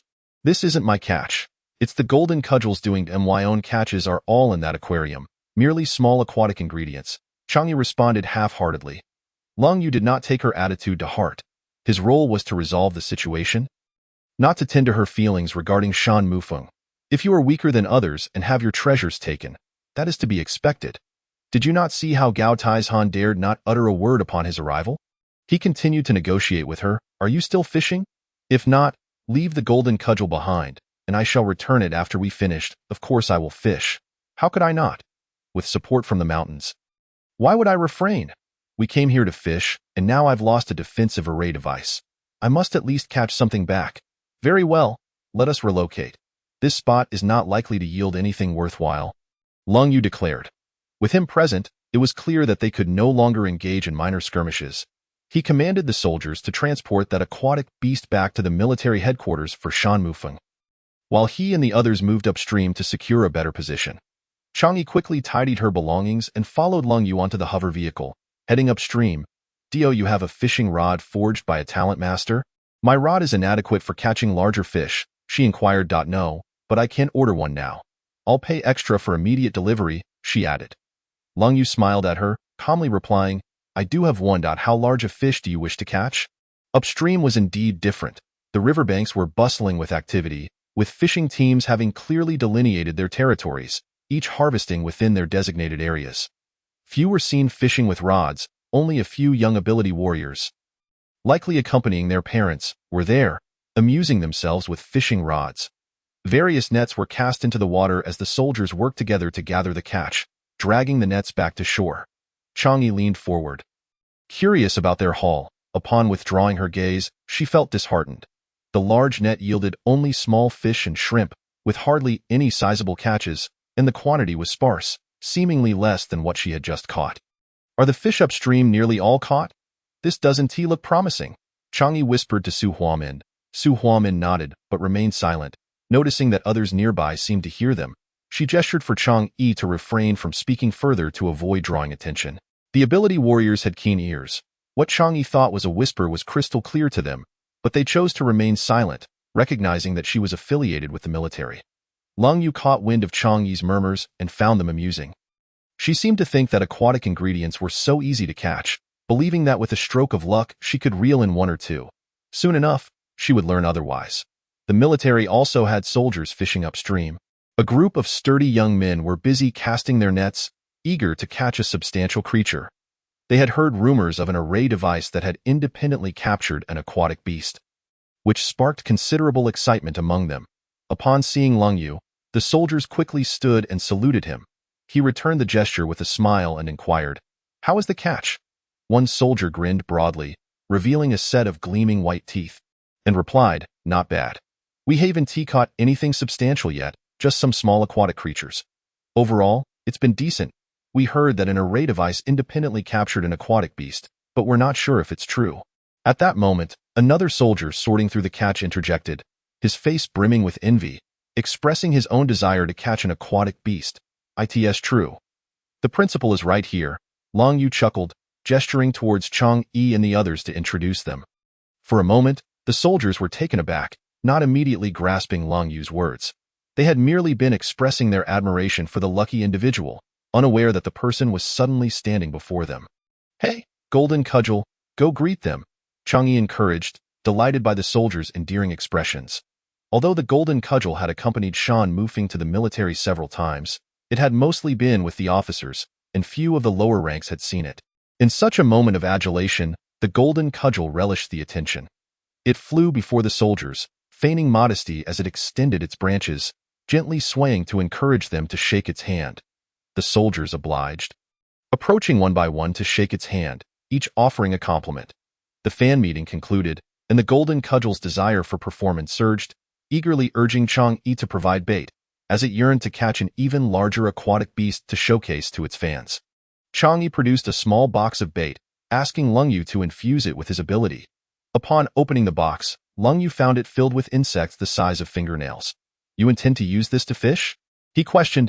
"Yes. Would you like some?" Chang Yi casually asked. "No need. Such small bait will only attract small fish for play.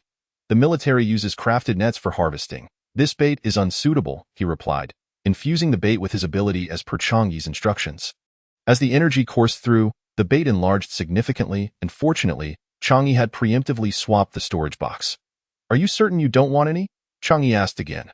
Though the bait had increased in size, it still wasn't appropriate for widespread use, and Long Yu shook his head in refusal. "Very well," Chang Yi conceded, allowing Long Yu to prepare the bait for the Golden Cudgel, sending it along with him. She then equipped the fishing rod that Long Yu had just given her, baited it, and sought a spot to fish for larger specimens. Su Huamin did not change her fishing rod. She felt that with just the two of them, catching a large fish was unlikely.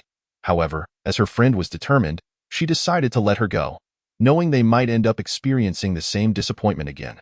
Surrounded by familiar faces, fishing felt more relaxing. In the area where the young ability warriors were fishing, they found an empty spot to settle down and cast their lines.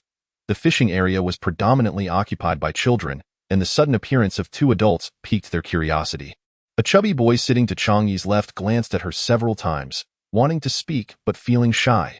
Whenever their eyes met, he would quickly look away, only to sneak another glance moments later. Chang Yi found the child's antics amusing and initiated conversation. "What do you wish to say to me?" Caught yet again, the little warrior averted his gaze, stubbornly insisting, "I wasn't trying to talk to you." "Then why do you keep staring at me? Is there something on my face? You seem to be quite the shy little cool guy," she teased. With her words, the boy's cheeks flushed, and he scratched his head, sheepishly admitting, "Why are you adults here fishing for small fish? Who says I'm here to catch small fish? I'm here to catch big ones," Chang Yi retorted with a smile. The young warrior clearly did not believe her. He thought she was trying to deceive him, having never heard of anyone catching large fish with a hand rod. He deliberately shifted away, ignoring her. "Wait and see, little brat. You'll be eating your words," she thought to herself, in pursuit of larger fish. Chang Yi had Long Yu channel considerable energy into her bait, which grew to about a meter in length, resembling a boneless beast, occasionally swaying in the breeze. Long Yu assisted her in baiting the hook, and even Su Huamin was reluctant to lend a hand. The upstream spot was indeed advantageous. Not long after casting her line, she felt a tug. Pulling on the rod yielded no movement, so she stood, bracing herself to pull harder. the fishing line snapped taut, and not only did she fail to reel it in, but she was also pulled forward. Stumbling a few steps. Seeing this, Su Huamin quickly set down her own rod and rushed over to assist. The creature in the water felt increasingly heavy. Initially, they could drag it somewhat, but soon the line began to sink deeper. Just as Chang'e was about to call for help, the little cool guy ran over, pursing his lips and helping to tug at the rod. This young warrior, despite his small stature, had considerable strength. Yet they still could not lift the rod. Whatever was in the water seemed to grow heavier. "Come help! There's something big!" the little cool guy called out first. With his shout, a swarm of young warriors rushed over, dismissing Chang'e and Su Huamin for their lack of strength, pushing them aside to make room for themselves to take over. Chang'e and Su Huamin were pushed out of the fray. Standing on the sidelines as the group of young warriors engaged in a tug-of-war with the creature in the water. With insufficient space, the warriors behind grabbed the waist or clothes of those in front, chanting a collective mantra as they all strained together. 1, 2, 3, 1, 2, 3, 1, 2, 3. The little warriors were focused, chanting in unison, and slowly, the line was dragged closer to the shore. "It's coming up. It's almost there." Chang'e and Su Huamin found themselves unwittingly growing tense, clenching their fists and joining in the chant. With a splash, the creature broke the surface of the water, and the scene fell silent for 3 seconds. "Wow! So many little AO beasts!" exclaimed a young warrior at the end of the line, his mouth agape in astonishment. They estimated a spherical mass of over a meter, densely packed with little AO beasts, desperately trying to burrow in, fearing they would miss out. A few at the rear teetered precariously, using their large pincers to grip their companions for support as they clambered upward. "Hurry, hurry, hurry! It's going to fall! It's going to fall!" The urgent cries snapped everyone back to their senses. The young warriors hurriedly continued to drag the aquatic creatures onto the shore. Once on land, these aquatic beings became docile.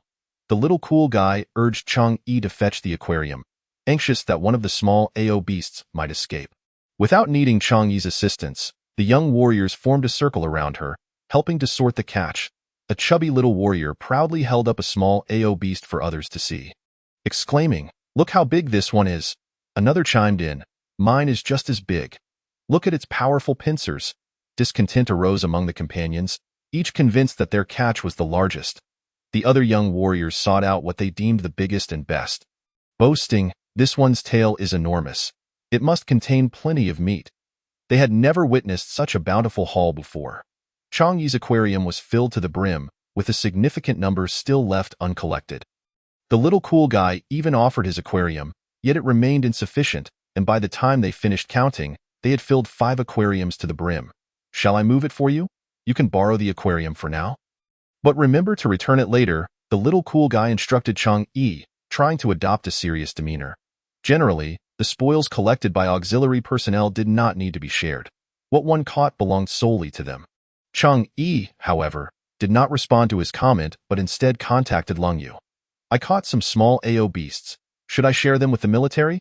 Despite tradition dictating otherwise, it was prudent to clarify. Upon receiving Chang'e's message, Lungyu was taken aback, initially thinking she had been robbed again, only to discover she was merely inquiring about sharing and no need. "Keep those for yourself," he replied. "Do you wish to team up with me? I only require half." Once it was confirmed that she wouldn't be sharing with the military, Chang'e discussed the matter with the young warriors. "Really?" Chang'e's words instantly ignited a spark of excitement in the young warriors' eyes, and they looked up at her with eager faces for confirmation. Chang'e kicked the aquarium, demonstrating through action that she was not joking. "Here, you can have half." "Wow!" the young warriors cheered with delight. "You wouldn't deceive us, would you?" The little cool guy, cautious by nature, sought reassurance from Chang'e again, wary of adults tricking children into labor. Much like his mother often, "There's no way. If I were to trick you, you'd simply take the aquarium and run, and I couldn't possibly catch all of you," Chang'e mischievously suggested. Hearing this, Su Huamin smacked Chang'e lightly, concerned about the possibility of the children actually running off with the aquarium. Chang'e deftly evaded her mother's hand, knowing that anyone fishing in this area was likely associated with the military. They could easily locate them if needed. "We won't run away," the little cool guy promised anxiously, eager to dispel any doubt Chang'e might have. After reaching an agreement, the young warriors took charge, directing their smaller peers to collect the torn bait that had just been bitten. There was still half the bait left, and they were resourceful enough to utilize it. The casting of rods required no input from Chang'e. The little cool guy, as the leader, held the fishing rod, surrounded by the other children, and approached the water's edge. Cast over there. Look at all the small AO beasts. The nearby young warriors continuously guided him, instructing him on where to lower the hook. With too many voices giving directions, the little cool guy frowned. Hesitating, everyone be quiet. I'll find the spot myself. The oldest among them was in charge. At the little cool guy's command, the surrounding children fell silent, wary of disrupting him. With no further interruptions, he chose to cast his line near the spot where Chang'e had just fished, apprehensive about coming up empty-handed. While the group of young warriors busied themselves, Chang'e leisurely pulled out a pack of snacks, relishing the satisfaction of having help. She even asked Su Huamin if she wanted some. Su Huamin, however, ignored her, preoccupied with the fishing rod she had hastily dropped, anxious to check on its status. Chang'e followed her at a leisurely pace, curious to see as well, the fishing rod, lodged in place. Bent like a bridge under the strain of something in the water, Su Huamin quickly approached and grasped the rod, reminding Chang'e to ease up to prevent it from snapping. Pulling back was heavy. She called out to Chang'e to help her reel it in. Together, they finally managed to drag the rod to the shore. Wow, no wonder it was so heavy. With just that little bait, we caught 3 large AO beasts. The last one, clamped by its pincers on the tail of the one in front, swayed precariously. Oh no, it's going to fall. The one at the end was about to drop into the water as it released its grip. Just then, a little warrior dashed in from the side, skillfully catching it with a net and triumphantly raising it high, even taller than himself, as he rushed back to show Chang'e his catch. Impressed, Chang'e gave the little warrior a thumbs up, exclaiming, "Well done." The young warrior grinned widely, delighted by her praise, and eagerly helped Chang'e place the large AO beast into the aquarium. The aquarium was now packed with AO beasts of various sizes, and the limited space led to some of them raising their pincers to shove their companions, asserting their territory. A few were even quietly gathering small beads of water, seemingly preparing to attack. However, the abilities of the aquatic beasts that had come ashore were largely diminished. Those tiny droplets were insufficient to dampen a person. Beep, beep. It was Long Yu contacting Chang'e, informing her that he had hooked a sizable creature with his golden hoop rod and asking if she wanted to come take a look. Chang'e declined, preferring the excitement of fishing alongside the young warriors. Wow, wow! Excited shouts erupted from the young warriors nearby. The little warrior who had just helped Chang'e catch the large AO beast, hearing the commotion, scampered over, with Chang'e following closely behind. Once again, they experienced a bountiful harvest. This time, the young warriors worked together more efficiently. The younger ones lifted the aquariums to the side, ensuring none of the small AO beasts escaped. The older ones quickly pulled the creatures one by one, tossing them into the aquariums, striving to minimize bait waste. This bait was too effective. Anything already caught no longer deserved to eat it. Indeed, many hands make light work, and they swiftly gathered the catch without wasting much bait, making it possible to continue fishing. With this method, Chang'e believed the bait could last an entire day. These young warriors were far more adept at resource management than she was. The young warriors were thoroughly pleased with their efforts as they continued to carry their fishing rods. After 3 consecutive hauls, all their aquariums were completely filled. They gathered around the latest batch of small AO beasts, exchanging glances, unsure of what to do without any more aquariums. Oh no, let us use baskets for now. We can't let them escape. Chang'e tossed out several empty baskets. This temporarily resolved their predicament, as the aquatic ingredients would quickly perish without an aquarium. She messaged Long Yu, inquiring if he had any larger aquariums available to lend her. Long Yu was taken aback by Chang'e's good fortune. He dispatched a soldier to bring her an aquarium. Today's catch was impressive. Colonel Long had just brought back a large aquatic beast, equivalent to their 3 days of labor. Xiaoming was busy helping his comrades gather nets when Long Yu summoned him to deliver an aquarium to the gifted master. Though reluctant, he had no choice but to comply with the orders. Grumbling to himself, he arrived at the fishing site, noticing that the previously scattered young warriors were now clustered together.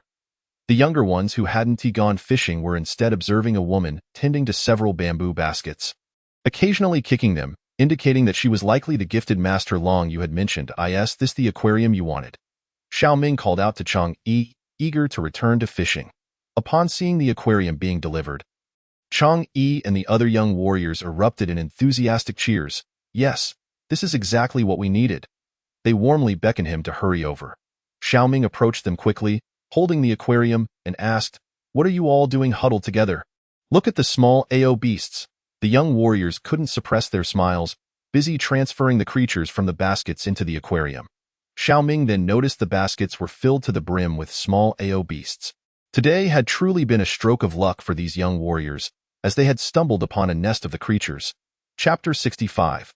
A chance for redemption. Just as the small AO beasts were moved from the baskets, a shout rang out from the fishing spot. "Come help us!" Upon hearing the call of their companions, the young warriors scampered over to lend a hand. Xiaoming observed as numerous young fighters struggled with a single fishing rod, their movements surprisingly adept, and he curiously stood by, watching. The moment the Xiao Ao beast was pulled from the water, Xiao Ming's eyes narrowed instinctively, and he stepped forward to assist in reeling in the rod. With the addition of the ability Enhanced Warriors, the rod was effortlessly drawn ashore. The water tank was dragged, and those who were quick to act captured the escaping creatures, tossing them into the tank with the help of a few younger ones. Xiao Ming did not mention returning home, choosing instead to join them in casting the fishing rod back into the water. The catch of the young warriors surpassed even their large fishing nets. Meanwhile, Xiao Ming was reveling in the excitement, while Leng Yu was becoming increasingly frustrated, pondering the whereabouts of Xiao Ming, who had seemingly vanished while delivering a water tank. He summoned a soldier to investigate Xiao Ming's situation, adding another to the list of the missing. With one gone and another unaccounted for, Leng Yu grew skeptical. He reminded the nearby soldier to keep an eye on the golden cudgel, which had been eerily quiet since it had snagged the aquatic beast. He decided to search for the two missing individuals himself. Upon arriving at the scene, he found the two missing soldiers, each with a rod in hand, fishing, while a few young ability-enhanced warriors squatted nearby. Chang-yi, a woman, mingled with the other young warriors, munching on snacks and occasionally discussing something with them. "What are you all doing? Instead of fishing, you're just goofing around with a bunch of kids," Leng Yu exclaimed in exasperation, kicking Xiao Ming lightly. Startled by Leng Yu's voice, Xiao Ming turned, grinning as he greeted him. "Colonel Long, you'll see soon enough." He stood up, gripping the rod firmly and preparing to lift it. "Hurry up, it's time to work." The young warriors rallied their friends, beginning to take action. It was only after Xiao Ming had cast the rod again that Leng Yu reacted, delivering another kick in playful reproach. Muttering, "You rascal, why didn't you mention such good fortune sooner?" He had witnessed the bait moments ago, provided by Chang-yi, and regretted not taking advantage of it sooner. Ahem. He cleared his throat and asked Chang-yi, "Do you still have any of that bait?" Feeling slightly embarrassed for asking after initially rejecting it, he rubbed his nose. "Of course. But you didn't want it earlier, did you?" Chang-yi had noticed Leng Yu approaching and assumed he was there for the two soldiers. So she didn't step forward. "Share some with me." He had no idea how effective her bait was. Chang-yi produced a small box of bait and handed it to Leng Yu, advising, "You need to infuse it with your ability. You have your own rod, crafted by a talent master. Don't use the ordinary ones, they're prone to breaking." After explaining how to use it, she returned to fishing with the young warriors. With the bait in hand, Leng Yu quickly attached it to his rod and joined the fishing team. As he began to experience the joy of fishing, the golden cudgel, further upstream, was animatedly gesturing to the soldiers. But alas, no one could comprehend its meaning, and it was sent back to seek its owner for resolution. Upon seeing Chang-yi, the golden cudgel became ecstatic, the bait on the line making a raucous noise as it flailed about. Clearly agitated, frustrated, it approached Leng Yu and tapped him on the head with its branches. Sitting there unperturbed, Leng Yu was taken aback by the sudden taps. "Ouch, ouch, Chang-yi, what's wrong with your golden cudgel? Why is it hitting me for no reason?"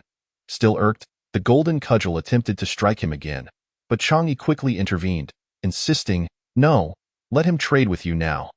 After successfully catching the aquatic beast, the golden cudgel was buoyed by the soldiers' praise, its spirits soaring as it yearned to catch an even more formidable creature, seeking their admiration.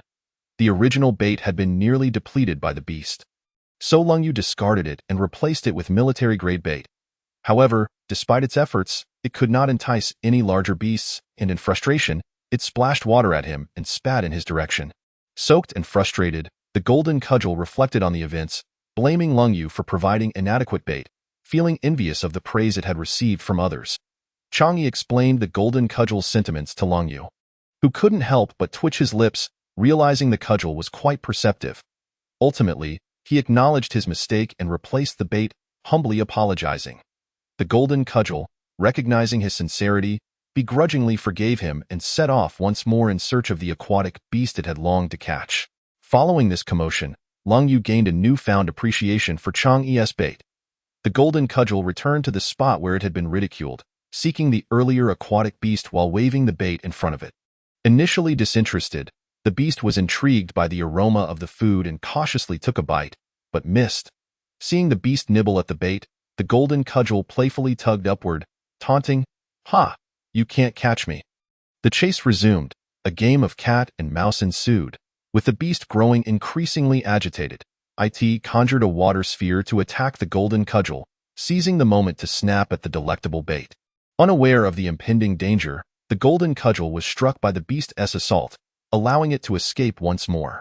Remembering the earlier incident, the golden cudgel returned to the station base with the aquatic beast. Refusing the soldiers' assistance in removing it, simply wanted to show off to them and bask in their admiration. The station soldiers, thrilled to see the golden cudgel return with a beast, erupted in cheers, showering it with praises. However, to their surprise, the golden cudgel only paused momentarily before turning and flying off with the creature in tow. The soldiers sprinted after it, trying to keep up as it led them to where Chang Yi and the others were fishing. Upon arrival, the golden cudgel screeched to a halt, sending the creature tumbling onto the shore, creating a massive splash that drenched Chang Yi and her companions. Ugh, ugh, pft. The sounds of water sputtering filled the air as Chang Yi wiped her face, bewildered by the golden cudgel's antics. "What are you doing, golden cudgel?" Pointing to the half-submerged aquatic beast, the golden cudgel imitated its spitting, conjuring a small water sphere and throwing it at Chang Yi's face.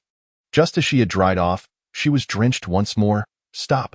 Chang Yi quickly called out, halting the golden cudgel's antics, realizing that if it continued, she might find herself performing an impromptu bath demonstration. What was its intention? Lung Yu, having heard the soldiers mention the golden cudgel's earlier visit, was puzzled as to why it wouldn't let them retrieve the aquatic beast. Observing Chang Yi's expression, he could only sigh. He bore some responsibility for her current predicament. With a sigh, she instructed Lung Yu to have the soldiers take the aquatic beast away while she reasoned with the golden cudgel, explaining that it could have allowed the soldiers to remove the catch at the station and then return to her for new bait, avoiding all this commotion. After sending the golden cudgel on its way, Lung Yu and Chang Yi began to discuss methods for mass bait application. Why not try breaking it into smaller pieces and scattering them? Will that work? Splitting it up might render it ineffective. Lung Yu queried. Chang Yi, unfazed by his doubts, led him to observe Su Huamin's catch. Coincidentally, Su Huamin was using a hand rod at that moment, and Chang Yi urged her to let Lung Yu try it out for himself. Unlike their bait, which was sizable, Su Huamin's bait was merely the size of a pinky, yielding fewer catches but attracting fish quickly, as they bit almost immediately upon being cast.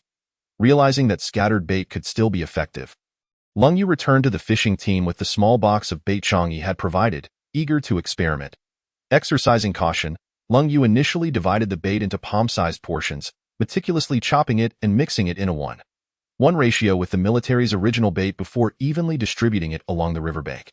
As the bait dispersed with the water's movement, it didn't take long for the area around the bait to erupt with activity, as various fish and shrimp hurriedly swam toward it, eager not to be outpaced by their companions. Many fish leapt from the water in their frantic rush. "Quick, quick, cast the nets, don't let them escape." With the soldiers' cries echoing, nets of all sizes were deployed. Time was of the essence. There was no room for delay, and many fish and shrimp flailed desperately at the riverbank, while the logistics team, unwilling to let their hard-earned catch slip away, scrambled to scoop up the fish in the nets. Wishing they could transform into octopuses to catch them all, with personnel stretched thin, they could only helplessly watch as some fish evaded capture. "Stop trying to catch those small fry. Hurry up and come help over here." Lung Yu urgently called for Chang Yi and the young warriors. As the logistics team was severely understaffed, is the effect really this remarkable? With so many people, we're still overwhelmed. Chang Yi rallied the young warriors to tidy up and assist. "Wow! A multitude of aquatic fish and shrimp swarmed together, and the moment the large fishing net was cast, the mounds of fish and shrimp scattered with a thunderous crash. The fishing team bustled about energetically, and upon noticing the young soldiers approaching, the logistics officer beckoned them to swiftly assist with sorting. The young soldiers, snapping back to reality, quickly joined the sorting line, immersing themselves in hard work, engrossed in their tasks. They hardly felt the need for a break. Chang-yi, throughout the morning, flitted from one spot to another, her mouth never ceasing to munch on snacks, oblivious to any hunger pangs. When Shan Mufeng arrived, he found Chang-yi wandering the bustling scene with a snack in hand. Wherever there was excitement, her presence was sure to follow. Halting her lively exploration, Shan Mufeng leaned down and softly inquired, "Have you eaten yet? Eaten? Is it time to eat already? I don't feel hungry." With everyone preoccupied with the catch, no one mentioned mealtime, and Chang-yi herself had no sense of hunger. Shan Mufeng took the snack from her hand. His brow slightly furrowed as he admonished, "No more snacking for now. Keep your stomach empty for later. You should go play for a bit, and I'll call you when it's time to eat. Remember to eat next time." "Okay." Chang-yi nodded obediently with a smile, understanding that this was for her own good. Women's bodies are particularly delicate and require proper care to thrive. Watching her skip away in search of her companions, Shan Mufeng prepared her lunch, ensuring she finished eating before letting her leave. That moment, the others' lunches were also ready, and due to time constraints, logistics opted for a single pot of steaming fare. Fresh aquatic ingredients, specially selected for their size, required no additional seasoning, just a dip in soy sauce and vinegar, and each bite was tender and springy. It was only then that Lung Yu found a moment to converse with Shan Mufeng. "When did you arrive?" he asked. "Not long ago. How come you all have such a good haul today? Did some talent master unveil a new array device?" Shan Mufeng replied. "Usually, the catches aren't this plentiful. Some teams barely catch enough to meet their own needs." Swallowing a mouthful of meat, Lung Yu chuckled in response, "You don't know? What should I know?" Shan Mufeng was puzzled by Lung Yu's words.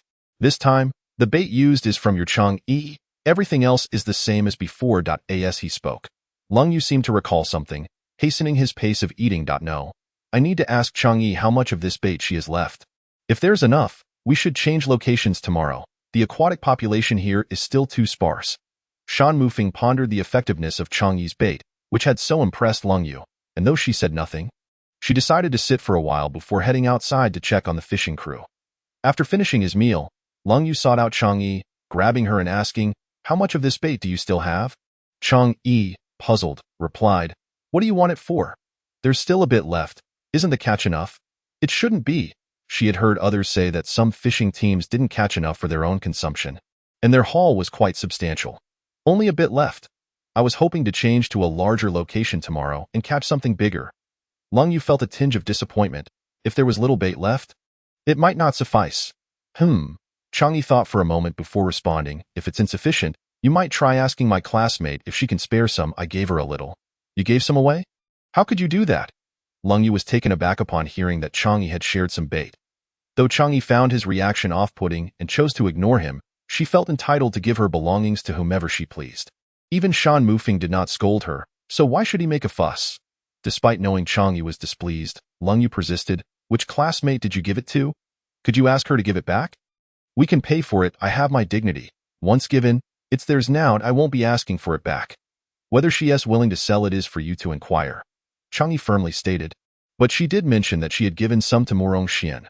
Worried that Murong Xian might be swayed by Lung Yu and sell the bait at a low price, she discreetly sent her a message, alerting her that the little worms could be used to catch exotic aquatic beasts.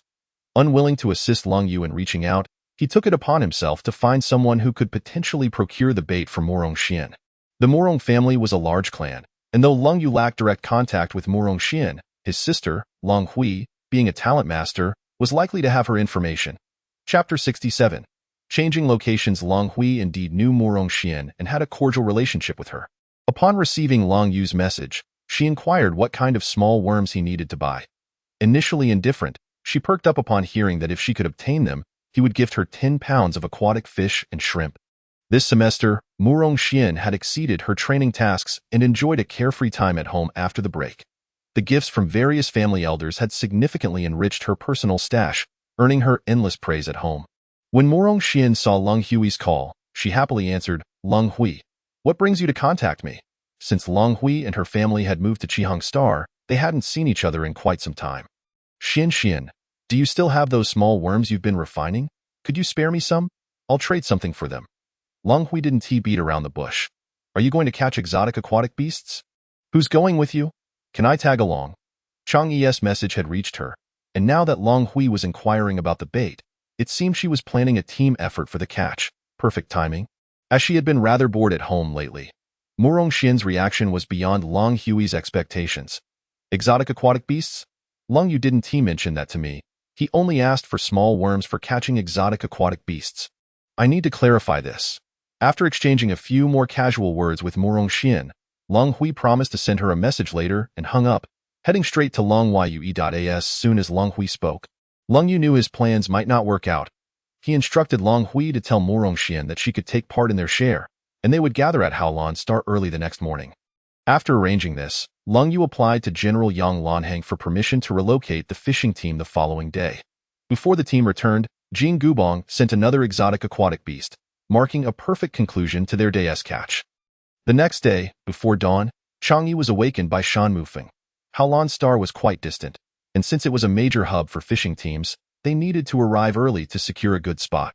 Upon boarding the airship, Changyi was taken aback by the scale of the outing. Wasn't it just a matter of catching some aquatic ingredients? Why were there so many people? The bustling crowd was likely over 200 strong. Hug me. As soon as they disembarked, Murong Xian enveloped her in a warm embrace. Cough, cough, cough. Let go. I can't breathe. It was particularly challenging to withstand the affections of a vigorous and enthusiastic beauty. Don't you miss me? Murong Xian released her tight grip but continued to cling to Changyi's arm, shaking it playfully. I do. But please stop shaking. My arm is about to break. This woman's grip was indeed quite strong. Feigning annoyance, Long Hui interjected, Murong Xian, can you not see anyone else? How could I? Murong Xian replied affectionately. It seemed she had learned to distribute her attention equally. The meeting of these three similarly aged girls concluded, and they linked arms, wandering about the small island, awaiting the proper setup for their fishing operation. Haolan Star was an oceanic planet, with water covering 90% of its surface. Every year during the fishing season, countless fishing teams flocked to this planet. Upon their arrival, several teams were already present, and Lung US group found a relatively deserted island at the rear, maintaining a respectable distance from the other fishing teams. Yesterday, Murong Xian had suddenly expressed her desire to come to Haolan Star to fish alongside her friend's team. Initially, her family had opposed the idea, but ultimately, they relented, and the elders on her side contacted Long Yu's team. After clarifying the circumstances, they readily allowed Murong Yao and their family's fishing team to join Long Yu for a collaborative fishing endeavor. Both parties were seasoned veterans in fishing, and after selecting their base, they made minor adjustments before officially commencing their catch. The military personnel had already adapted to Changyi's peculiar bait, while the Murong family members, having never seen it before, were left to gape upon witnessing a worm the size of a fingernail transform into one as large as an arm. They were astonished, having never heard of a talent master being able to concoct such a substance that defied categorization as either an array device or a potion. Due to the danger of large exotic beasts attacking their vessels, the fishing team's floating ships could not remain on the ocean surface for extended periods. As before, Lung Yu prepared the bait, mixing it with other types and scattering it over the chosen fishing spots, where the waves carried it gradually away. With ample bait today, the aquatic resources of Haolan Star were abundant, and swarms of aquatic creatures surged toward them, the calm water surface rippling with waves. Stretching endlessly as they approached the shore, cast the net. At the command, the massive fishing net descended upon the aquatic creatures below, with the operation of the large mechanical arm by the ability warriors. The net was raised, and the creatures within abruptly broke the surface, flailing in a panic. As the net opened, a veritable downpour of aquatic life fell onto the open platform. If yesterday's heap of fish and shrimp resembled a small mountain, then today's net is akin to a vast range of aquatic life. As the aquatic creatures fell, those responsible for logistics surged forward, swiftly sorting through the catch. Individuals like Cheng Yi, whose movements lacked agility, were dispatched to the shore to gather any stragglers. Attracted by the bait, numerous aquatic creatures crawled onto the shallow banks, especially those small shell delicacies, perfect for snacking. They may appear diminutive, yet with their short legs, they scurry quickly, burrowing into the sand within moments. The sheer abundance made it impossible to catch them all with tongs. In her urgency, Murong Xian abandoned the tongs and resorted to using her hands.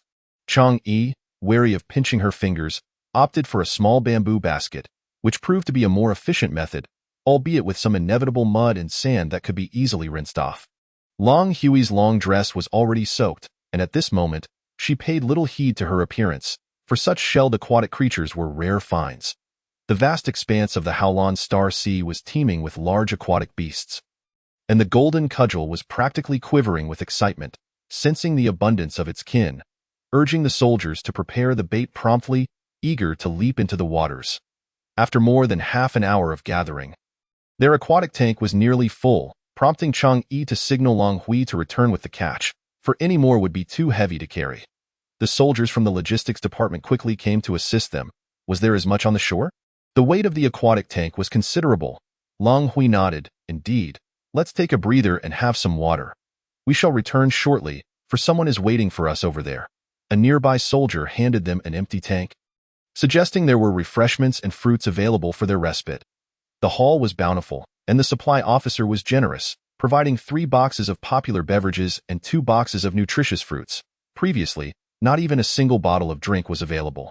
With fodder all prepared, the cattle and horses could only gear up and continue their endeavors. Murong Xian, not one to slack off, had filled another tank by the time the others arrived, with Chang Yi now guarding the tank by the sea. Persisting in her efforts, as dusk descended, the fishing team began to gather their nets, concluding the day's catch. After the light faded, Chang Yi and her companion strolled and chatted about their plans for tomorrow's gathering. Returning to their encampment with their final haul, with time too short to tally the exact quantity, the supply officer did not disclose the day's total during dinner, but the ingredients laid out for the evening meal indicated his satisfaction with the day's yield. Besides the aquatic creatures caught, the logistics department also contributed a generous amount of nutritious ingredients, and Chang Yi privately received a box of delectable fruits, while Murong Xian had a small bag of common varieties. Long Hui, having taken advantage of connections, did not enjoy such privileges. Everyone was elated discussing the day's bounty, while the golden cudgel remained low-key, returning empty-handed after a long day out, with no sign of any prey nearby. It was not uncommon for it to return with an empty rod, and no one took it to heart. When the supply officer saw it return, he offered its dinner, a bottle of energy liquid. Today, the golden cudgel exhibited a rare moment of shyness, hesitating to take it, feigning refusal. The supply officer chuckled at its antics, assuring it to take what was deserved. Having enjoyed a good haul, the logistics team sought to gain a sense of accomplishment from others, contacting members of other fishing teams for information. When it came to resource matters, they were seasoned veterans, never straightforward in their responses. Those with good catches feared being taken advantage of, while those with poor results would not offer any opportunities for boasting. In the end, the tally revealed that every team had fared reasonably well. Whether it was genuinely satisfactory or merely a fade depended on one's perspective. Chang Yi was completely bewildered by such rhetoric. While the logistics team was adept in their analyses, the team led by a man named Chow had a good catch today. You could hear his laughter echoing like a fool. Perhaps it would be worth a visit to glean some insights. Old Chai was uncertain whether he could break even today. His tone had sounded somewhat hollow. After gathering intelligence, the logistics team analyzed each situation, suggesting that those with better catches could be observed to learn their secrets, while those with less successful outcomes needed to be cautious of them gathering intel. Murong Xian listened intently, munching on fruits, gossiping about whether anyone had caught more than they had. The soldiers from the logistics department chuckled, estimating that likely no one had. After speaking, they sipped their tea. After dinner, everyone strolled back to their temporary airship to rest. Before long, a strong wind arose outside, whipping the waves against the rocks, creating towering surges. They urgently activated the airship's defense shield to block out the raging wind and waves, and that night, everyone fell asleep to the sound of crashing waves. In the morning, the sea lay calm, as if the previous night's turmoil had merely been an illusion, with traces of their fishing efforts from yesterday vanished without a trace. At this hour, there were no aquatic treasures on the shore. Chang Yi and Murong Xian conversed as they headed toward the small water pool surrounded by the rocks they had seen yesterday. donning waterproof fishing gear and armed with small baskets. They cautiously approached the rocks, testing the waters with their feet to ensure it was safe before stepping in fully. No one had ventured into this small pool before. The water level only reached their ankles, and the surface remained tranquil, not yet muddied, allowing for a clear view of the sediment below. Seems like there's nothing here? Morong Xian glanced around, bending down to feel around her feet, hoping to uncover treasures. But found nothing. Chang'e stared at the dark rocks, momentarily distracted, as if she had just seen one move. Without responding to Morong, she took out her small shovel and gently tapped the rock she sensed had shifted. Bang, bang, bang. The sound was off. This was not merely a rock. Chang'e widened her eyes, scrutinizing closely, seeking the right spot for her shovel. With careful strikes, she finally discovered a gap along the edge of the small rock, positioning her shovel to tap into the crevice. With a few more strikes, a resounding thud echoed as the small rock broke free and fell into the water. Chang'e bent down to retrieve it, flipping over the shell, revealing golden edges that seemed to retract inward. Is this a black gold abalone? Morong Xian exclaimed. Aren't they supposed to be rare? Chang'e's luck was astounding. She tucked away the abalone, which was desperately trying to shrink and blend into its surroundings, nodding in affirmation. Following Chang'e's lead, Morong Xian embarked on her quest to gather black gold abalone.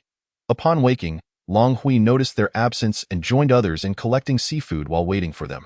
However, after waiting for a while, there was still no sign of them. Her aquatic tank was already full, so she returned to the encampment with others, taking the opportunity to send a message to Morong Xian. When Morong Xian received Long Hui's message, she was just discussing with Chang'e whether they should first return some of their haul, as their baskets were too heavy to carry. Hui, could you drive a small transport vehicle over? Bring a few more baskets, she requested. With Long Hui's assistance, they need not make the trip themselves. Collecting black gold abalone was exhilarating. One strike, one worth a fortune. She wished to continue until the end of time, refusing to waste a single moment. Following the address provided by Morong Xian, Long Hui drove the small transport vehicle over, finding the two of them striking the rocks repeatedly. What are you two doing, banging on the stones? She inquired. Without turning her head, Morong Xian replied, just playing with rocks. Pausing her actions, Chang'e rubbed her sore wrist and picked up the black gold abalone she had just knocked off. Handing it to Long Hui, here, have a taste. Fresh from the water, droplets cascaded down from its surface. Though its shell appeared tough, the underside felt pleasantly soft and springy to the touch. Long Hui was momentarily stunned, almost dropping what she held, but her keen eyes caught the glimmer of gold along the edges. Are these all rocks? Long Hui still found it hard to believe that these unassuming rocks could be related to such an expensive and nutritious delicacy as black gold abalone. Why not go down and give it a try for yourself? Chang'e offered, handing her the shovel. She, unlike Morong Xian, lacked boundless strength and felt her wrist tingling after striking for a while. It was time for a break. Taking over from Chang'e, Long Hui began her own quest for black gold abalone, starting with the first one she struck. Like Morong Xian, she fell into a trance, her body filled with energy, muttering 10,000, 10,000 as her strikes grew more fervent. Chang'e shook her head, ignoring the two women who were utterly captivated by the allure of black gold abalone. After striking for some time, she wondered just how many they had collected. Peering into the basket, the dark contents were hard to count. She attempted to jostle the basket, but it was too heavy to budge. Noticing a few that seemed unresponsive, she wondered if they had perished. After a closer look, they remained still. It was best to return first and store them in the preservation chamber. It seemed unrealistic to have Long Hui drive back alone, so Chang'e decided she might as well check on the others' catches. She called out to the two women engrossed in their work, I'll take these back first. Morong Xian and Long Hui waved to indicate their understanding. No one wished to disturb their lucrative venture. Upon returning to the encampment, soldiers came forward to assist in unloading the bamboo baskets. Why didn't you bring the aquatic tank? These baskets are likely to damage the catch. One remarked, peering into the baskets, be careful, don't shake them. Chang'e helped steady the baskets, noting the young soldier's trembling hands. The soldier swallowed hard, carefully stabilizing the bamboo baskets before swiftly delivering them inside. Picking one up, he examined it closely. This is indeed black gold abalone. Shall we have it for lunch? Chang'e also craved this delicacy. The soldier hesitated slightly, uncertain if the supply officer would acquiesce. With so many people to feed, how much would suffice? He stammered. Let me inquire first. All right then, please ask right away. Chang Yi observed as the soldier dialed the communication device, thinking that if they were denied, she would cease her search. The supply officer accompanying them, surnamed Qian, was known for his shrewdness. Upon receiving the soldier's communication, he initially suspected he had misheard, as if still caught in a dream. Upon entering, Vice Officer Qian inquired, "Where is the black gold abalone?" He would not believe it without seeing it with his own eyes. After he had sufficiently indulged his curiosity, Chang Yi posed her question again. "Can we have black gold abalone for lunch?" Vice Officer Qian waved his hand and generously replied, "Of course. How would you like it prepared? Scallion oil, steamed, or braised?" Chang Yi's spirits lifted. The fruits of her labor deserved immediate enjoyment to fuel her motivation. She responded eagerly, "Let us go with scallion oil for lunch, and have the chef braise it for dinner." "Very well, I shall ensure you have braised abalone this evening. Please return early for lunch, and I will make the arrangements." With his good mood, Vice Officer Qian was amiable and agreeable. Elated at the prospect of relishing a fine meal, Chang Yi skipped away to fetch the transport vehicle. Eager to share the delightful news with her companions, on the way, she hummed a cheerful tune. Today, the common folk, oh my! Truly joyous, with spirits high, the vehicle flies. Upon reaching the rocky pond, she disembarked and approached her companions, inquiring how their progress was and if they needed a moment's respite. Chang Yi's eyes widened as she fixed her gaze on the creature swimming near Long Hui's feet. "What do you wish to tell us?" Chang Yi began to speak but hesitated midway, prompting Murong Xian to turn curiously toward her. Long Hui also turned, puzzled by Chang Yi's abrupt silence. "Do not move, please. Wait for me a moment," Chang Yi instructed, her mind racing. What to do? How to proceed? They were three defenseless souls. Summoning reinforcements would surely take too long. Damn it. Why did this clumsy hand have to cause chaos now? Stay calm, she reminded herself, frantically rummaging through her storage device. Fortunately, she had brought a fishing rod. Without a superpowered ally to assist her, she could only attach bait directly. Uncertain of its efficacy, she resolved to give it a try. Stealthily, Chang Yi crept closer to the water's surface, wary of startling the creature below. That moment, Long Hui and Murong Xian also caught sight of the swimming being at their feet. They nearly shrieked, hastily covering their mouths to suppress any sound, trembling in fear as they felt its powerful tail glide past their legs. The yellow electric eel had somehow found its way into their midst. Too engrossed in their pursuit of black gold abalone, they had failed to notice. The yellow electric eel, born with innate abilities, was a natural lightning-type beast. Encountering it in the water was nothing short of a nightmare. The trio's eyes fixated on the bait in Chang Yi's hand, silently praying for it to bite. As their breaths quickened, the sound resonated starkly in the still air. It felt as though their hearts were leaping from their chests. With a resounding splash, the eel struck, and Chang Yi exerted all her strength to maintain her grip on the fishing rod, desperate not to let it slip away. Seizing the opportunity, Long Hui and Murong Xian scrambled onto the shore, joining forces with Chang Yi to haul the creature from the depths. Exhausted, the three collapsed onto the ground, temporarily too drained to concern themselves with the writhing yellow electric eel at their feet. Murong Xian, elated, pressed kisses onto Chang Yi's face, exclaiming, "We did it, Yi. I adore you." Though Long Hui was not as intimately acquainted with Chang Yi, she smiled and said, "Sister, thank you. We made it through." "All right, no need for such formality," Chang Yi replied, wiping away Murong Xian's affectionate drool. "What were you about to tell us?" As reality returned, Murong Xian recalled Chang Yi's unfinished statement. Once her heart had settled, Chang Yi responded, "Oh, I was going to tell you that we'll be having steamed black gold abalone for lunch." "No," Murong Xian interjected fiercely, glaring at the yellow electric eel. "For lunch, we shall feast on this one instead." The fierce determination in Murong Xian's gaze suggested she might devour the eel whole. Given the eel's formidable strength, Chang Yi had only heard tales of its prowess and had never tasted it herself. Today marked her first encounter with the creature. It was said that its flavor was commensurate with its danger. "All right, let us eat it," Chang Yi declared, rising to her feet and grasping the yellow eel. Since they were no longer willing to plunge back into the water for black gold abalone, they decided to return to their encampment. Upon witnessing Chang Yi's swift return, disheveled and frazzled, Vice Officer Qian raised an eyebrow in curiosity. What's going on here, Vice Officer Qian? We're having an extra meal at noon. We'll be dining on yellow electric eel. Morong Xian chimed in. Her earlier fear completely vanished as she cheerfully made her request to Vice Officer Qian. The vice officer was caught off guard, nearly choking on his words. Eat it? You think you can catch it?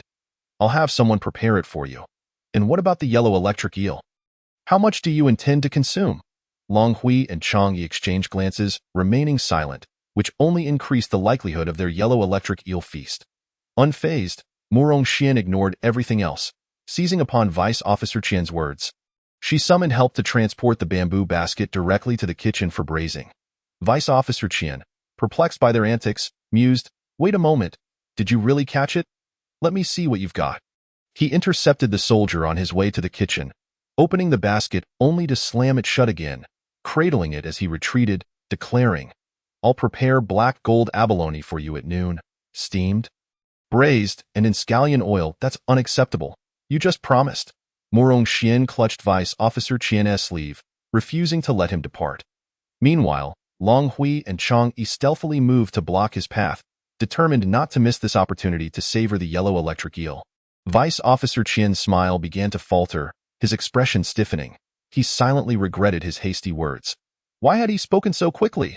"I'll have someone deliver a crate of nutritious fruits and a box of energy stones for you to practice with," he offered, attempting to placate them without yielding.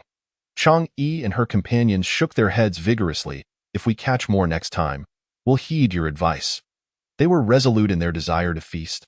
Leaving Vice Officer Qian with no choice but to relent, eyes wide as he watched the soldier carry the basket containing the yellow electric eel toward the kitchen. To prevent any further change of heart from Vice Officer Qian, Chang Yi and her friends instinctively surrounded the basket, shielding it from his view. Chapter 70. The value of injury since they could not stop them from consuming the yellow electric eel. Vice Officer Qian resolved to maximize its value. He instructed the kitchen staff to prepare a separate portion of braised yellow electric eel for the three of them, while the remainder would be used to create a nourishing soup with some ginseng, allowing others to enjoy a taste as well. The flesh of the yellow electric eel had calming properties for the soldier's restless genes, serving as a natural soothing agent without any side effects from medication. The kitchen staff gathered around the yellow electric eel, intrigued by its rarity. "Where did you find this? Is there more?" they inquired, captivated by the discovery. The head chef pointed at Chang Yi and her friends, declaring, "They caught it." Encountering such a creature and bringing it back was sheer luck, as Chang Yi shook her head in disbelief. The young soldiers, undeterred, continued to discuss among themselves, "This must weigh around 20 pounds. Just look at that tail. The meat is bound to be firm." They praised it eagerly, and their excitement grew as they beheld the extraordinary catch. The head chef remarked, "Today's feast is thanks to these ladies. The logistics department has sent ginseng. We'll add it to the soup shortly." The mere thought made Chang Yi's mouth water. "I just spotted some wild scallions over there. I'll go pick some," she exclaimed. "The wild scallions will complement the dish perfectly," the head chef replied. "Be sure to gather plenty. We wouldn't want it to lack flavor, and stay safe." Eager at the prospect of a delicious meal, Chang Yi cheerfully set off to find wild scallions.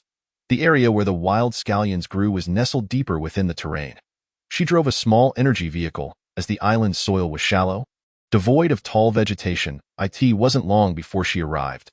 After the heavy rain the previous night, the ground retained some moisture. Lost in her task of foraging for wild scallions, she failed to pay attention to her footing and slipped, landing unceremoniously on her backside.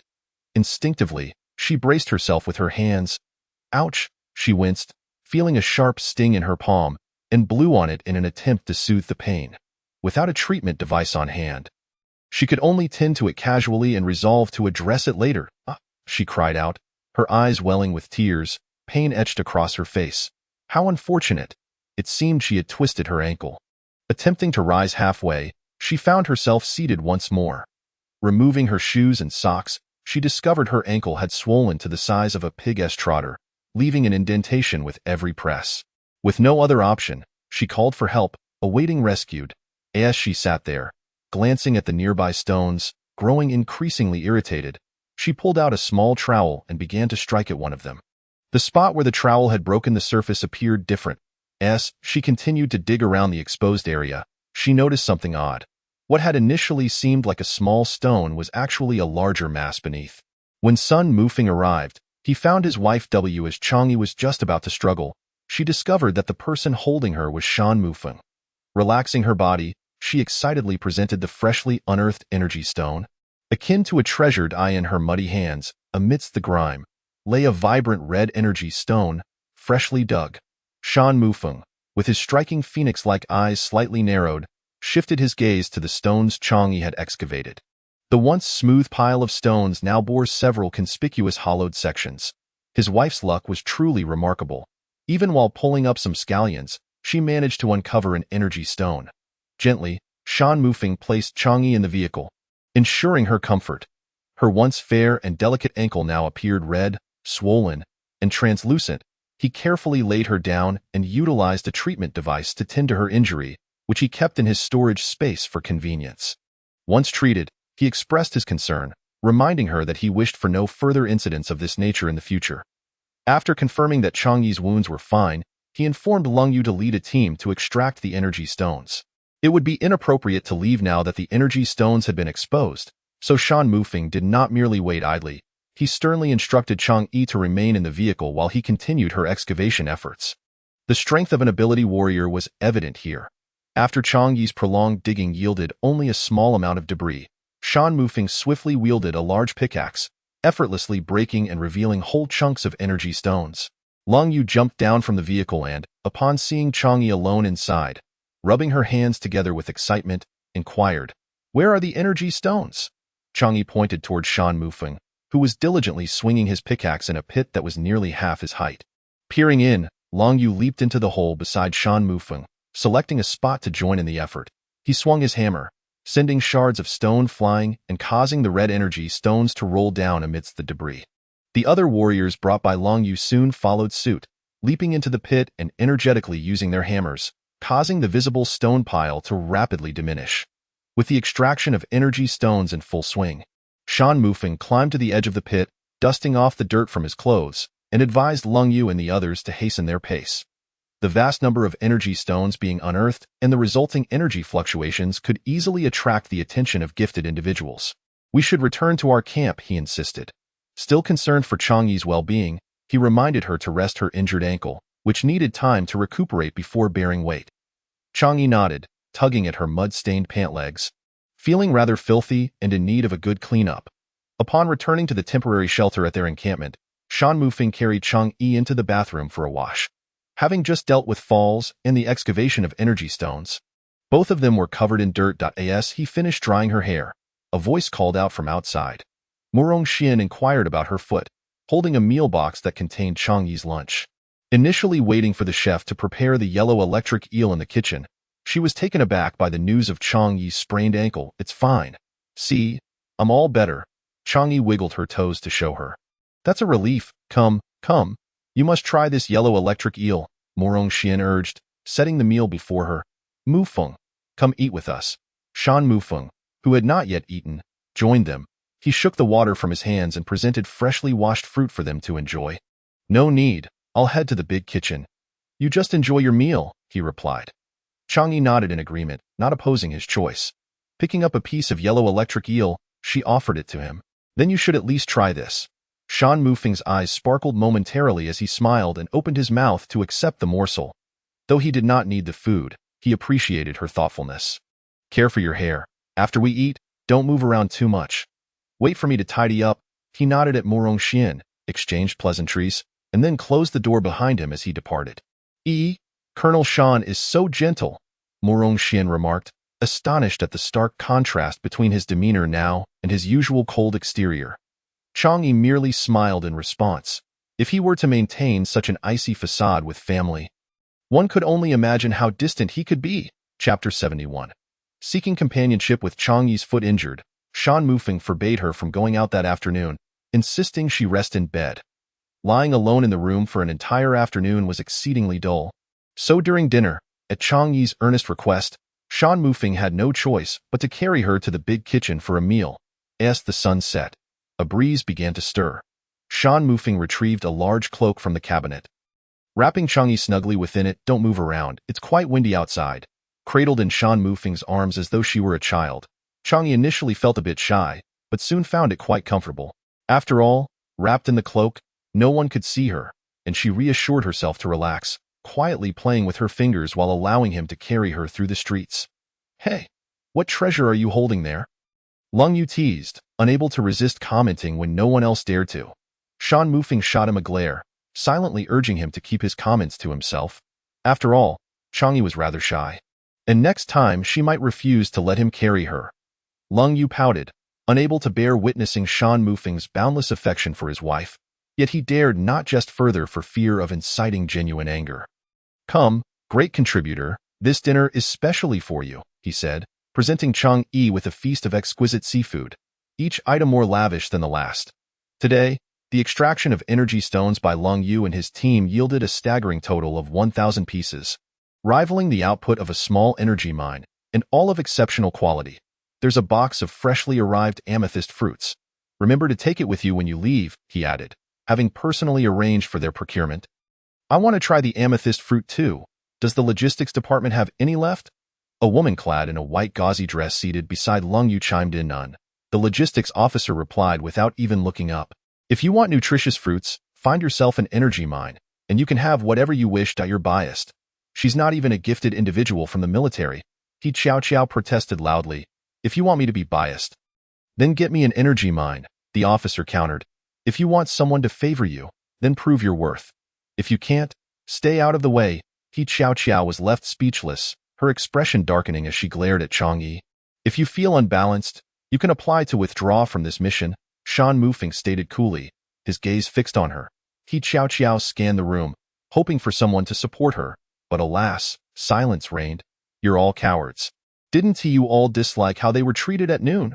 The room remained quiet, the few who had previously shared her sentiments now wishing to disappear into the ground. Others regarded her as a spectacle, their eyes filled with ridicule. He Xiao, frustrated, could only stomp out of the dining hall. A mere junior gifted individual. She had harvested more than ever, and with less danger this time. She simply could not bear to see the preferential treatment Chang'e received, especially after witnessing how differently she was treated during lunch. Murong Xian scoffed at He Xiao's retreating figure. Jealousy, not one to attract envy, is mediocre. With He Xiao's outburst, Chang'e savored her meal even more, relishing the notion that despite their disdain, she remained unscathed. That evening, the golden cudgel returned empty-handed yet again, as usual, collecting energy liquid from the logistics officer and requesting today's allowance of energy stones from Chang'e. Despite 2 consecutive days of no gains, it was curious that its spirits remained high, as if it could sing a tune if it could speak. The following morning, Chang'e cautiously attempted to stand, bouncing lightly on her feet. Excellent! Her ankle had fully healed. The black gold abalone area had been taken over by ability warriors to prevent any unwanted surprises.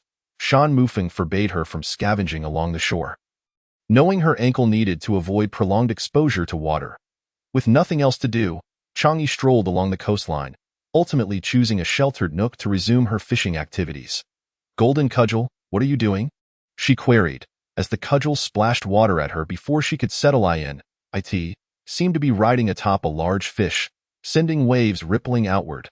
The fish surfaced, revealing its gleaming silver head, and Chang'e finally understood why the cudgel had been sneaking off at dawn.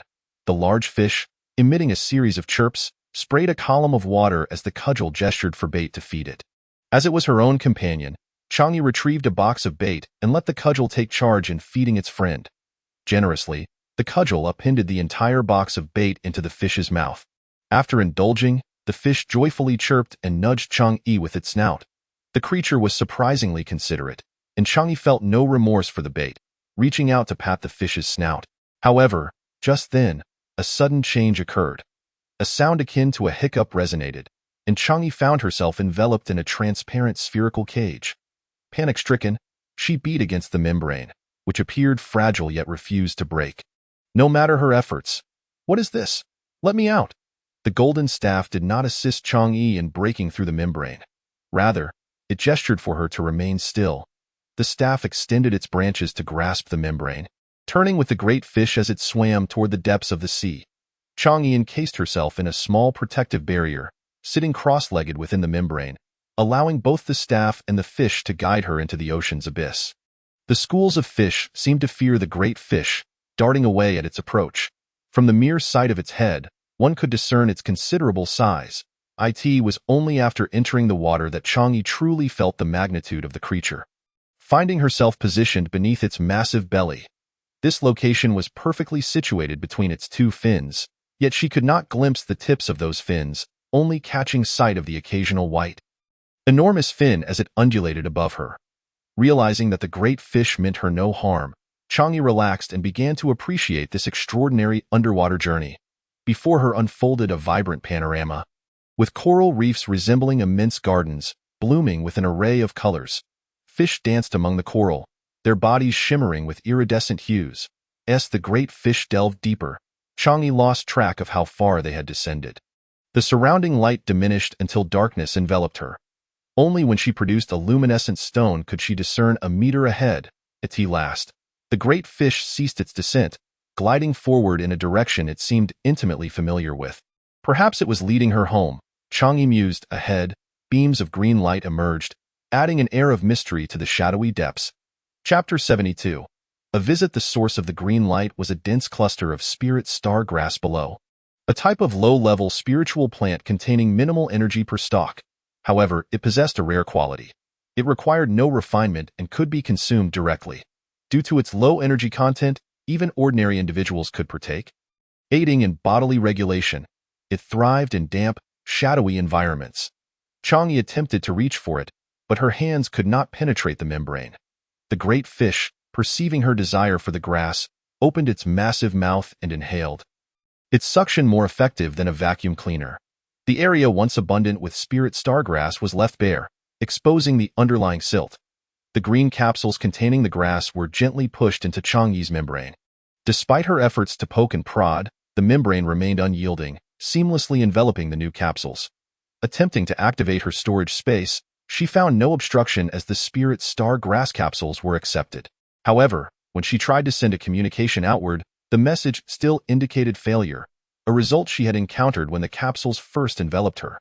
The outside world, now devoid of spirit star grass, returned to darkness as the great fish continued its advance. The great fish emitted calls toward the coral cluster ahead, and in response, similar calls echoed back from its kin within the coral. The great fish weaved in and out of the coral formations, entering a realm illuminated by scattered light, a rare connection to the outside world amidst the deep sea. Another large fish appeared, joyfully calling out, its slender snout touched with a hint of pink. Let us call it Little Pink for now. Little Pink swam around the great fish, playfully bumping its snout against the larger one. After the welcoming ritual, Little Pink curiously inspected the capsule containing Chang'e, emitting a series of chirps as if questioning the great fish about her presence. Accompanying the two great fish to their abode, Chang'e found herself at a loss for words, for the sight before her was extraordinary. The flickering lights she had glimpsed earlier were not from the external world, but from energy crystals embedded in the ocean floor. Above these crystals grew a cluster of plants resembling both vines and trees. They appeared vine-like due to their numerous tendrils intertwining, but also tree-like, as each stood robust and tall, their trunks and leaves adorned in a delicate blue hue, creating a breathtaking spectacle. The entwined vines formed a natural bed in the concave area, likely a resting spot for the great fish. The golden staff was evidently familiar with this place, darting toward the energy crystals with ease, occasionally selecting and stowing away pieces into its form. Chang'e, unable to retrieve them, guided her capsule closer to the crystals, her excitement mounting as she drew nearer. The view was grand from afar, but up close, it was utterly mesmerizing, where energy crystals were scarce above. Here they appeared as common pebbles, treasures tantalizingly out of reach, and Chang'e felt a pang of disappointment as the staff busily gathered for itself, seemingly neglecting its master. Upon reaching home, the great fish paid no mind to Chang'e and her companions, swimming toward its nest in the center. After fruitlessly summoning the golden staff, Chang'e sat idly, watching as it indulged itself. A particularly large piece lodged within it, causing a noticeable bulge until it digested for some time. Returning to its original size, the great fish arrived with a vibrant red fish, gleaming like a jewel, its long tail edged in gold, a truly beautiful specimen. The great fish presented the fish to Chang'e, nudging it forward with its sharp snout, indicating it was for her consumption. Chang'e, wary of the toxic creature, kept her distance, bemused by the great fish's insistence. It seemed to question her reluctance, emitting a series of calls before turning away. It appeared the great fish had finally given up on persuading her to eat the red fish, and Chang'e breathed a sigh of relief, grateful it did not insist further, just as she felt a sense of reprieve. The great fish returned, its snout now bulging with various aquatic creatures, launching them into her capsule like a series of cannon fire. After this barrage, the great fish called out again, and this time Chang'e understood. It was encouraging her to select something she liked to eat, urging her to be less finicky. With a wry smile, she nodded and chose a breadfish from the assortment. This type was suitable for raw consumption, unlike the others that she dared not eat. Only when she began to eat did the great fish feel reassured enough to depart. In the time that followed, Chang'e maneuvered her capsule, exploring the great fish's lair and discovering numerous rare treasures, including the skeletal remains of a strange beast that resembled a house. Despite the abundance of wonders, she could not claim any for herself. Eventually, she encountered clusters of stones wrapped in small capsules. Excitedly, she drew her membrane closer, pulling the small capsules inside without concern for their utility. The great fish continued to present her with various items it deemed valuable, sparkling cores from extraordinary beasts, the energy crystals Chang'e had long coveted, ordinary aquatic plants, and even some skeletal remains. Among these, she cherished the magnificent shell of a colossal sea suppressor that the great fish gifted her. In the great fish's abode, both Chang'e and the golden staff found themselves lost in joy, unaware of the frantic search unfolding above as their loved ones grew increasingly desperate, in the depths of the sea. The passage of time was imperceptible until a long call from the great fish signaled their return. As they approached the surface, Chang'e realized she had spent an entire day at the ocean floor. With darkness now enveloping the sky, at this hour, the fishing teams would have already returned to their base, and the shoreline would gradually revert to tranquility as the crowds dispersed. The elevated luminescent stones illuminated the coastline, bright as day, as hurried individuals called out Chang'e's name. Ability warriors piloted floating vehicles, scanning the surface of the sea. Lung Yu intercepted the eager Shan Mu Feng, advising, "Mu Feng, Chang'e should be considered lost. We have searched all day. If she could be found, we would have done so already." When Shan Mu Feng was unable to reach Chang'e that morning, he had commenced the search, eventually discovering only evidence of her fishing exploits along the shore, where an empty bait box remained. Signs indicated that a large creature had approached the shore, leading them to fear that Chang'e had been ensnared by something and dragged into the sea. Shan Mu Feng dove into the waters multiple times at the site where Chang'e had fished, meticulously exploring the nearby lairs of large beasts, yet found no trace of her. "Why don't you all take a break? I will pilot the floating boat and search ahead," Shan Mu Feng insisted, grasping Lung Yu's hands firmly. "That is my wife. I cannot allow her to simply vanish without explanation. If she is alive, I will find her. If she has perished, I will see her remains." Chapter 73. A bountiful return. Unable to sway Shan Mu Feng, Lung Yu, concerned for his companion's safety, joined him aboard the vessel to continue the search. With a stern expression, Shan Mu Feng's gaze remained fixed on the surface of the sea, refusing to overlook the slightest clue.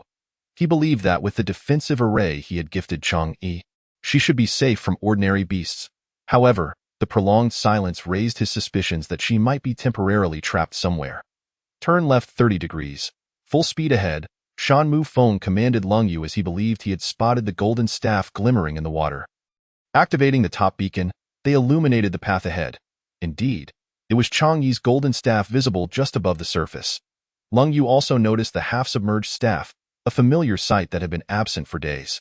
Indeed, although the golden cudgel has returned late these past few days, it has never been as late as today. Perhaps Chang'e is with it at that moment, beneath the belly of the great fish. Chang'e is also concerned. She has been missing for a day and wonders whether anyone has come looking for her, or if they might have simply abandoned her. Life in the interstellar age is both protracted and fleeting, with every outing carrying the risk of death, whether through hunting or fishing. It is not uncommon for lives to be lost. Women and children are particularly vulnerable, aside from the threats posed by external beasts. The extreme weather of the cold season presents a harrowing struggle for survival against nature itself. Thus, prior to the onset of the cold season, various factions strive to stockpile resources to ensure their survival through each winter. As nutritious provisions are essential for nurturing the body, enhancing physical resilience, and prolonging life. Beep, beep. The alarm of the hovercraft blares, signaling the presence of a large creature nearby. Slowing their advance, Lung Yu anxiously inquires. What shall we do? The detector indicates a colossal creature beneath the location of the golden cudgel. You wait here. I will investigate, he declares. Chang Yi is his wife, and he has a duty to care for her. Yet Lung Yu need not accompany him into danger. Lung Yu deems this decision absurd and firmly refuses. No, have you lost your mind? Approaching a giant sea beast in the water is tantamount to seeking death. Fixing his gaze on the direction of the golden cudgel, Shan Mufeng states emphatically, that is my wife. Just as Shan Mufeng prepares to dive into the water, a massive bag emerges in the vicinity of the golden cudgel, filled with a plethora of colorful items. Narrowing his eyes, he observes a small figure within the bag. It is the woman they have been searching for all day. At this moment, Chang'e also sees the hovercraft ahead and excitedly jumps within the bag. Waving desperately, here I am. Although she cannot discern who is on the ship or whether they are even able to hear her voice from such a distance, she shouts with all her might. The great fish, perhaps wishing to avoid any encounter with others, communicates with the golden cudgel and then submerges itself to depart. As they draw closer, the golden cudgel hoists Chang'e onto the hovercraft, considerably enlarging the bag she has occupied, which now floats with various other bags.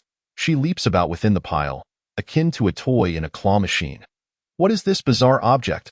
Lung Yu marvels as he circles the bag, playfully tapping it as if it were a rubber ball, finding it rather amusing.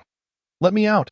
Observing that Lung Yu treats her as a mere plaything, Chang'e turns to Shan Mufeng for assistance. Shan Mufeng gently reassures her, do not fret.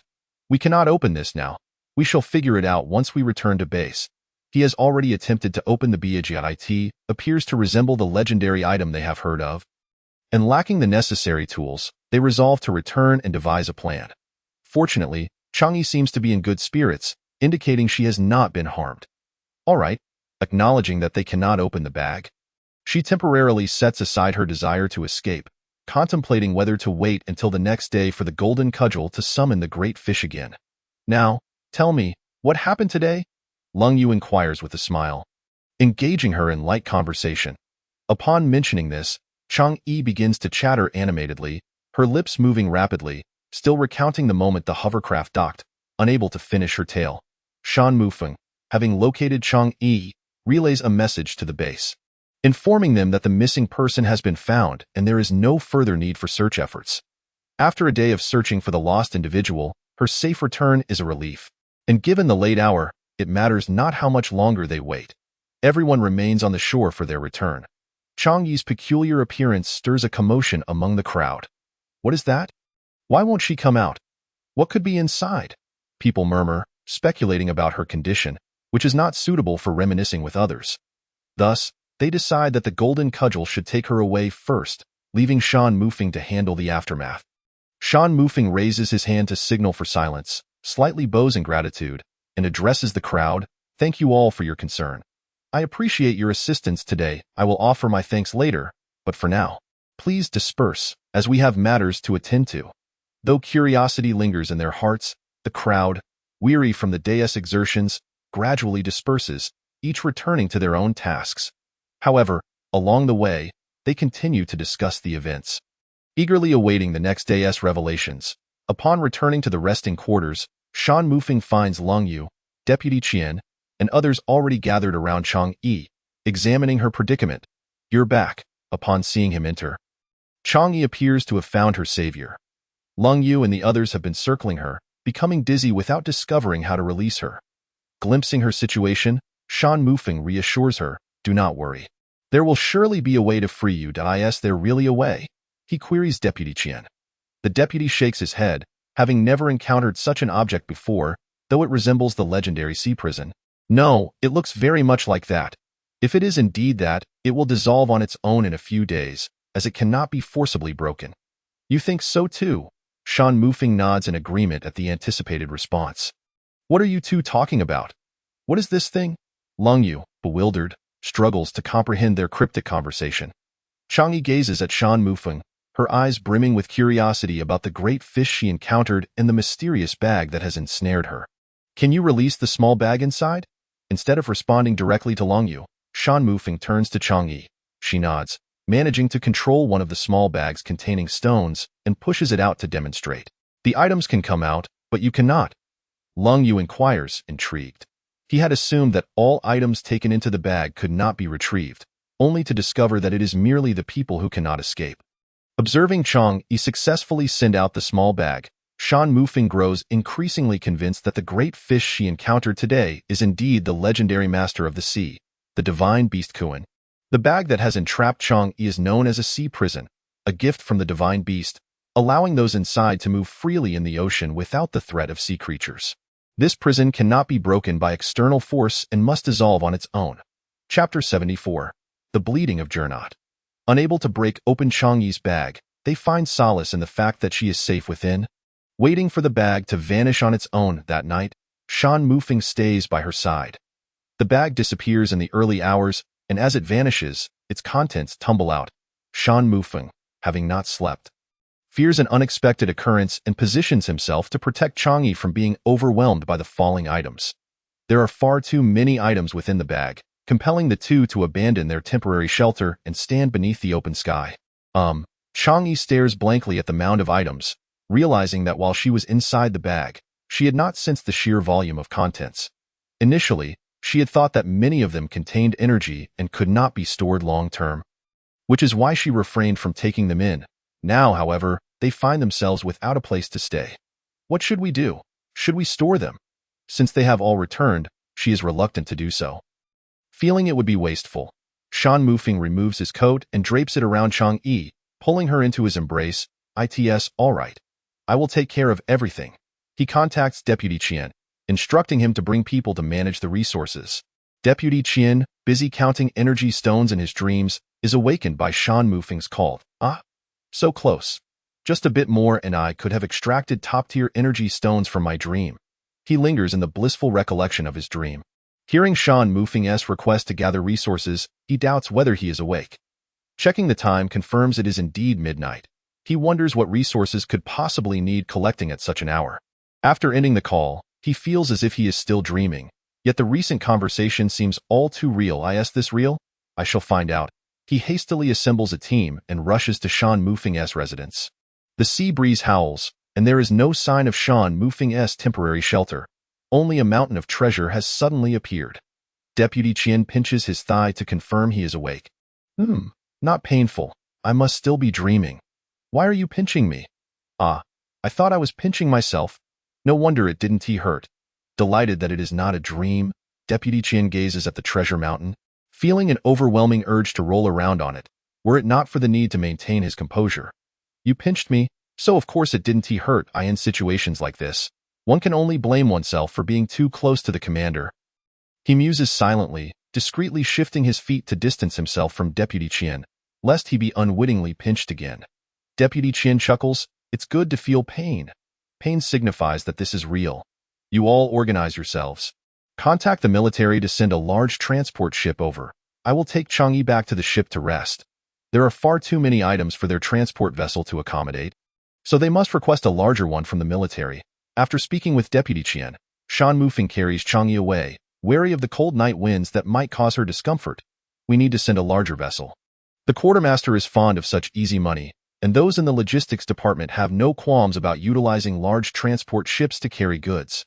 Initially, he did not anticipate the abundance of supplies, leading him to summon additional personnel, those who were reluctant to rise from their slumber, upon witnessing the mountain of materials, unified in their actions, rubbing their eyes to ascertain whether they were still dreaming. While a few resolute individuals even slapped themselves awake, the previously stowed illumination stones were promptly reinstated, and one by one, they transformed into relentless machines, grinning widely. This star spirit grass? Someone secretly plucked a leaf and placed it in their mouth. The subtle energy nourishing their body, a genuine experience that ignited a terrifying brightness in their eyes. Energy crystals, an abundance of energy crystals, nearly blinding them with their brilliance, alongside numerous refining materials, which are the favorites of the talented artisans. Regrettably, the artisans are rather delicate, and none were included in the transportation list. Otherwise, the quartermaster would surely find himself besieged by them. Minister Jia, the logistics officer of the military department, received the news and personally accompanied the ship to Howlon Star overnight. He was uneasy unless he saw it with his own eyes. By the time Minister Jia arrived, the supplies were nearly sorted, awaiting the transport ship to load and depart. Gazing at the mountain of materials, he suspected they had robbed someone's treasure trove, blinking his focused eyes in delight as he commanded the soldiers to load the supplies onto the transport ship. Ask Chang'e if there's anything she desires. Whatever the military has, she can take, and if they don't have it, they will certainly find a way to fulfill her wishes. Those refining materials, I will ensure no one touches. It was too late. And that child had endured enough hardships. It wouldn't be right to wake her. He was anxious to return to Chihang Star, as these supplies needed to be stored promptly, so he could only have Vice Quartermaster Qian relay the message. Vice Quartermaster Qian nodded vigorously. Even if Minister Jia didn't mention it, he would still report to the higher-ups. Those with capabilities should receive commensurate treatment. We cannot dampen the spirits of the meritorious. Minister Jia continued to instruct. I've brought several boxes of snacks and fruits on the ship. Remember to give them to her, and also inquire how she wishes to address this matter publicly. The military certainly prefers to keep such news tightly sealed to prevent other units from taking advantage, but they must also consider personal preferences, as some talented artisans relish the praise. Chang'e slept until the afternoon of the next day. Having experienced too much excitement the previous day, her mental energy had been taut, and upon returning, she relaxed and slept soundly. Are you awake? Come and have something to eat. Shan Mufeng did not go out today, remaining by Chang'e's side, handling military affairs in the room. Upon seeing Chang'e awaken, he set down his light brain and went to fetch her food. How did everything go yesterday? She had been so drowsy that she was unaware of how the matters were resolved. Last night, Minister Jia came overnight. Everything has already been sent back to Chihang Star. Shan Mufeng served Chang'e a bowl of nourishing soup, which he had specially prepared in the morning to soothe her spirit. Watching Chang'e obediently drink the soup, Shan Mufeng continued.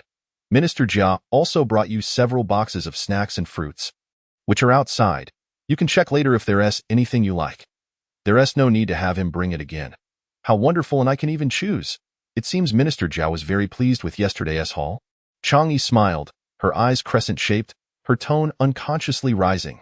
Seeing his wife so easily satisfied, he knew his next words would surely delight her.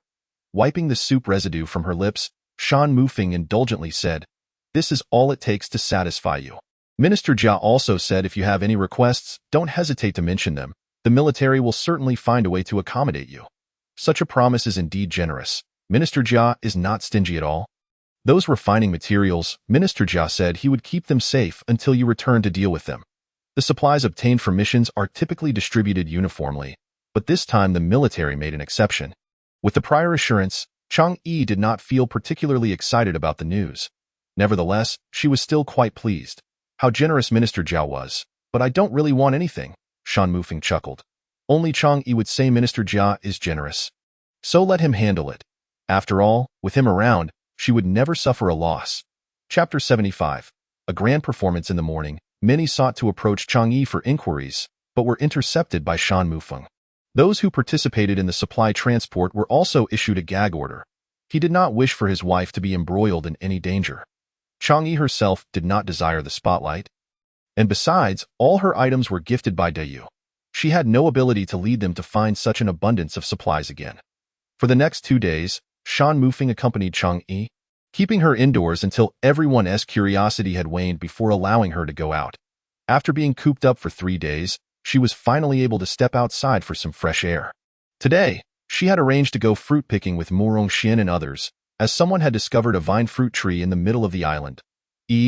Come quickly, we've been waiting for you. From a distance, she heard Murong Xin calling out, It was such a pity you weren't here yesterday. We found a tree laden with vine fruits, large and sweet, but with only the 2 of us. We couldn't pick them all, allowing those shameless ones to take advantage. Murong Xin complained to Chang'e. There were too many of them, and she and Long Hui couldn't compete. The fruits picked by the women, such as these few fruits, were theirs to keep without needing to submit. Those who snatch from others will inevitably be snatched in return. The 3 of them rolled up their sleeves, preparing to reclaim their losses. Today, Let us take back what is ours and make them cry. The fruits on the outer edges had mostly been picked, leaving only a few odd ones on the vines. Many were out picking fruits. In just 2 days, a path had been trampled through the center. Following this narrow path deeper, the number of people gradually increased. The talented artisans, baskets in hand, moved with agility, shedding their usual air of restraint. Fearing that if they were slow, they wouldn't gather as many as others that, of course, there were a few who, unable to pick efficiently, resorted to petty theft, quietly pilfering from others' baskets. Look at what you've done. Go. What are you doing? Everyone is picking fruits just fine, yet you shamelessly steal from her basket. I merely noticed there were bugs in your basket and was helping to catch them. Why are you being so fierce? Even when caught, Gu Xinyu was unperturbed, feigning innocence and playing the rogue. I don't need you to catch bugs for me. Sister Wang was furious. This little vixen, usually pretending to be weak to gain sympathy from the ability warriors, would show her true colors and bully others among the talented artisans. Sister Wang seized Gu Xinyu's wrist, demanding, "You said you were catching bugs. Where are they? I threw them away. Let go of me quickly." Gu Xinyu pushed Sister Wang's hand away, her expression dismissive. Thrown away? If you don't find those bugs for me today, we're not done. This was not the first time Gu Xinyu had engaged in such petty theft. Because the items were of little value, everyone usually let it slide. She genuinely believed that everyone was afraid of her. She was merely a little creature being supported by others, thinking of herself as significant. Sister Wang, little Xian said she was catching bugs for you. So just let it go. He Qiao Qiao stepped in as a peacemaker. Get lost? Sister Wang retorted. He Qiao Qiao, red-eyed from Sister Wang's rebuttal, pouted, tears brimming, looking woefully aggrieved, yet unfortunately, there were no warriors around to feel sorry for her. Ouch, ouch, ouch. It was just 2 fruits. Why are you being so relentless? I'll give them back to you. Seeing no one coming to her rescue, Gu Xinyu picked 2 small fruits from her basket and hurled them to the ground with force. Slap! Sister Wang, infuriated, slapped her across the face. Sister Wang's husband was an ordinary soldier. After marrying, they had 2 children, both 10 years old and yet to awaken. The couple saved diligently to buy awakening potions for their children, leading a very frugal life, and could not tolerate such wasteful behavior. You dare hit me? I'll fight you. Gu Xinyu, momentarily stunned by the slap, snapped back to reality and, discarding her basket, lunged at Sister Wang with claws bared. A woman who relied on pretense and weakness was no match for a hard-working mother. Gu Xinyu merely shouted fiercely, but was swiftly subdued by Sister Wang, who pummeled her to the ground as the 2 fought. Bystanders stepped in to separate them before things escalated further. Once the skirmish concluded, Gu Xinyu was dragged away by her friends, sulking, still mumbling about going back to file a complaint. Sister Wang was also comforted by several friends, who advised her not to waste her anger on such a person. A good beating was sufficient to vent her frustrations. After all, Gu Xinyu had a powerful backer, and it wouldn't be wise to offend her too much. They hadn't picked many fruits yet, but had enjoyed a free show. Who exactly is her backer? Chang'e whispered to her companions. I heard it's the vice-captain of the 2nd combat team, the one surnamed Chen. Unexpectedly, Long Hui was well informed. Murong Xian, admiring Sister Wang's character, expressed concern. That Wang Jia, will she face any consequences for hitting her? No. Sister Wang's husband is a veteran of the 1st combat team. Once Long Hui finished speaking, Chang'e felt reassured. Since they were not from the same team, there would be no issue. Minor skirmishes among women wouldn't attract attention as long as they didn't escalate, especially since Gu Xinyu was merely a minor nuisance. The proper wife of Vice-Captain Chen was someone else entirely. Come, try this. It's already softened. Murong Xian plucked a ripened, soft vine pear from the trellis. The fruit was modest in size, its surface adorned with tiny brown fuzz, while its green skin, when split open, revealed a pale yellow flesh within. So sweet, she exclaimed. Chang'e took a piece and savored it, finding it entirely devoid of acidity, bursting with delightful sweetness. Let us gather more to make jam when we return. As they spoke, the trio hastened their efforts, knowing that without sufficient fruit, their jam-making endeavor would falter. Just as they were immersed in their joyful picking, Gu Xinyu returned with her companions, causing the previously jovial atmosphere to fall silent. Her mental fortitude was commendable, returning with such swiftness. This time, Gu Xinyu refrained from stirring trouble. Upon her return, She went directly to her superiors to lodge complaints, but the members of the first squadron were fiercely protective of their own, dismissing her entirely, leaving only a junior soldier to feign concern. She dared not escalate matters to the financier, opting instead to bide her time and find a way to regain her standing later. "Xinyu, you're back. Come over here. The fruit is bigger this way," He Qiao Qiao exclaimed, her demeanor obsequious. With the eager flattery, Gu Xinyu relished the attention, nodding in agreement as she followed He Qiao Qiao to her picking spot. Meanwhile, those who had initially gathered with He Qiao Qiao hastened their pace, snatching up the larger fruits before their arrival and departing hastily. He Qiao Qiao turned to find the larger fruits gone, her mouth agape but words failing her. She, whose talents were but a mere shadow of her peers, had only sought to ingratiate herself, forgetting that they were all gifted practitioners. Yi Xinyu, hailing from a commonplace family, forsook her status as a legitimate wife to become a mere plaything, masquerading as an independent woman. Ridiculous, given her meager abilities, without the support of a man, she would have been dismissed from the military long ago. Chapter 76. Unforeseen calamity. Resource gathering was paramount, and Gu Xinyu resolved to swallow her pride. Promising to settle accounts come autumn, she glanced at the small, unripe fruits left on the vine, deeming them unworthy, and led her group deeper into the thicket. The others, witnessing her departure, exchanged glances of disdain, grateful for the newfound peace. When they returned to their encampment at noon for a respite, the absence of Gu Xinyu and her companions was noted. The team leader sent a communication stating they would not be returning for lunch as they were intent on continuing their foraging. As long as everyone was safe, it was of little consequence whether they returned for a meal. It was not until the afternoon that the group hurried back, seemingly having discovered a treasure. Hastening in fear of theft, Murong Xin's curiosity was piqued. "I shall investigate and return with news," she declared, dashing off. Lang Hui exchanged a knowing smile with Chang Yi, both bemused by Murong Xin's insatiable inquisitiveness. Ignoring her, they resumed their fruit picking, aware that their current bounty was nearly exhausted, necessitating a change of location on the morrow. Suddenly, the ground trembled violently. Some of the fruits, overfilled, tumbled to the ground. Is the earth shaking? One wondered aloud. A tremendous roar answered her, a cacophony of growls echoing ominously, indicating the presence of multiple beasts.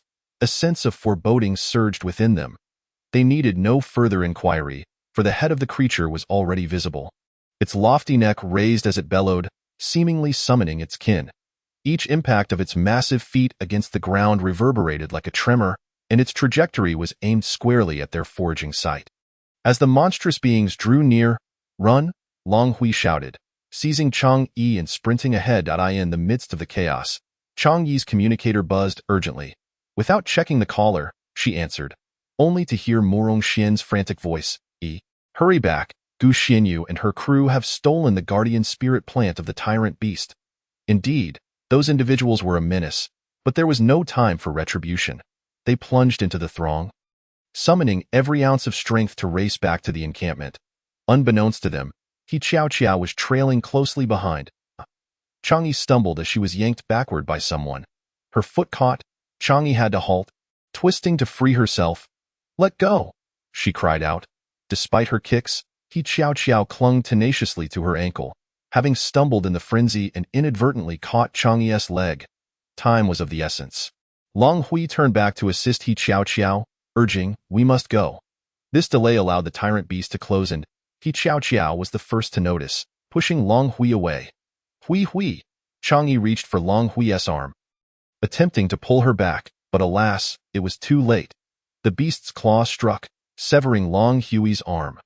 Crimson blood erupted in torrents, and the sight of it left Chang'e paralyzed with horror, a wave of helplessness washing over her. The beast showed no concern for their fear.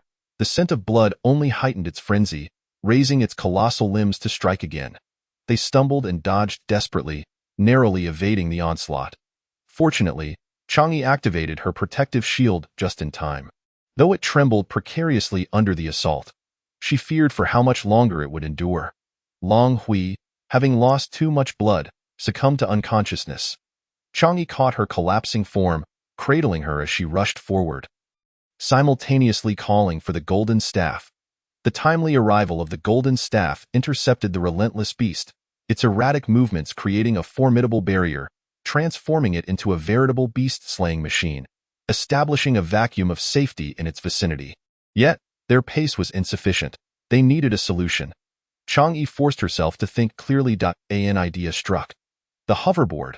With one hand free, she retrieved the hoverboard, positioning Long Hui carefully upon it before securing herself, allowing the board to propel them forward, their speed significantly increasing. Shan Mufeng spotted Chang'e and the bloodied Long Hui on the hoverboard, his heart racing with concern as he rushed forward, joining forces with the golden staff to shield them. With their protection, Chang'e was able to navigate Long Hui safely back to the airship. Hui, stay awake.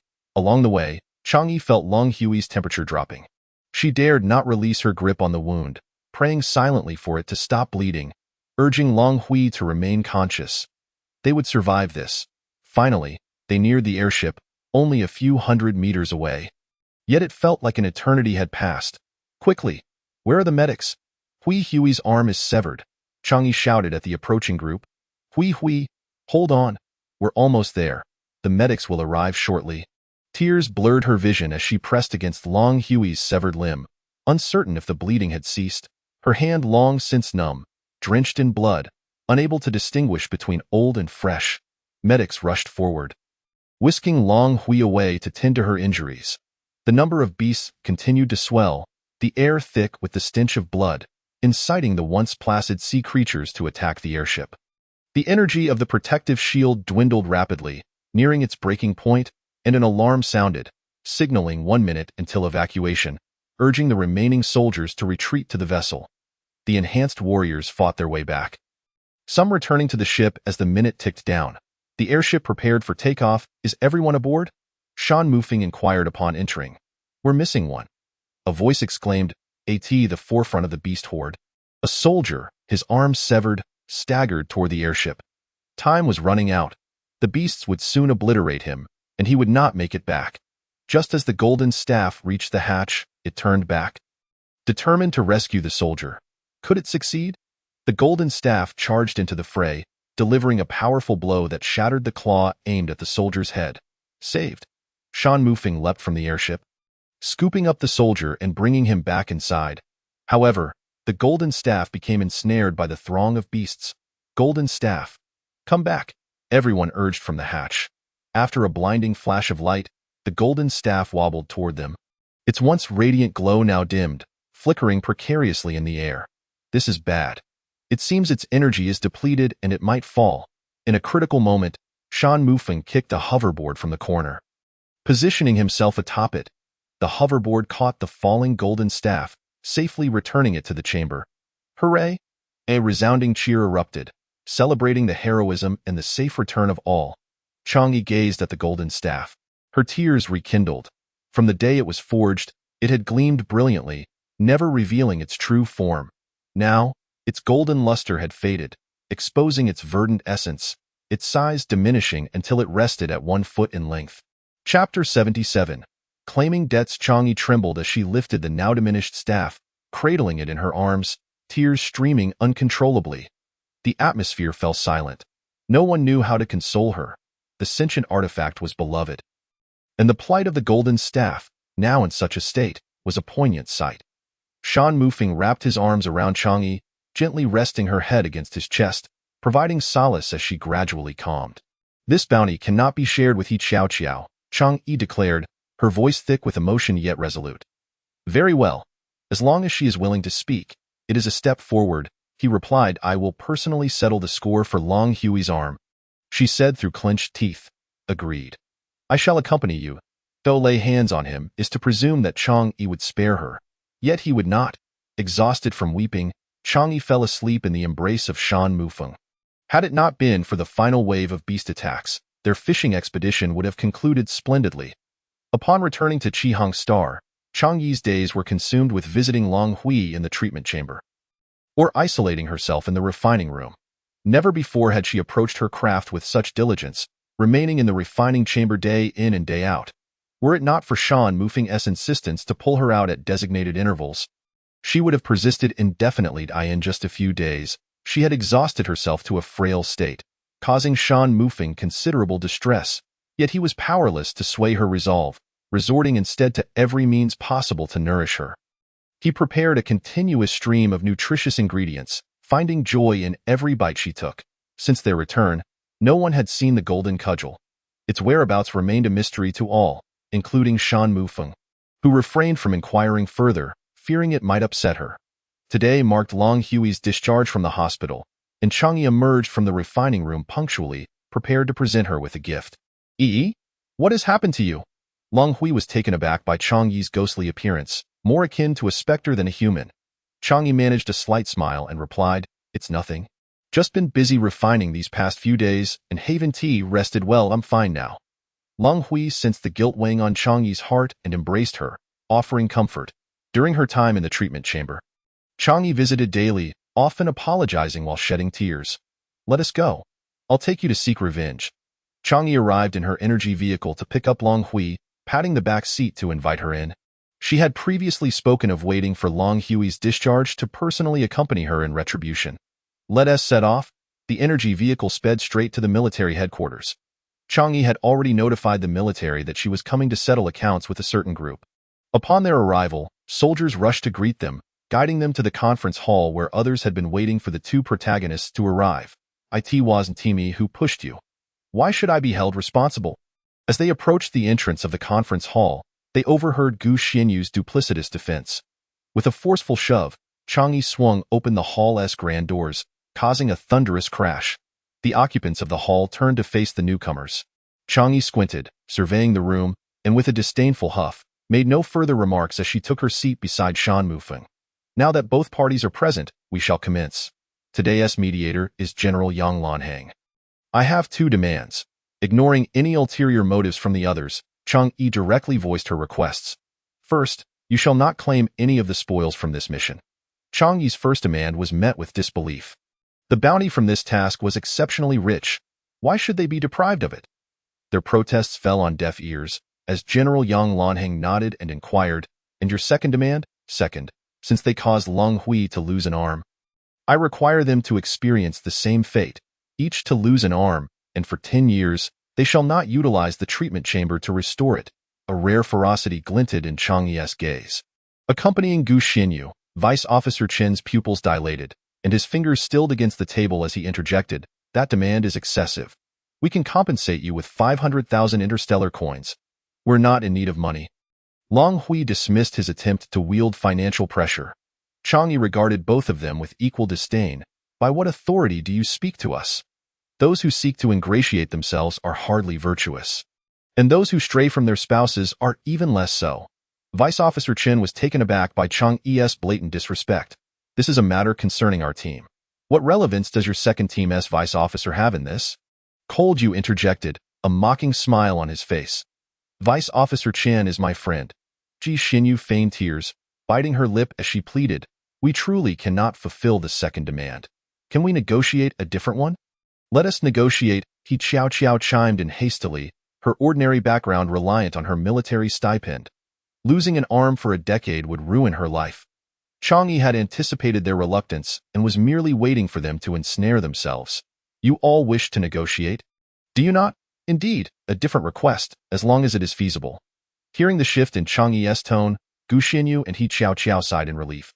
"Very well, you shall spend 3 hours alone with us." Chang'e smiled faintly. Although Long Hui was puzzled, she trusted Chang'e and nodded in agreement. Spending 3 hours with them was far more palatable than losing an arm, even if they were not permitted to bring defensive arrays. The innate powers of these individuals were minimal. "This works for us." Fearing that Chang'e might reconsider, Gu Xianyu and He Qiao quickly confirmed the arrangement. "Excellent. Sign this reconciliation document, and then you shall accompany me to the confinement room. After 3 hours, we'll consider the matter resolved."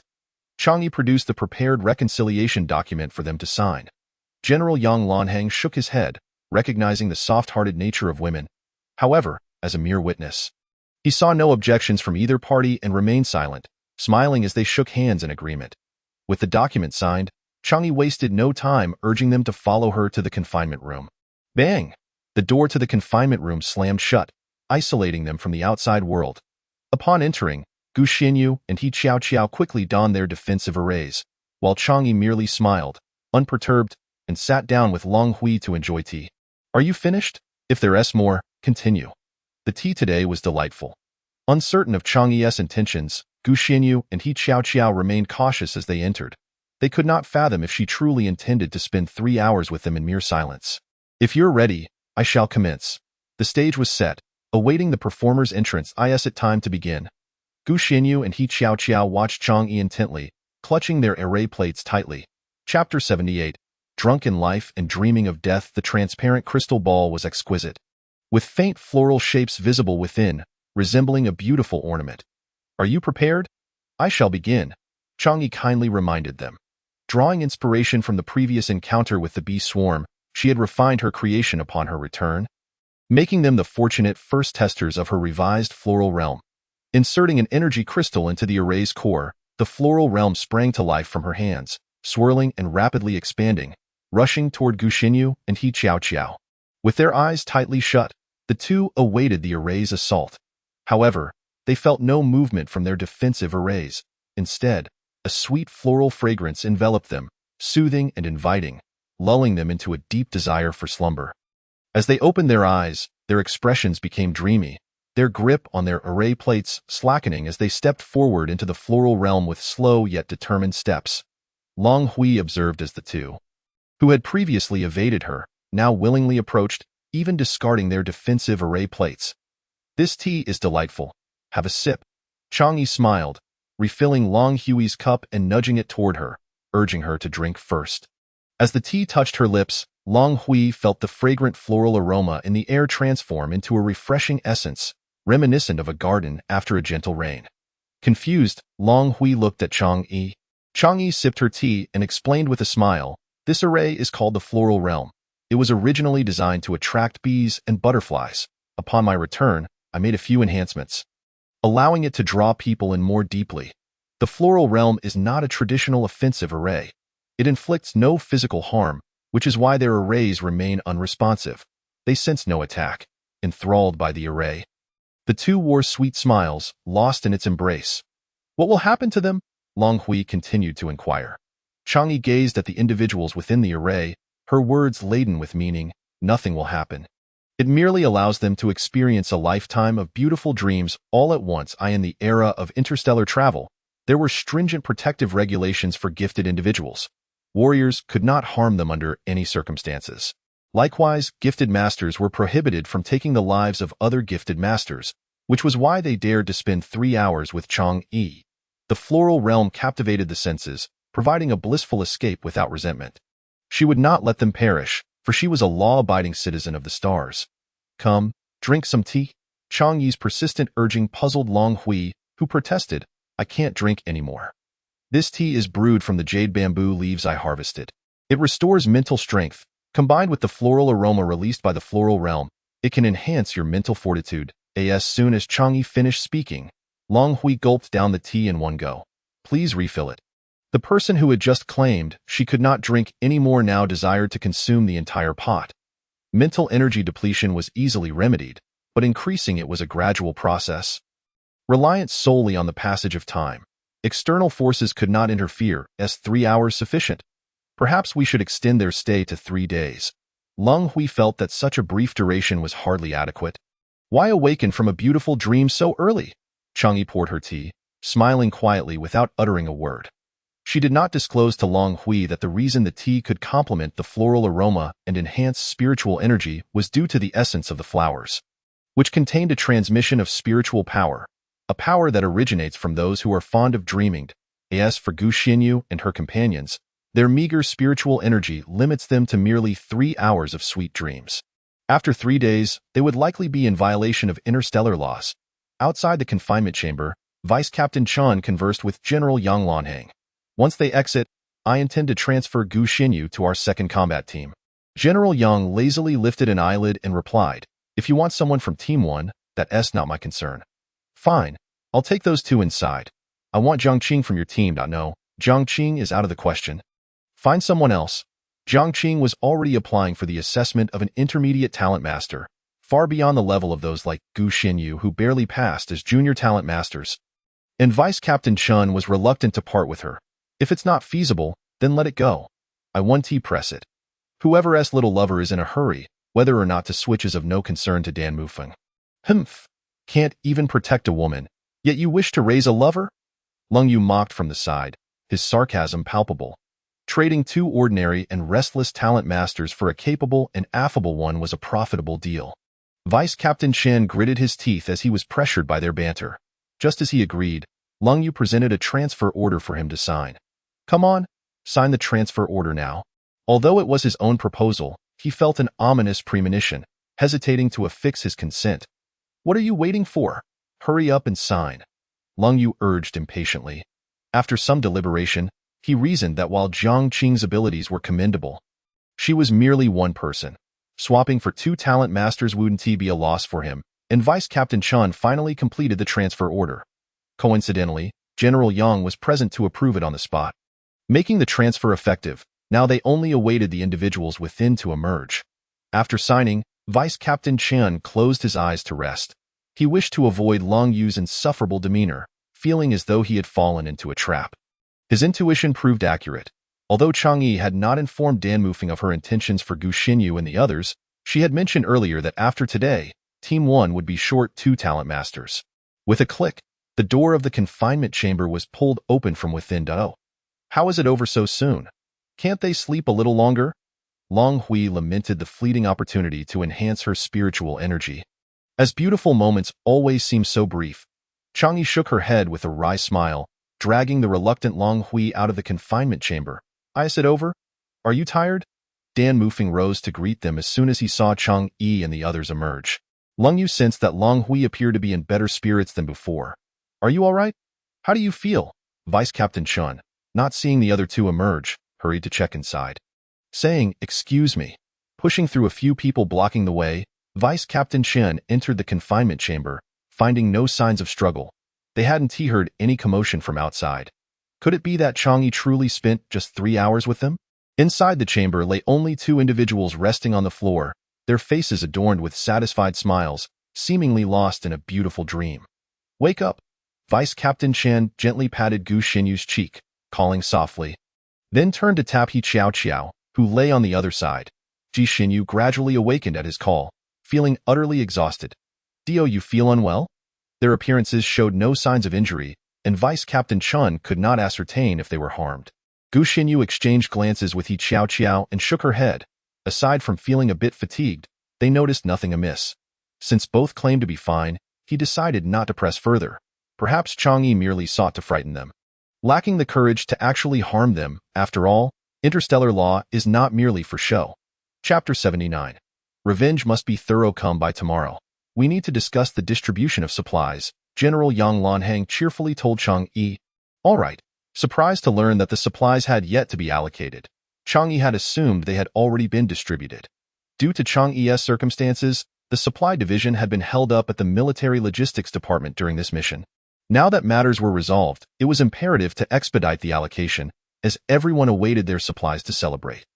Long Hui proposed a celebratory dinner for her recovery and discharge from the hospital. The group enthusiastically agreed. Having narrowly escaped peril, it was indeed time to gather and revel. The dining venue was the Zhengzai Yugu, recently opened by a plump proprietor. Respecting the ladies' preferences, the dining room was designed in the shape of cotton candy, with guests entering along a candy stick, and the furniture sported various cotton candy motifs, colorful and whimsical. The two gentlemen had never dined in such an environment and felt overwhelmed by the sugar levels even before eating. Lung Yu's wife approached with a bouquet. Hui Hui, congratulations on your discharge. Thank you. Please sit down and order. Upon opening the menu, animated visuals displayed detailed ingredient lists and price charts, notably with 2 price tiers, differing by a factor of 50, vividly illustrating the distinction between ordinary and premium ingredients. The ladies favored vegetarian and dessert options. Having feasted on seafood throughout the mission, they opted for the daily special, salt-baked dragon. The gentlemen, avoiding desserts and vegetarian dishes, simply ordered a complete barbecue platter. I wonder if they've woken up yet? Lung Hui inquired of Chang Yi. Narrowing her eyes slightly, Chang Yi casually responded, they should be awake. What exactly did you do in there? There wasn't a sound. Lung Yu expressed his intrigue, noting that Chang Yi and her companion emerged in noticeably better spirits. Ji Xinyu appeared unharmed, and Vice Captain Chun had remained silent. He could not believe that Chang'e and her friends had done nothing. Curious, are we? The divine forbids disclosure, Long Hui retorted playfully. Chang'e chuckled and clarified for him. You won't have to wait long. In a couple of days, you'll find out. The physical anomalies of Gu Xinyu and her companions would certainly not remain hidden for long. At most 3 days, and they would undoubtedly discover something was amiss. In 2 days, they might not even know. They're no longer part of Team 1. What do you mean by that? Lung Yu queried, bewildered. Have they been dismissed by the military? Dan Mufeng arranged the utensils for Chang'e, stating, they've been transferred to the second team. Chang'e, taken aback, asked, is that true?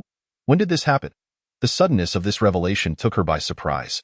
She had felt some regret over the loss of 2 talent masters from Team 1 within a day. During the time you were in the confinement chamber, Chun was afraid we would trouble his little lover and proactively requested personnel from us. Speaking of which, we asked him for Jiang Qing. And she'll be reporting tomorrow. Jiang Qing, the one rumored to be applying for the intermediate assessment? Lung Hui exclaimed. Unfamiliar with the talent master community, Chang'e felt indifferent upon hearing this, but recognized that anyone applying for intermediate talent master status must possess considerable ability. Yes, that's her, Lung Yu confirmed, swallowing a mouthful of food. Lung Hui marveled. Is Chun out of his mind? To let go of such a treasure for a little lover. Is Jiang Qing really that capable? Chang'e inquired, intrigued by their reactions. Knowing Chang'e's preference for crispy roasted lean meat, Dan Mufeng selected a few pieces and placed them in her bowl. She is quite good, he affirmed. Upon hearing Dan Mufeng's assessment, Chang'e tilted her head in contemplation, chewing thoughtfully. She adored the crispy roasted lean meat, fragrant yet not greasy. Thus, Vice Captain Chen would undoubtedly seek retribution against them. Initially, Chang'e had not intended to inform them, preferring to let them discover it themselves in a few days, but now, it seemed their talent abilities were likely rendered useless. Clang! Ji Shuyao's spoon clattered to the floor. Chang'e's statement left the others speechless. What do you mean by rendered useless? Even Dan Mufeng paused in surprise, momentarily halting his serving of soup. The other 3 were far less composed. Lung Yu could not contain himself. Soup can wait. First, explain what you mean by their talent abilities being rendered useless. Did you do this? They were astonished, genuinely believing her capable of such kindness, easily letting them off the hook while she disregarded them. Focusing instead on drinking the soup Dan Mufeng had provided. Wiping the soup from her mouth with a napkin, Chang'e gradually spoke. Their spiritual energy has been exhausted. Naturally, their talent abilities are rendered useless. Exhausted spiritual energy? Isn't that something that can be recuperated? How can it be useless? Lung Yu pressed further. Chang'e met his gaze, clarifying, exhaustion is different from depletion. Today, they overextended their spiritual energy. Their spiritual consciousness has collapsed. From this day forth, their spiritual energy will only escape, never to return. Until death, Ji Shuyao gasped in disbelief. Chang'e's actions were indeed ruthless. By the time they discovered the truth, it would be too late. And interstellar law could not hold her accountable. At most 3 days, they will surely notice something is amiss, but that's no longer my concern. They left in good health. 3 days would merely allow them to recognize the issue and begin attempting to restore their spiritual energy. Yet this would only hasten its collapse. The more they tried to replenish it, the faster it would disintegrate. When it became irretrievable, they would be reduced to mere shells of their former selves. Taking a sip of water to steady himself, Lung Yu vowed never to provoke Chang'e again. When she was ruthless, she was more fearsome than a beast. May I inquire how you accomplished this? Cold Yu instinctively lowered his voice and cautiously inquired, I, too, am curious. Did they not only sleep for 3 hours? Cold Hui had been with Chang'e all day, yet now she felt as though she might have overlooked something significant. Chang'e declined any further offerings from Dan Mufeng, claiming she could no longer eat. Was the sensation of heightened mental energy truly comfortable? Chang'e's response was rather irrelevant. Cold Yu, feeling somewhat muddled after days of listening, noticed Cold Hui seemingly having an epiphany. She pressed her voice and tentatively asked, is that mental energy related to them? Quite perceptive, Chang'e smiled and nodded. With that answer, Cold Hui fell silent, focusing intently on the dessert before her. Their cryptic exchange left Cold Yu in a state of restless curiosity. What was this mental energy, and how was it connected to them? Could they not articulate it clearly? What mental energy? You misheard. We were discussing the necessity of proper rest to recuperate the mental energy that has been depleted. Cold Hui interjected, preventing him from probing further. As one of the beneficiaries in this matter, she wished to keep a third party uninformed. Chang Yi's device was exceedingly perilous. It could siphon the mental energy of others without their awareness, akin to something of malevolent nature. With the involved parties maintaining silence, Cold Yu's repeated inquiries yielded no answers, forcing him to relinquish his curiosity awkwardly. I do not wish for any outsiders to be privy to today's conversation. This statement from Dan Mufeng was directed at Ji Shuyao.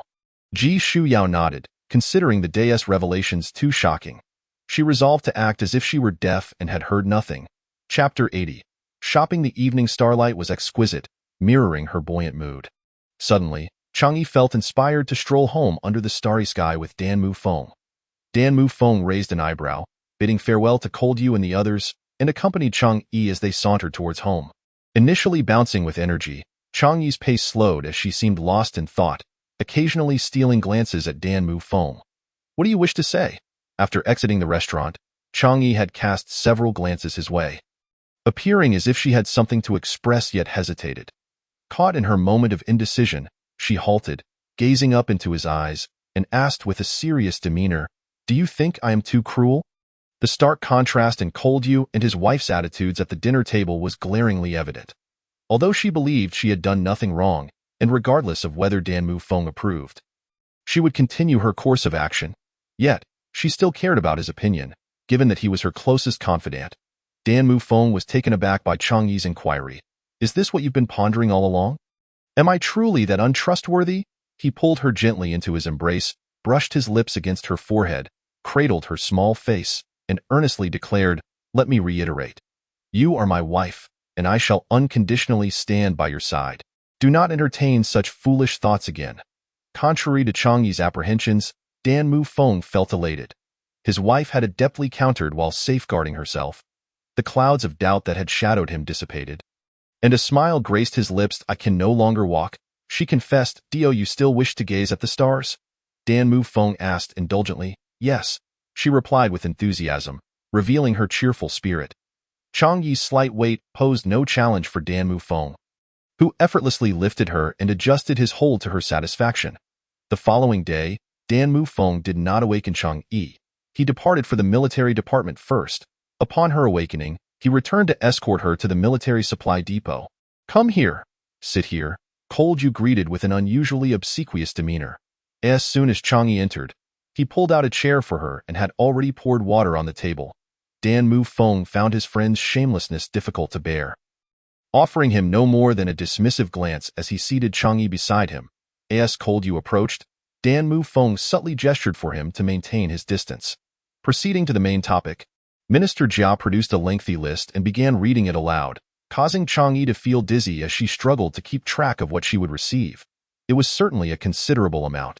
Eventually, overwhelmed, she opted to let Dan Mufeng take charge, admitting her lack of numerical acumen and deciding not to stress herself further. She resolved never to participate in such matters again. With Dan Mufeng representing her, Minister Jia's pace quickened. They were well practiced in this task, unlike the slower exchanges with Chang Yi, which required frequent explanations. Just as Chang Yi was on the verge of dozing off, Minister Jia finally ceased his recitation. Allowing them to transition to the supply depot for inventory to IT was Chang Yi's first visit to the military supply depot, and while it appeared unremarkable, it was simply larger than she expected. The cacophony of cries echoed incessantly, revealing that the depot housed living creatures. That long-eared beast defecating into the feed trough, she mused, observing as a sawtooth creature wagged its tail at a neighboring long-tailed beast, a display of true affection. She had presumed the depot was merely a storage facility for supplies, only to discover it also functioned as a breeding ground. Further along, she stumbled upon a cultivation area where nutrient-rich fruits were meticulously tended. Each plant tagged with its cultivation history. One particular specimen even boasted a protective shield that was discovered in the wild and successfully transplanted. "It tastes quite good. If you fancy it, I can pick a few for you," Minister Jia remarked, noticing Chang Yi's interest.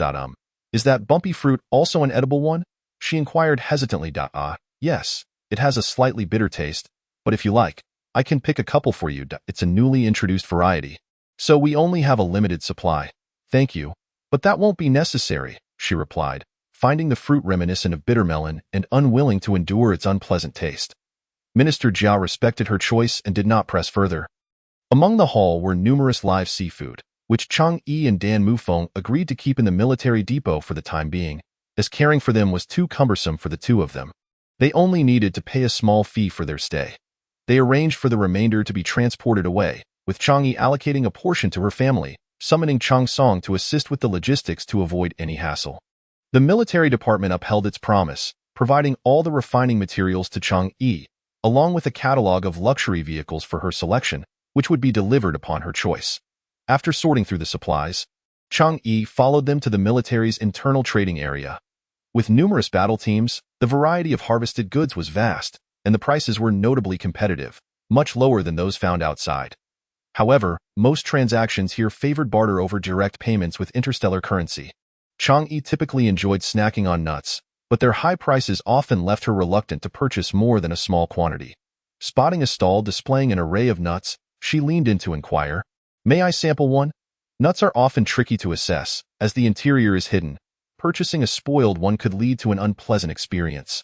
"Please do," the vendor replied, offering her a sample. He assured her that these nuts were freshly harvested and roasted, not scavenged from the ground, so she need not worry. The vendor's roasting skills were commendable. The nuts were crisp with a delightful hint of creaminess, and they bore no off-putting flavors. "How much are they?" 5,000 interstellar coins per pound, or you can trade equivalent nutritional materials. Noticing Chang Yi's genuine interest, the vendor's eyes brightened. Nuts were a luxury item, and buyers were typically scarce due to their high cost and minimal satiation. That price is indeed steep, yet it is still more reasonable than what one would find outside, where they are at least 6,000 interstellar coins. "I'll take 50 pounds. I'll trade you seafood for them." Dan Mufeng negotiated with the vendor, knowing Chang Yi preferred to stock up for leisurely snacking. "Great.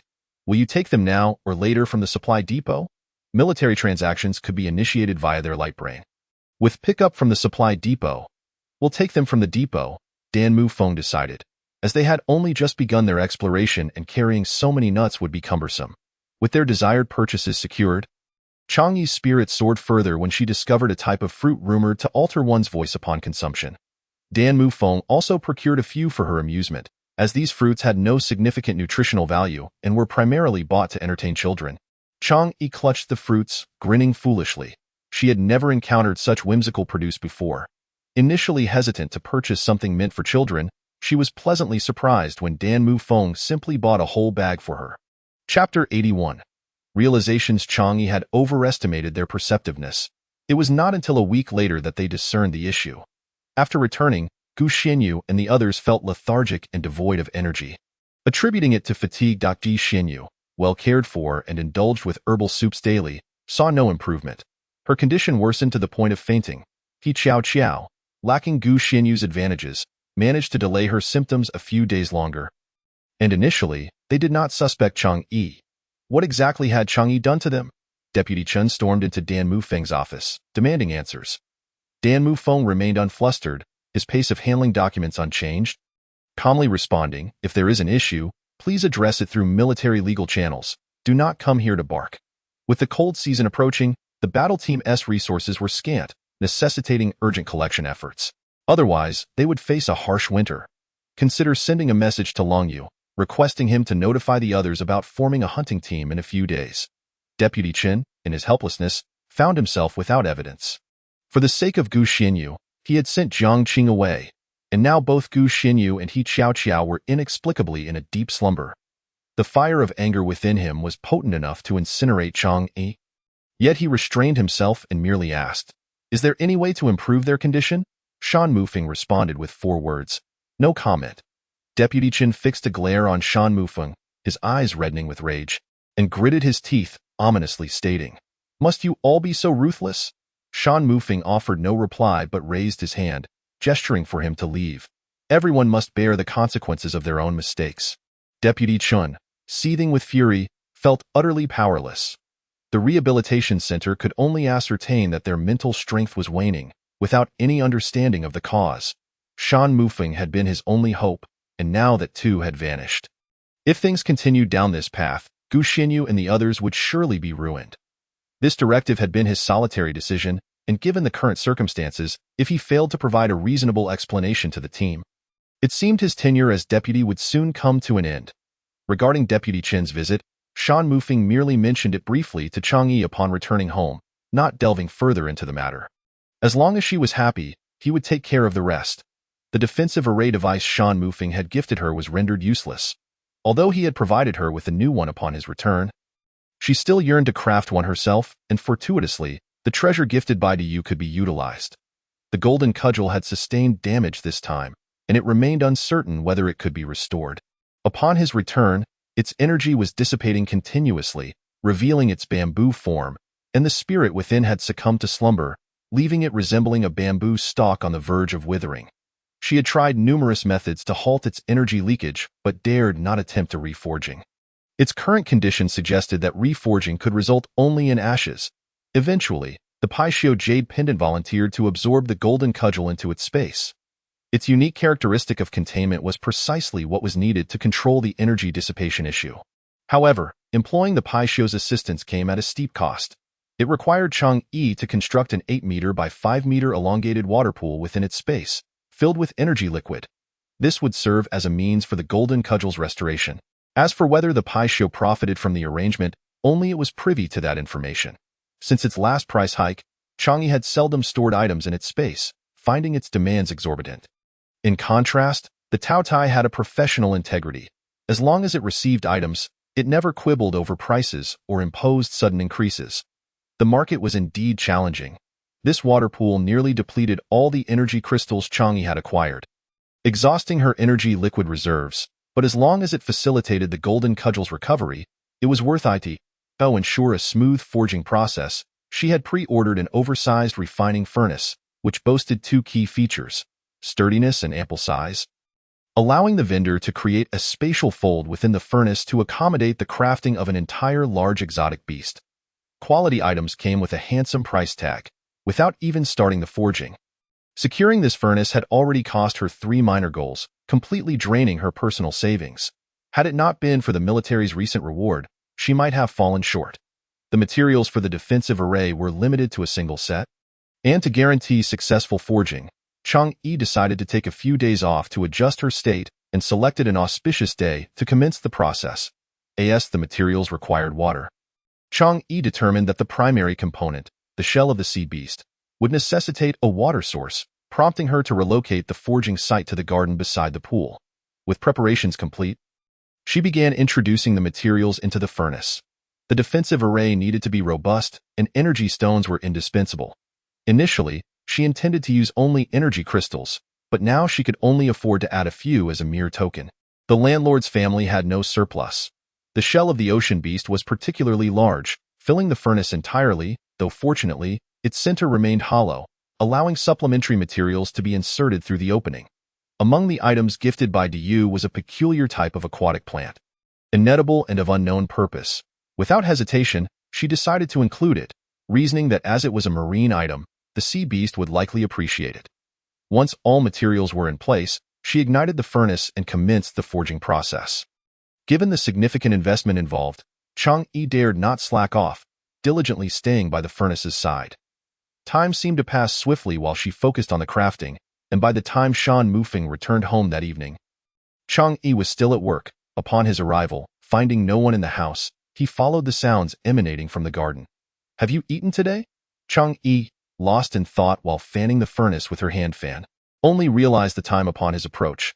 "Yes, I've had quite a bit of snacks."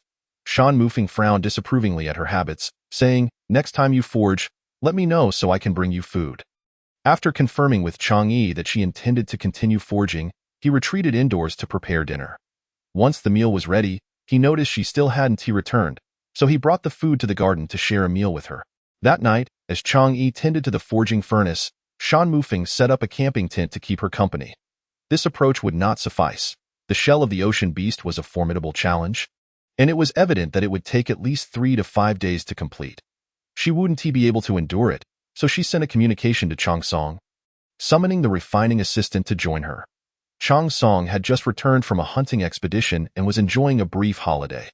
Upon receiving her message, he hurried over, took her fan, and offered to watch over the furnace. urging her to rest. Chang'e prepared freshly brewed jade bamboo leaf tea on the table for him, along with fruits and snacks for him to help himself. She meticulously instructed him on when to use which flame, only feeling at ease to rest once he nodded in understanding.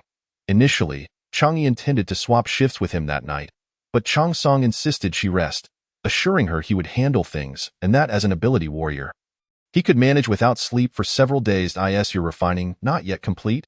Today, Lung Yu came to discuss the hunting matter with Shan Mufeng. The military's hunting team had just returned and was not preparing for any immediate missions. However, many members of their team, lacking resources, inquired about forming a small team to gather supplies nearby. Chapter 82. A Touch of Green. It's amusing how quickly they forget past grievances. Just days ago, they avoided her like the plague. It should be nearly finished. Today it ought to come to a close. The siblings had been working tirelessly for 5 days and nights, and it seemed they were finally approaching completion. Although the materials for this furnace were somewhat costly and the process lengthy, the end product should be quite satisfactory. Today marked the end of Chang Song's holiday, and he was required to report back to the military. He mentioned he would come by after work. Knowing the process would conclude today, Chang'e advised him not to come, urging him to rest at home after enduring so many days, for even ability warriors had their limits. Once the furnace's flames were extinguished, Chang'e entered the house to listen to their conversation. "May I accompany you? My little treasury has been considerably depleted, and I need to replenish it." Lung Yu shot a sly glance at Shan Mufeng, but upon seeing him remain silent, he turned to Chang'e with a smile and asked, "Why are you so eager to take on a mission? Is Shan Mufeng providing for you?" Chang'e shifted in her seat, replying earnestly, "That's entirely separate. Just tell me whether I can accompany you." The supplies in her little treasury were her personal possessions, and she held complete authority over them. The items she provided for her family came from this source. What Shan Mufeng gave her was for her own use, but she could not freely distribute it to others. The woman's sense of security stemmed from her little treasury. Since the captain of the team had made the decision, surely the family members could accompany them. Lung Yu replied, "If you wish to go, then go ahead." This was a private small hunting team, not venturing far, merely to the southern forest of the planet where the hunting team had previously encountered small groups of flying dragons. They intended to investigate further. Although the flying dragons could carry their young, their short wings and long tails made prolonged flight impossible. They could only flutter close to the ground, as long as one was careful to avoid their sharp beaks. The danger was minimal. After finalizing the plan with Lung Yu, Chang'e eagerly dashed to the garden to check on the furnace's temperature, which had mostly cooled. She was curious to see what the shell of the ocean beast, the size of a small house, would look like once completed. Unable to contain her excitement, she climbed the ladder and leaned over to take a look. This was the largest item she had ever forged. Has it really taken this long without yielding anything? Lung Yu, along with Shan Mufeng, followed Chang'e into the garden, and upon seeing her crouch there in silence, Lung Yu chuckled in jest. Shan Mufeng narrowed his cool gaze, signaling Lung Yu to be quiet. If Chang'e genuinely had not produced anything, it would only provoke her ire further. Ignoring Lung Yu's antics below, he swiftly ascended the ladder, peering down at Chang'e's position. Just as he prepared to offer comforting words, he was met with the sight of a green-furred object within the furnace. His eyebrows slightly raised, a smile formed on his lips as he reassured Chang'e, "It's good that you managed to forge something. The appearance is of little consequence." Chang'e offered a rueful smile, expressing her gratitude, but the comfort fell short. She longed to return to the beginning of the forging process, wishing she could stop her reckless hands from adding that useless aquatic plant. Shan Mufeng tugged at the green fur, helping Chang'e extract the array device.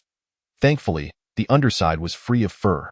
From above, it resembled a fuzzy ball, but upon lifting it, they discovered it was merely the back that had sprouted green fur, while the belly remained smooth. Once back on solid ground, Chang'e and Lung Yu examined the green-furred object on the ground. Chang'e's creations were always peculiar, and Lung Yu, unable to discern what kind of array device it was, asked her, "Is this an array device, and does it serve a defensive or offensive purpose?" "Its design is indeed unique, but it should still be a defensive array device, I suppose." Chang'e herself was not entirely certain. "Why not input some of your ability and see?" Chang'e encouraged Lung Yu to become a test subject. Lung Yu, rather decisively, condensed a small thunderball to attack the green fur. "Excellent, the function of the array device has been determined. It should serve as a defensive array device. After Long Yu's free grooming, the green fur that originally clung to his back now stood up like needles, resembling a hedgehog. Long Yu hissed as he retracted his pricked hand, astonished that the green fur, which he had just been able to grasp, had become so rigid. Tisk. This array device is quite impressive. It can even serve as a semi-attacking device. Unfazed by the prick, Long Yu shook his hand and resumed his research. He located the installation point for the array eye and placed an energy stone. He assumed that since it was a defensive array device, it would undoubtedly enlarge, prompting everyone to step back. Yet, the array device, which had been the size of a table, visibly shrank to the size of a palm. Had they guessed incorrectly? Was this not a defensive array device? As it completely diminished, Chang'e observed closely, a wave of helplessness washing over her. The tortoise might be excusable, given its renowned defensive prowess, but what did it mean to have a back covered in green fur? Each time this array device was activated, the individuals inside turned into green-furred tortoises, which left Chang'e feeling somewhat distraught. Capable of resisting extraordinary ability attacks and powered by energy stones, it undoubtedly functioned as an array device. The specific applications and functions could be explored later. Chang'e felt disheartened by the green-furred tortoise she had painstakingly crafted, a product of her empty treasury, feeling ridiculed and melancholic, so much so that she didn't even notice when Long Yu left. She needed time to process her emotions. Dan Mufeng chuckled at Chang'e's emo demeanor, saying, "All right, after several days of hard work, let us take a break early today." He picked up the still immersed in her own world Chang'e and carried her back to her room. The following days were overcast. She despised such lifeless weather, which left one feeling stifled. Due to the poor weather, she refrained from going outside. The energy liquid she had initially prepared was poured into the Pishio's space pool for the repair of the golden cudgel, making it convenient for her to extract it at home in preparation for hunting. During this time, Long Hui contacted her once, primarily discussing the recent circumstances of Gu Xinyu and He Qiao. Vice Captain Chen, having confirmed that Gu Xinyu's gifted abilities had been nullified, and due to the continuous depletion of her mental power, her intelligence was also regressing. He decisively severed ties with her and removed both from the squad. Upon hearing this news, Chang'e scoffed internally, thinking, "Men are truly heartless. When you were in your prime, you were my precious darling, held in high esteem. But once you want to withdraw, who are you? Do I even know you?" The severance was indeed quite thorough. Whether Gu Xinyu was a good person or not, Vice Captain Chen was certainly no better. Over this matter, Chang'e had a minor spat with Dan Mufeng. It is true that all crows are black. Dan Mufeng returned home and sensed that the atmosphere was amiss. After much coaxing, he finally managed to draw out her thoughts, nearly laughing at her frustration over someone else's family affairs. "He is he, and I am I. I won't be able to protect you. It's not worth getting angry over other people's matters." Held in Dan Mufeng's embrace, Chang'e found herself smiling as she pondered. What was she being overly sentimental about? She wasn't Gu Xinyu. She wouldn't allow herself to fall into such a predicament. You say, how many bottles of energy liquid will be sufficient? Chang'e was uncertain. Typically, gifted individuals would follow along on missions, but how was the distribution of supplies handled? Dan Mufeng was taken aback by Chang'e's straightforwardness. Gifted individuals won't willingly hand over their supplies. Unless absolutely necessary, they keep their belongings tightly secured. Only your silly big sister, with her lack of guile, would be so generous. "You don't need to. I've already submitted your share. You can keep yours." Chapter 83. Unable to compete, Chang'e's nature was never that of a saint. She simply didn't wish to take advantage of others. She firmly believed that all unearned gains would ultimately be repaid in another form. As she was about to step out, a gust of wind blew, causing her to instinctively retract her neck and shiver, acutely aware that the weather had turned colder today.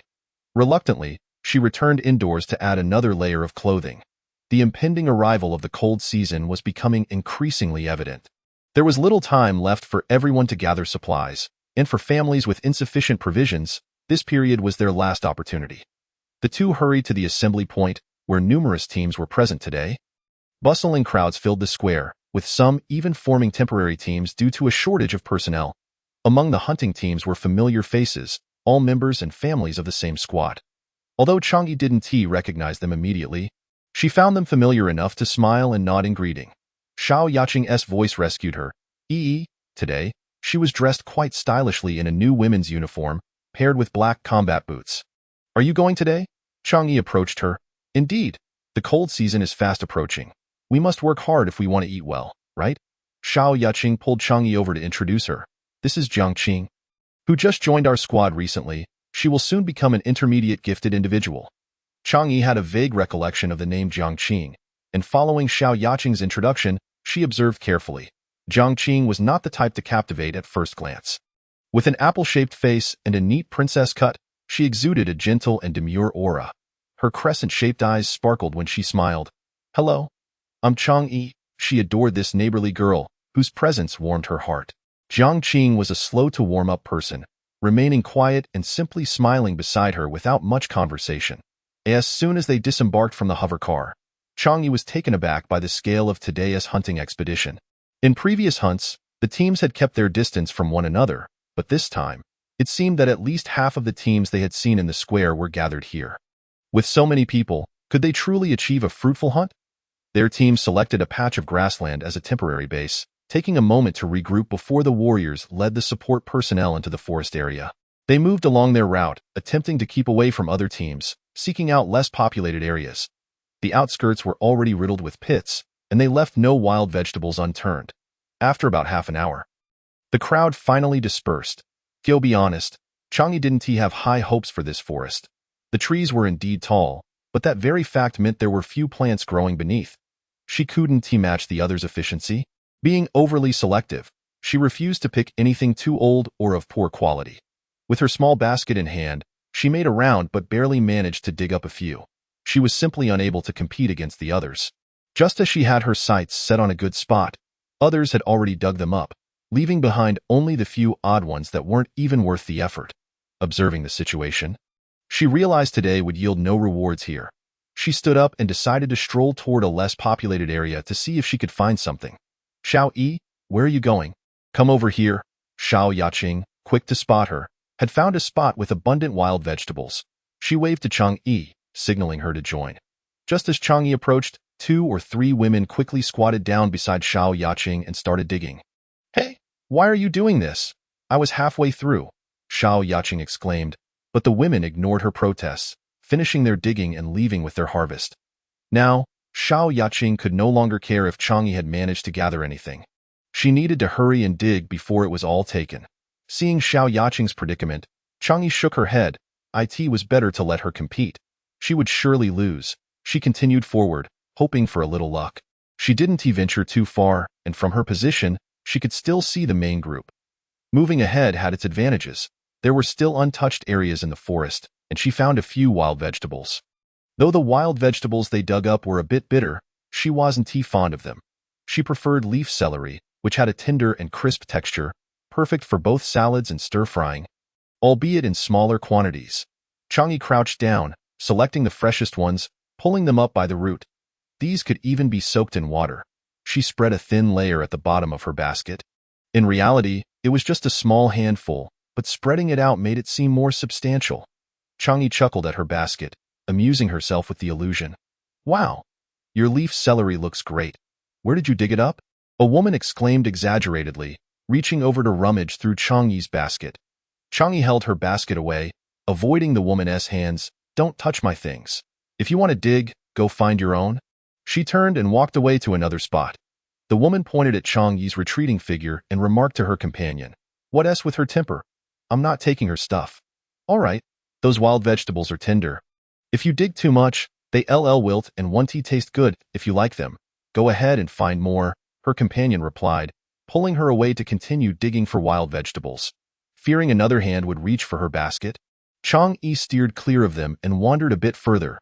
To her surprise, she discovered a cluster of wild scallions. She plucked a handful, her hands becoming fragrant from the scallion juice. Though she couldn't grow them, it didn't matter. Every extra day was a blessing. Carefully, she dug along the edge, feeling the weight of the roots. Standing up, she stepped on the shovel to secure it, gripping the handle firmly to leverage it out with the soil intact. Without disturbing the dirt, she bundled it up in a bag and placed it in her basket. Suddenly, a faint rustling sound emerged from the thicket ahead. Chang'e stretched her neck to peer in that direction. Oh, there it was, just lifting its tail to relieve itself. Poo poo poo. The digestion was quite satisfactory. It was evident that hygiene was a priority, as after relieving itself, it instinctively covered its excrement with earth. Yet, it was but a hapless fish caught in the crossfire, not enjoying its circumstances. Chang-Yi dared not utter a sound, fearing to startle the creature. With a reluctant swipe, she brushed the dust from her face and resumed her cautious observation. Through the gaps in the thicket, she caught sight of its long tail, resplendent in vivid crimson, a sight of splendid beauty. This must be the coveted target of the hunting party, the dragon griffin. Turning her gaze back, she noted the hunters were close behind. Should anything arise, a mere call would suffice. She picked up a sturdy stick from the ground, wielding it in the air to test its balance, then proceeded to clear a path through the surrounding underbrush, bending low and moving stealthily. Not far away, a dragon griffin was busy scratching the ground in search of pebbles. Instantly, excitement surged within Chang-Yi, her mind conjuring a delectable menu: dragon griffin stew with mushrooms, chestnut braised dragon griffin, salt-baked crispy dragon griffin, and so forth. She swallowed hard, realizing the temptation of the culinary options was overwhelming. While the dragon griffin's offensive capabilities were not formidable, it was still beyond her ability to confront. A single peck from it could prove quite painful. Summoning help seemed impractical. Instead of allies, she might attract foes. The dragon griffin bore a resemblance to a chicken, so perhaps employing poultry-catching tactics might yield success. Chapter 84. Do not consume wild vegetables by the roadside regardless of feasibility. One must first attempt before passing judgment. Should it flee, it would be as if it were never seen. Lacking suitable tools, she resorted to improvisation, gathering several broad leaves, folding them to form a funnel shape, securing the ends with small twigs. After searching in vain for proper bait, she resolved to use freshly gathered leaf celery. Tearing it into small pieces and using fish bones as needles to fasten them in the center of the funnel, thus crafting a rudimentary chicken-catching device. Carefully, she prepared 4 or 5, placing them beside her, wary of getting too close for fear of startling the griffin. Once her traps were set, Chang-Yi retreated a few paces, concealing herself in the grass, patiently awaiting the outcome. Remaining in her original position, the dragon griffin swung its head, pecking at stones on the ground, showing no inclination to approach. At last, just as Chang-Yi's patience was wearing thin, it ambled toward the traps. The dragon griffin raised its powerful claws. Cautiously advancing, its head held high, surveying its surroundings with vigilance, its steps light yet strong, occasionally lowering its gaze in search of something. Upon discovering the first funnel, it unfortunately stepped on the trap, dislodging the bait in the process. With a quick peck, it swallowed the morsel, finishing it in mere moments, seemingly quite pleased with the leaf celery. After its repast, it lifted its head, seeking its next target point one by one. The second and third traps fell victim to its relentless appetite. The dragon griffin behaving unpredictably, reducing the last 2 funnels to mere shambles with its beak before devouring the bait. The fragrant allure of the bait invigorated the dragon griffin, lifting its rear and shaking its beautiful long tail in delight. Its enjoyment of the feast was palpable, while Chang-Yi watched with growing frustration, already contemplating a direct confrontation and assessing her chances of success. The 4th funnel met a similar fate, scattered by a forceful kick. The bait once again consumed, the griffin relishing its meal with audible coos that seemed to taunt Chang-Yi in the blink of an eye. Only one trap remained, the lone hope for the entire village resting upon it. Should this one fail, she would have no choice but to launch a direct assault.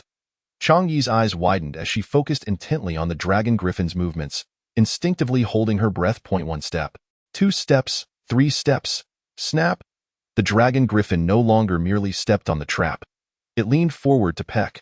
With a flurry of flaps, its beautiful wings fluttered, and its head became ensnared. Instantly, the dragon griffin panicked, stumbling backward while its small head thrashed about.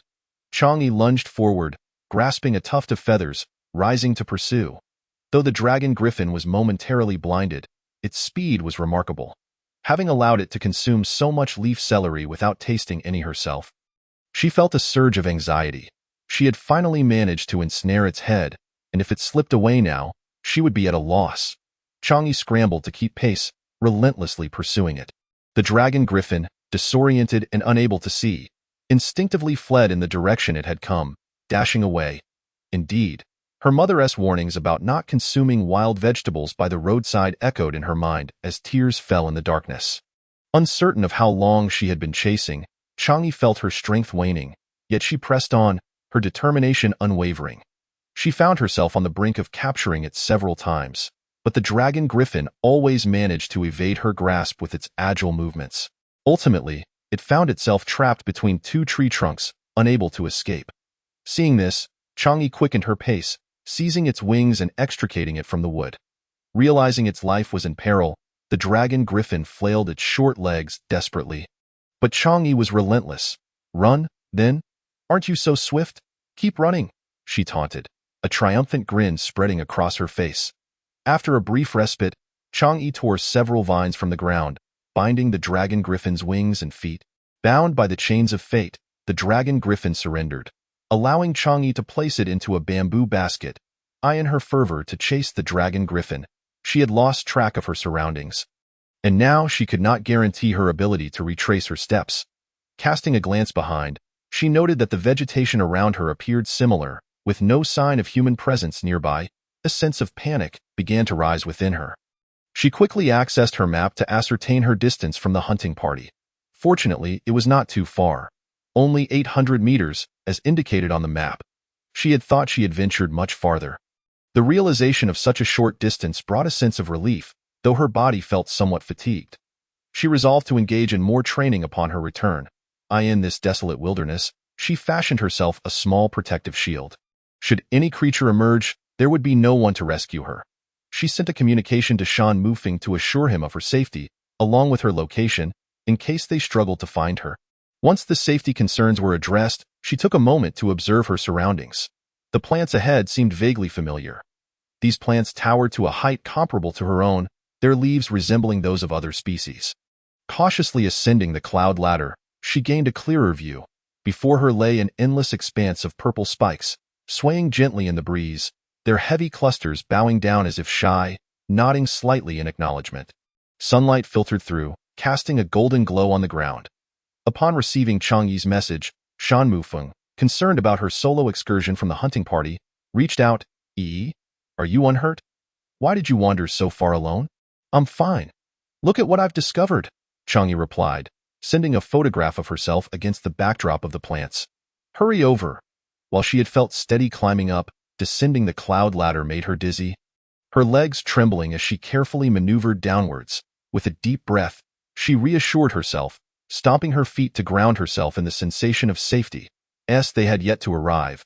Chang'e circled the perimeter of the purple bulrushes. Noting the stalks were as thick as a baby's fist, with long, slender leaves that were sharp to the touch. She wielded a small sickle to cut a stalk, but it remained unmoved, the stem merely suffering a superficial scratch, which left her palm reddened. Switching to a pair of large scissors crafted by a master artisan, she gripped the handles tightly, inhaled deeply, and with a powerful thrust of her arms, she succeeded in severing a stalk, which promptly fell to the ground. Unfortunately, she miscalculated the direction, and the bulrush toppled toward her. She hastily leaped aside, grateful for her quick reflexes that spared her from injury. The verdant stalk landed with a cloud of dust, and Chang'e hurried to inspect the bulrush. Upon closer examination, she was both amused and exasperated. It resembled a wax figure of a silver spear, from her vantage point on the cloud ladder. The entire patch had appeared majestic, a veritable cornucopia.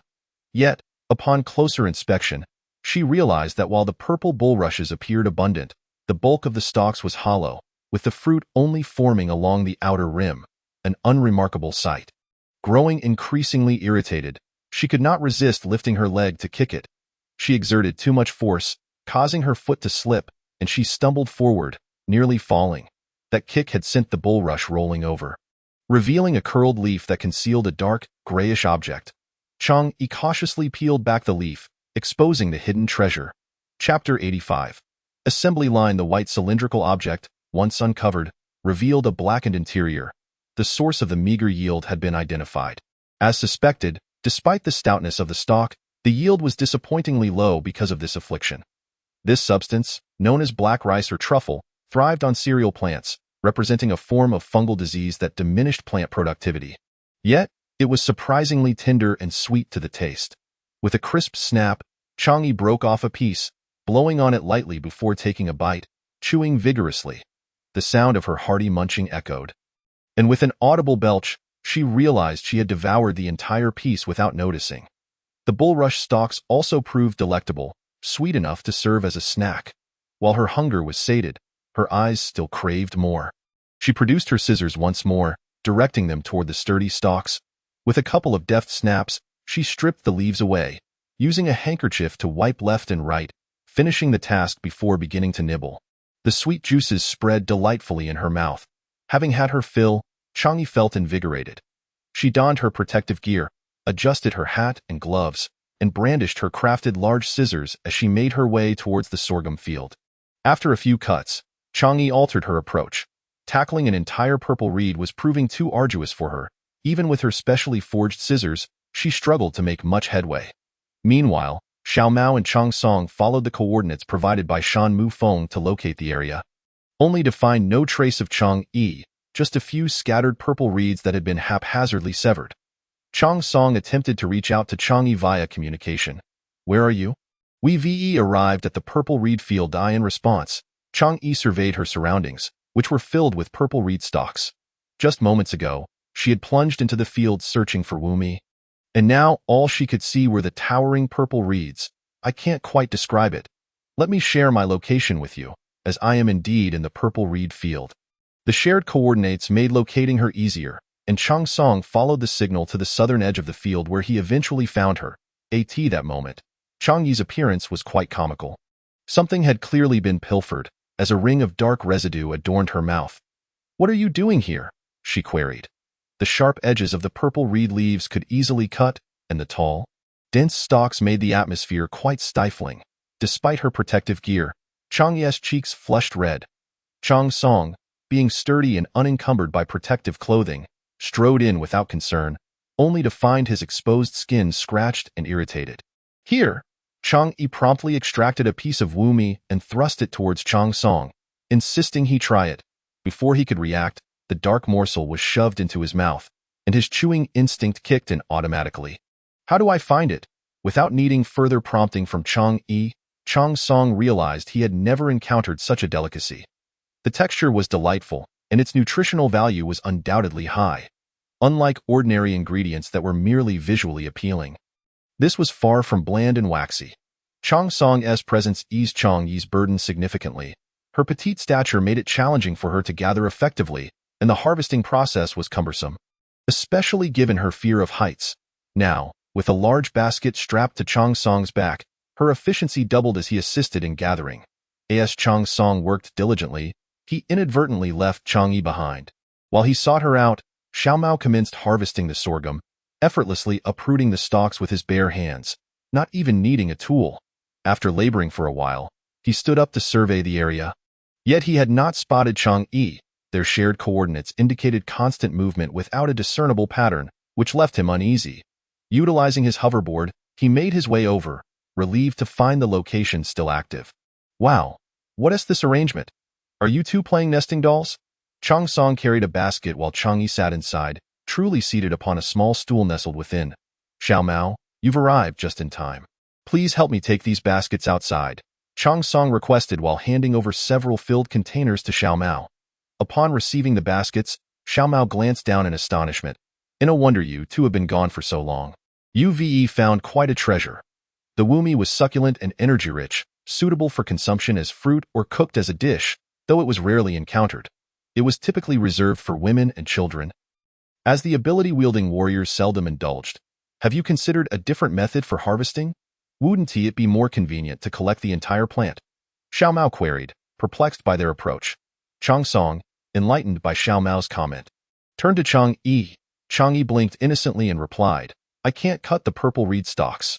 After setting Chang'e down from the basket, Chang Song organized the collected Wumi and, together with Xiao Mao, they made their way back to the base. Chang'e ambled slowly, and by the time she arrived, Xiao Mao and Chang Song were already hard at work. For her, the sturdy purple reed stalks were a challenge, but for them, it was as effortless as slicing through vegetables. Chang'e was tasked with processing the cut purple reeds, primarily stripping off the leaves while setting aside any Wumi she discovered. Yet her efficiency lagged behind the speed at which the two gathered at Yiqing. "Where are you? Come find me and bring Ji Shuyao along." Chang'e called for reinforcement in their private hunting team. Resource distribution was based on individual collection, thus the earlier women had been quick to snatch up what they could, fearful of missing out. The wild vegetables in the forest were scarce, and with many team members present. The quicker hands gathered enough for 2 meals, while the slower ones barely collected enough for one. Ling Zi, who was among the slower gatherers, was summoned along with Ji Shuyao, as Chang'e hoped they had located a patch of wild vegetables. With the sun blazing overhead, Chang'e unveiled a sunshade, relocating their work area beneath its shelter. When Xiao Yiqing and the others arrived, they rubbed their eyes in disbelief. Had they succumbed to the heat? What was once an expansive field of purple reeds now bore the marks of Xiao Mao and Chang Song's industrious efforts, with a broad path cleared through the center, remnants of the roots serving as proof of its former presence. The hoverboards transformed into transport vehicles, repeatedly ferrying the purple reeds as if they had taken to the air themselves.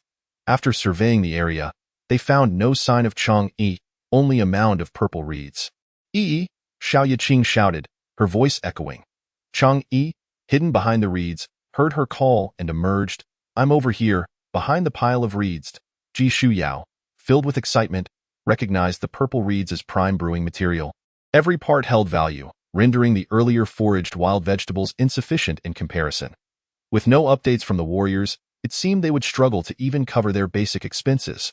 However, with the purple reeds Chang'e had discovered, regardless of others' yields, they were surely not returning empty-handed. "Do you wish to harvest the purple reeds or assist me in finding Wumi?" Chang'e offered them a choice.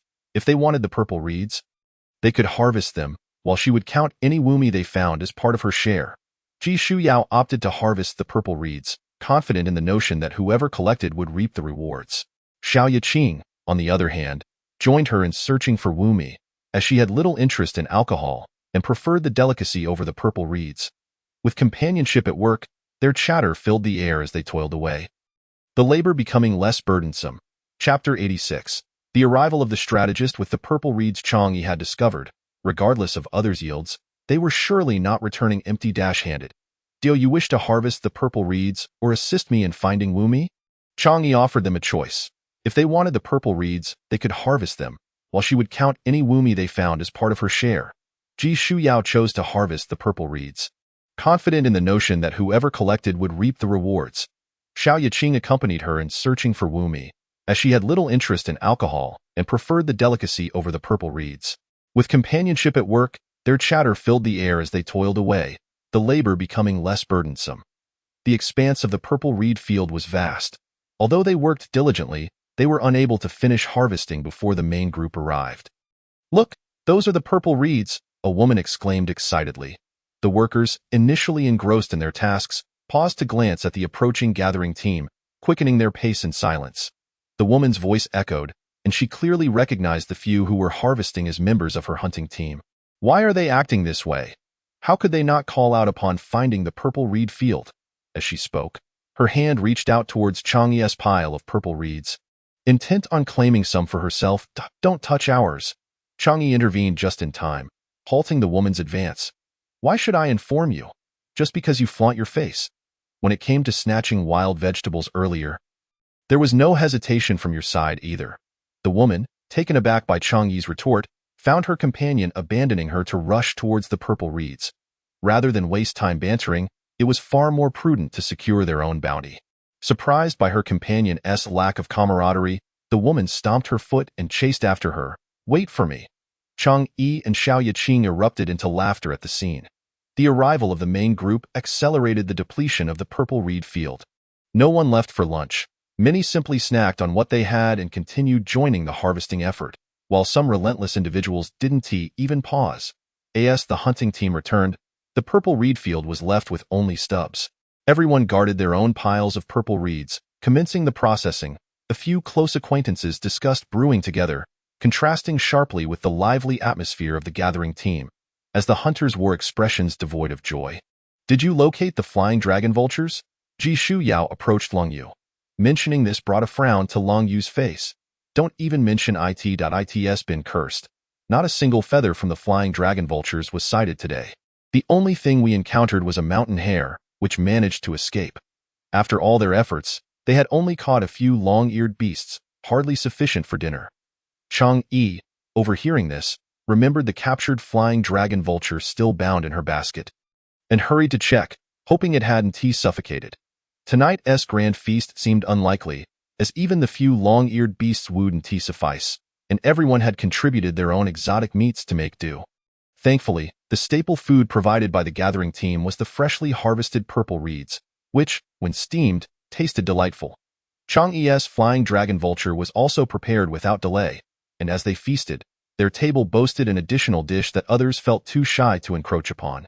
Two women clad in gauzy skirts playfully jostled each other, drawing nearer to their table, and with a playful toss of their hair, coyly inquired of the gentleman, "Did you catch this flying dragon vulture today as well?" Shan Mufeng's hands remained unceasing in their task as he deftly sliced a piece of leg meat, meticulously helping Chang-yi to carve it into smaller portions, cautioning her, "Be careful, it's hot."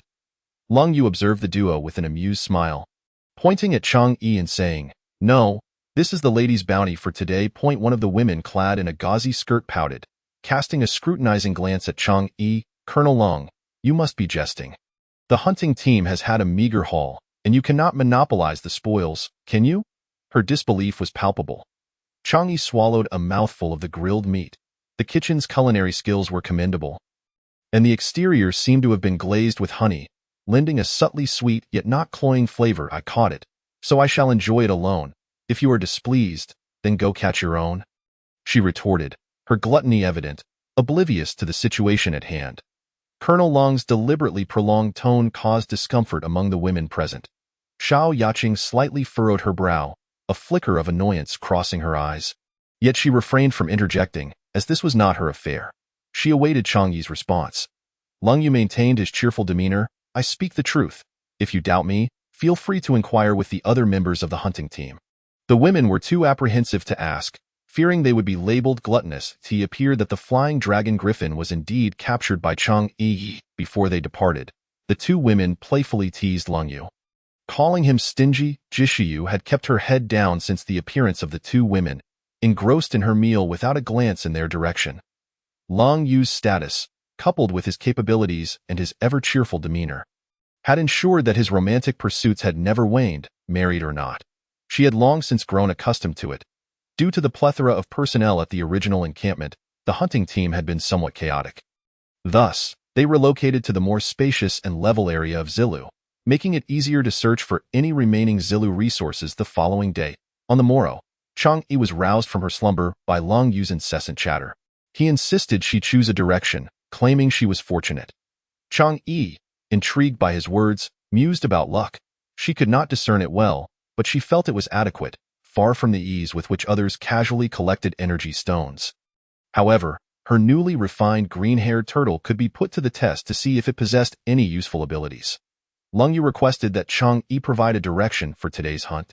Chang-yi dashed inside to retrieve her green-haired turtle, also producing a few unused interstellar coins. She arranged the items meticulously on a pure red cloth, washed her hands with care, and seated herself properly, instructing Lung Yu to repeat his inquiry. "Which direction should we pursue for today's hunt?"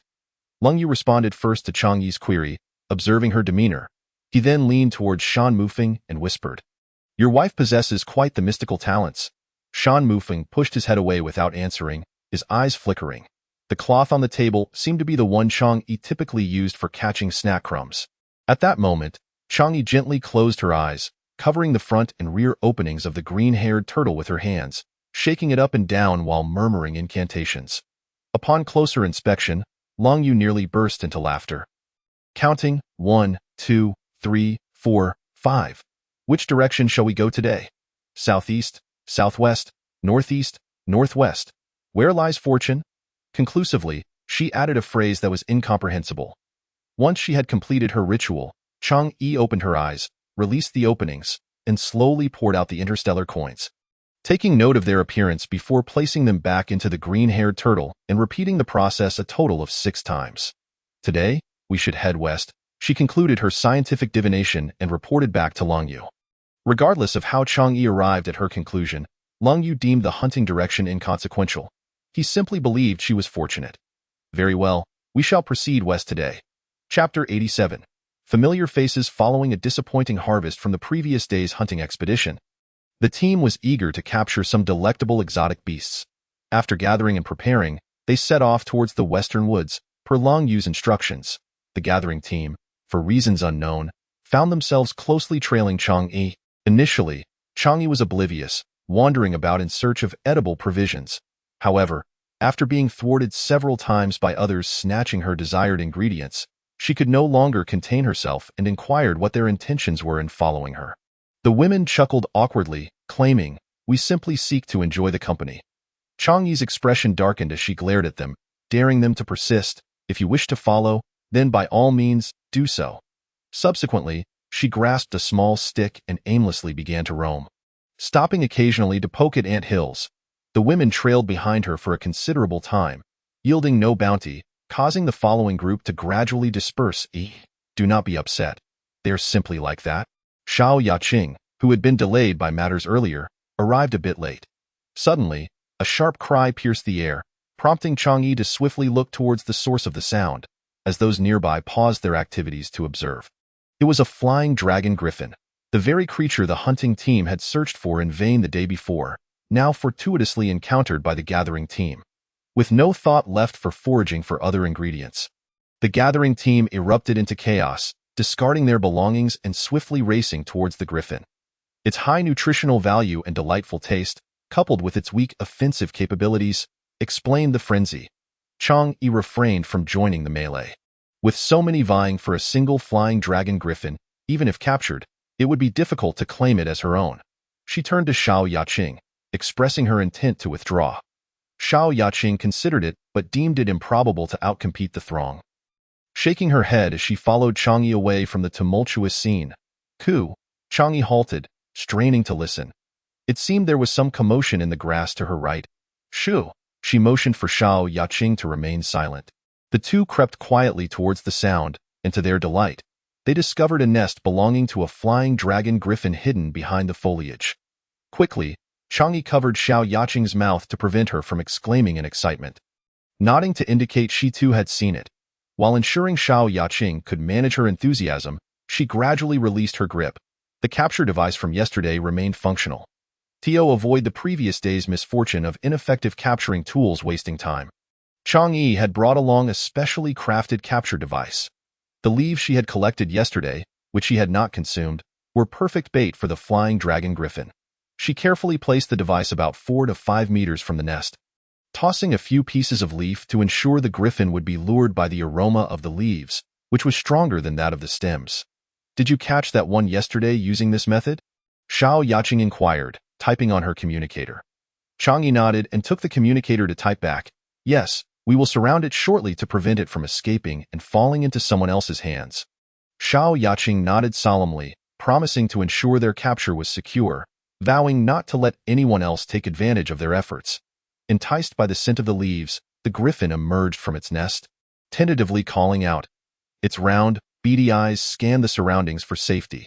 The clever little creature feigned distraction, pecking at various spots before finally venturing towards the leaves, savoring the taste but finding the quantity insufficient. It emitted a series of frustrated calls, continuing its search for more delectable fare. Now, with Chang'e's command, Xiao Yaqing sprang into action like a nimble leopard, her movements graceful and swift. Chang'e spread her arms wide, deliberately creating a commotion to drive the griffin towards Xiao Yaqing's direction. Collaborating seamlessly, the griffin soon found itself cornered. The final leap was executed by Xiao Yaqing, successfully capturing the creature. She clutched the flying dragon griffin tightly in her arms, still crouched on the ground, and turned back to report the good news to Chang'e. Chang'e approached to assist in tying up the griffin, helping Xiao Yaqing rise while brushing off the dirt from her attire. The athletic where she had donned was now scarcely recognizable. Xiao Yaqing paid little mind to her appearance, her gaze fixated on the stunning griffin in her grasp, growing increasingly enamored with its beauty. "All right, we can admire it later. Let us first see if there are any eggs in the nest." Chang'e, having observed the griffin's behavior, felt confident that there would likely be eggs within the nest. Just a few steps away, they parted the grass to reveal several milky white eggs neatly arranged within the nest. 8 in total. Tonight, they could have egg soup. The thought of silky water-steamed eggs was tantalizing. Chang'e too was thrilled, carefully picking them up lest they break, improvising a makeshift bedding from the surrounding wild grass. Shall we continue searching ahead? There might be more, Xiao Yaqing suggested, excitement bubbling within her. Not long after, they indeed encountered another flying dragon griffin. Following the same procedure as before, their haul of flying dragon griffins increased by one. Xiao Yaqing felt their luck was exceptionally favorable today. Barely had they captured one when they spotted another. This area seemed to be a veritable haven for flying dragon griffins. Be cautious. Chang'e's warning came a moment too late. She was already collided with. Ouch, Xiao Yaqing exclaimed, momentarily dazed. Who was that? She looked up to find a familiar face but could not place the name. Are you all right? Shuezhu reached out to help Xiao Yaqing, expressing concern. He was a member of today's hunting team. Shuezhu, did you manage to catch anything? Leng Yu's voice called from across the way. Shuezhu glanced at the flying dragon griffin in Xiao Yaqing's hands, unsure how to respond to Leng Yu. Was it a capture or not? This one is mine. Upon sensing Shuezhu's gaze, Xiao Yaqing turned her back, concealing the flying dragon eagle behind her, asserting her claim over it. With a playful glance exchanged with Chang'e, she urged her to hastily secure their prey. Chang'e raised an eyebrow, adeptly took the flying dragon eagle, bound it with agility, and stowed it away in a basket, all in one fluid motion. Just as Leng Yu arrived, he chanced upon Chang'e tucking away the flying dragon eagle. What a stroke of luck for their own team. What brings you here? He inquired.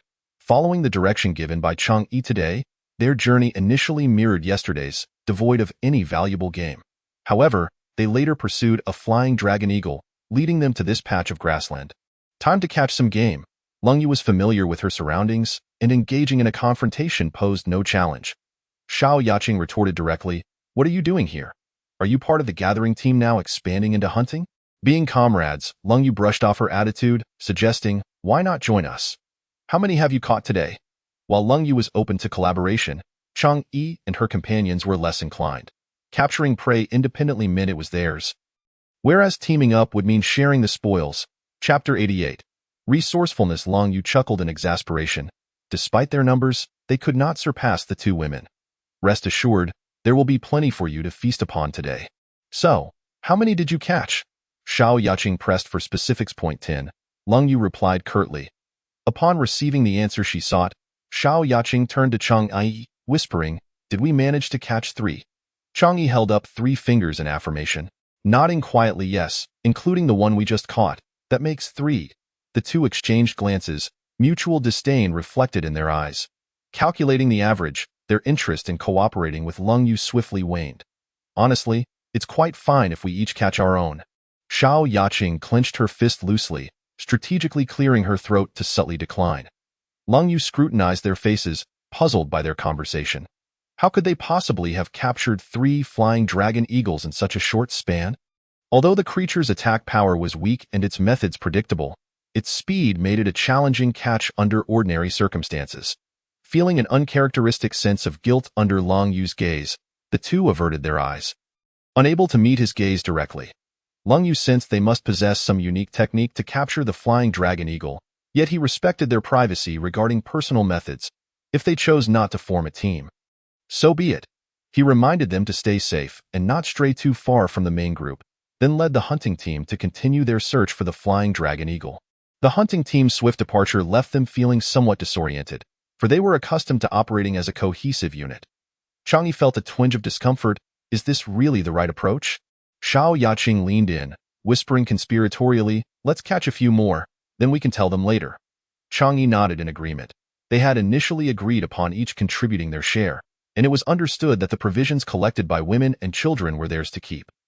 With their current bounties slightly exceeding expectations, a sense of guilt began to creep in, yet they had done nothing wrong. The patch of grass was not extensive, and Leng Yu's group had not ventured far. Chang'e observed their hunting method, which involved sporadically attacking the grassland.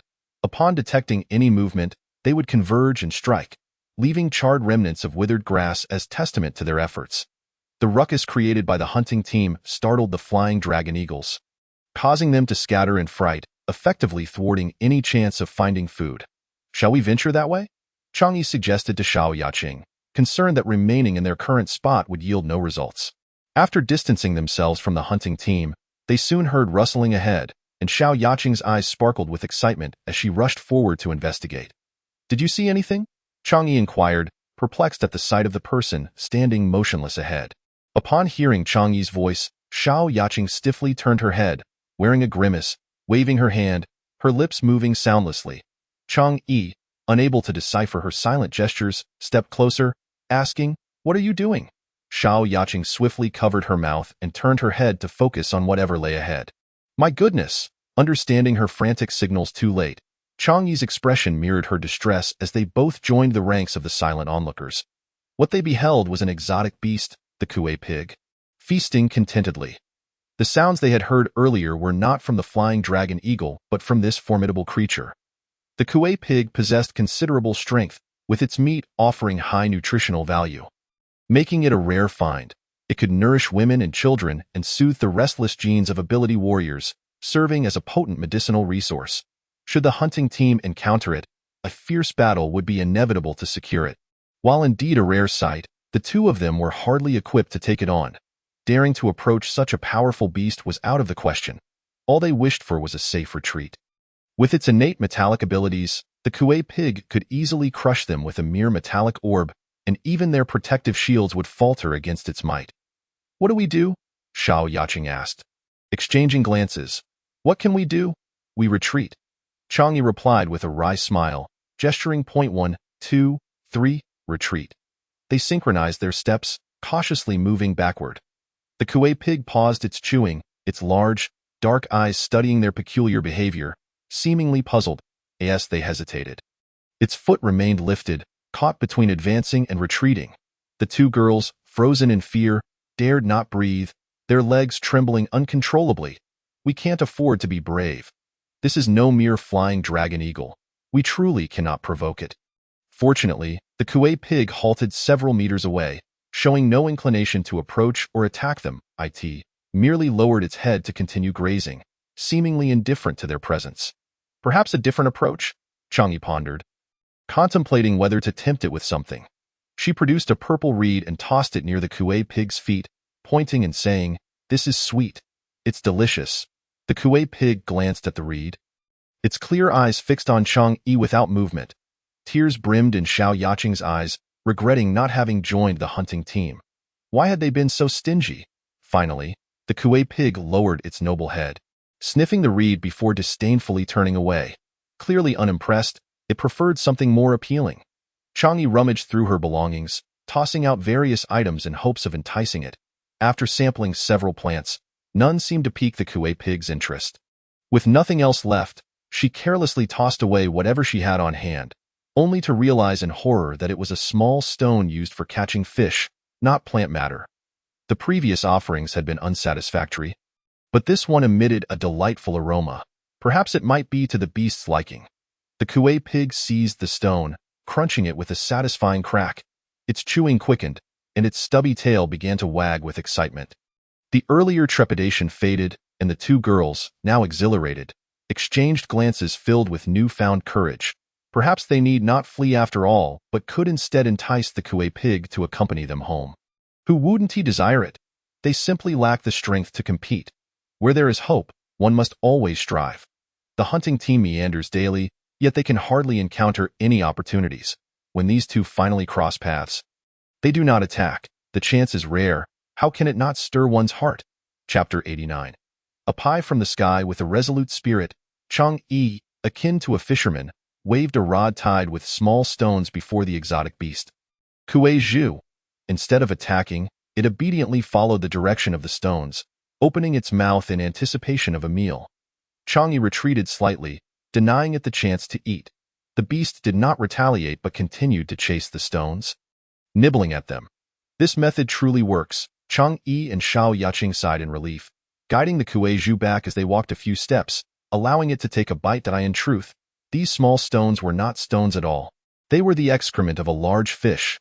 Chang Yi only realized this later. Initially intending to discard it, she decided against it, unaware that the exotic beast would find it so delectable. It was all brawn and no brains. Easily swayed by mere treats, lacking even the basic caution possessed by kindergarten children. With danger temporarily averted, Chang Yi donned a protective shield, wielding her fishing rod to lead the Kueiju back. Their base was a bit far, and with many people around, she feared it might attract trouble. She dispatched Xiao Yaqing ahead to the bushes to find the hunting team, urging them to come and assist while also reminding them to keep quiet. After parting ways with Chang Yi, the hunting team captured 3 flying dragon eagles in the bushes. Leng Yu, with a contented smile, was pleased with their haul. At this rate, they would capture quite a number. From afar, he spotted someone sprinting towards them. Squinting, he discerned it was Xiao Yaqing. Why was she alone? Where was Chang Yi? Had something gone awry? Pondering this, Leng Yu strode forward, his long legs carrying him swiftly to meet Xiao Yaqing. Where is Chang Yi? Seeing Leng Yu, Xiao Yaqing hastily replied, You need to tell them to stop for a moment. We captured an exotic beast, Kueiju. Rubbing his ears in disbelief, he questioned his hearing. Did she just say Kueiju? Was it the same exotic beast he knew? Surely, she couldn't be serious. Even if he suspected her sanity, he found it hard to believe that the two of them, both lacking in combat prowess, could have captured a Kueiju.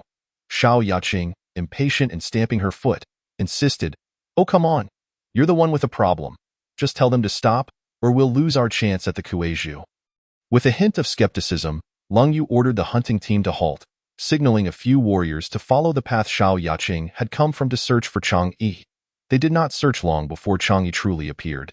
Leading an exotic beast, Kueiju, towards them. One soldier rubbed his eyes and grabbed his companion's arm, pointing at the Kueiju behind Chang Yi, exclaiming excitedly, It's alive! Leng Yu blinked in astonishment, internally shouting, yet maintaining a facade of calm, reminding himself he was a worldly person and shouldn't overreact. He quickened his pace, his heart racing as he approached. A smile crept onto his lips. The level 6 exotic beast was behaving like a docile pet, following Chang Yi without a hint of aggression. Upon seeing Leng Yu and the others, Chang Yi exhaled in relief, finally fulfilling her task. She handed her fishing rod to Leng Yu, saying, The rest is up to you. Xiao Yaqing helped Chang Yi sit on a nearby boulder to rest. They had successfully brought it back, though it had frightened her throughout the journey, making her anxious that it might attack at any moment. Taking the fishing rod from Chang Yi, Leng Yu gazed at the Kueiju, his hands trembling with excitement, causing the rod to shake. The Kueiju, frustrated by its inability to reach the fish excrement, emitted a disgruntled sound, startling those nearby. In exasperation, Chang Yi threw a handful of dirt at Leng Yu, fuming, Why are you shaking? Are you losing your mind? The warriors nearby were momentarily stunned, but quickly regained their senses and rushed back, shouting, Where's the beast cage? Hurry, bring it over. Such unsteadiness. Observing the flustered soldiers, Xiao Yaqing shook her head in exasperation. The young warriors were still too naive, unlike her who remained calm in the presence of an exotic beast. Chang Yi shot her a glare, silently urging her to understand the gravity of the situation. The young soldier, carrying the beast cage, was followed by several others, each bearing large bundles of grass. They nodded to Leng Yu, greeting him as they began to prepare the cage for the Kueiju. In no time, the exotic beast's presence was obscured by a pile of grass and long-eared creatures, transforming the cage into something unremarkable from afar. Impressed by their swift handiwork, Chang Yi gave Leng Yu a thumbs up. Chapter 90. Stealing home with a plan to bring it back in place, Chang Yi's primary concern shifted to whether they could feast on it that evening. Leng Yu paused at her inquiry, initially intending to keep it alive for a while longer. However, consuming it immediately was also a viable option. The Kueiju was a rare find, and keeping it alive might invite opportunists. Seizing the moment while it was still unknown, quietly resolving the matter would be beneficial for all. After some deliberation, he nodded in agreement, but first and foremost, they needed to return the Kueiju to their base. He would accompany them personally. He could not shake off his worries otherwise. The warriors cheerfully hoisted the beast cage onto the transport vehicle, the substantial weight of over 1,000 pounds posing no challenge. Once aboard, Leng Yu curiously inquired, What was that stone you used to catch it? Oh, this? Chang Yi replied nonchalantly, retrieving the stone for him to see. Yes, not a stone. It's the excrement of a large fish. I initially planned to discard it, but unexpectedly, the Kueiju took a liking to it. Hearing her mention throwing it away, Leng Yu quickly asked, You didn't throw it, did you? A treasure that can lure a Kueiju must not be discarded. Almost did, but I hadn't gotten around to it yet. Chang Yi responded casually, That's good. How many of those stones do you have? Lung Yu continued, eager for more information. A few left, she replied, not divulging the exact number, as she had initially thought she could only bring in the stones and had saved quite a few. How many did you use to catch it? Lung Yu calculated in his mind, wondering if they could capture more. 3 in total. I used one to entice it at first, and by the end, it ate 2 more. She recalled the details clearly. Using 3 stones for 1 kueju, she wondered if there would be enough left to catch another. Had she known that the last bit would be consumed, she would have refrained from letting the kueju eat it. As it could have been salvaged for future use, I'll send someone with the beast cage to follow you. If you encounter another kueju, just lead it into the cage. It'll save us time, and we can capture more. Lung Yu discussed the subsequent hunting strategy with Chang Yi, aiming to maximize their catch with minimal cost.